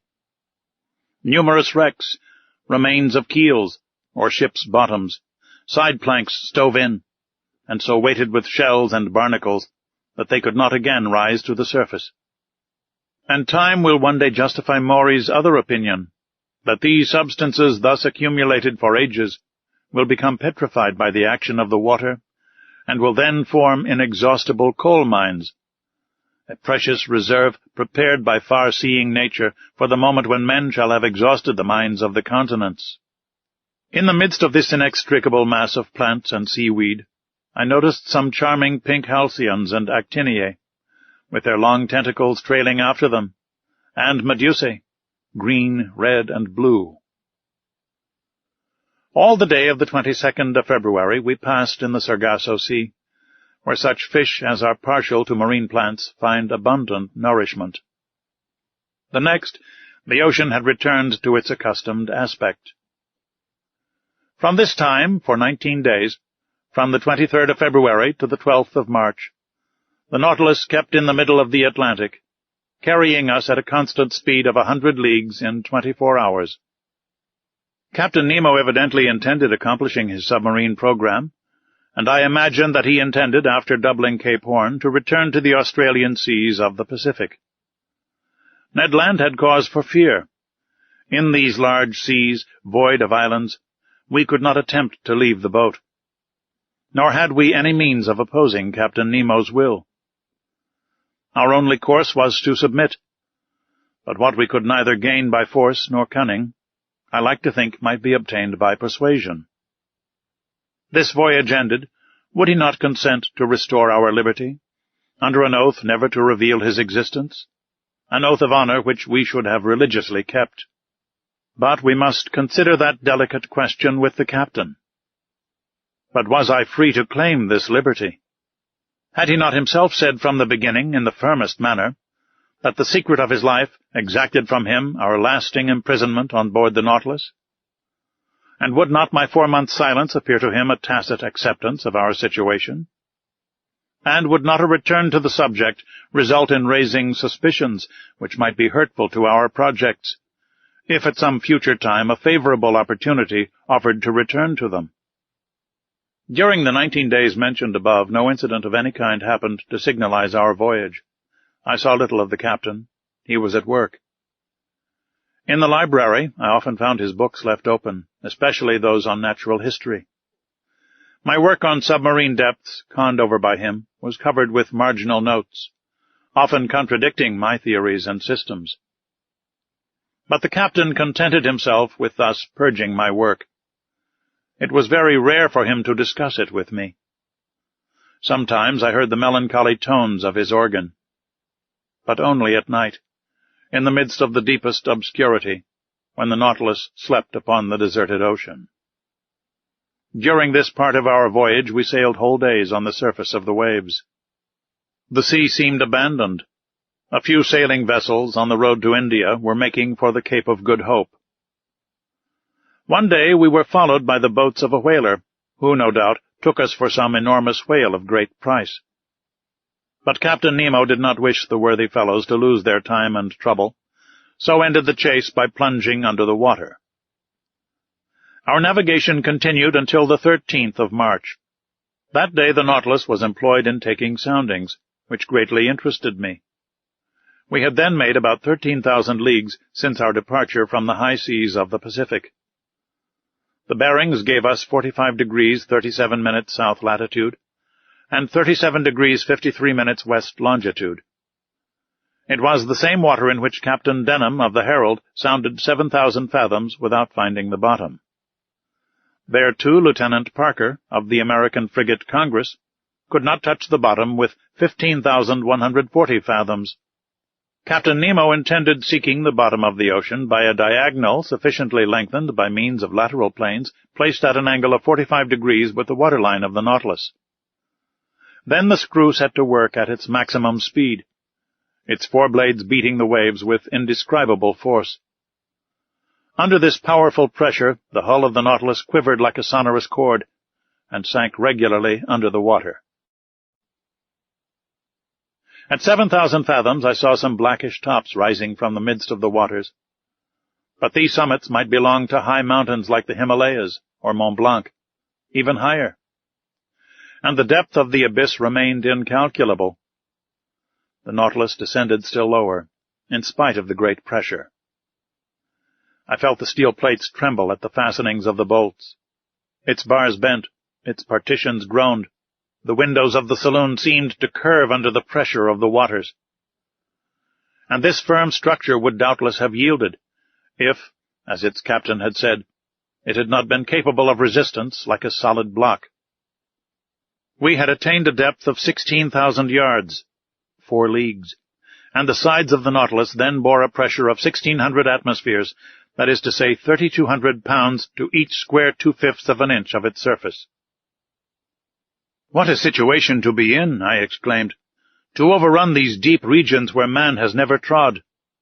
Look, Captain, look at these magnificent rocks, these uninhabited grottos, these lowest receptacles of the globe, where life is no longer possible. What unknown sights are here? Why should we be unable to preserve a remembrance of them?" "Would you like to carry away more than the remembrance?" said Captain Nemo. "What do you mean by those words?" "I mean to say that nothing is easier than to make a photographic view of this submarine region." I had not time to express my surprise at this new proposition, when, at Captain Nemo's call, a camera was brought into the saloon. Through the widely opened panel, the liquid mass was bright with electricity, which was distributed with such uniformity that not a shadow, not a gradation, was to be seen in our manufactured light. The Nautilus remained motionless, the force of its screw subdued by the inclination of its planes. The instrument was propped on the bottom of the oceanic sight, and in a few seconds we had obtained a perfect negative. But, the operation being over, Captain Nemo said, "Let us go up. We must not abuse our position, nor expose the Nautilus too long to such great pressure." "Go up again!" I exclaimed. "Hold well on." I had not time to understand why the captain cautioned me thus, when I was thrown forward onto the carpet. At a signal from the captain, its screw was shipped, and its blades raised vertically. The Nautilus shot into the air like a balloon, rising with stunning rapidity, and cutting the mass of waters with a sonorous agitation. Nothing was visible, and in 4 minutes it had shot through the 4 leagues which separated it from the ocean, and after emerging like a flying fish, fell, making the waves rebound to an enormous height.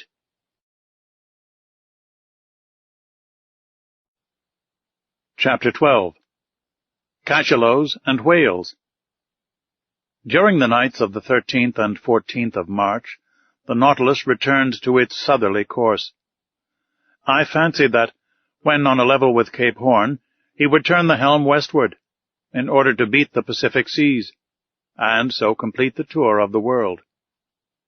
He did nothing of the kind, but continued on his way to the southern regions. Where was he going to? To the pole? It was madness. I began to think that the captain's temerity justified Ned Land's fears.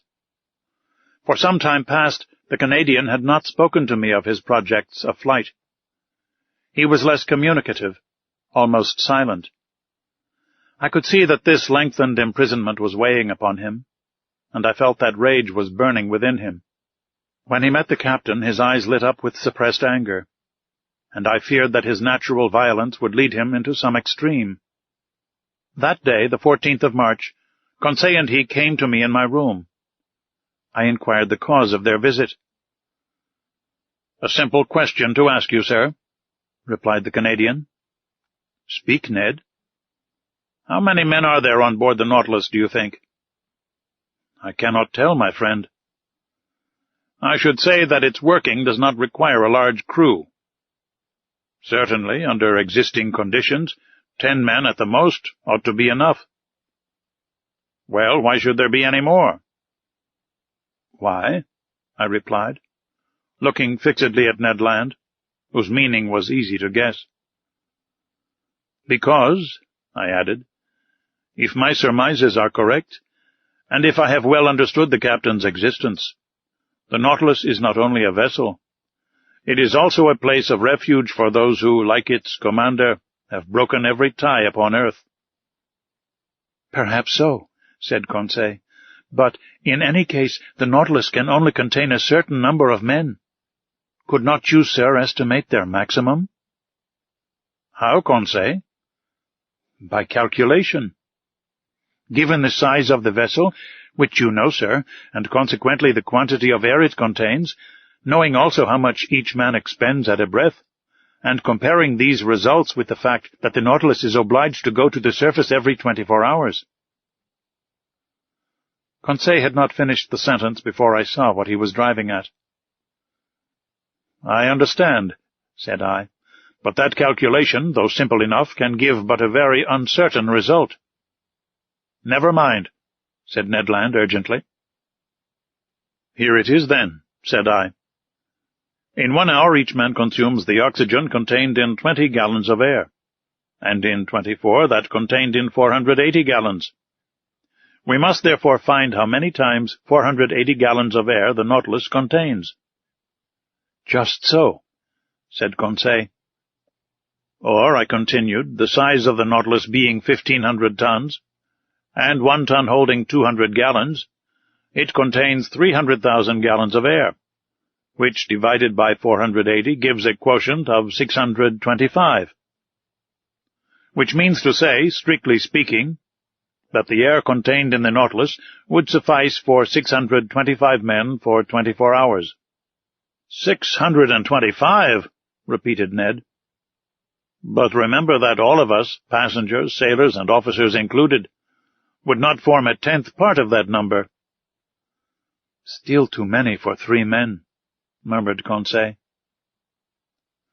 The Canadian shook his head, passed his hand across his forehead, and left the room without answering.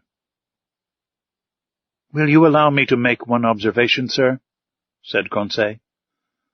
"Poor Ned is longing for everything that he cannot have. His past life is always present to him. Everything that we are forbidden, he regrets. His head is full of old recollections. And we must understand him. What has he to do here? Nothing. He is not learned like you, sir, and has not the same taste for the beauties of the sea that we have. He would risk everything to be able to go once more into a tavern in his own country." Certainly the monotony on board must seem intolerable to the Canadian, accustomed as he was to a life of liberty and activity. Events were rare which could rouse him to any show of spirit. But that day an event did happen which recalled the bright days of the harpooner. About 11 in the morning, being on the surface of the ocean, the Nautilus fell in with a troop of whales, an encounter which did not astonish me, knowing that these creatures, hunted to death, had taken refuge in high latitudes. we were seated on the platform with a quiet sea. The month of October in those latitudes gave us some lovely autumnal days. It was the Canadian, he could not be mistaken, who signaled a whale on the eastern horizon. Looking attentively, one might see its black back rise and fall with the waves 5 miles from the Nautilus. "Ah!" exclaimed Ned Land. "If I was on board a whaler now, such a meeting would give me pleasure. It is one of large size. See with what strength its blowholes throw up columns of air and steam. Confound it, why am I bound to these steel plates?" "What, Ned?" said I. "You have not forgotten your old ideas of fishing? Can a whale-fisher ever forget his old trade, sir? Can he ever tire of the emotions caused by such a chase?" "You have never fished in these seas, Ned?" "Never, sir. In the northern only, and as much in Bering as in Davis Straits." "Then the southern whale is still unknown to you.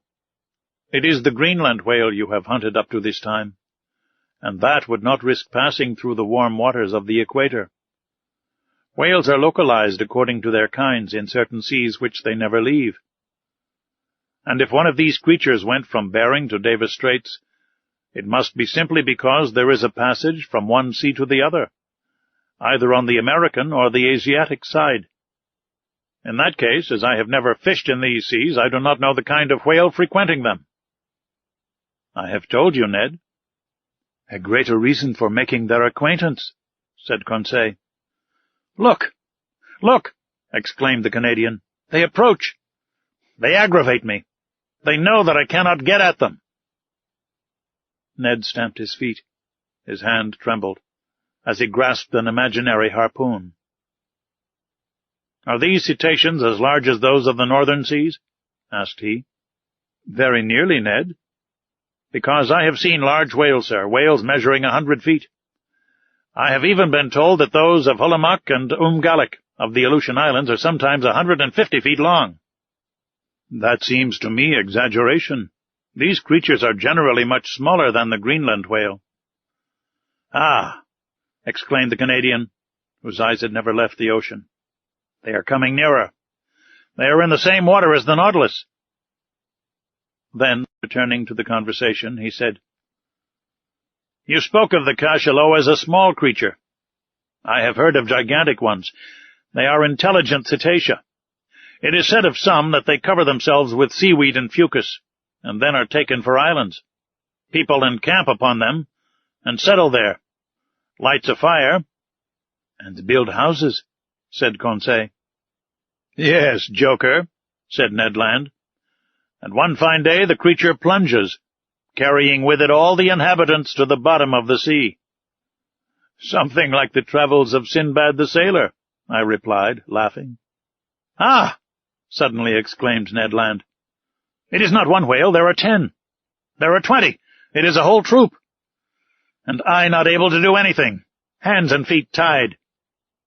"But, friend Ned," said Conseil, "why do you not ask Captain Nemo's permission to chase them?" Conseil had not finished his sentence when Ned Land had lowered himself through the panel to seek the captain. A few minutes afterwards, the two appeared together on the platform. Captain Nemo watched the troop of cetacea playing on the waters about a mile from the Nautilus. "They are southern whales," said he. "There goes the fortune of a whole fleet of whalers." "Well, sir," asked the Canadian, "can I not chase them, if only to remind me of my old trade of harpooner?" "And to what purpose?" replied Captain Nemo. "Only to destroy. We have nothing to do with the whale oil on board." "But, sir," continued the Canadian, "in the Red Sea you allowed us to follow the dugong." "Then it was to procure fresh meat for my crew. Here it would be killing for killing's sake. I know that is a privilege reserved for man, but I do not approve of such murderous pastime. In destroying the southern whale, like the Greenland whale, an inoffensive creature, your traders do a culpable action, Master Land. They have already depopulated the whole of Baffin's Bay, and are annihilating a class of useful animals.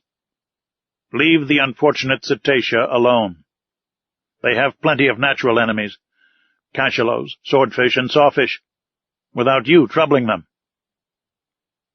The captain was right. The barbarous and inconsiderate greed of these fishermen will one day cause the disappearance of the last whale in the ocean. Ned Land whistled Yankee Doodle between his teeth, thrust his hands into his pockets, and turned his back upon us. But Captain Nemo watched the troop of cetacea, and, addressing me, said, "I was right in saying that whales had natural enemies enough, without counting man.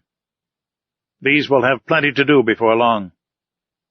Do you see, Monsieur Aronnax, about 8 miles to leeward, those blackish moving points?" "Yes, Captain," I replied. "Those are cachalots, terrible animals, which I have met in troops of 200 or 300. As to those, they are cruel, mischievous creatures. They would be right in exterminating them." The Canadian turned quickly at the last words. "Well, Captain," said he, "it is still time, in the interest of the whales." "It is useless to expose oneself, Professor. The Nautilus will disperse them. It is armed with a steel spur as good as Master Land's harpoon, I imagine." The Canadian did not put himself out enough to shrug his shoulders. Attack cetacea with blows of a spur? Who had ever heard of such a thing? "Wait, Monsieur Aronnax," said Captain Nemo. "We will show you something you have never yet seen. We have no pity for these ferocious creatures. They are nothing but mouth and teeth." Mouth and teeth. No one could better describe the macrocephalous cachalot, which is sometimes more than 75 feet long. Its enormous head occupies 1/3 of its entire body. Better armed than the whale, whose upper jaw is furnished only with whalebone, it is supplied with 25 large tusks, about 8 inches long, cylindrical and conical at the top, each weighing 2 pounds. It is in the upper part of this enormous head, in great cavities divided by cartilages, that is to be found from 600 to 800 pounds of that precious oil called spermaceti. The cachalot is a disagreeable creature, more tadpole than fish, according to Frédol's description. It is badly formed, the whole of its left side being, if we may say it, a failure, and being only able to see with its right eye. But the formidable troop was nearing us. They had seen the whales and were preparing to attack them. One could judge beforehand that the cachalots would be victorious, not only because they were better built for attack than their inoffensive adversaries, but also because they could remain longer under water without coming to the surface. There was only just time to go to the help of the whales. The Nautilus went under water. Conseil, Ned Land, and I took our places before the window in the saloon, and Captain Nemo joined the pilot in his cage to work his apparatus as an engine of destruction. Soon I felt the beatings of the screw quicken, and our speed increased. The battle between the cachalots and the whales had already begun when the Nautilus arrived. They did not at first show any fear at the sight of this new monster joining in the conflict, but they soon had to guard against its blows. What a battle! The Nautilus was nothing but a formidable harpoon, brandished by the hand of its captain. It hurled itself against the fleshy mass, passing through from one part to the other, leaving behind it 2 quivering halves of the animal. It could not feel the formidable blows from their tails upon its sides, nor the shock which it produced itself much more. One cachalot killed, it ran at the next, tacked on the spot that it might not miss its prey, going forwards and backwards, answering to its helm, plunging when the cetacean dived into the deep waters, coming up with it when it returned to the surface, striking it front or sideways, cutting or tearing in all directions and at any pace, piercing it with its terrible spur. What carnage! What a noise on the surface of the waves! What sharp hissing, and what snorting peculiar to these enraged animals! In the midst of these waters, generally so peaceful, their tails made perfect billows. For 1 hour this wholesale massacre continued, from which the cachalots could not escape. Several times 10 or 12 united tried to crush the Nautilus by their weight. From the window we could see their enormous mouths, studded with tusks, and their formidable eyes. Ned Land could not contain himself. He threatened and swore at them. We could feel them clinging to our vessel like dogs worrying a wild boar in a copse. but the Nautilus, working its screw, carried them here and there, or to the upper levels of the ocean, without caring for their enormous weight, nor the powerful strain on the vessel. At length the mass of cachalots broke up, the waves became quiet, and I felt that we were rising to the surface. The panel opened, and we hurried onto the platform. The sea was covered with mutilated bodies. A formidable explosion could not have divided and torn this fleshy mass with more violence. We were floating amid gigantic bodies, bluish on the back and white underneath, covered with enormous protuberances. Some terrified cachalots were flying towards the horizon. The waves were dyed red for several miles, and the Nautilus floated in a sea of blood. Captain Nemo joined us. "Well, Master Land?" said he. "Well, sir," replied the Canadian, whose enthusiasm had somewhat calmed. "It is a terrible spectacle, certainly. But I am not a butcher. I am a hunter, and I call this a butchery."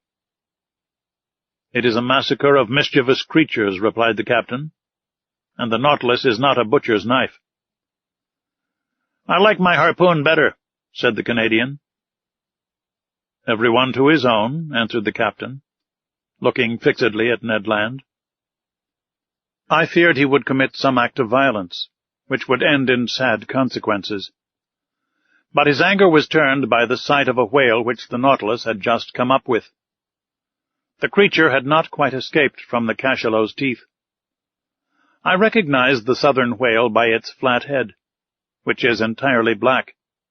Anatomically, it is distinguished from the white whale and the North Cape whale by the 7 cervical vertebrae, and it has 2 more ribs than its cousins.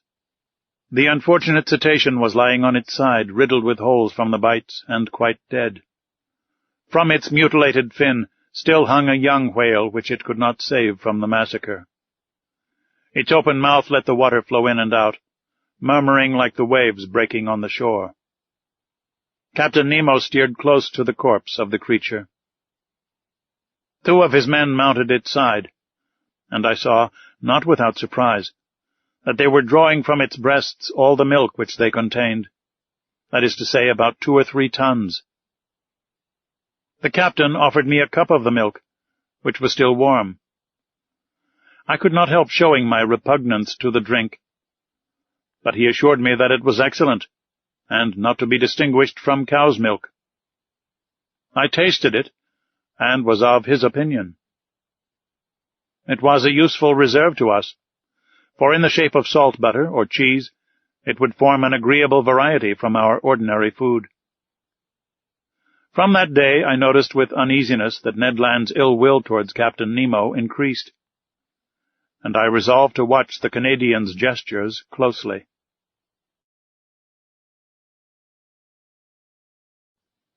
Chapter 13. The Iceberg. The Nautilus was steadily pursuing its southerly course, following the 50th meridian with considerable speed. Did he wish to reach the pole?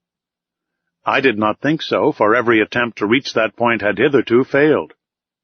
Again the season was far advanced, for in the Antarctic regions the 13th of March corresponds with the 13th of September of northern regions, which begin at the equinoctial season. On the 14th of March, I saw floating ice in latitude 55 degrees, merely pale bits of debris from 20 to 25 feet long, forming banks over which the sea curled. The Nautilus remained on the surface of the ocean. Ned Land, who had fished in the Arctic seas, was familiar with its icebergs. But Conseil and I admired them for the first time. In the atmosphere towards the southern horizon stretched a white, dazzling band. English whalers have given it the name of ice blink. However thick the clouds may be, it is always visible, and announces the presence of an ice pack or bank. Accordingly, larger blocks soon appeared, whose brilliancy changed with the caprices of the fog. Some of these masses showed green veins, as if long undulating lines had been traced with sulfate of copper. Others resembled enormous amethysts with the light shining through them. Some reflected the light of day upon 1,000 crystal facets. Others, shaded with vivid calcareous reflections, resembled a perfect town of marble. The more we neared the south, the more these floating islands increased both in number and importance. At 60 degrees latitude, every pass had disappeared. But, seeking carefully, Captain Nemo soon found a narrow opening, through which he boldly slipped, knowing, however, that it would close behind him.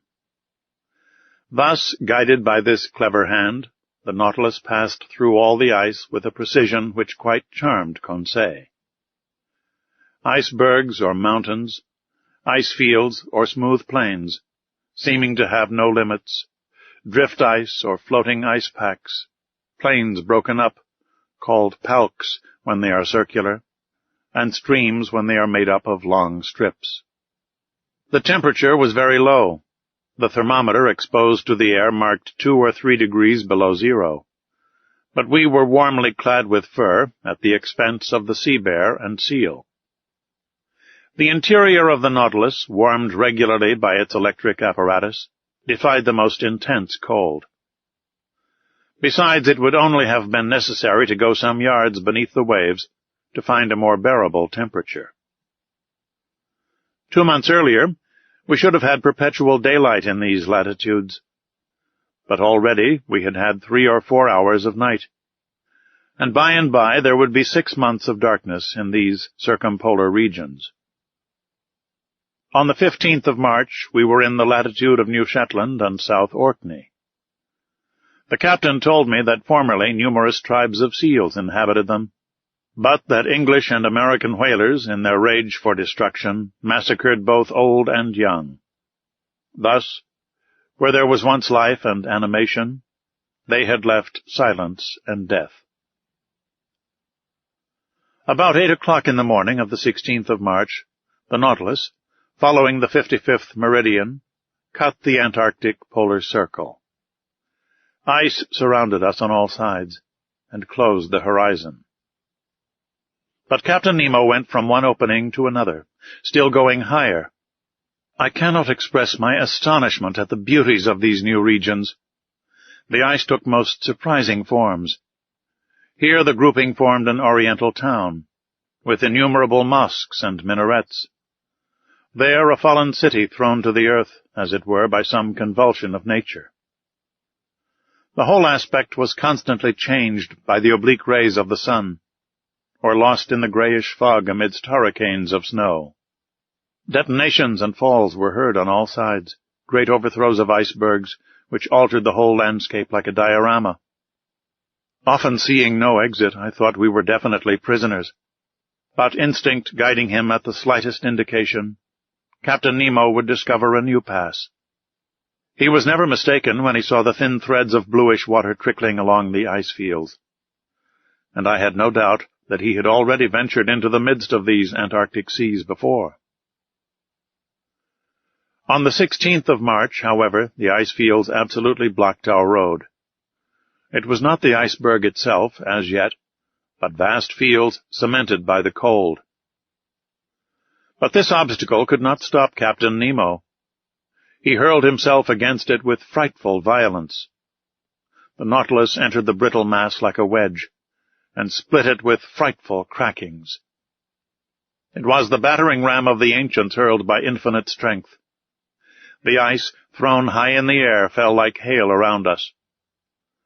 By its own power of impulsion our apparatus made a canal for itself. Sometimes carried away by its own impetus, it lodged on the ice field, crushing it with its weight, and sometimes buried beneath it, dividing it by a simple pitching movement, producing large rents in it.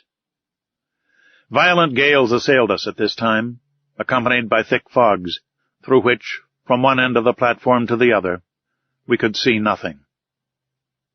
The wind blew sharply from all parts of the compass, and the snow lay in such hard heaps that we had to break it with blows of a pickaxe.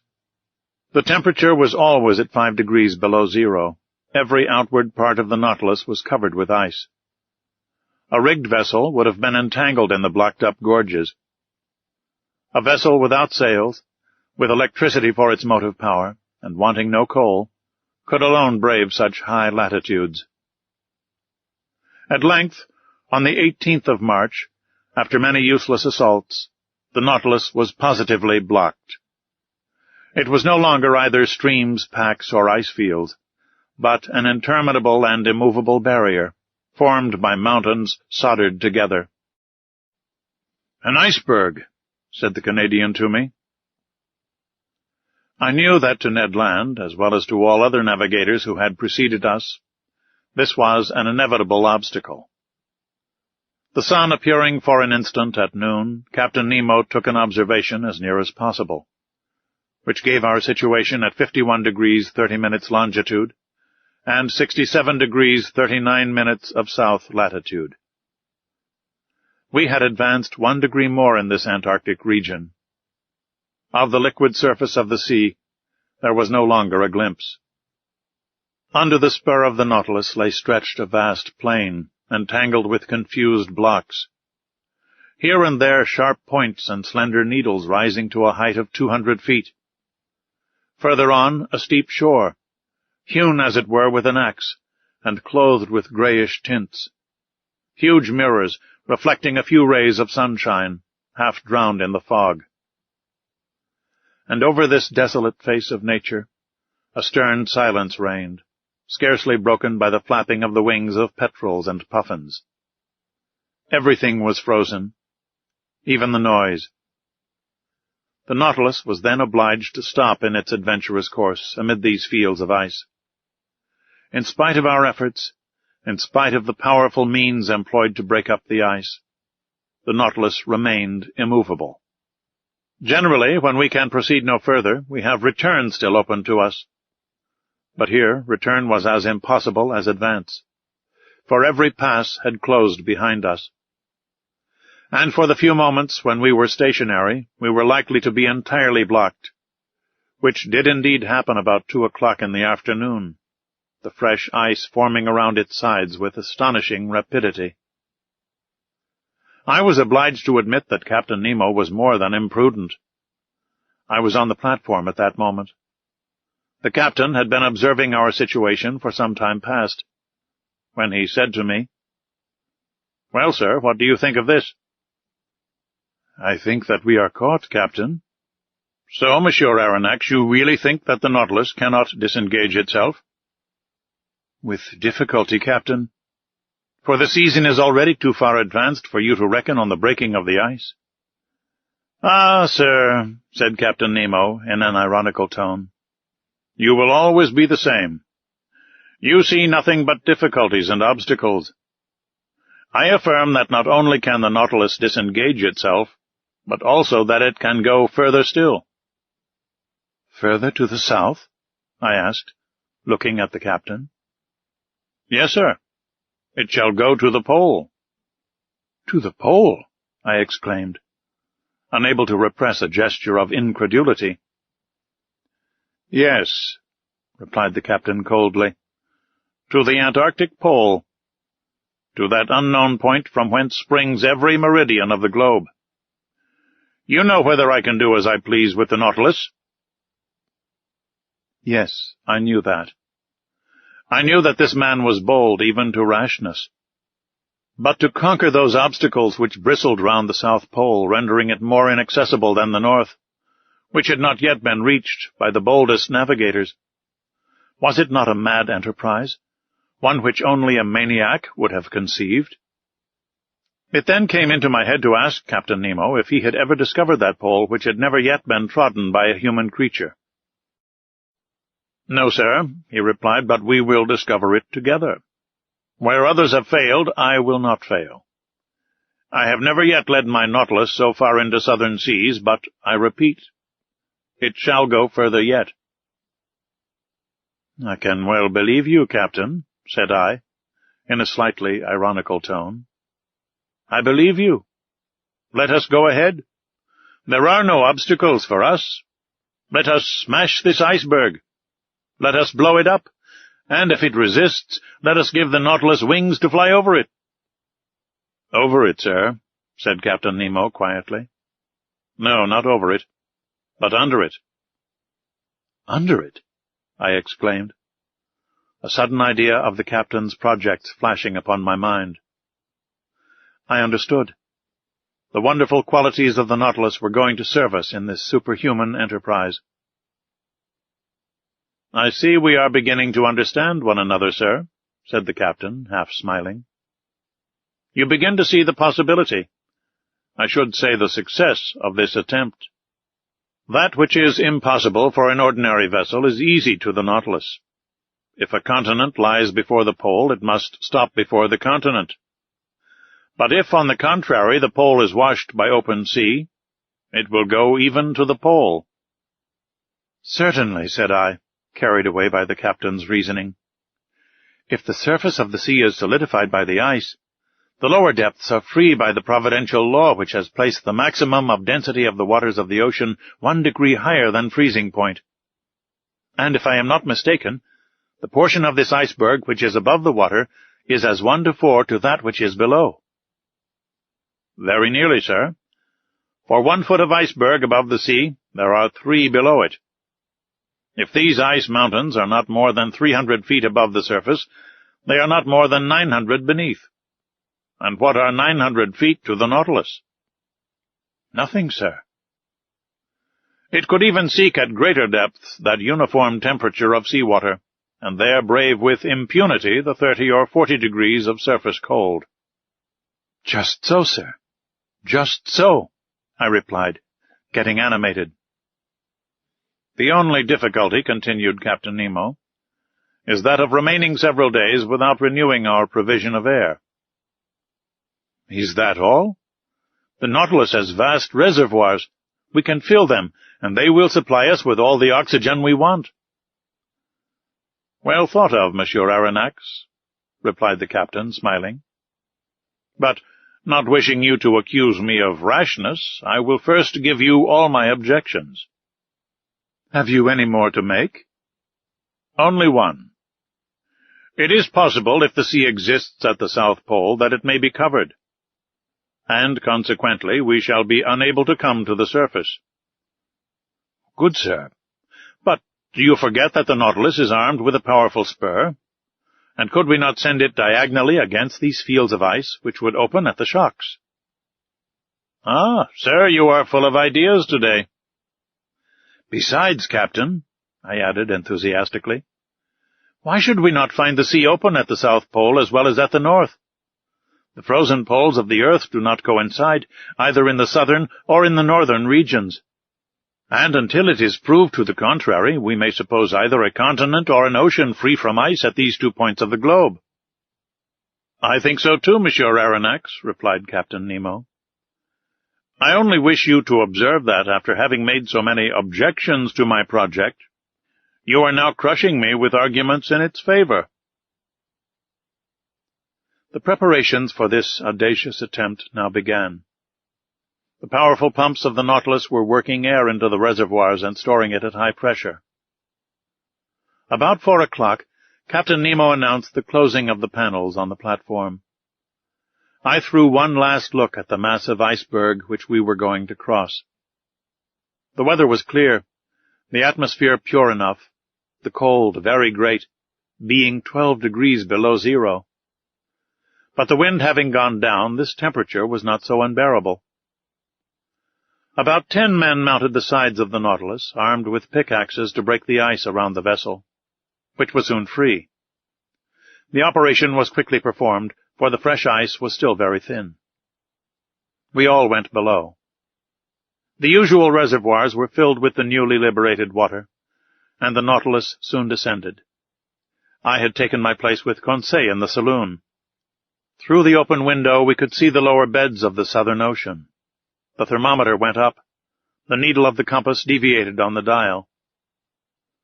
At about 900 feet, as Captain Nemo had foreseen, we were floating beneath the undulating bottom of the iceberg. But the Nautilus went lower still. It went to the depth of 400 fathoms. The temperature of the water at the surface showed 12 degrees. It was now only 10. We had gained 2. I need not say the temperature of the Nautilus was raised by its heating apparatus to a much higher degree. Every maneuver was accomplished with wonderful precision. "We shall pass it, if you please, sir," said Conseil. "I believe we shall," I said, in a tone of firm conviction. In this open sea, the Nautilus had taken its course direct to the pole, without leaving the 52nd meridian. From 67 degrees 30 minutes to 90 degrees, 22 degrees and a half of latitude remained to travel. That is about 500 leagues. The Nautilus kept up a mean speed of 26 miles an hour, the speed of an express train. If that was kept up in 40 hours, we should reach the pole. For a part of the night, the novelty of the situation kept us at the window. The sea was lit with the electric lantern, but it was deserted. Fishes did not sojourn in these imprisoned waters. They only found there a passage to take them from the Antarctic Ocean to the open polar sea. Our pace was rapid. We could feel it by the quivering of the long steel body. About 2 in the morning I took some hours' repose, and Conseil did the same. In crossing the waist, I did not meet Captain Nemo. I supposed him to be in the pilot's cage. The next morning, the 19th of March, I took my post once more in the saloon. The electric log told me that the speed of the Nautilus had been slackened. It was then going towards the surface, but prudently emptying its reservoirs very slowly. My heart beat fast. Were we going to emerge and regain the open polar atmosphere? No. A shock told me that the Nautilus had struck the bottom of the iceberg, still very thick, judging from the deadened sound. We had indeed struck, to use a sea expression, but in an inverse sense, and at 1,000 feet deep. This would give 3,000 feet of ice above us, 1,000 being above the watermark. The iceberg was then higher than at its borders. Not a very reassuring fact. Several times that day the Nautilus tried again, and every time it struck the wall which lay like a ceiling above it. Sometimes it met with but 900 yards, only 200 of which rose above the surface. It was twice the height it was when the Nautilus had gone under the waves. I carefully noted the different depths, and thus obtained a submarine profile of the chain as it was developed under the water. That night, no change had taken place in our situation. Still ice between 400 and 500 yards in depth. It was evidently diminishing, but still what a thickness between us and the surface of the ocean. It was then 8. According to the daily custom on board the Nautilus, its air should have been renewed 4 hours ago. But I did not suffer much, although Captain Nemo had not yet made any demand upon his reserve of oxygen. My sleep was painful that night. Hope and fear besieged me by turns. I rose several times. The groping of the Nautilus continued. About 3 in the morning I noticed that the lower surface of the iceberg was only about 50 feet deep. 150 feet now separated us from the surface of the waters. The iceberg was by degrees becoming an ice field, the mountain a plain. My eyes never left the manometer.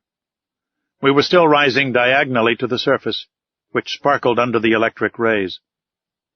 The iceberg was stretching both above and beneath into lengthening slopes. Mile after mile it was getting thinner.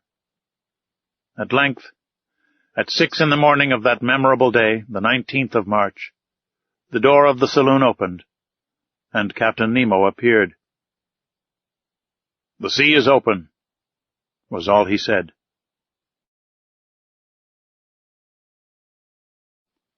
Chapter 14. The South Pole. I rushed onto the platform. Yes, the open sea with but a few scattered pieces of ice and moving icebergs. A long stretch of sea.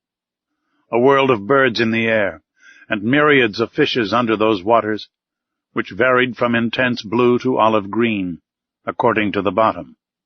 The thermometer marked 3 degrees centigrade above zero.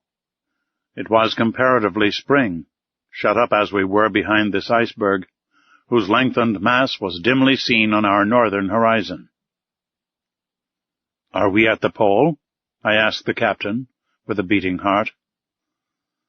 "I do not know," he replied. "At noon I will take our bearings. "But will the sun show himself through this fog?" said I, looking at the leaden sky. "However little it shows, it will be enough," replied the captain. About 10 miles south, a solitary island rose to a height of 104 yards. We made for it, but carefully, for the sea might be strewn with banks. 1 hour afterwards we had reached it. 2 hours later we had made the round of it. It measured 4 or 5 miles in circumference. A narrow canal separated it from a considerable stretch of land, perhaps a continent, for we could not see its limits. The existence of this land seemed to give some color to Maury's theory. The ingenious American has remarked that, between the South Pole and the 60th parallel, the sea is covered with floating ice of enormous size, which is never met with in the North Atlantic. From this fact, he has drawn the conclusion that the Antarctic Circle encloses considerable continents, as icebergs cannot form in open sea, but only on the coasts. According to these calculations, the mass of ice surrounding the southern pole forms a vast cap, the circumference of which must be at least 2,500 miles. But the Nautilus, for fear of running aground, had stopped about 3 cable lengths from a strand over which reared a superb heap of rocks. The boat was launched. The captain, 2 of his men bearing instruments, Conseil and myself were in it. It was 10 in the morning. I had not seen Ned land. Doubtless the Canadian did not wish to admit the presence of the South Pole. A few strokes of the oar brought us to the sand, where we ran ashore.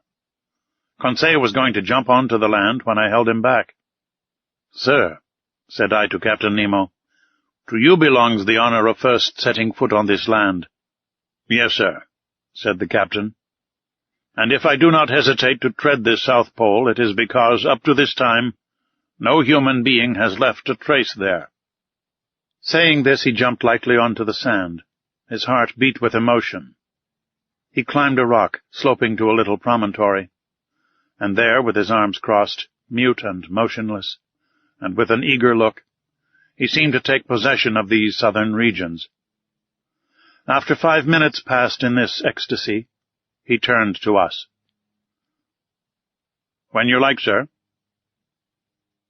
I landed, followed by Conseil, leaving the 2 men in the boat. For a long way the soil was composed of a reddish, sandy stone, something like crushed brick, scoriae, streams of lava, and pumice stones.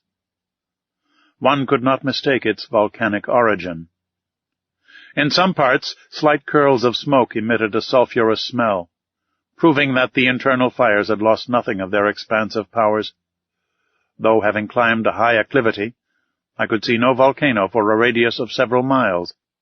We know that in those Antarctic countries James Ross found 2 craters, the Erebus and Terror, in full activity, on the 167th meridian, latitude 77 degrees 32 minutes. The vegetation of this desolate continent seemed to me much restricted. Some lichens lay upon the black rocks, some microscopic plants, rudimentary diatomas, a kind of cells placed between 2 quartz shells, long purple and scarlet weed, supported on little swimming bladders, which the breaking of the waves brought to the shore. These constituted the meager flora of this region. The shore was strewn with mollusks, little mussels, and limpets. I also saw myriads of northern clios, 1 1/4 inches long, of which a whale would swallow a whole world at a mouthful, and some perfect sea butterflies, animating the waters on the skirts of the shore. There appeared on the high bottoms some coral shrubs, of the kind which, according to James Ross, live in the Antarctic seas to the depth of more than 1,000 yards. Then there were little kingfishers and starfish studding the soil. But where life abounded most was in the air. There thousands of birds fluttered and flew of all kinds, deafening us with their cries.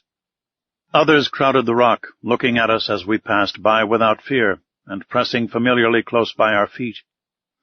There were penguins, so agile in the water, heavy and awkward as they are on the ground. They were uttering harsh cries, a large assembly, sober in gesture but extravagant in clamor. Albatrosses passed in the air, the expanse of their wings being at least 4 yards and a half, and justly called the vultures of the ocean. Some gigantic petrels, and some damiers, a kind of small duck, the underpart of whose body is black and white. Then there were a whole series of petrels, some whitish, with brown-bordered wings, others blue, peculiar to the Antarctic seas, and so oily, as I told Conseil, that the inhabitants of the Faroe Islands had nothing to do before lighting them but to put a wick in. "A little more," said Conseil, "and they would be perfect lamps.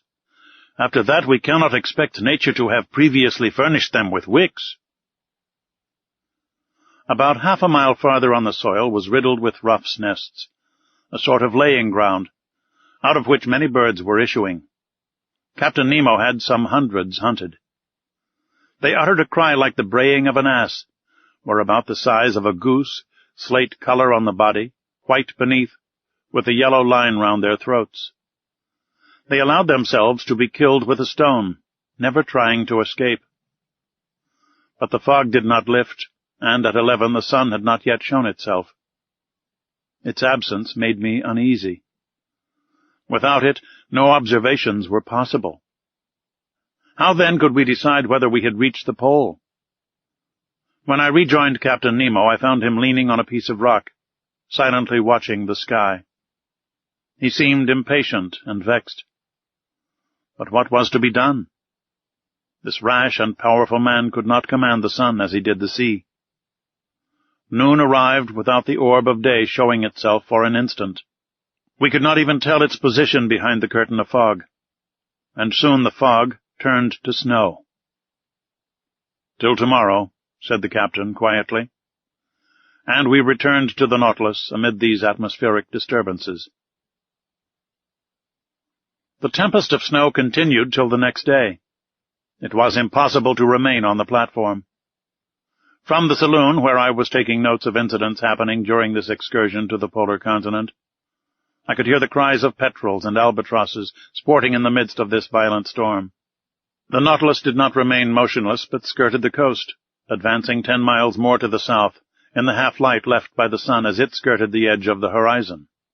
The next day, the 20th of March, the snow had ceased. The cold was a little greater, the thermometer showing 2 degrees below zero. The fog was rising, and I hoped that that day our observations might be taken. Captain Nemo not having yet appeared, the boat took Conseil and myself to land. The soil was still of the same volcanic nature. Everywhere were traces of lava, scoriae, and basalt. But the crater which had vomited them I could not see. Here, as lower down, this continent was alive with myriads of birds. But their rule was now divided with large troops of sea mammals, looking at us with their soft eyes. There were several kinds of seals, some stretched on the earth, some on flakes of ice, many going in and out of the sea. They did not flee at our approach, never having had anything to do with man, and I reckoned that there were provisions there for hundreds of vessels. "Sir," said Conseil, "will you tell me the names of these creatures?" "They are seals and morses." It was now 8 in the morning. 4 hours remained to us before the sun could be observed with advantage. I directed our steps towards a vast bay cut in the steep granite shore. There I can aver that earth and ice were lost to sight by the numbers of sea mammals covering them, and I involuntarily sought for old Proteus, the mythological shepherd who watched these immense flocks of Neptune. There were more seals than anything else, forming distinct groups, male and female, the father watching over his family, the mother suckling her little ones, some already strong enough to go a few steps. When they wished to change their place, they took little jumps, made by the contraction of their bodies, and helped awkwardly enough by their imperfect fin, which, as with the manatee, their cousins, forms a perfect forearm. I should say that in the water, which is their element, the spine of these creatures is flexible, with smooth and close skin and webbed feet. They swim admirably. In resting on the earth, they take the most graceful attitudes. Thus the ancients, observing their soft and expressive looks, which cannot be surpassed by the most beautiful look a woman can give, their clear, voluptuous eyes, their charming positions, and the poetry of their manners metamorphosed them, the male into a Triton and the female into a mermaid. I made Conseil notice the considerable development of the lobes of the brain in these interesting cetaceans. No mammal, except man, has such a quantity of brain matter.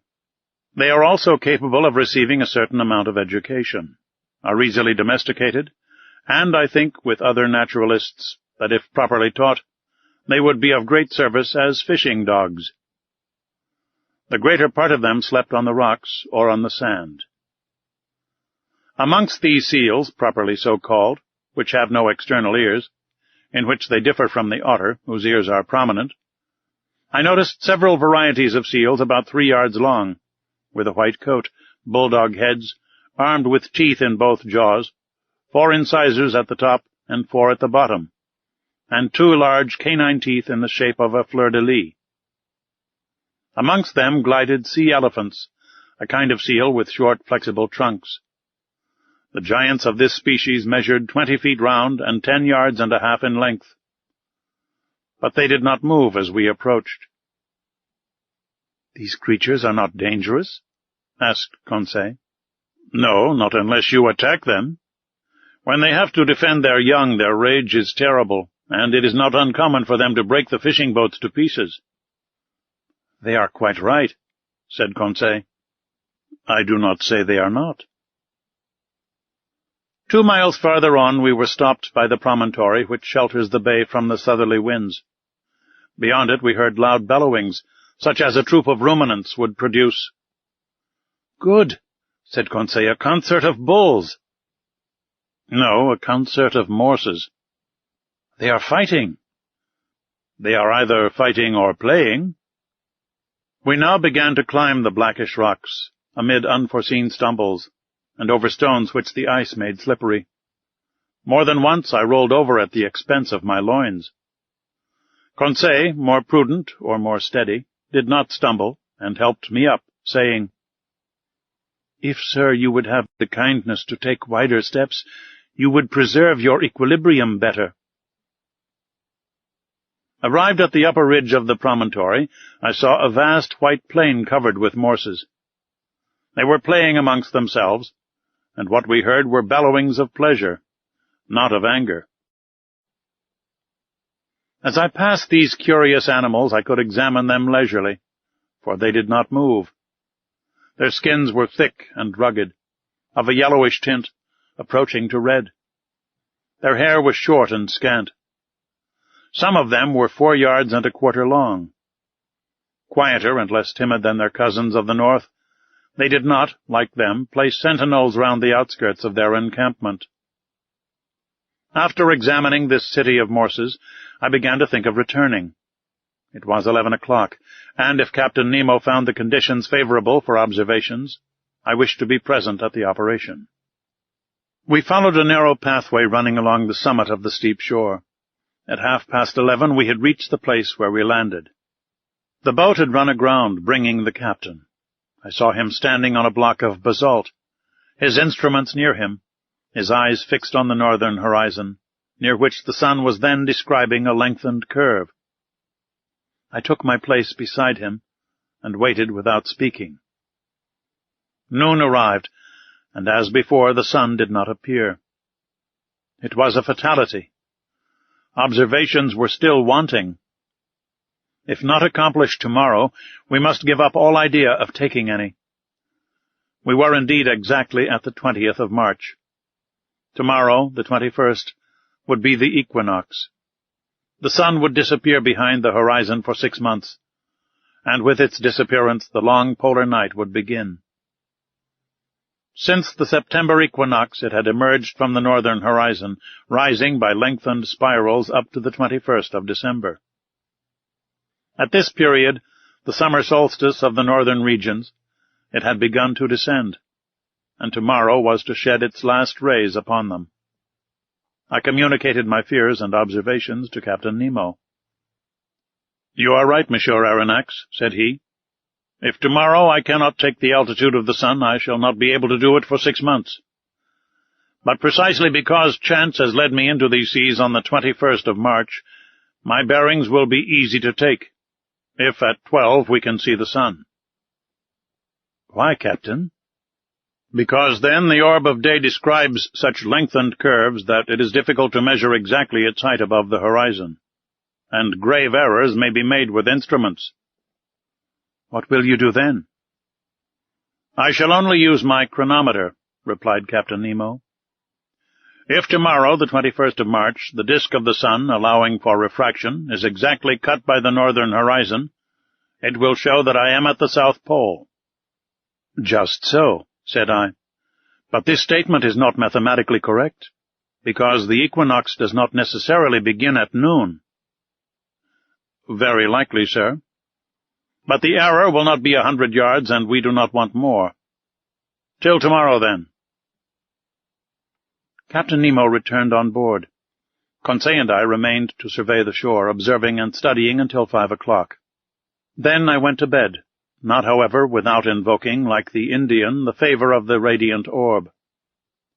The next day, the 21st of March, at 5 in the morning, I mounted the platform. I found Captain Nemo there. "The weather is lightening a little," said he. "I have some hope. After breakfast we will go on shore and choose a post for observation." That point settled, I sought Ned Land.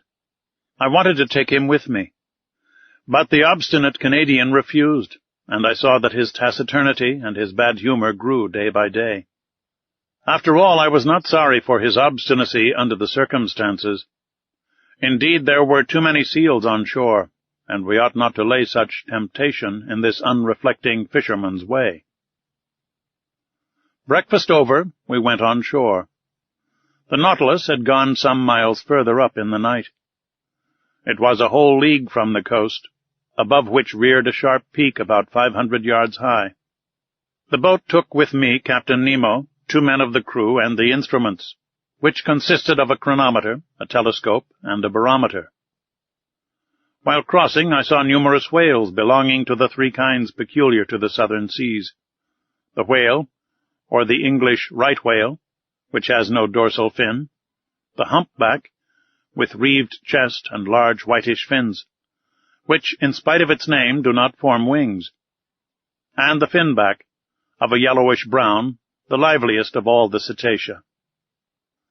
This powerful creature is heard a long way off when he throws to a great height columns of air and vapor, which look like whirlwinds of smoke. These different mammals were disporting themselves in troops in the quiet waters, and I could see that this basin of the Antarctic pole serves as a place of refuge to the cetacea too closely tracked by the hunters. I also noticed large medusae floating between the reeds. At 9 we landed. The sky was brightening, the clouds were flying to the south, and the fog seemed to be leaving the cold surface of the waters. Captain Nemo went towards the peak, which he doubtless meant to be his observatory. It was a painful ascent over the sharp lava and the pumice stones, in an atmosphere often impregnated with a sulphurous smell from the smoking cracks. For a man unaccustomed to walk on land, the captain climbed the steep slopes with an agility I never saw equaled, and which a hunter would have envied. We were 2 hours getting to the summit of this peak, which was half porphyry and half basalt. From thence we looked upon a vast sea, which, towards the north, distinctly traced its boundary line upon the sky. At our feet lay fields of dazzling whiteness. Over our heads a pale azure, free from fog. To the north, the disk of the sun seemed like a ball of fire, already horned by the cutting of the horizon. From the bosom of the water rose sheaves of liquid jets by hundreds. In the distance lay the Nautilus like a cetacean asleep on the water. Behind us, to the south and east, an immense country and a chaotic heap of rocks and ice, the limits of which were not visible. On arriving at the summit, Captain Nemo carefully took the mean height of the barometer, for he would have to consider that in taking his observations. At 11:45 the sun, then seen only by refraction, looked like a golden disk, shedding its last rays upon this deserted continent and seas which never man had yet ploughed. Captain Nemo, furnished with a lenticular glass, which, by means of a mirror, corrected the refraction, watched the orb sinking below the horizon by degrees, following a lengthened diagonal. I held the chronometer. My heart beat fast. If the disappearance of the half-disk of the sun coincided with 12 o'clock on the chronometer, we were at the pole itself. 12! I exclaimed. The South Pole, replied Captain Nemo, in a grave voice, handing me the glass, which showed the orb cut in exactly equal parts by the horizon. I looked at the last rays crowning the peak, and the shadows mounting by degrees up its slopes. At that moment, Captain Nemo, resting with his hand on my shoulder, said, I, Captain Nemo, on this 21st day of March, 1868, have reached the South Pole on the 90th degree, and I take possession of this part of the globe, equal to 1/6 of the known continents. In whose name, Captain? In my own, sir. Saying which, Captain Nemo unfurled a black banner, bearing an N in gold quartered on its bunting. Then, turning towards the orb of day, whose last rays lapped the horizon of the sea, he exclaimed, Adieu, sun! Disappear, thou radiant orb! Rest beneath this open sea, and let a night of 6 months spread its shadows over my new domains. Chapter 15. Accident or Incident. The next day, the 22nd of March, at 6 in the morning, preparations for departure were begun. The last gleams of twilight were melting into night. The cold was great. The constellations shone with wonderful intensity. In the zenith glittered that wondrous Southern Cross, the polar bear of Antarctic regions.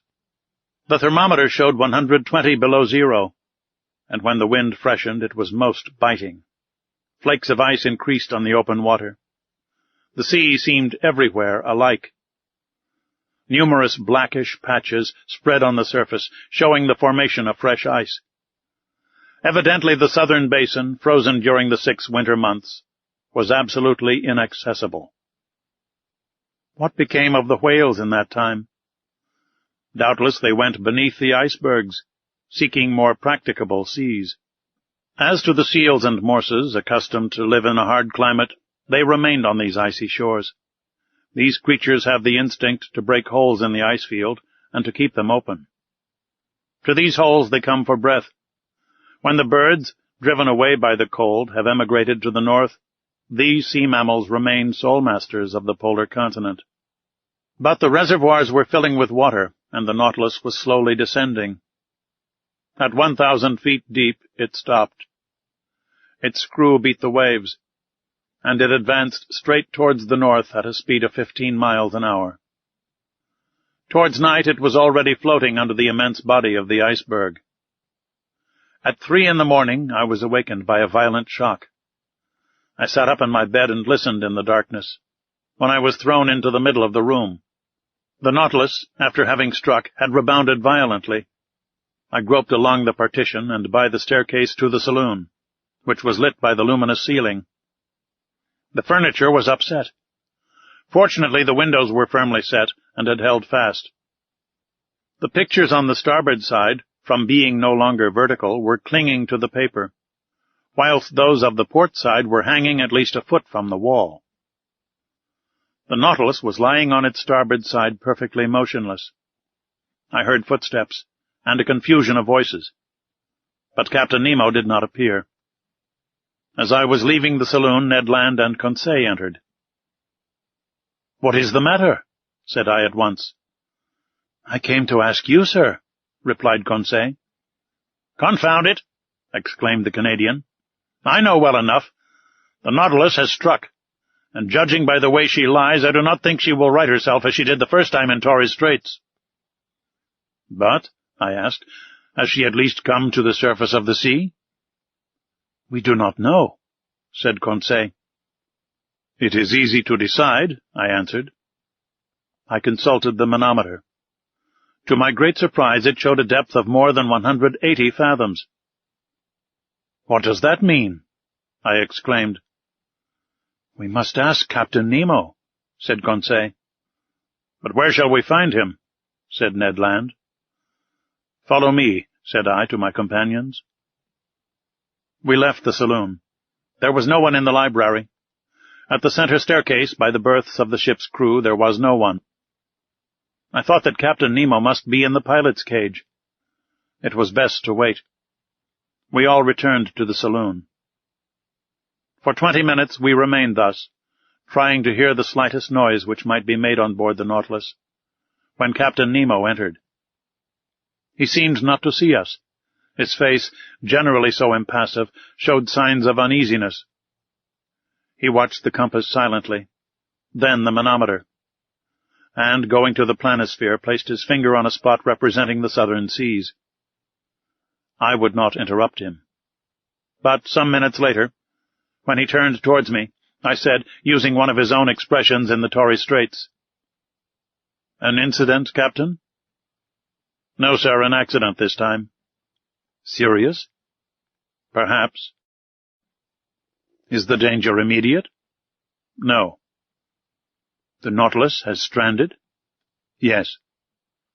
"And this has happened how?" "From a caprice of nature, not from the ignorance of man. Not a mistake has been made in the working. But we cannot prevent equilibrium from producing its effects. We may brave human laws, but we cannot resist natural ones."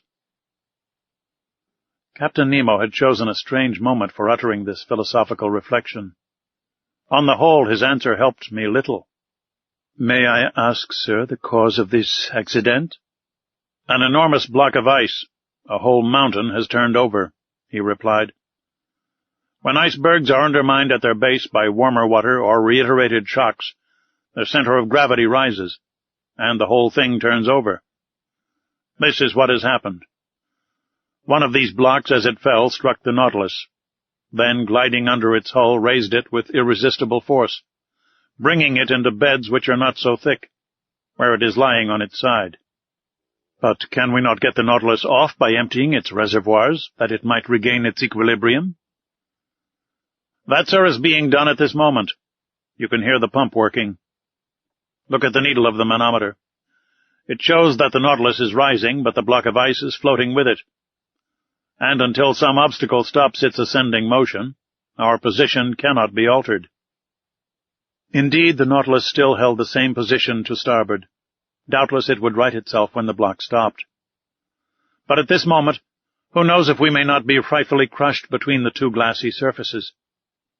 I reflected on all the consequences of our position. Captain Nemo never took his eyes off the manometer. Since the fall of the iceberg, the Nautilus had risen about 150 feet, but it still made the same angle with the perpendicular. Suddenly a slight movement was felt in the hold. Evidently it was righting a little. Things hanging in the saloon were sensibly returning to their normal position. The partitions were nearing the upright. No one spoke.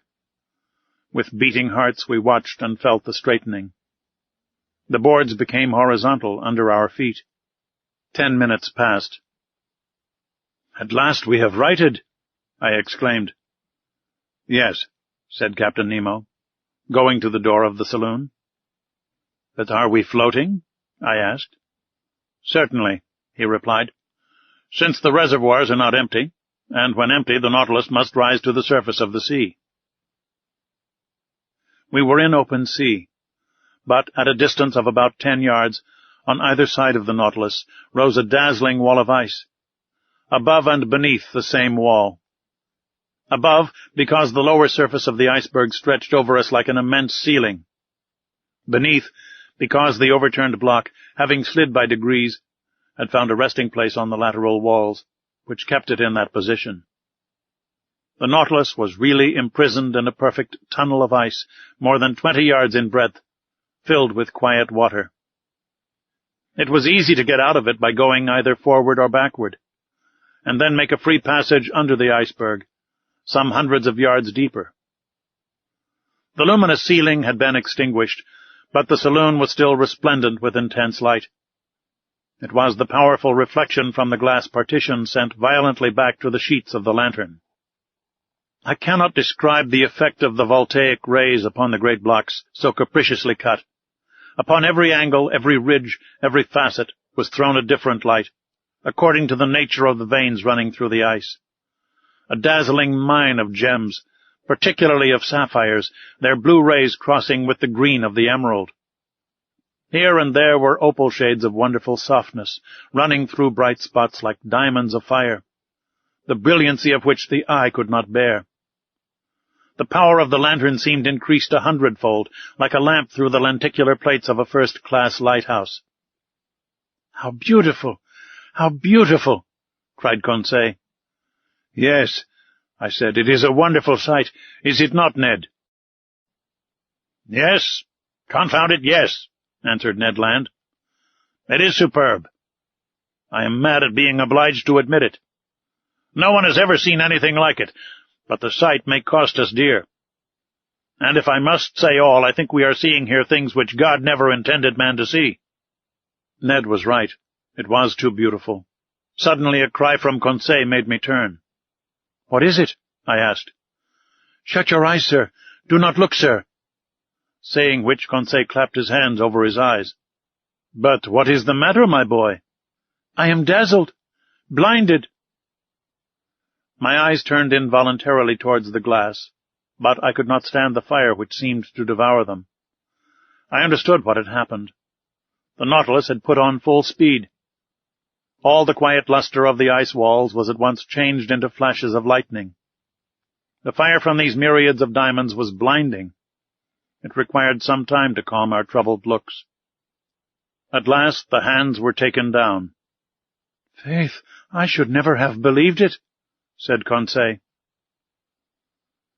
It was then 5 in the morning, and at that moment a shock was felt at the bows of the Nautilus.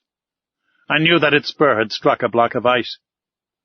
It must have been a false maneuver, for this submarine tunnel, obstructed by blocks, was not very easy navigation.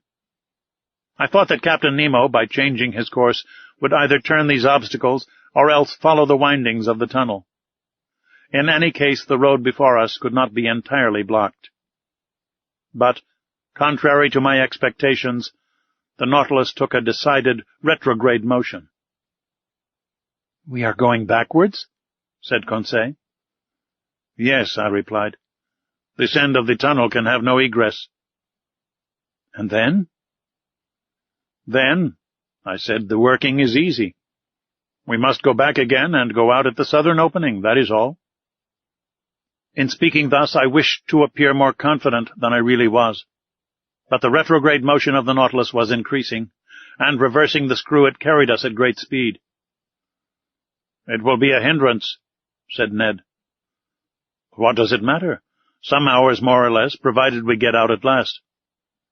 "Yes," repeated Ned Land, "provided we do get out at last." For a short time I walked from the saloon to the library. My companions were silent. I soon threw myself on an ottoman and took a book, which my eyes overran mechanically. A quarter of an hour after, Conseil, approaching me, said, "Is what you are reading very interesting, sir?" "Very interesting," I replied. "I should think so, sir. It is your own book you are reading." "My book?" And indeed I was holding in my hand the work on the great submarine depths. I did not even dream of it. I closed the book and returned to my walk. Ned and Conseil rose to go. "Stay here, my friends," said I, detaining them. "Let us remain together until we are out of this block." "As you please, sir," Conseil replied. Some hours passed. I often looked at the instruments hanging from the partition. The manometer showed that the Nautilus kept at a constant depth of more than 300 yards. The compass still pointed to south. The log indicated a speed of 20 miles an hour, which, in such a cramped space, was very great. But Captain Nemo knew that he could not hasten too much, and that minutes were worth ages to us. At 25 minutes past 8, a second shock took place, this time from behind. I turned pale. My companions were close by my side. I seized Conseil's hand. Our looks expressed our feelings better than words. At this moment the captain entered the saloon. I went up to him. "Our course is barred southward?" I asked. "Yes, sir, the iceberg has shifted and closed every outlet." "We are blocked up, then?" "Yes."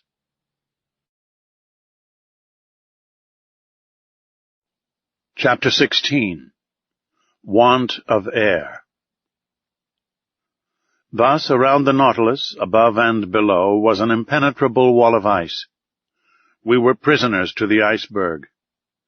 I watched the captain. His countenance had resumed its habitual imperturbability. "Gentlemen," he said calmly, "there are two ways of dying in the circumstances in which we are placed." This puzzling person had the air of a mathematical professor lecturing to his pupils. "The first is to be crushed. The second is to die of suffocation. I do not speak of the possibility of dying of hunger, for the supply of provisions in the Nautilus will certainly last longer than we shall. Let us then calculate our chances." "As to suffocation, Captain," I replied, "that is not to be feared, because our reservoirs are full." "Just so. But they will only yield 2 days' supply of air. Now, for 36 hours we have been hidden under the water, and already the heavy atmosphere of the Nautilus requires renewal. In 48 hours our reserve will be exhausted." "Well, Captain, can we be delivered before 48 hours?" "We will attempt it, at least, by piercing the wall that surrounds us." "On which side?" "Sound will tell us. I am going to run the Nautilus aground on the lower bank, and my men will attack the iceberg on the side that is least thick." Captain Nemo went out. Soon I discovered by a hissing noise that the water was entering the reservoirs. The Nautilus sank slowly, and rested on the ice at a depth of 350 yards, the depth at which the lower bank was immersed. "My friends," I said, "our situation is serious, but I rely on your courage and energy." "Sir," replied the Canadian, "I am ready to do anything for the general safety." "Good, Ned." And I held out my hand to the Canadian. "I will add," he continued, "that being as handy with the pickaxe as with the harpoon, if I can be useful to the captain, he can command my services." "He will not refuse your help. Come, Ned." I led him to the room where the crew of the Nautilus were putting on their cork jackets. I told the captain of Ned's proposal, which he accepted. The Canadian put on his sea costume and was ready as soon as his companions.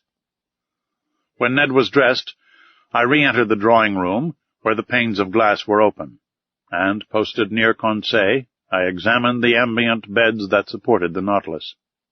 Some instants after, we saw a dozen of the crew set foot on the bank of ice, and among them Ned Land, easily known by his stature. Captain Nemo was with them. Before proceeding to dig the walls, he took the soundings, to be sure of working in the right direction. Long sounding lines were sunk in the side walls, but after 15 yards they were again stopped by the thick wall.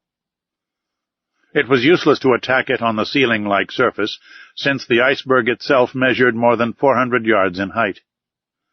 Captain Nemo then sounded the lower surface. There 10 yards of wall separated us from the water, so great was the thickness of the ice field. It was necessary, therefore, to cut from it a piece equal in extent to the waterline of the Nautilus. There were about 6,000 cubic yards to detach, so as to dig a hole by which we could descend to the ice field. The work had begun immediately, and carried on with indefatigable energy. Instead of digging round the Nautilus, which would have involved greater difficulty, Captain Nemo had an immense trench made at 8 yards from the port quarter. Then the men set to work simultaneously with their screws on several points of its circumference. Presently the pickaxe attacked this compact matter vigorously, and large blocks were detached from the mass.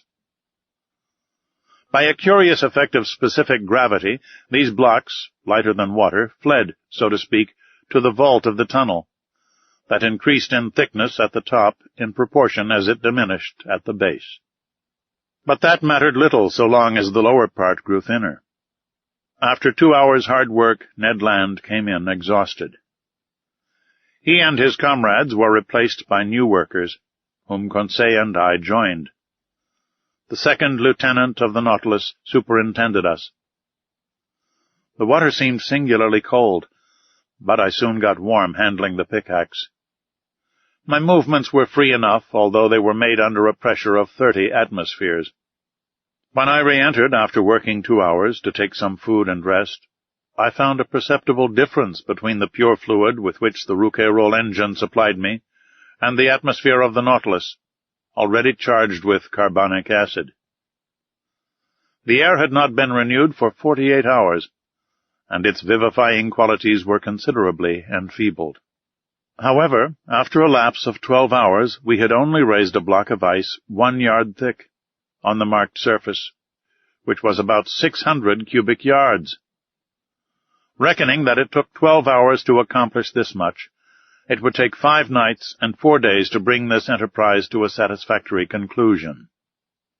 5 nights and 4 days. And we have only air enough for 2 days in the reservoirs. Without taking into account, said Ned, that even if we get out of this infernal prison, we shall also be imprisoned under the iceberg, shut out from all possible communication with the atmosphere. True enough. Who could then foresee the minimum of time necessary for our deliverance? We might be suffocated before the Nautilus could regain the surface of the waves. Was it destined to perish in this ice tomb with all those it enclosed? The situation was terrible. But everyone had looked the danger in the face, and each was determined to do his duty to the last. As I expected, during the night a new block a yard square was carried away, and still further sank the immense hollow.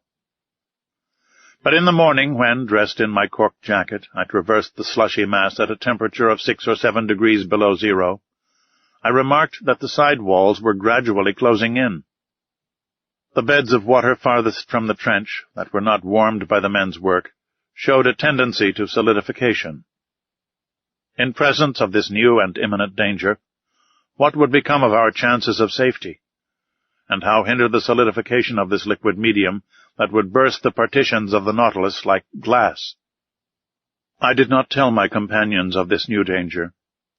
What was the good of damping the energy they displayed in the painful work of escape? But when I went on board again, I told Captain Nemo of this grave complication. "I know it," he said, in that calm tone which could counteract the most terrible apprehensions. "It is one danger more. But I see no way of escaping it. The only chance of safety is to go quicker than solidification. We must be beforehand with it, that is all." On this day for several hours I used my pickaxe vigorously. The work kept me up. Besides, to work was to quit the Nautilus, and breathe directly the pure air drawn from the reservoirs, and supplied by our apparatus, and to quit the impoverished and vitiated atmosphere. Towards evening the trench was dug 1 yard deeper. When I returned on board, I was nearly suffocated by the carbonic acid with which the air was filled. Ah, if we had only the chemical means to drive away this deleterious gas! We had plenty of oxygen. All this water contained a considerable quantity, and by dissolving it with our powerful piles, it would restore the vivifying fluid. I had thought well over it. But of what good was that, since the carbonic acid produced by our respiration had invaded every part of the vessel? To absorb it, it was necessary to fill some jars with caustic potash, and to shake them incessantly. Now this substance was wanting on board, and nothing could replace it. On that evening, Captain Nemo ought to open the taps of his reservoirs, and let some pure air into the interior of the Nautilus. Without this precaution, we could not get rid of the sense of suffocation. The next day, March 26th, I resumed my miner's work in beginning the 5th yard. The side walls and the lower surface of the iceberg thickened visibly. It was evident that they would meet before the Nautilus was able to disengage itself. Despair seized me for an instant. My pickaxe nearly fell from my hands. What was the good of digging if I must be suffocated, crushed by the water that was turning into stone? A punishment that the ferocity of the savages even would not have invented. Just then Captain Nemo passed near me. I touched his hand and showed him the walls of our prison. The wall to port had advanced to at least 4 yards from the hull of the Nautilus. The captain understood me, and signed me to follow him. We went on board. I took off my cork jacket and accompanied him into the drawing-room. "Monsieur Aronnax, we must attempt some desperate means, or we shall be sealed up in this solidified water as in cement." "Yes, but what is to be done?" "Ah, if my Nautilus were strong enough to bear this pressure without being crushed." "Well?"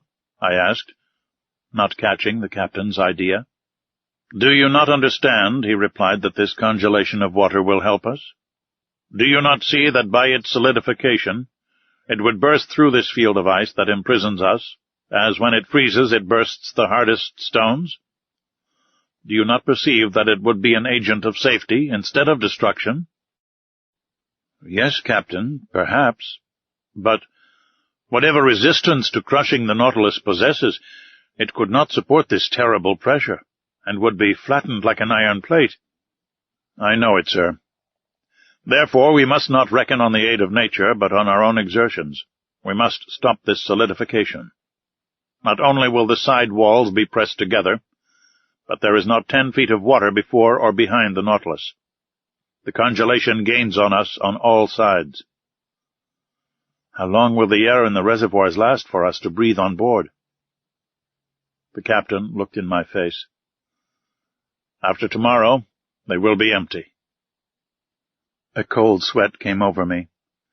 However, ought I to have been astonished at the answer? On March 22nd the Nautilus was in the open polar seas. We were at 26 degrees. For 5 days we had lived on the reservoir on board. And what was left of the respirable air must be kept for the workers. Even now, as I write, my recollection is still so vivid that an involuntary terror seizes me, and my lungs seem to be without air. Meanwhile Captain Nemo reflected silently, and evidently an idea had struck him. But he seemed to reject it. At last these words escaped his lips. "Boiling water," he muttered. "Boiling water?" I cried. "Yes, sir. We are enclosed in a space that is relatively confined. Would not jets of boiling water, constantly injected by the pumps, raise the temperature in this part and stay the congelation?" "Let us try it," I said resolutely. "Let us try it, Professor." The thermometer then stood at 7 degrees outside. Captain Nemo took me to the galleys where the vast distillatory machines stood that furnished the drinkable water by evaporation. They filled these with water, and all the electric heat from the piles was thrown through the worms bathed in the liquid. In a few minutes this water reached 100 degrees. It was directed towards the pumps, while fresh water replaced it in proportion. The heat developed by the troughs was such that cold water, drawn up from the sea after only having gone through the machines, came boiling into the body of the pump. The injection was begun, and 3 hours after, the thermometer marked 6 degrees below zero outside. 1 degree was gained. 2 hours later, the thermometer only marked 4 degrees. "We shall succeed," I said to the captain, after having anxiously watched the result of the operation. "I think," he answered, "that we shall not be crushed. We have no more suffocation to fear." During the night the temperature of the water rose to 1 degree below zero. The injections could not carry it to a higher point. But as the congelation of the seawater produces at least 2 degrees, I was at least reassured against the dangers of solidification. The next day, March 27th, 6 yards of ice had been cleared, 12 feet only remaining to be cleared away. There was yet 48 hours' work, The air could not be renewed in the interior of the Nautilus, and this day would make it worse. An intolerable weight oppressed me. Towards 3 o'clock in the evening, this feeling rose to a violent degree. Yawns dislocated my jaws. My lungs panted as they inhaled this burning fluid, which became rarefied more and more. A moral torpor took hold of me. I was powerless, almost unconscious. My brave Conseil, though exhibiting the same symptoms and suffering in the same manner, never left me. He took my hand and encouraged me, and I heard him murmur, "Oh, if I could only not breathe so as to leave more air for my master." Tears came into my eyes on hearing him speak thus. If our situation to all was intolerable in the interior, with what haste and gladness would we put on our cork jackets to work in our turn. Pickaxes sounded on the frozen ice beds. Our arms ached, the skin was torn off our hands. But what were these fatigues? What did the wounds matter? Vital air came to the lungs. We breathed. We breathed. All this time no one prolonged his voluntary task beyond the prescribed time. His task accomplished, each one handed in turn to his panting companions the apparatus that supplied him with life.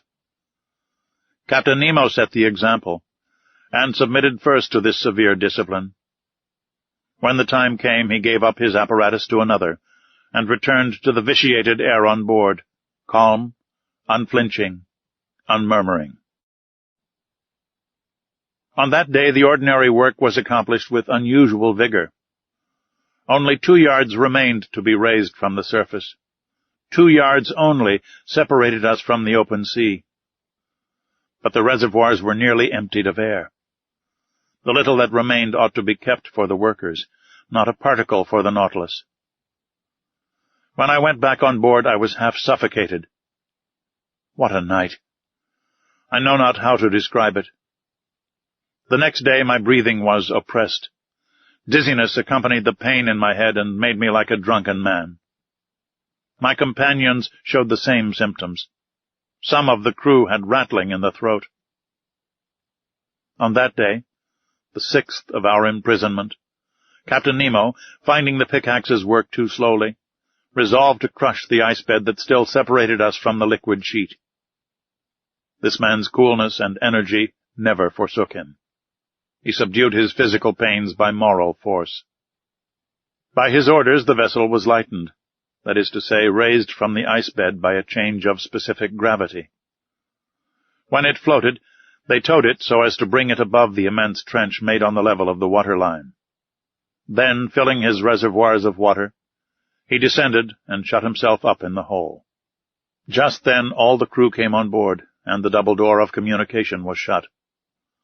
The Nautilus then rested on the bed of ice, which was not 1 yard thick, and which the sounding leads had perforated in 1,000 places. The taps of the reservoirs were then opened, and 100 cubic yards of water was let in, increasing the weight of the Nautilus to 1,800 tons. We waited. We listened, forgetting our sufferings in hope. Our safety depended on this last chance. Notwithstanding the buzzing in my head, I soon heard the humming sound under the hull of the Nautilus. The ice cracked with a singular noise, like tearing paper, and the Nautilus sank. "We are off," murmured Conseil in my ear. I could not answer him. I seized his hand and pressed it convulsively. All at once, carried away by its frightful overcharge, the Nautilus sank like a bullet under the waters. That is to say, it fell as if it was in a vacuum. Then all the electric force was put on the pumps, that soon began to let the water out of the reservoirs. After some minutes, our fall was stopped. Soon, too, the manometer indicated an ascending movement. The screw, going at full speed, made the iron hull tremble to its very bolts, and drew us towards the north. But if this floating under the iceberg is to last another day before we reach the open sea, I shall be dead first. Half stretched upon a divan in the library, I was suffocating. My face was purple, my lips blue, my faculties suspended. I neither saw nor heard. All notion of time had gone from my mind. My muscles could not contract. I do not know how many hours passed thus, but I was conscious of the agony that was coming over me. I felt as if I was going to die. Suddenly I came to. Some breaths of air penetrated my lungs. Had we risen to the surface of the waves? Were we free of the iceberg?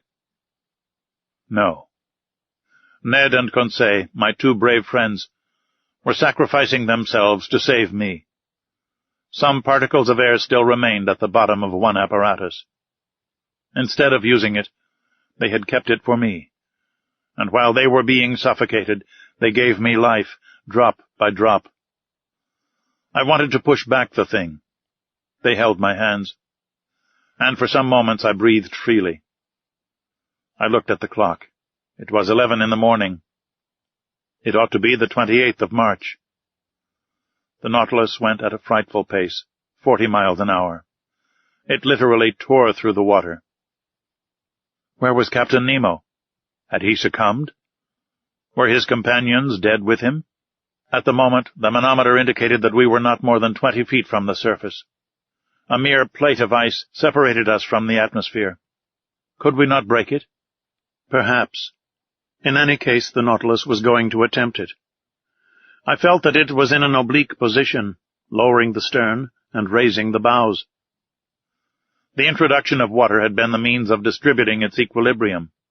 Then, impelled by its powerful screw, it attacked the ice field from beneath like a formidable battering ram. It broke it by backing and then rushing forward against the field, which gradually gave way, and at last, dashing suddenly against it, shot forwards on the ice field, that crushed beneath its weight. The panel was opened, one might say torn off, and the pure air came in abundance to all parts of the Nautilus.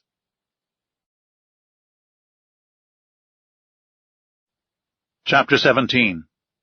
From Cape Horn to the Amazon. How I got onto the platform, I have no idea.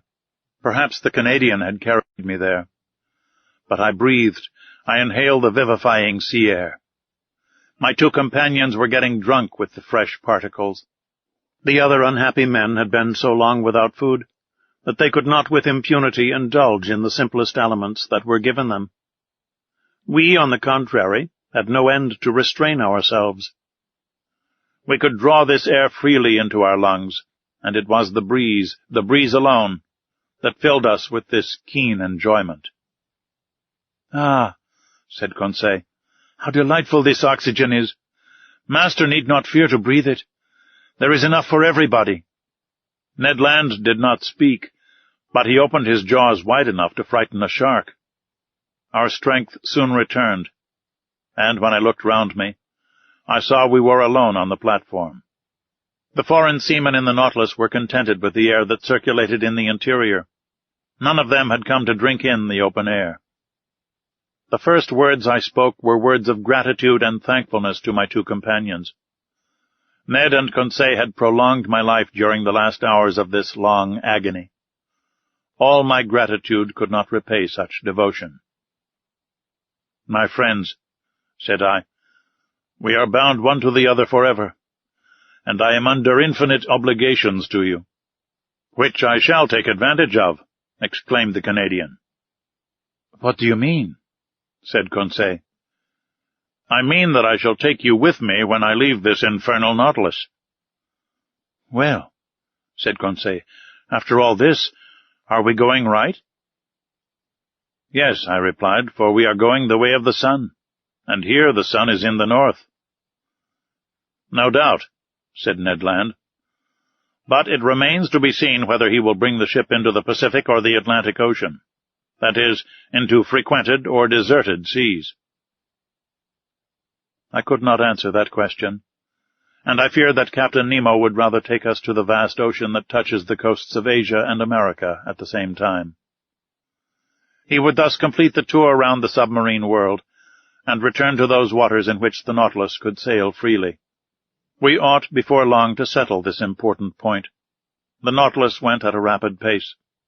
The polar circle was soon passed, and the course shaped for Cape Horn.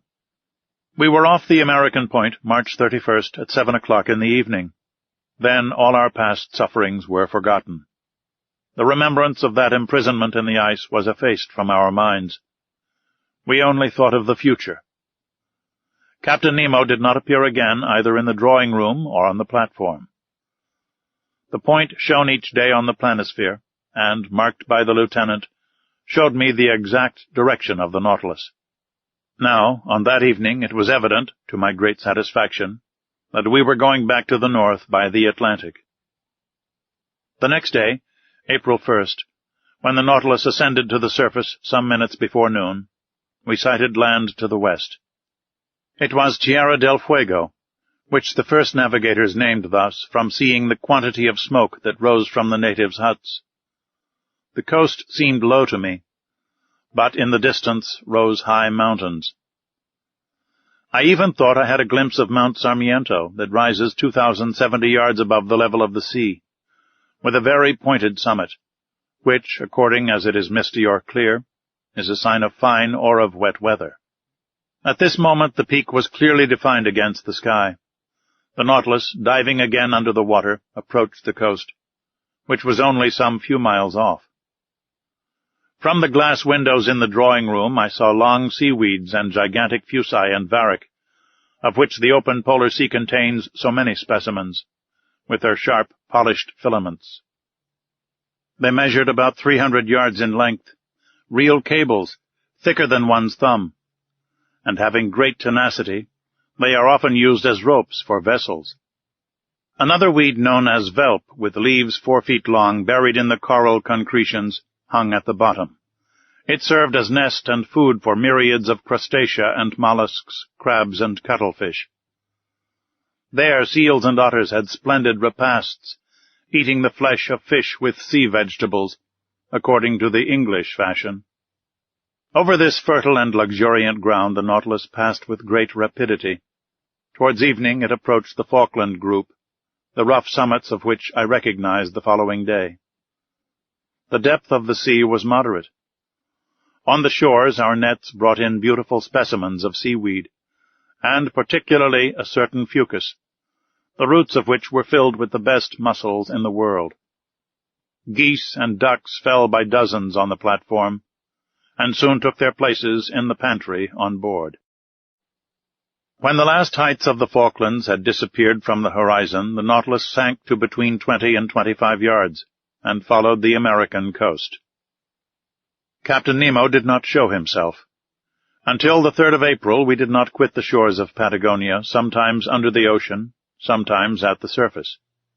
The Nautilus passed beyond the large estuary formed by the Uruguay. Its direction was northwards, and followed the long windings of the coast of South America. We had then made 1,600 miles since our embarkation in the seas of Japan. About 11 o'clock in the morning the Tropic of Capricorn was crossed on the 37th meridian, and we passed Cape Frio standing out to sea. Captain Nemo, to Ned Land's great displeasure, did not like the neighborhood of the inhabited coasts of Brazil, for we went at a giddy speed. Not a fish, not a bird of the swiftest kind could follow us, and the natural curiosities of these seas escaped all observation. This speed was kept up for several days, and in the evening of the 9th of April we sighted the most westerly point of South America that forms Cape San Roque. But then the Nautilus swerved again, and sought the lowest depth of a submarine valley which is between this cape and Sierra Leone on the African coast. This valley bifurcates to the parallel of the Antilles, and terminates at the mouth by the enormous depression of 9,000 yards. In this place the geological basin of the ocean forms, as far as the Lesser Antilles, a cliff to 3.5 miles perpendicular in height, and at the parallel of the Cape Verde Islands, another wall not less considerable, that encloses thus all the sunk continent of the Atlantic. The bottom of this immense valley is dotted with some mountains, that give to these submarine places a picturesque aspect. I speak, moreover, from the manuscript charts that were in the library of the Nautilus, charts evidently due to Captain Nemo's hand, and made after his personal observations. For 2 days the desert and deep waters were visited by means of the inclined planes. The Nautilus was furnished with long diagonal broadsides which carried it to all elevations.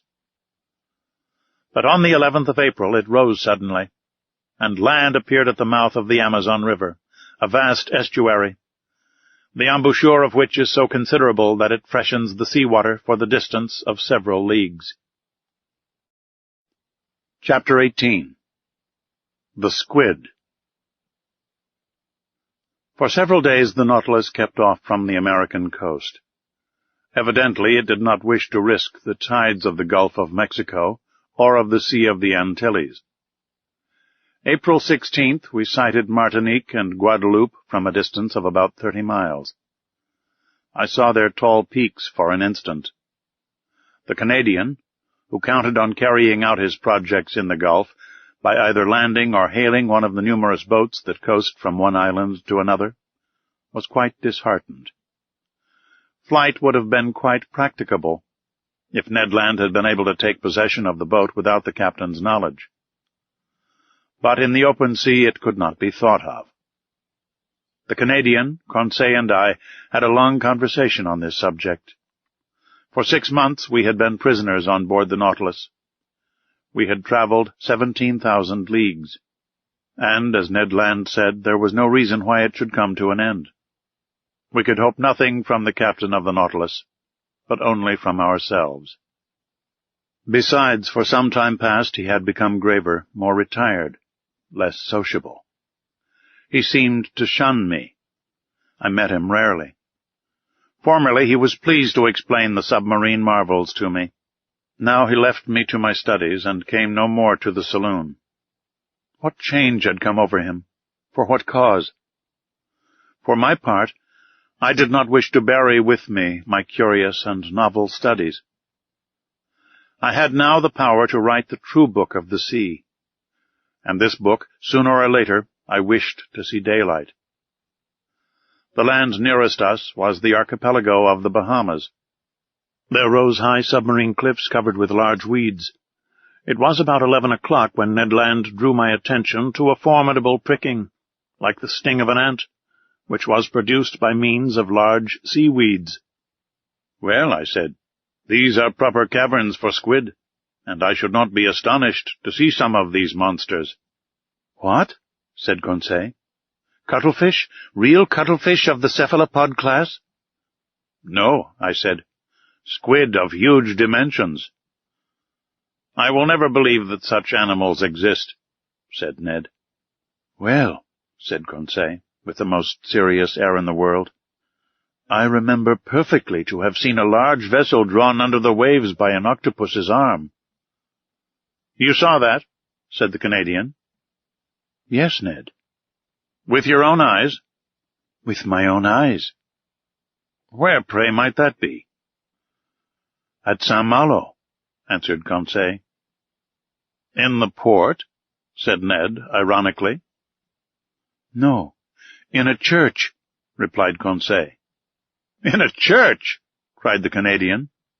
"Yes, friend Ned, in a picture representing the squid in question." "Good!" said Ned Land, bursting out laughing. "He is quite right," I said. "I have heard of this picture, but the subject represented is taken from a legend, and you know what to think of legends in the matter of natural history. Besides, when it is a question of monsters, the imagination is apt to run wild.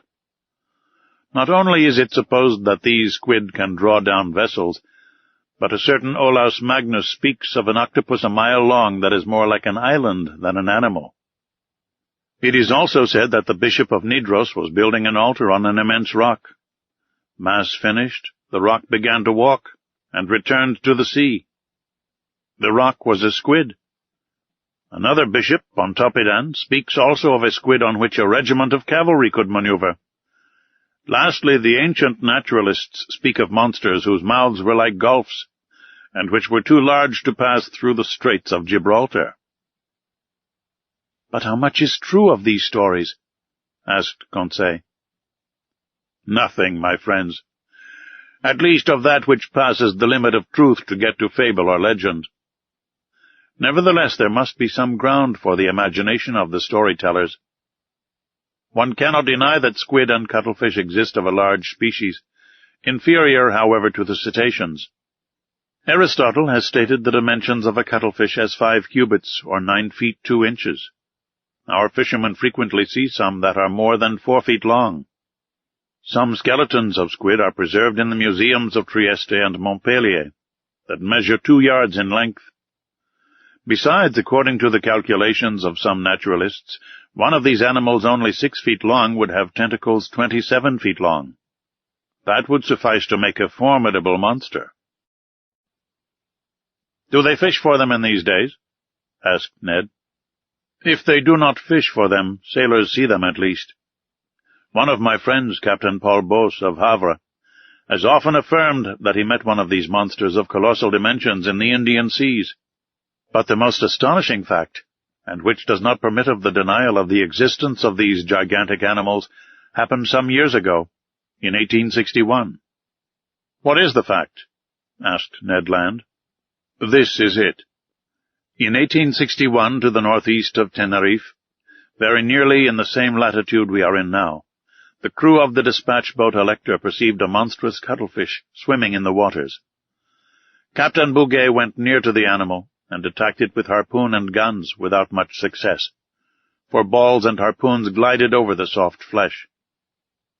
After several fruitless attempts, the crew tried to pass a slipknot round the body of the mollusk. The noose slipped as far as the tail fins, and there stopped. They tried then to haul it on board, but its weight was so considerable that the tightness of the cord separated the tail from the body, and, deprived of this ornament, he disappeared under the water." "Indeed? Is that a fact?" "An indisputable fact, my good Ned. They proposed to name this squid Bouguer's cuttlefish." "What length was it?" asked the Canadian. "Did it not measure about 6 yards?" said Conseil, who, posted at the window, was examining again the irregular windings of the cliff. "Precisely," I replied.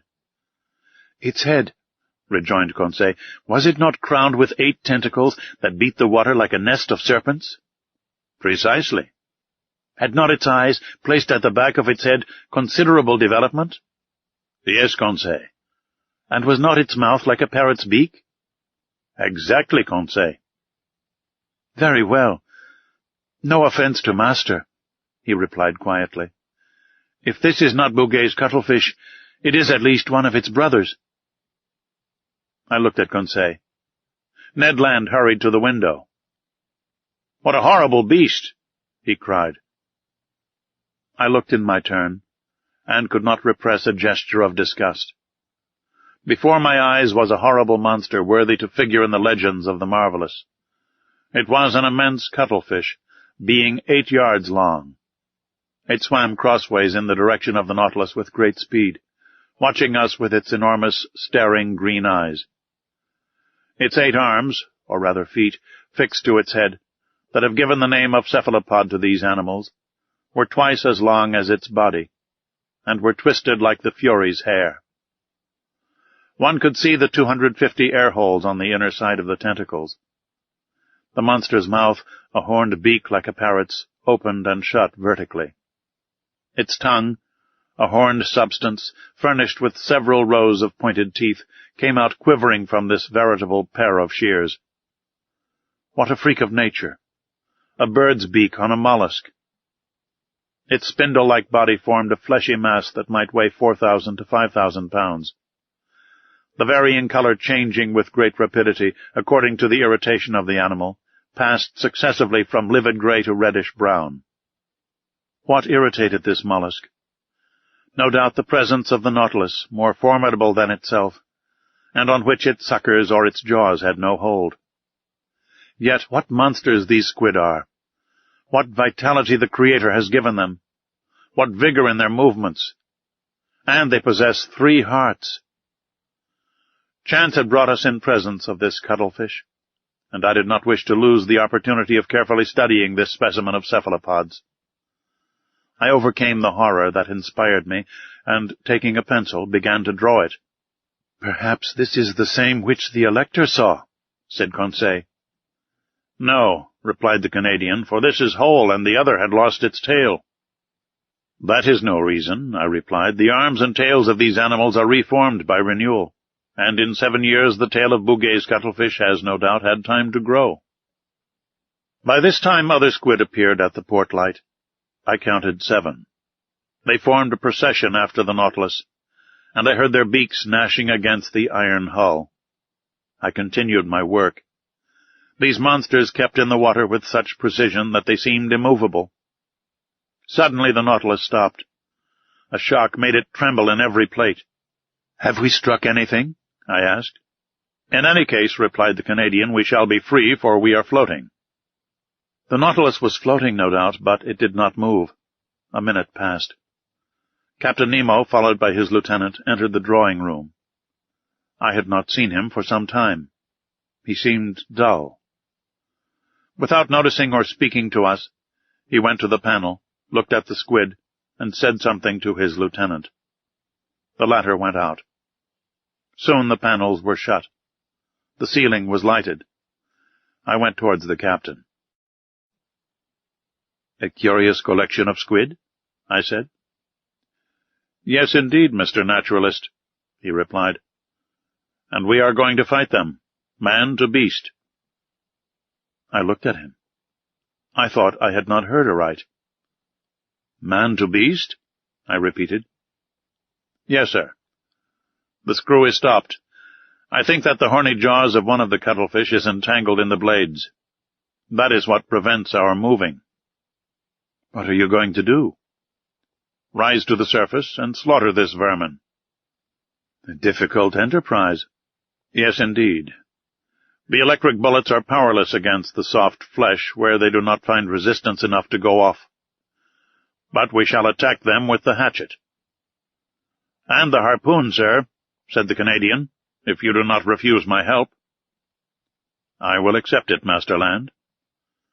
"We will follow you," I said. And, following Captain Nemo, we went towards the central staircase. There, about 10 men with boarding hatchets were ready for the attack. Conseil and I took 2 hatchets. Ned Land seized a harpoon. The Nautilus had then risen to the surface. One of the sailors, posted on the top ladder step, unscrewed the bolts of the panels. But hardly were the screws loosed when the panel rose with great violence, evidently drawn by the suckers of a squid's arm. Immediately one of these arms slid like a serpent down the opening, and 20 others were above. With one blow of the axe, Captain Nemo cut this formidable tentacle that slid wriggling down the ladder. Just as we were pressing one on the other to reach the platform, 2 other arms, lashing the air, came down on the seaman placed before Captain Nemo, and lifted him up with irresistible power. Captain Nemo uttered a cry and rushed out. We hurried after him. What a scene! The unhappy man, seized by the tentacle and fixed to the suckers, was balanced in the air at the caprice of this enormous trunk. He rattled in his throat. He was stifled. He cried, "Help! Help!" These words, spoken in French, startled me. I had a fellow countryman on board, perhaps several. That heart-rending cry! I shall hear it all my life. The unfortunate man was lost. Who could rescue him from that powerful pressure? However, Captain Nemo had rushed to the squid, and with one blow of the axe had cut through one arm. His lieutenant struggled furiously against other monsters that crept on the flanks of the Nautilus. The crew fought with their axes. The Canadian, Conseil, and I buried our weapons in the fleshy masses. A strong smell of musk penetrated the atmosphere. It was horrible. For one instant I thought the unhappy man, entangled with the squid, would be torn from its powerful suction. 7 of the 8 arms had been cut off. One only wriggled in the air, brandishing the victim like a feather. But just as Captain Nemo and his lieutenant threw themselves on it, the animal ejected a stream of black liquid. We were blinded with it. When the cloud dispersed, the cuttlefish had disappeared, and my unfortunate countryman with it. 10 or 12 squid now invaded the platform and sides of the Nautilus. We rolled pell-mell into the midst of this nest of serpents that wriggled on the platform in the waves of blood and ink. It seemed as though these slimy tentacles sprang up like the hydra's heads. Ned Land's harpoon, at each stroke, was plunged into the staring eyes of the cuttlefish. but my bold companion was suddenly overturned by the tentacles of a monster he had not been able to avoid. Ah, how my heart beat with emotion and horror! The formidable beak of a cuttlefish was open over Ned Land. The unhappy man would be cut in two. I rushed to his succor. But Captain Nemo was before me. His axe disappeared between the two enormous jaws, and, miraculously saved, the Canadian, rising, plunged his harpoon deep into the triple heart of the squid. "I owed myself this revenge," said the captain to the Canadian. Ned bowed without replying. The combat had lasted a quarter of an hour. The monsters, vanished and mutilated, left us at last, and disappeared under the waves. Captain Nemo, covered with blood, nearly exhausted, gazed upon the sea that had swallowed up one of his companions, and great tears gathered in his eyes. Chapter 19. The Gulf Stream. This terrible scene of the 20th of April none of us can ever forget. I have written it under the influence of violent emotion. Since then, I have revised the recital. I have read it to Conseil and to the Canadian. They found it exact as to facts, but insufficient as to effect. To paint such pictures, one must have the pen of the most illustrious of our poets, the author of The Toilers of the Deep. I have said that Captain Nemo wept while watching the waves. His grief was great. It was the second companion he had lost since our arrival on board. And what a death! That friend, crushed, stifled, bruised by the dreadful arms of a squid, pounded by his iron jaws, would not rest with his comrades in the peaceful coral cemetery. In the midst of the struggle, it was the despairing cry uttered by the unfortunate man that had torn my heart. The poor Frenchman, forgetting his conventional language, had taken to his own mother tongue, to utter a last appeal. Amongst the crew of the Nautilus, associated with the body and soul of the captain, recoiling like him from all contact with men, I had a fellow countryman. Did he alone represent France in this mysterious association, evidently composed of individuals of diverse nationalities? It was one of these insoluble problems that rose up unceasingly before my mind. Captain Nemo entered his room, and I saw him no more for some time. But that he was sad and irresolute I could see by the vessel, of which he was the soul, and which received all his impressions. The Nautilus did not keep on in its settled course. It floated about like a corpse at the will of the waves. It went at random. He could not tear himself away from the scene of the last struggle, from this sea that had devoured one of his men. 10 days passed thus. It was not till the 1st of May that the Nautilus resumed its northerly course, after having sighted the Bahamas at the mouth of the Bahama Canal. We were then following the current from the largest river to the sea, that has its banks, its fish, and its proper temperatures. I mean the Gulf Stream. It is really a river that flows freely to the middle of the Atlantic, whose waters do not mix with the ocean waters. It is a salt river, saltier than the surrounding sea. Its mean depth is 1,500 fathoms. Its mean breadth, 10 miles.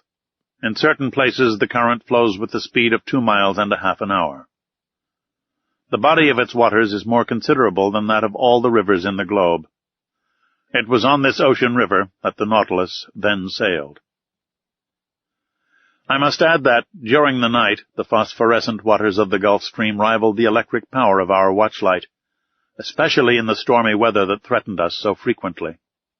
May 8th, we were still crossing Cape Hatteras at the height of the North Caroline. The width of the Gulf Stream there is 75 miles, and its depth 210 yards. The Nautilus still went at random. All supervision seemed abandoned. I thought that, under these circumstances, escape would be possible. Indeed, the inhabited shores offered anywhere an easy refuge. The sea was incessantly plowed by the steamers that ply between New York or Boston and the Gulf of Mexico, and overrun day and night by the little schooners coasting about the several parts of the American coast. We could hope to be picked up. It was a favorable opportunity, notwithstanding the 30 miles that separated the Nautilus from the coasts of the Union. One unfortunate circumstance thwarted the Canadians' plans. The weather was very bad. We were nearing those shores where tempests are so frequent, that country of waterspouts and cyclones actually engendered by the current of the Gulf Stream. To tempt the sea in a frail boat was certain destruction. Ned Land owned this himself. He fretted, seized with nostalgia that flight only could cure. "Professor," he said that day to me, "this must come to an end. I must make a clean breast of it. This Nemo is leaving land and going up to the north. But I declare to you that I have had enough of the South Pole, and I will not follow him to the north." "What is to be done, Ned, since flight is impracticable just now?" "We must speak to the captain," said he. "You said nothing when we were in your native seas. I will speak, now we are in mine. When I think that before long the Nautilus will be by Nova Scotia, and that there near Newfoundland is a large bay, and into that bay the St. Lawrence empties itself, and that the St. Lawrence is my river, the river by Quebec, my native town. When I think of this I feel furious. It makes my hair stand on end. Sir, I would rather throw myself into the sea. I will not stay here. I am stifled." The Canadian was evidently losing all patience.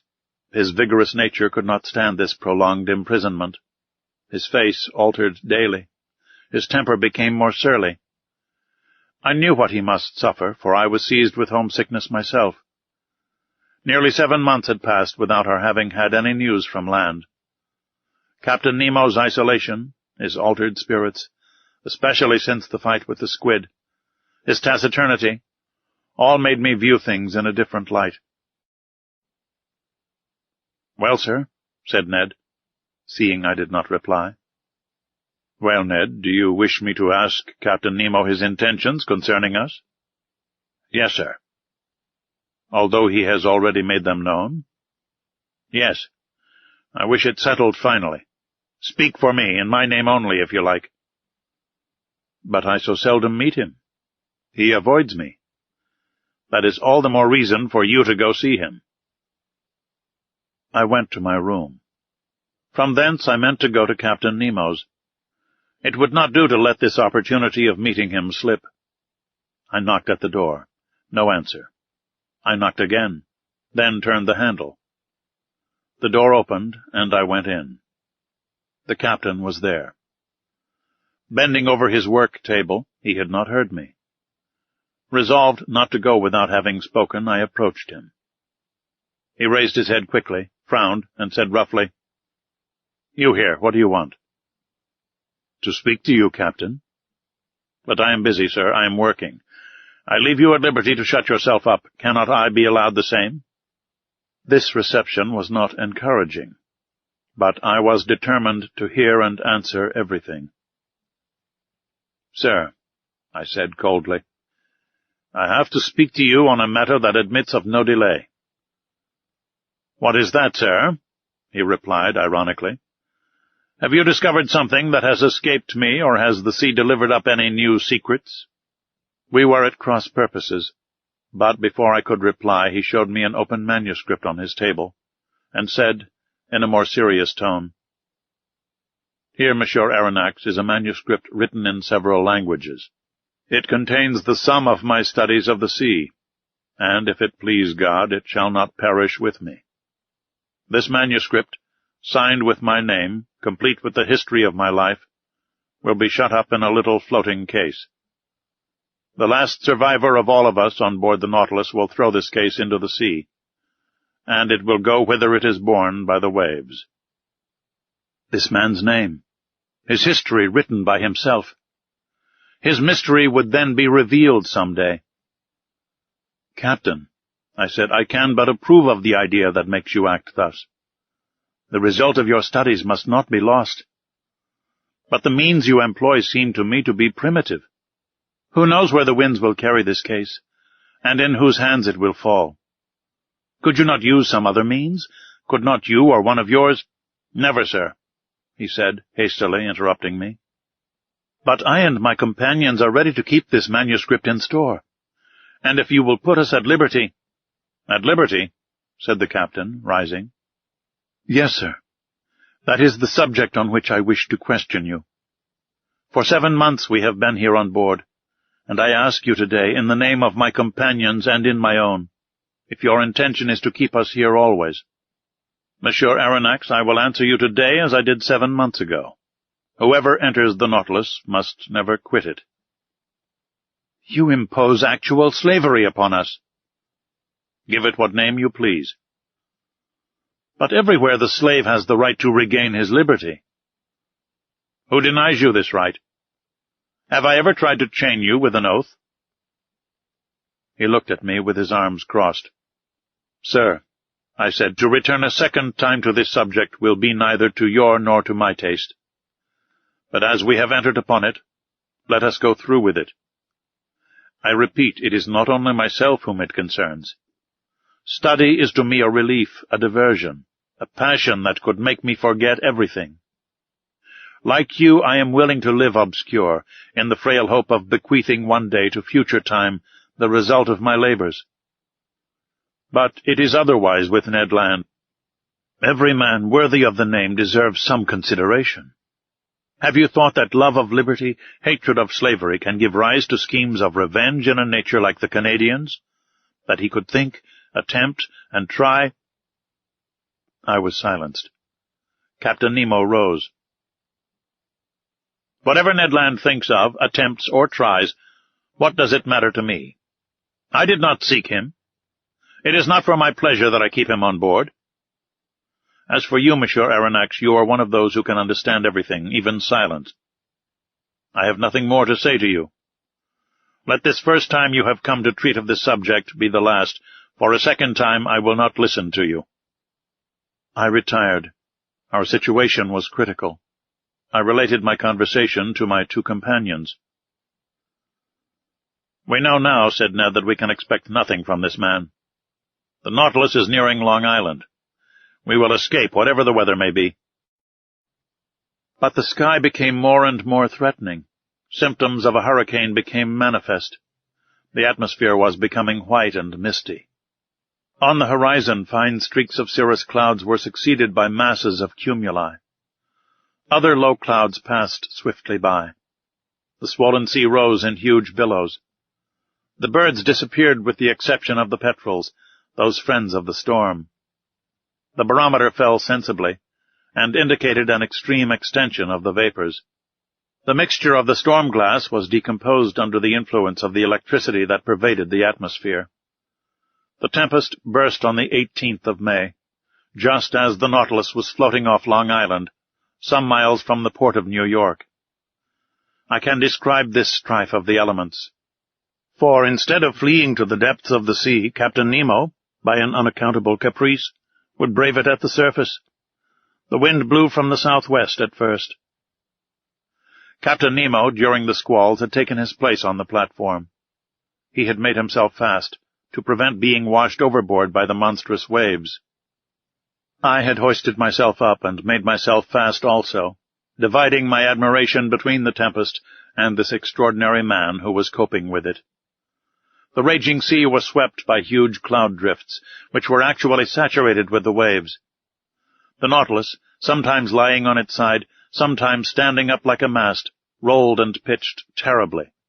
About 5 o'clock a torrent of rain fell that lulled neither sea nor wind. The hurricane blew nearly 40 leagues an hour. It is under these conditions that it overturns houses, breaks iron gates, displaces 24-pounders. However, the Nautilus, in the midst of the tempest, confirmed the words of a clever engineer. There is no well-constructed hull that cannot defy the sea. This was not a resisting rock. It was a steel spindle, obedient and movable, without rigging or masts, that braved its fury with impunity. However, I watched these raging waves attentively. They measured 15 feet in height, and 150 to 175 yards long, and their speed of propagation was 30 feet per second. Their bulk and power increased with the depth of the water. Such waves as these at the Hebrides have displaced a mass weighing 8,400 pounds. They are they which, in the tempest of December 23, 1864, after destroying the town of Yedo in Japan, broke the same day on the shores of America. The intensity of the tempest increased with the night. The barometer, as in 1860 at Reunion during a cyclone, fell 7/10 at the close of day. I saw a large vessel pass the horizon, struggling painfully. She was trying to lie to under half steam, to keep up above the waves. It was probably one of the steamers of the line from New York to Liverpool, or Havre. It soon disappeared in the gloom. At 10 o'clock in the evening the sky was on fire. The atmosphere was streaked with vivid lightning. I could not bear the brightness of it, while the captain, looking at it, seemed to envy the spirit of the tempest. A terrible noise filled the air, a complex noise, made up of the howls of the crushed waves, the roaring of the wind, and the claps of thunder. The wind veered suddenly to all points of the horizon, and the cyclone, rising in the east, returned after passing by the north, west, and south, in the inverse course pursued by the circular storm of the southern hemisphere. Ah, that Gulf Stream! It deserves its name of the King of Tempests. It is that which causes those formidable cyclones by the difference of temperature between its air and its currents. A shower of fire had succeeded the rain. The drops of water were changed to sharp spikes. One would have thought that Captain Nemo was courting a death worthy of himself, a death by lightning. As the Nautilus, pitching dreadfully, raised its steel spar in the air, it seemed to act as a conductor, and I saw long sparks burst from it. Crushed and without strength, I crawled to the panel, opened it, and descended to the saloon. The storm was then at its height. It was impossible to stand upright in the interior of the Nautilus. Captain Nemo came down about 12. I heard the reservoirs filling by degrees, and the Nautilus sank slowly beneath the waves. Through the open windows in the saloon I saw large fish, terrified, passing like phantoms in the water. Some were struck before my eyes. The Nautilus was still descending. I thought that, at about 8 fathoms deep, we should find a calm. But no, the upper beds were too violently agitated for that. We had to seek repose at more than 25 fathoms in the bowels of the deep. But there, what quiet, what silence, what peace! Who could have told that such a hurricane had been let loose on the surface of that ocean?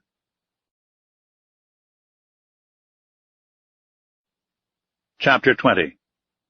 From latitude 47 degrees 24 minutes to longitude 17 degrees 28 minutes. In consequence of the storm, we had been thrown eastward once more.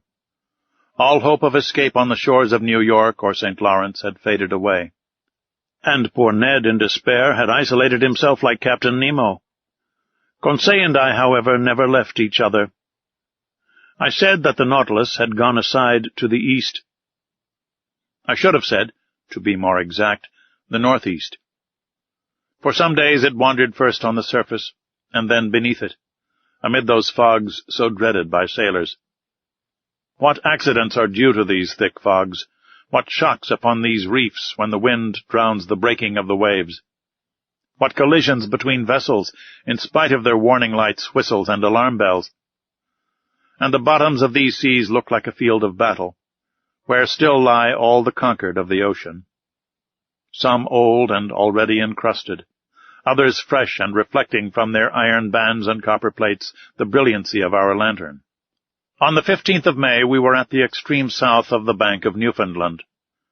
This bank consists of alluvia, or large heaps of organic matter, brought either from the equator by the Gulf Stream, or from the North Pole by the counter-current of cold water which skirts the American coast. There also are heaped up those erratic blocks which are carried along by the broken ice, and close by a vast charnel house of mollusks, which perish here by millions. The depth of the sea is not great at Newfoundland, not more than some hundreds of fathoms. But towards the south is a depression of 1,500 fathoms.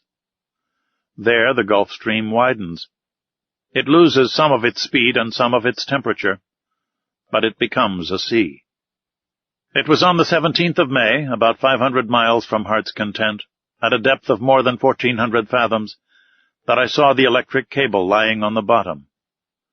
Conseil, to whom I had not mentioned it, thought at first that it was a gigantic sea serpent. But I undeceived the worthy fellow, and, by way of consolation, related several particulars in the laying of this cable. The first one was laid in the years 1857 and 1858, but, after transmitting about 400 telegrams, would not act any longer. In 1863 the engineers constructed another one, measuring 2,000 miles in length and weighing 4,500 tons, which was embarked on the Great Eastern. This attempt also failed. On the 25th of May, the Nautilus, being at a depth of more than 1,918 fathoms, was on the precise spot where the rupture occurred which ruined the enterprise. It was within 638 miles of the coast of Ireland, and at 2:30 in the afternoon they discovered that communication with Europe had ceased. The electricians on board resolved to cut the cable before fishing it up, and at 11 o'clock at night they had recovered the damaged part. They made another point and spliced it, and it was once more submerged. But some days after it broke again, and in the depths of the ocean could not be recaptured. The Americans, however, were not discouraged. Cyrus Field, the bold promoter of the enterprise, as he had sunk all his own fortune, set a new subscription on foot, which was at once answered, and another cable was constructed on better principles. The bundles of conducting wires were each enveloped in gutta percha, and protected by a wadding of hemp, contained in a metallic covering. The Great Eastern sailed on the 13th of July, 1866. The operation worked well. But one incident occurred. Several times in unrolling the cable they observed that nails had recently been forced into it, evidently with the motive of destroying it. Captain Anderson, the officers and engineers consulted together, and had it posted up that, if the offender was surprised on board, he would be thrown without further trial into the sea. From that time the criminal attempt was never repeated. On the 23rd of July the Great Eastern was not more than 500 miles from Newfoundland, when they telegraphed from Ireland the news of the armistice concluded between Prussia and Austria after Sadova. On the 27th, in the midst of heavy fogs, they reached the port of Heart's Content. The enterprise was successfully terminated, and for its first dispatch, young America addressed old Europe in these words of wisdom, so rarely understood. Glory to God in the highest, and on earth peace, goodwill towards men. I did not expect to find the electric cable in its primitive state, such as it was on leaving the manufactory. The long serpent, covered with the remains of shells, bristling with foraminiferae, was encrusted with a strong coating which served as a protection against all boring mollusks. It lay quietly sheltered from the motions of the sea, and under a favorable pressure for the transmission of the electric spark which passes from Europe to America in 32/100ths of a second. Doubtless this cable will last for a great length of time, for they find that the gutta percha covering is improved by the sea-water. Besides, on this level, so well chosen, the cable is never so deeply submerged as to cause it to break. The Nautilus followed it to the lowest depth, which was more than 2,212 fathoms, and there it lay without any anchorage.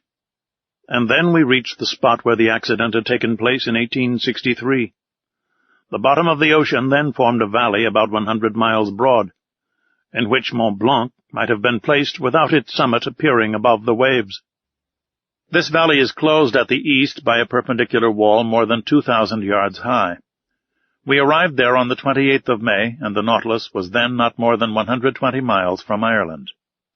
Was Captain Nemo going to land on the British Isles? No. To my great surprise, he made for the south, once more coming back towards European seas. In rounding the Emerald Isle, for one instant I caught sight of Cape Clear, and the light which guides the thousands of vessels leaving Glasgow or Liverpool. An important question then arose in my mind. Did the Nautilus dare entangle itself in the Manche? Ned Land, who had reappeared since we had been nearing land, did not cease to question me. How could I answer? Captain Nemo remained invisible. After having shown the Canadian a glimpse of American shores, was he going to show me the coast of France? But the Nautilus was still going southward. On the 30th of May it passed in sight of Land's End, between the extreme point of England and the Scilly Isles, which were left to starboard. If we wished to enter the Manche, he must go straight to the east. He did not do so. During the whole of the 31st of May, the Nautilus described a series of circles on the water, which greatly interested me. It seemed to be seeking a spot it had some trouble in finding. At noon, Captain Nemo himself came to work the ship's log. He spoke no word to me, but seemed gloomier than ever. What could sadden him thus? Was it his proximity to European shores? Had he some recollections of his abandoned country? If not, what did he feel? Remorse or regret? For a long while this thought haunted my mind, and I had a kind of presentiment that before long chance would betray the captain's secrets. The next day, the 1st of June, the Nautilus continued the same process. It was evidently seeking some particular spot in the ocean. Captain Nemo took the sun's altitude as he had done the day before. The sea was beautiful, the sky clear. About 8 miles to the east a large steam vessel could be discerned on the horizon. No flag fluttered from its mast, and I could not discover its nationality. Some minutes before the sun passed the meridian, Captain Nemo took his sextant and watched with great attention. The perfect rest of the water greatly helped the operation. The Nautilus was motionless. It neither rolled nor pitched. I was on the platform when the altitude was taken, and the captain pronounced these words, "It is here." He turned and went below. Had he seen the vessel, which was changing its course and seemed to be nearing us? I could not tell. I returned to the saloon. The panels closed, I heard the hissing of the water in the reservoirs. The Nautilus began to sink, following a vertical line, for its screw communicated no motion to it. Some minutes later it stopped at a depth of more than 420 fathoms, resting on the ground. The luminous ceiling was darkened, then the panels were opened, and through the glass I saw the sea brilliantly illuminated by the rays of our lantern for at least half a mile round us. I looked to the port side, and saw nothing but an immensity of quiet waters. But to starboard, on the bottom, appeared a large protuberance, which at once attracted my attention. One would have thought it a ruin, buried under a coating of white shells, much resembling a covering of snow. Upon examining the mass attentively, I could recognize the ever-thickening form of a vessel bare of its masts, which must have sunk. It certainly belonged to past times. This wreck, to be thus encrusted with the lime of the water, must already be able to count many years past at the bottom of the ocean. What was this vessel? Why did the Nautilus visit its tomb? Could it have been aught but a shipwreck which had drawn it under the water? I knew not what to think, when near me in a slow voice I heard Captain Nemo say, "At one time this ship was called the Marseillais. It carried 74 guns and was launched in 1762. In 1778, the 13th of August, commanded by La Poisse-Vertrieux, it fought boldly against the Preston. In 1779, on the 4th of July, it was at the taking of Grenada, with the squadron of Admiral Estaing. In 1781, on the 5th of September, it took part in the Battle of Comte de Grasse in Chesapeake Bay. In 1794, the French Republic changed its name. On the 16th of April, in the same year, it joined the squadron of Villeray-Joyeuse at Brest, being entrusted with the escort of a cargo of corn coming from America, under the command of Admiral Van Stabel. On the 11th and 12th Prairol, the 9th month of the French Revolutionary calendar of the second year, this squadron fell in with an English vessel. Sir, today is the 13th Prairol, the 1st of June, 1868. It is now 74 years ago, day for day on this very spot, in latitude 47 degrees 24 minutes, longitude 17 degrees 28 minutes, that this vessel, after fighting heroically, losing its 3 masts, with the water in its hold, and the third of its crew disabled, preferred sinking with its 356 sailors to surrendering, and, nailing its colors to the poop, disappeared under the waves to the cry of, "Long live the Republic!" "The Avenger!" I exclaimed. "Yes, sir. The Avenger." "A good name," muttered Captain Nemo, crossing his arms.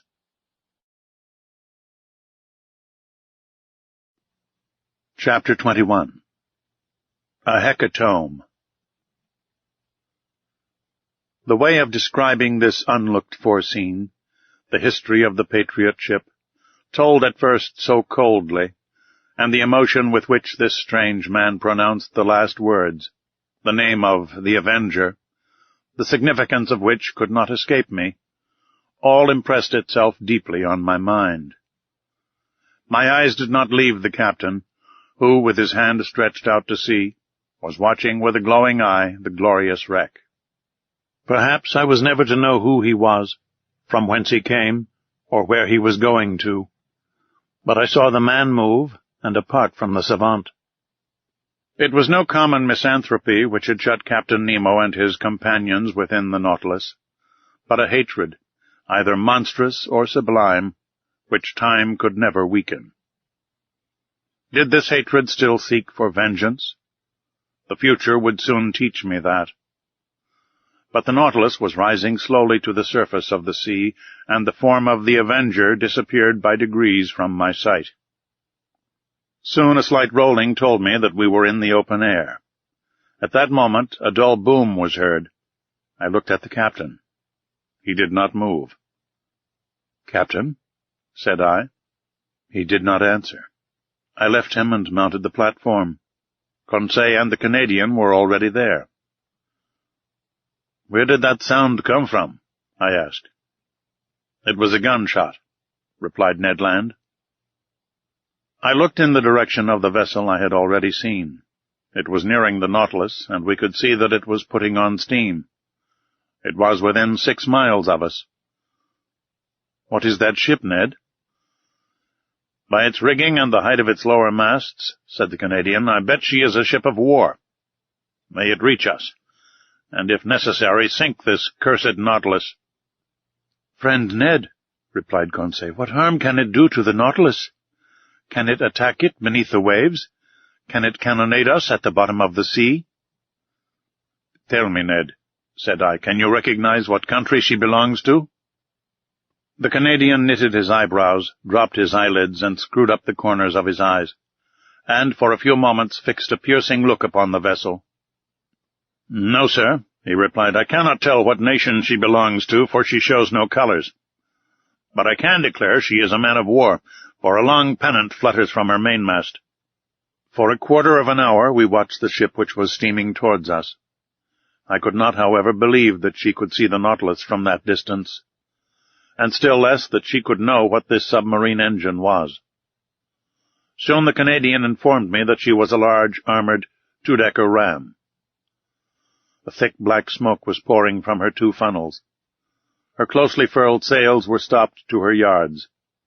She hoisted no flag at her mizzenmast. The distance prevented us from distinguishing the colors of her pennant, which floated like a thin ribbon. She advanced rapidly. If Captain Nemo allowed her to approach, there was a chance of salvation for us. "Sir," said Ned Land, "if that vessel passes within a mile of us, I shall throw myself into the sea, and I should advise you to do the same." I did not reply to the Canadian's suggestion, but continued watching the ship. Whether English, French, American, or Russian, she would be sure to take us in if we could only reach her. Presently a white smoke burst from the forepart of the vessel. Some seconds after, the water, agitated by the fall of a heavy body, splashed the stern of the Nautilus, and shortly afterwards a loud explosion struck my ear. "What? They are firing at us!" I exclaimed. "So please you, sir," said Ned, "they have recognized the Unicorn, and they are firing at us." "But," I exclaimed, "surely they can see that there are men in the case." "It is perhaps because of that," replied Ned Land, looking at me. A whole flood of light burst upon my mind. Doubtless they knew now how to believe the stories of the pretended monster, No doubt, on board the Abraham Lincoln, when the Canadian struck it with the harpoon, Commander Farragut had recognized in the supposed narwhal a submarine vessel, more dangerous than a supernatural cetacean. Yes, it must have been so. And on every sea they were now seeking this engine of destruction. Terrible indeed, if, as we supposed, Captain Nemo employed the Nautilus in works of vengeance. On the night when we were imprisoned in that cell in the midst of the Indian Ocean, had he not attacked some vessel? The man buried in the Coral Cemetery, had he not been a victim to the shock caused by the Nautilus? Yes, I repeat it must be so. One part of the mysterious existence of Captain Nemo had been unveiled. And if his identity had not been recognized, at least the nations united against him were no longer hunting a chimerical creature, but a man who had vowed a deadly hatred against them. All the formidable past rose before me. Instead of meeting friends on board the approaching ship, we could only expect pitiless enemies. But the shot rattled about us. Some of them struck the sea and ricocheted, losing themselves in the distance. But none touched the Nautilus. The vessel was not more than 3 miles from us. In spite of the serious cannonade, Captain Nemo did not appear on the platform. But if one of the conical projectiles had struck the shell of the Nautilus, it would have been fatal. The Canadian then said, "Sir, we must do all we can to get out of this dilemma. Let us signal them. They will then perhaps understand that we are honest folks." Ned Land took his handkerchief to wave in the air, but he had scarcely displayed it when he was struck down by an iron hand and fell, in spite of his great strength, upon the deck. "Fool!" exclaimed the captain. "Do you wish to be pierced by the spur of the Nautilus before it is hurled at this vessel?" Captain Nemo was terrible to hear. He was still more terrible to see. His face was deadly pale, with a spasm at his heart. For an instant it must have ceased to beat. His pupils were fearfully contracted. He did not speak. He roared, as with his body thrown forward he wrung the Canadian's shoulders. Then, leaving him, and turning to the ship of war, whose shot was still raining around him, he exclaimed with a powerful voice, "Ah, ship of an accursed nation, you know who I am. I do not want your colors to know you by. Look, and I will show you mine." And on the forepart of the platform Captain Nemo unfurled a black flag, similar to the one he had placed at the South Pole. At that moment a shot struck the shell of the Nautilus obliquely, without piercing it, and, rebounding near the captain, was lost in the sea. He shrugged his shoulders, and, addressing me, said shortly, "Go down. You and your companions go down." "Sir," I cried, "are you going to attack this vessel?" "Sir, I am going to sink it." "You will not do that." "I shall do it," he replied coldly, "and I advise you not to judge me, sir. Fate has shown you what you ought not to have seen. The attack has begun. Go down." "What is this vessel?" "You do not know? Very well, so much the better. Its nationality, to you at least, will be a secret. Go down." We could but obey. About 15 of the sailors surrounded the captain, looking with implacable hatred at the vessel nearing them. One could feel that the same desire of vengeance animated every soul. I went down at the moment another projectile struck the Nautilus, and I heard the captain exclaim, "Strike, mad vessel! Shower your useless shot, and then you will not escape the spur of the Nautilus. But it is not here that you shall perish. I would not have your ruins mingle with those of the Avenger." I reached my room. The captain and his second had remained on the platform.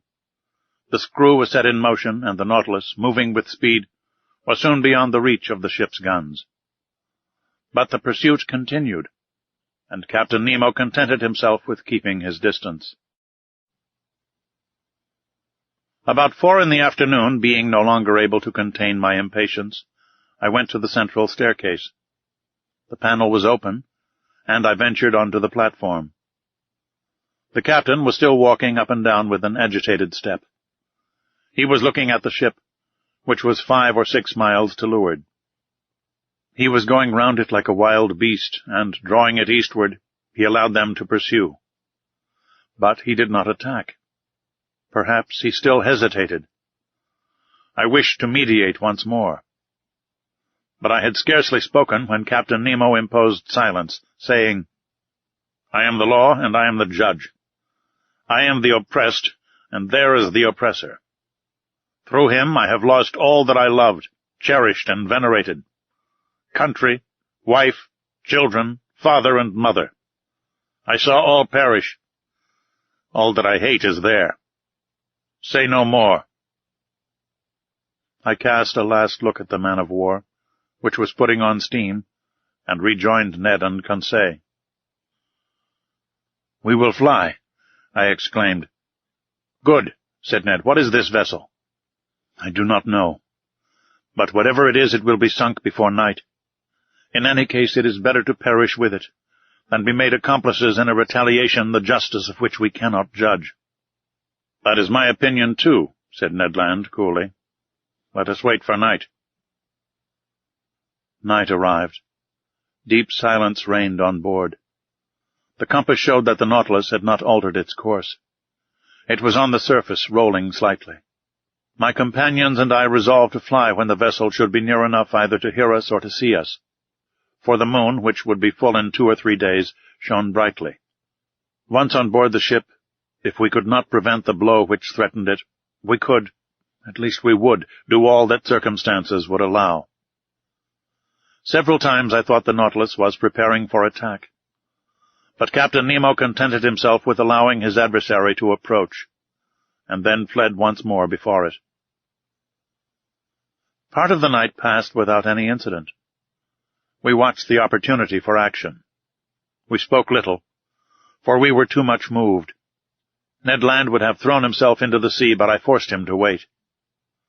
According to my idea, the Nautilus would attack the ship at her waterline, and then it would not only be possible, but easy to fly. At 3 in the morning, full of uneasiness, I mounted the platform. Captain Nemo had not left it. He was standing at the forepart near his flag, which a slight breeze displayed above his head. He did not take his eyes from the vessel. The intensity of his look seemed to attract and fascinate and draw it onward more surely than if he had been towing it. The moon was then passing the meridian. Jupiter was rising in the east. Amid this peaceful scene of nature, sky and ocean rivaled each other in tranquillity, the sea offering to the orbs of night the finest mirror they could ever have in which to reflect their image. As I thought of the deep calm of these elements, compared with all those passions brooding imperceptibly within the Nautilus, I shuddered. The vessel was within 2 miles of us. It was ever nearing that phosphorescent light which showed the presence of the Nautilus. I could see its green and red lights and its white lantern hanging from the large foremast. An indistinct vibration quivered through its rigging, showing that the furnaces were heated to the uttermost. Sheaves of sparks and red ashes flew from the funnels, shining in the atmosphere like stars. I remained thus until 6 in the morning, without Captain Nemo noticing me.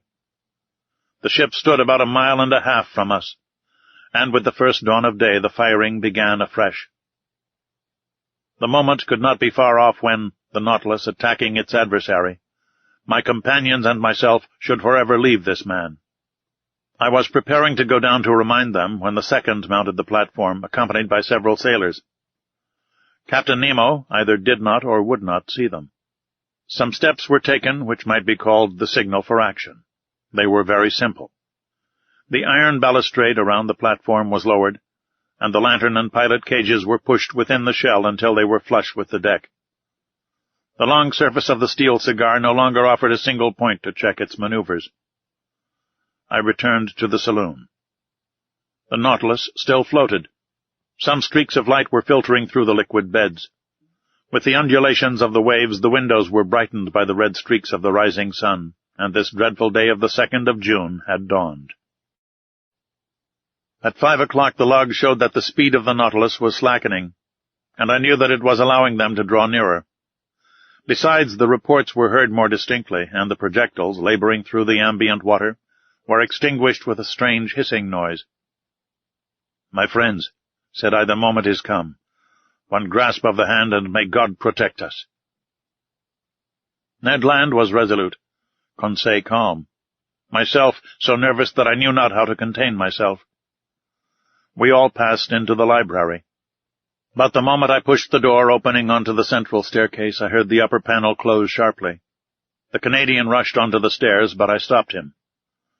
A well-known hissing noise told me that the water was running into the reservoirs, and in a few minutes the Nautilus was some yards beneath the surface of the waves. I understood the maneuver. It was too late to act. The Nautilus did not wish to strike at the impenetrable cuirass, but below the waterline, where the metallic covering no longer protected it. We were again imprisoned, unwilling witnesses of the dreadful drama that was preparing. We had scarcely time to reflect. Taking refuge in my room, we looked at each other without speaking. A deep stupor had taken hold of my mind. Thought seemed to stand still. I was in that painful state of expectation preceding a dreadful report. I waited.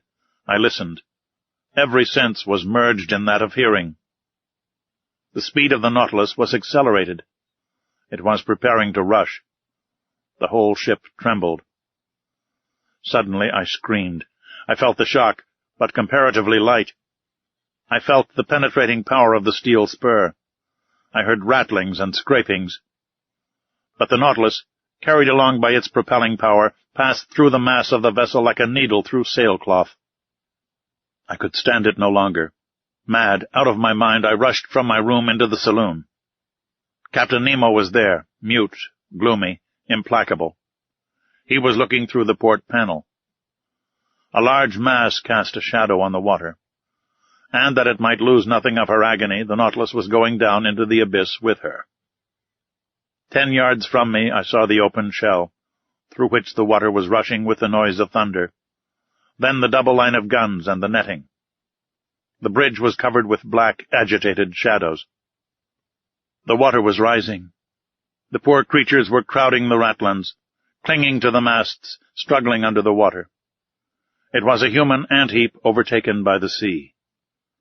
Paralyzed, stiffened with anguish, my hair standing on end, with eyes wide open, panting, without breath and without voice, I too was watching. An irresistible attraction glued me to the glass. Suddenly an explosion took place. The compressed air blew up her decks, as if the magazines had caught fire. Then the unfortunate vessel sank more rapidly. Her topmast, laden with victims, now appeared. Then her spars, bending under the weight of men, and last of all the top of her mainmast. Then the dark mass disappeared, and with it the dead crew, drawn down by the strong eddy. I turned to Captain Nemo. That terrible avenger, a perfect archangel of hatred, was still looking. When all was over, he turned to his room, opened the door, and entered. I followed him with my eyes. On the end wall beneath his heroes, I saw the portrait of a woman, still young, and 2 little children.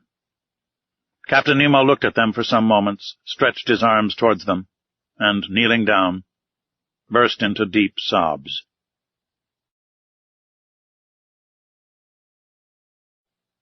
Chapter 22. The Last Words of Captain Nemo. The panels had closed on this dreadful vision, but light had not returned to the saloon. All was silence and darkness within the Nautilus. At wonderful speed, 100 feet beneath the water, it was leaving this desolate spot. Whither was it going? To the north or south? Where was the man flying to after such dreadful retaliation? I had returned to my room, where Ned and Conseil had remained silent enough. I felt an insurmountable horror for Captain Nemo. Whatever he had suffered at the hands of these men, he had no right to punish thus. He had made me, if not an accomplice, at least a witness of his vengeance. At 11 the electric light reappeared. I passed into the saloon. It was deserted. I consulted the different instruments. The Nautilus was flying northward at the rate of 25 miles an hour, now on the surface, and now 30 feet below it.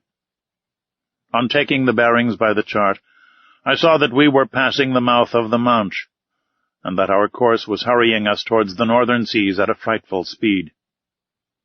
That night we had crossed 200 leagues of the Atlantic. The shadows fell, and the sea was covered with darkness until the rising of the moon. I went to my room, but could not sleep. I was troubled with dreadful nightmares.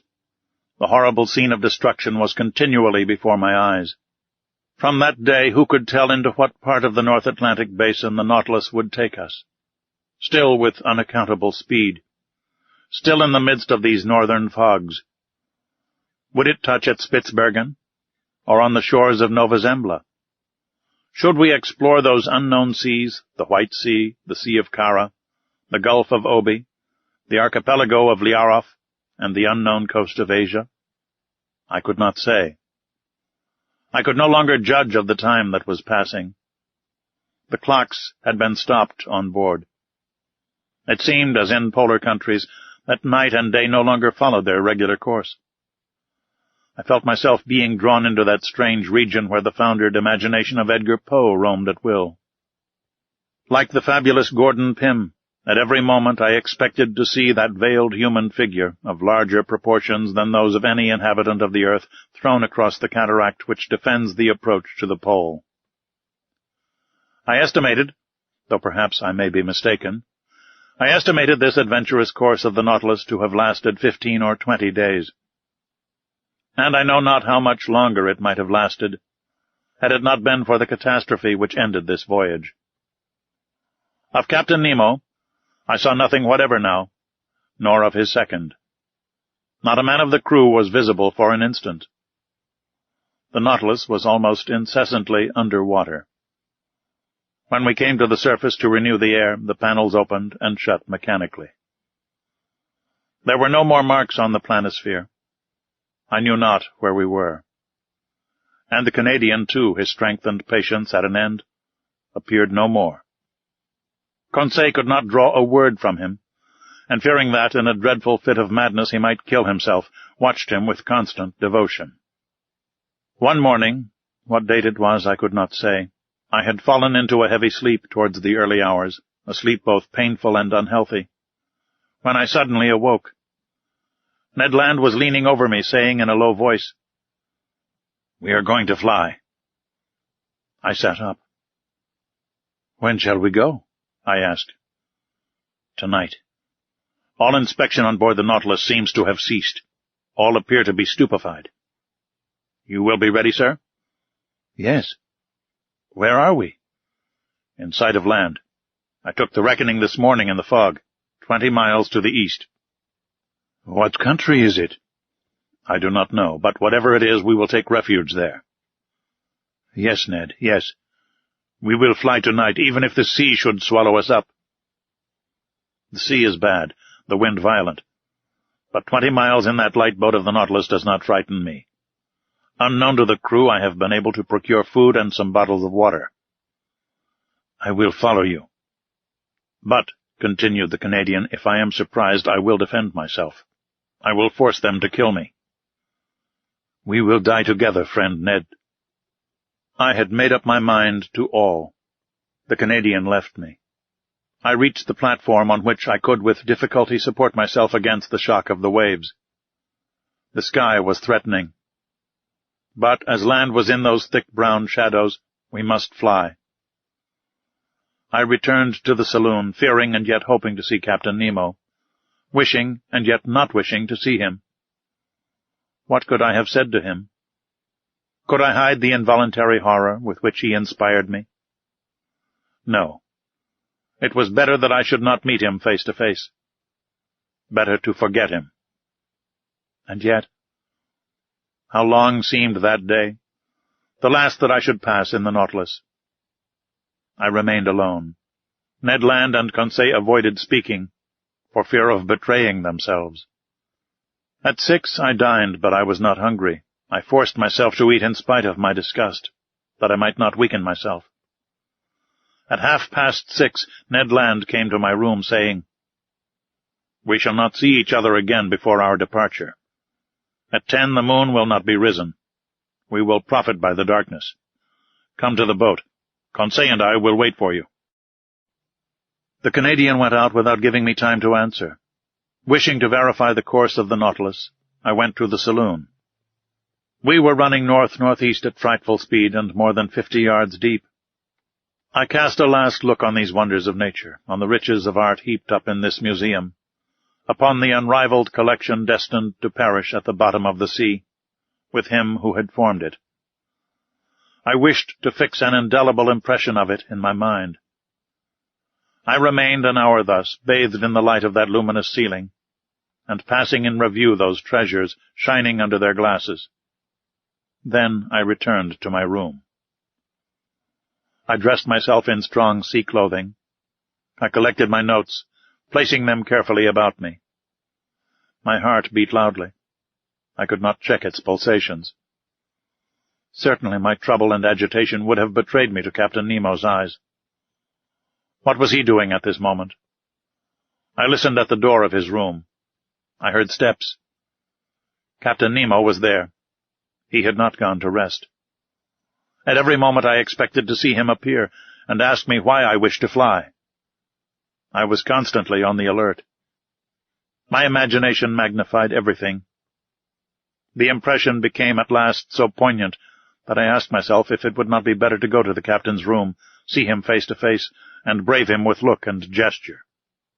It was the inspiration of a madman. Fortunately, I resisted the desire, and stretched myself on my bed to quiet my bodily agitation. My nerves were somewhat calmer, but in my excited brain I saw over again all my existence on board the Nautilus. Every incident, either happy or unfortunate, which had happened since my disappearance from the Abraham Lincoln. The submarine hunt, the Torres Straits, the savages of Papua, the running shore, the coral cemetery, the passage of Suez, the island of Santorin, the Cretan diver, Vigo Bay, Atlantis, the iceberg, the South Pole, the imprisonment in the ice, the fight among the squid, the storm in the Gulf Stream, the Avenger, and the horrible scene of the vessel sunk with all her crew. All these events passed before my eyes like scenes in a drama. Then Captain Nemo seemed to grow enormously, his features to assume superhuman proportions. He was no longer my equal, but a man of the waters, the genie of the sea. It was then 9:30. I held my head between my hands to keep it from bursting. I closed my eyes. I would not think any longer. There was another half-hour to wait, another half-hour of a nightmare which might drive me mad. At that moment I heard the distant strains of the organ, a sad harmony to an indefinable chant, the wail of a soul longing to break these earthly bonds. I listened with every sense, scarcely breathing, plunged, like Captain Nemo, in that musical ecstasy, which was drawing him in spirit to the end of life. Then a sudden thought terrified me. Captain Nemo had left his room. He was in the saloon, which I must cross to fly. There I should meet him for the last time. He would see me, perhaps speak to me. A gesture of his might destroy me. A single word chain me on board. But 10 was about to strike. The moment had come for me to leave my room and join my companions. I must not hesitate, even if Captain Nemo himself should rise before me. I opened my door carefully, and even then, as it turned on its hinges, it seemed to me to make a dreadful noise. Perhaps it only existed in my own imagination. I crept along the dark stairs of the Nautilus, stopping at each step to check the beating of my heart. I reached the door of the saloon and opened it gently. It was plunged in profound darkness. The strains of the organ sounded faintly. Captain Nemo was there. He did not see me. In the full light, I do not think he would have noticed me, so entirely was he absorbed in the ecstasy. I crept along the carpet, avoiding the slightest sound which might betray my presence. I was at least 5 minutes reaching the door, at the opposite side, opening into the library.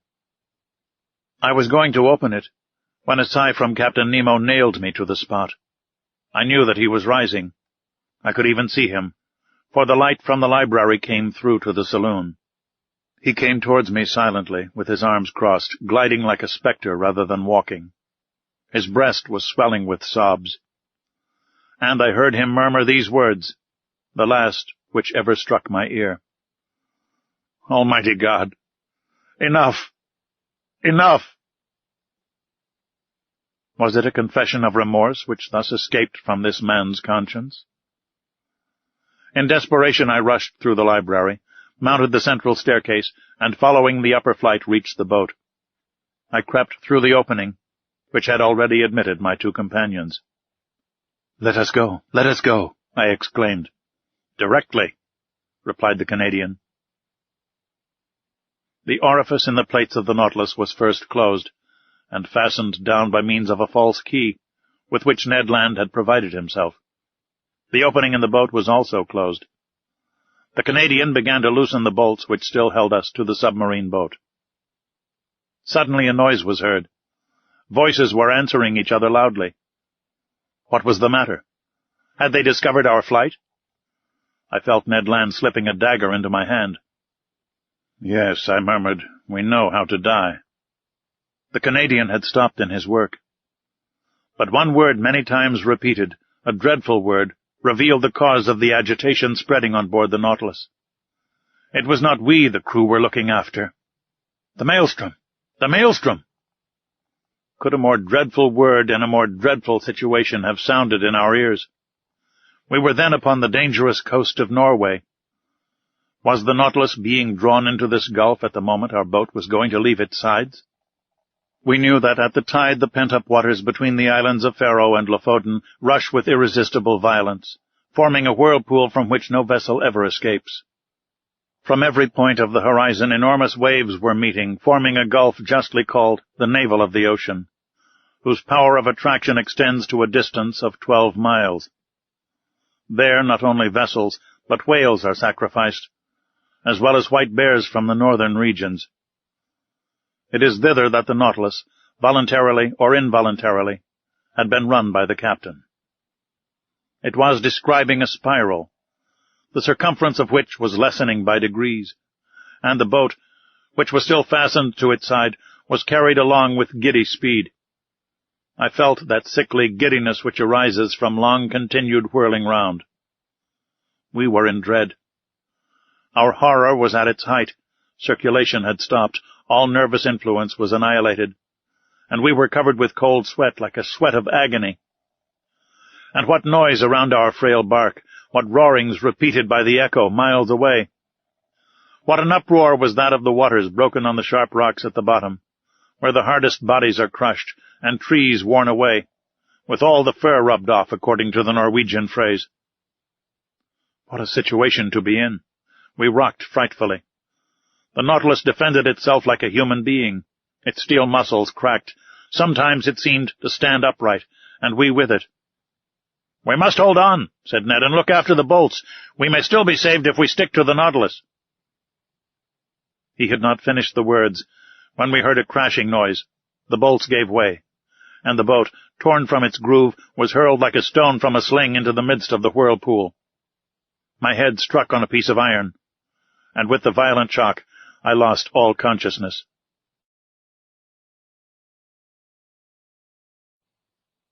Chapter 23. Conclusion. Thus ends the voyage under the seas. What passed during that night, how the boat escaped from the eddies of the maelstrom, how Ned Land, Conseil, and myself ever came out of the gulf, I cannot tell. But when I returned to consciousness, I was lying in a fisherman's hut on the Lofoten Isles. My two companions, safe and sound, were near me, holding my hands. We embraced each other heartily. At that moment we could not think of returning to France. The means of communication between the north of Norway and the south are rare, and I am therefore obliged to wait for the steamboat running monthly from Cape North. And among the worthy people who have so kindly received us, I revise my record of these adventures once more. Not a fact has been omitted, not a detail exaggerated. It is a faithful narrative of this incredible expedition, in an element inaccessible to man, but to which progress will one day open a road. Shall I be believed? I do not know. And it matters little after all. What I now affirm is that I have a right to speak of these seas, under which, in less than 10 months, I have crossed 20,000 leagues in that submarine tour of the world, which has revealed so many wonders. But what has become of the Nautilus? Did it resist the pressure of the maelstrom? Does Captain Nemo still live? And does he still follow under the ocean those frightful retaliations? Or did he stop after the last hecatomb? Will the waves one day carry to him this manuscript containing the history of his life? Shall I ever know the name of this man? Will the missing vessel tell us, by its nationality, that of Captain Nemo? I hope so. And I also hope that his powerful vessel has conquered the sea at its most terrible gulf, and that the Nautilus has survived where so many other vessels have been lost. If it be so, if Captain Nemo still inhabits the ocean, his adopted country, may hatred be appeased in that savage heart. May the contemplation of so many wonders extinguish forever the spirit of vengeance. May the judge disappear, and the philosopher continue the peaceful exploration of the sea. If his destiny be strange, it is also sublime. Have I not understood it myself? Have I not lived 10 months of this unnatural life?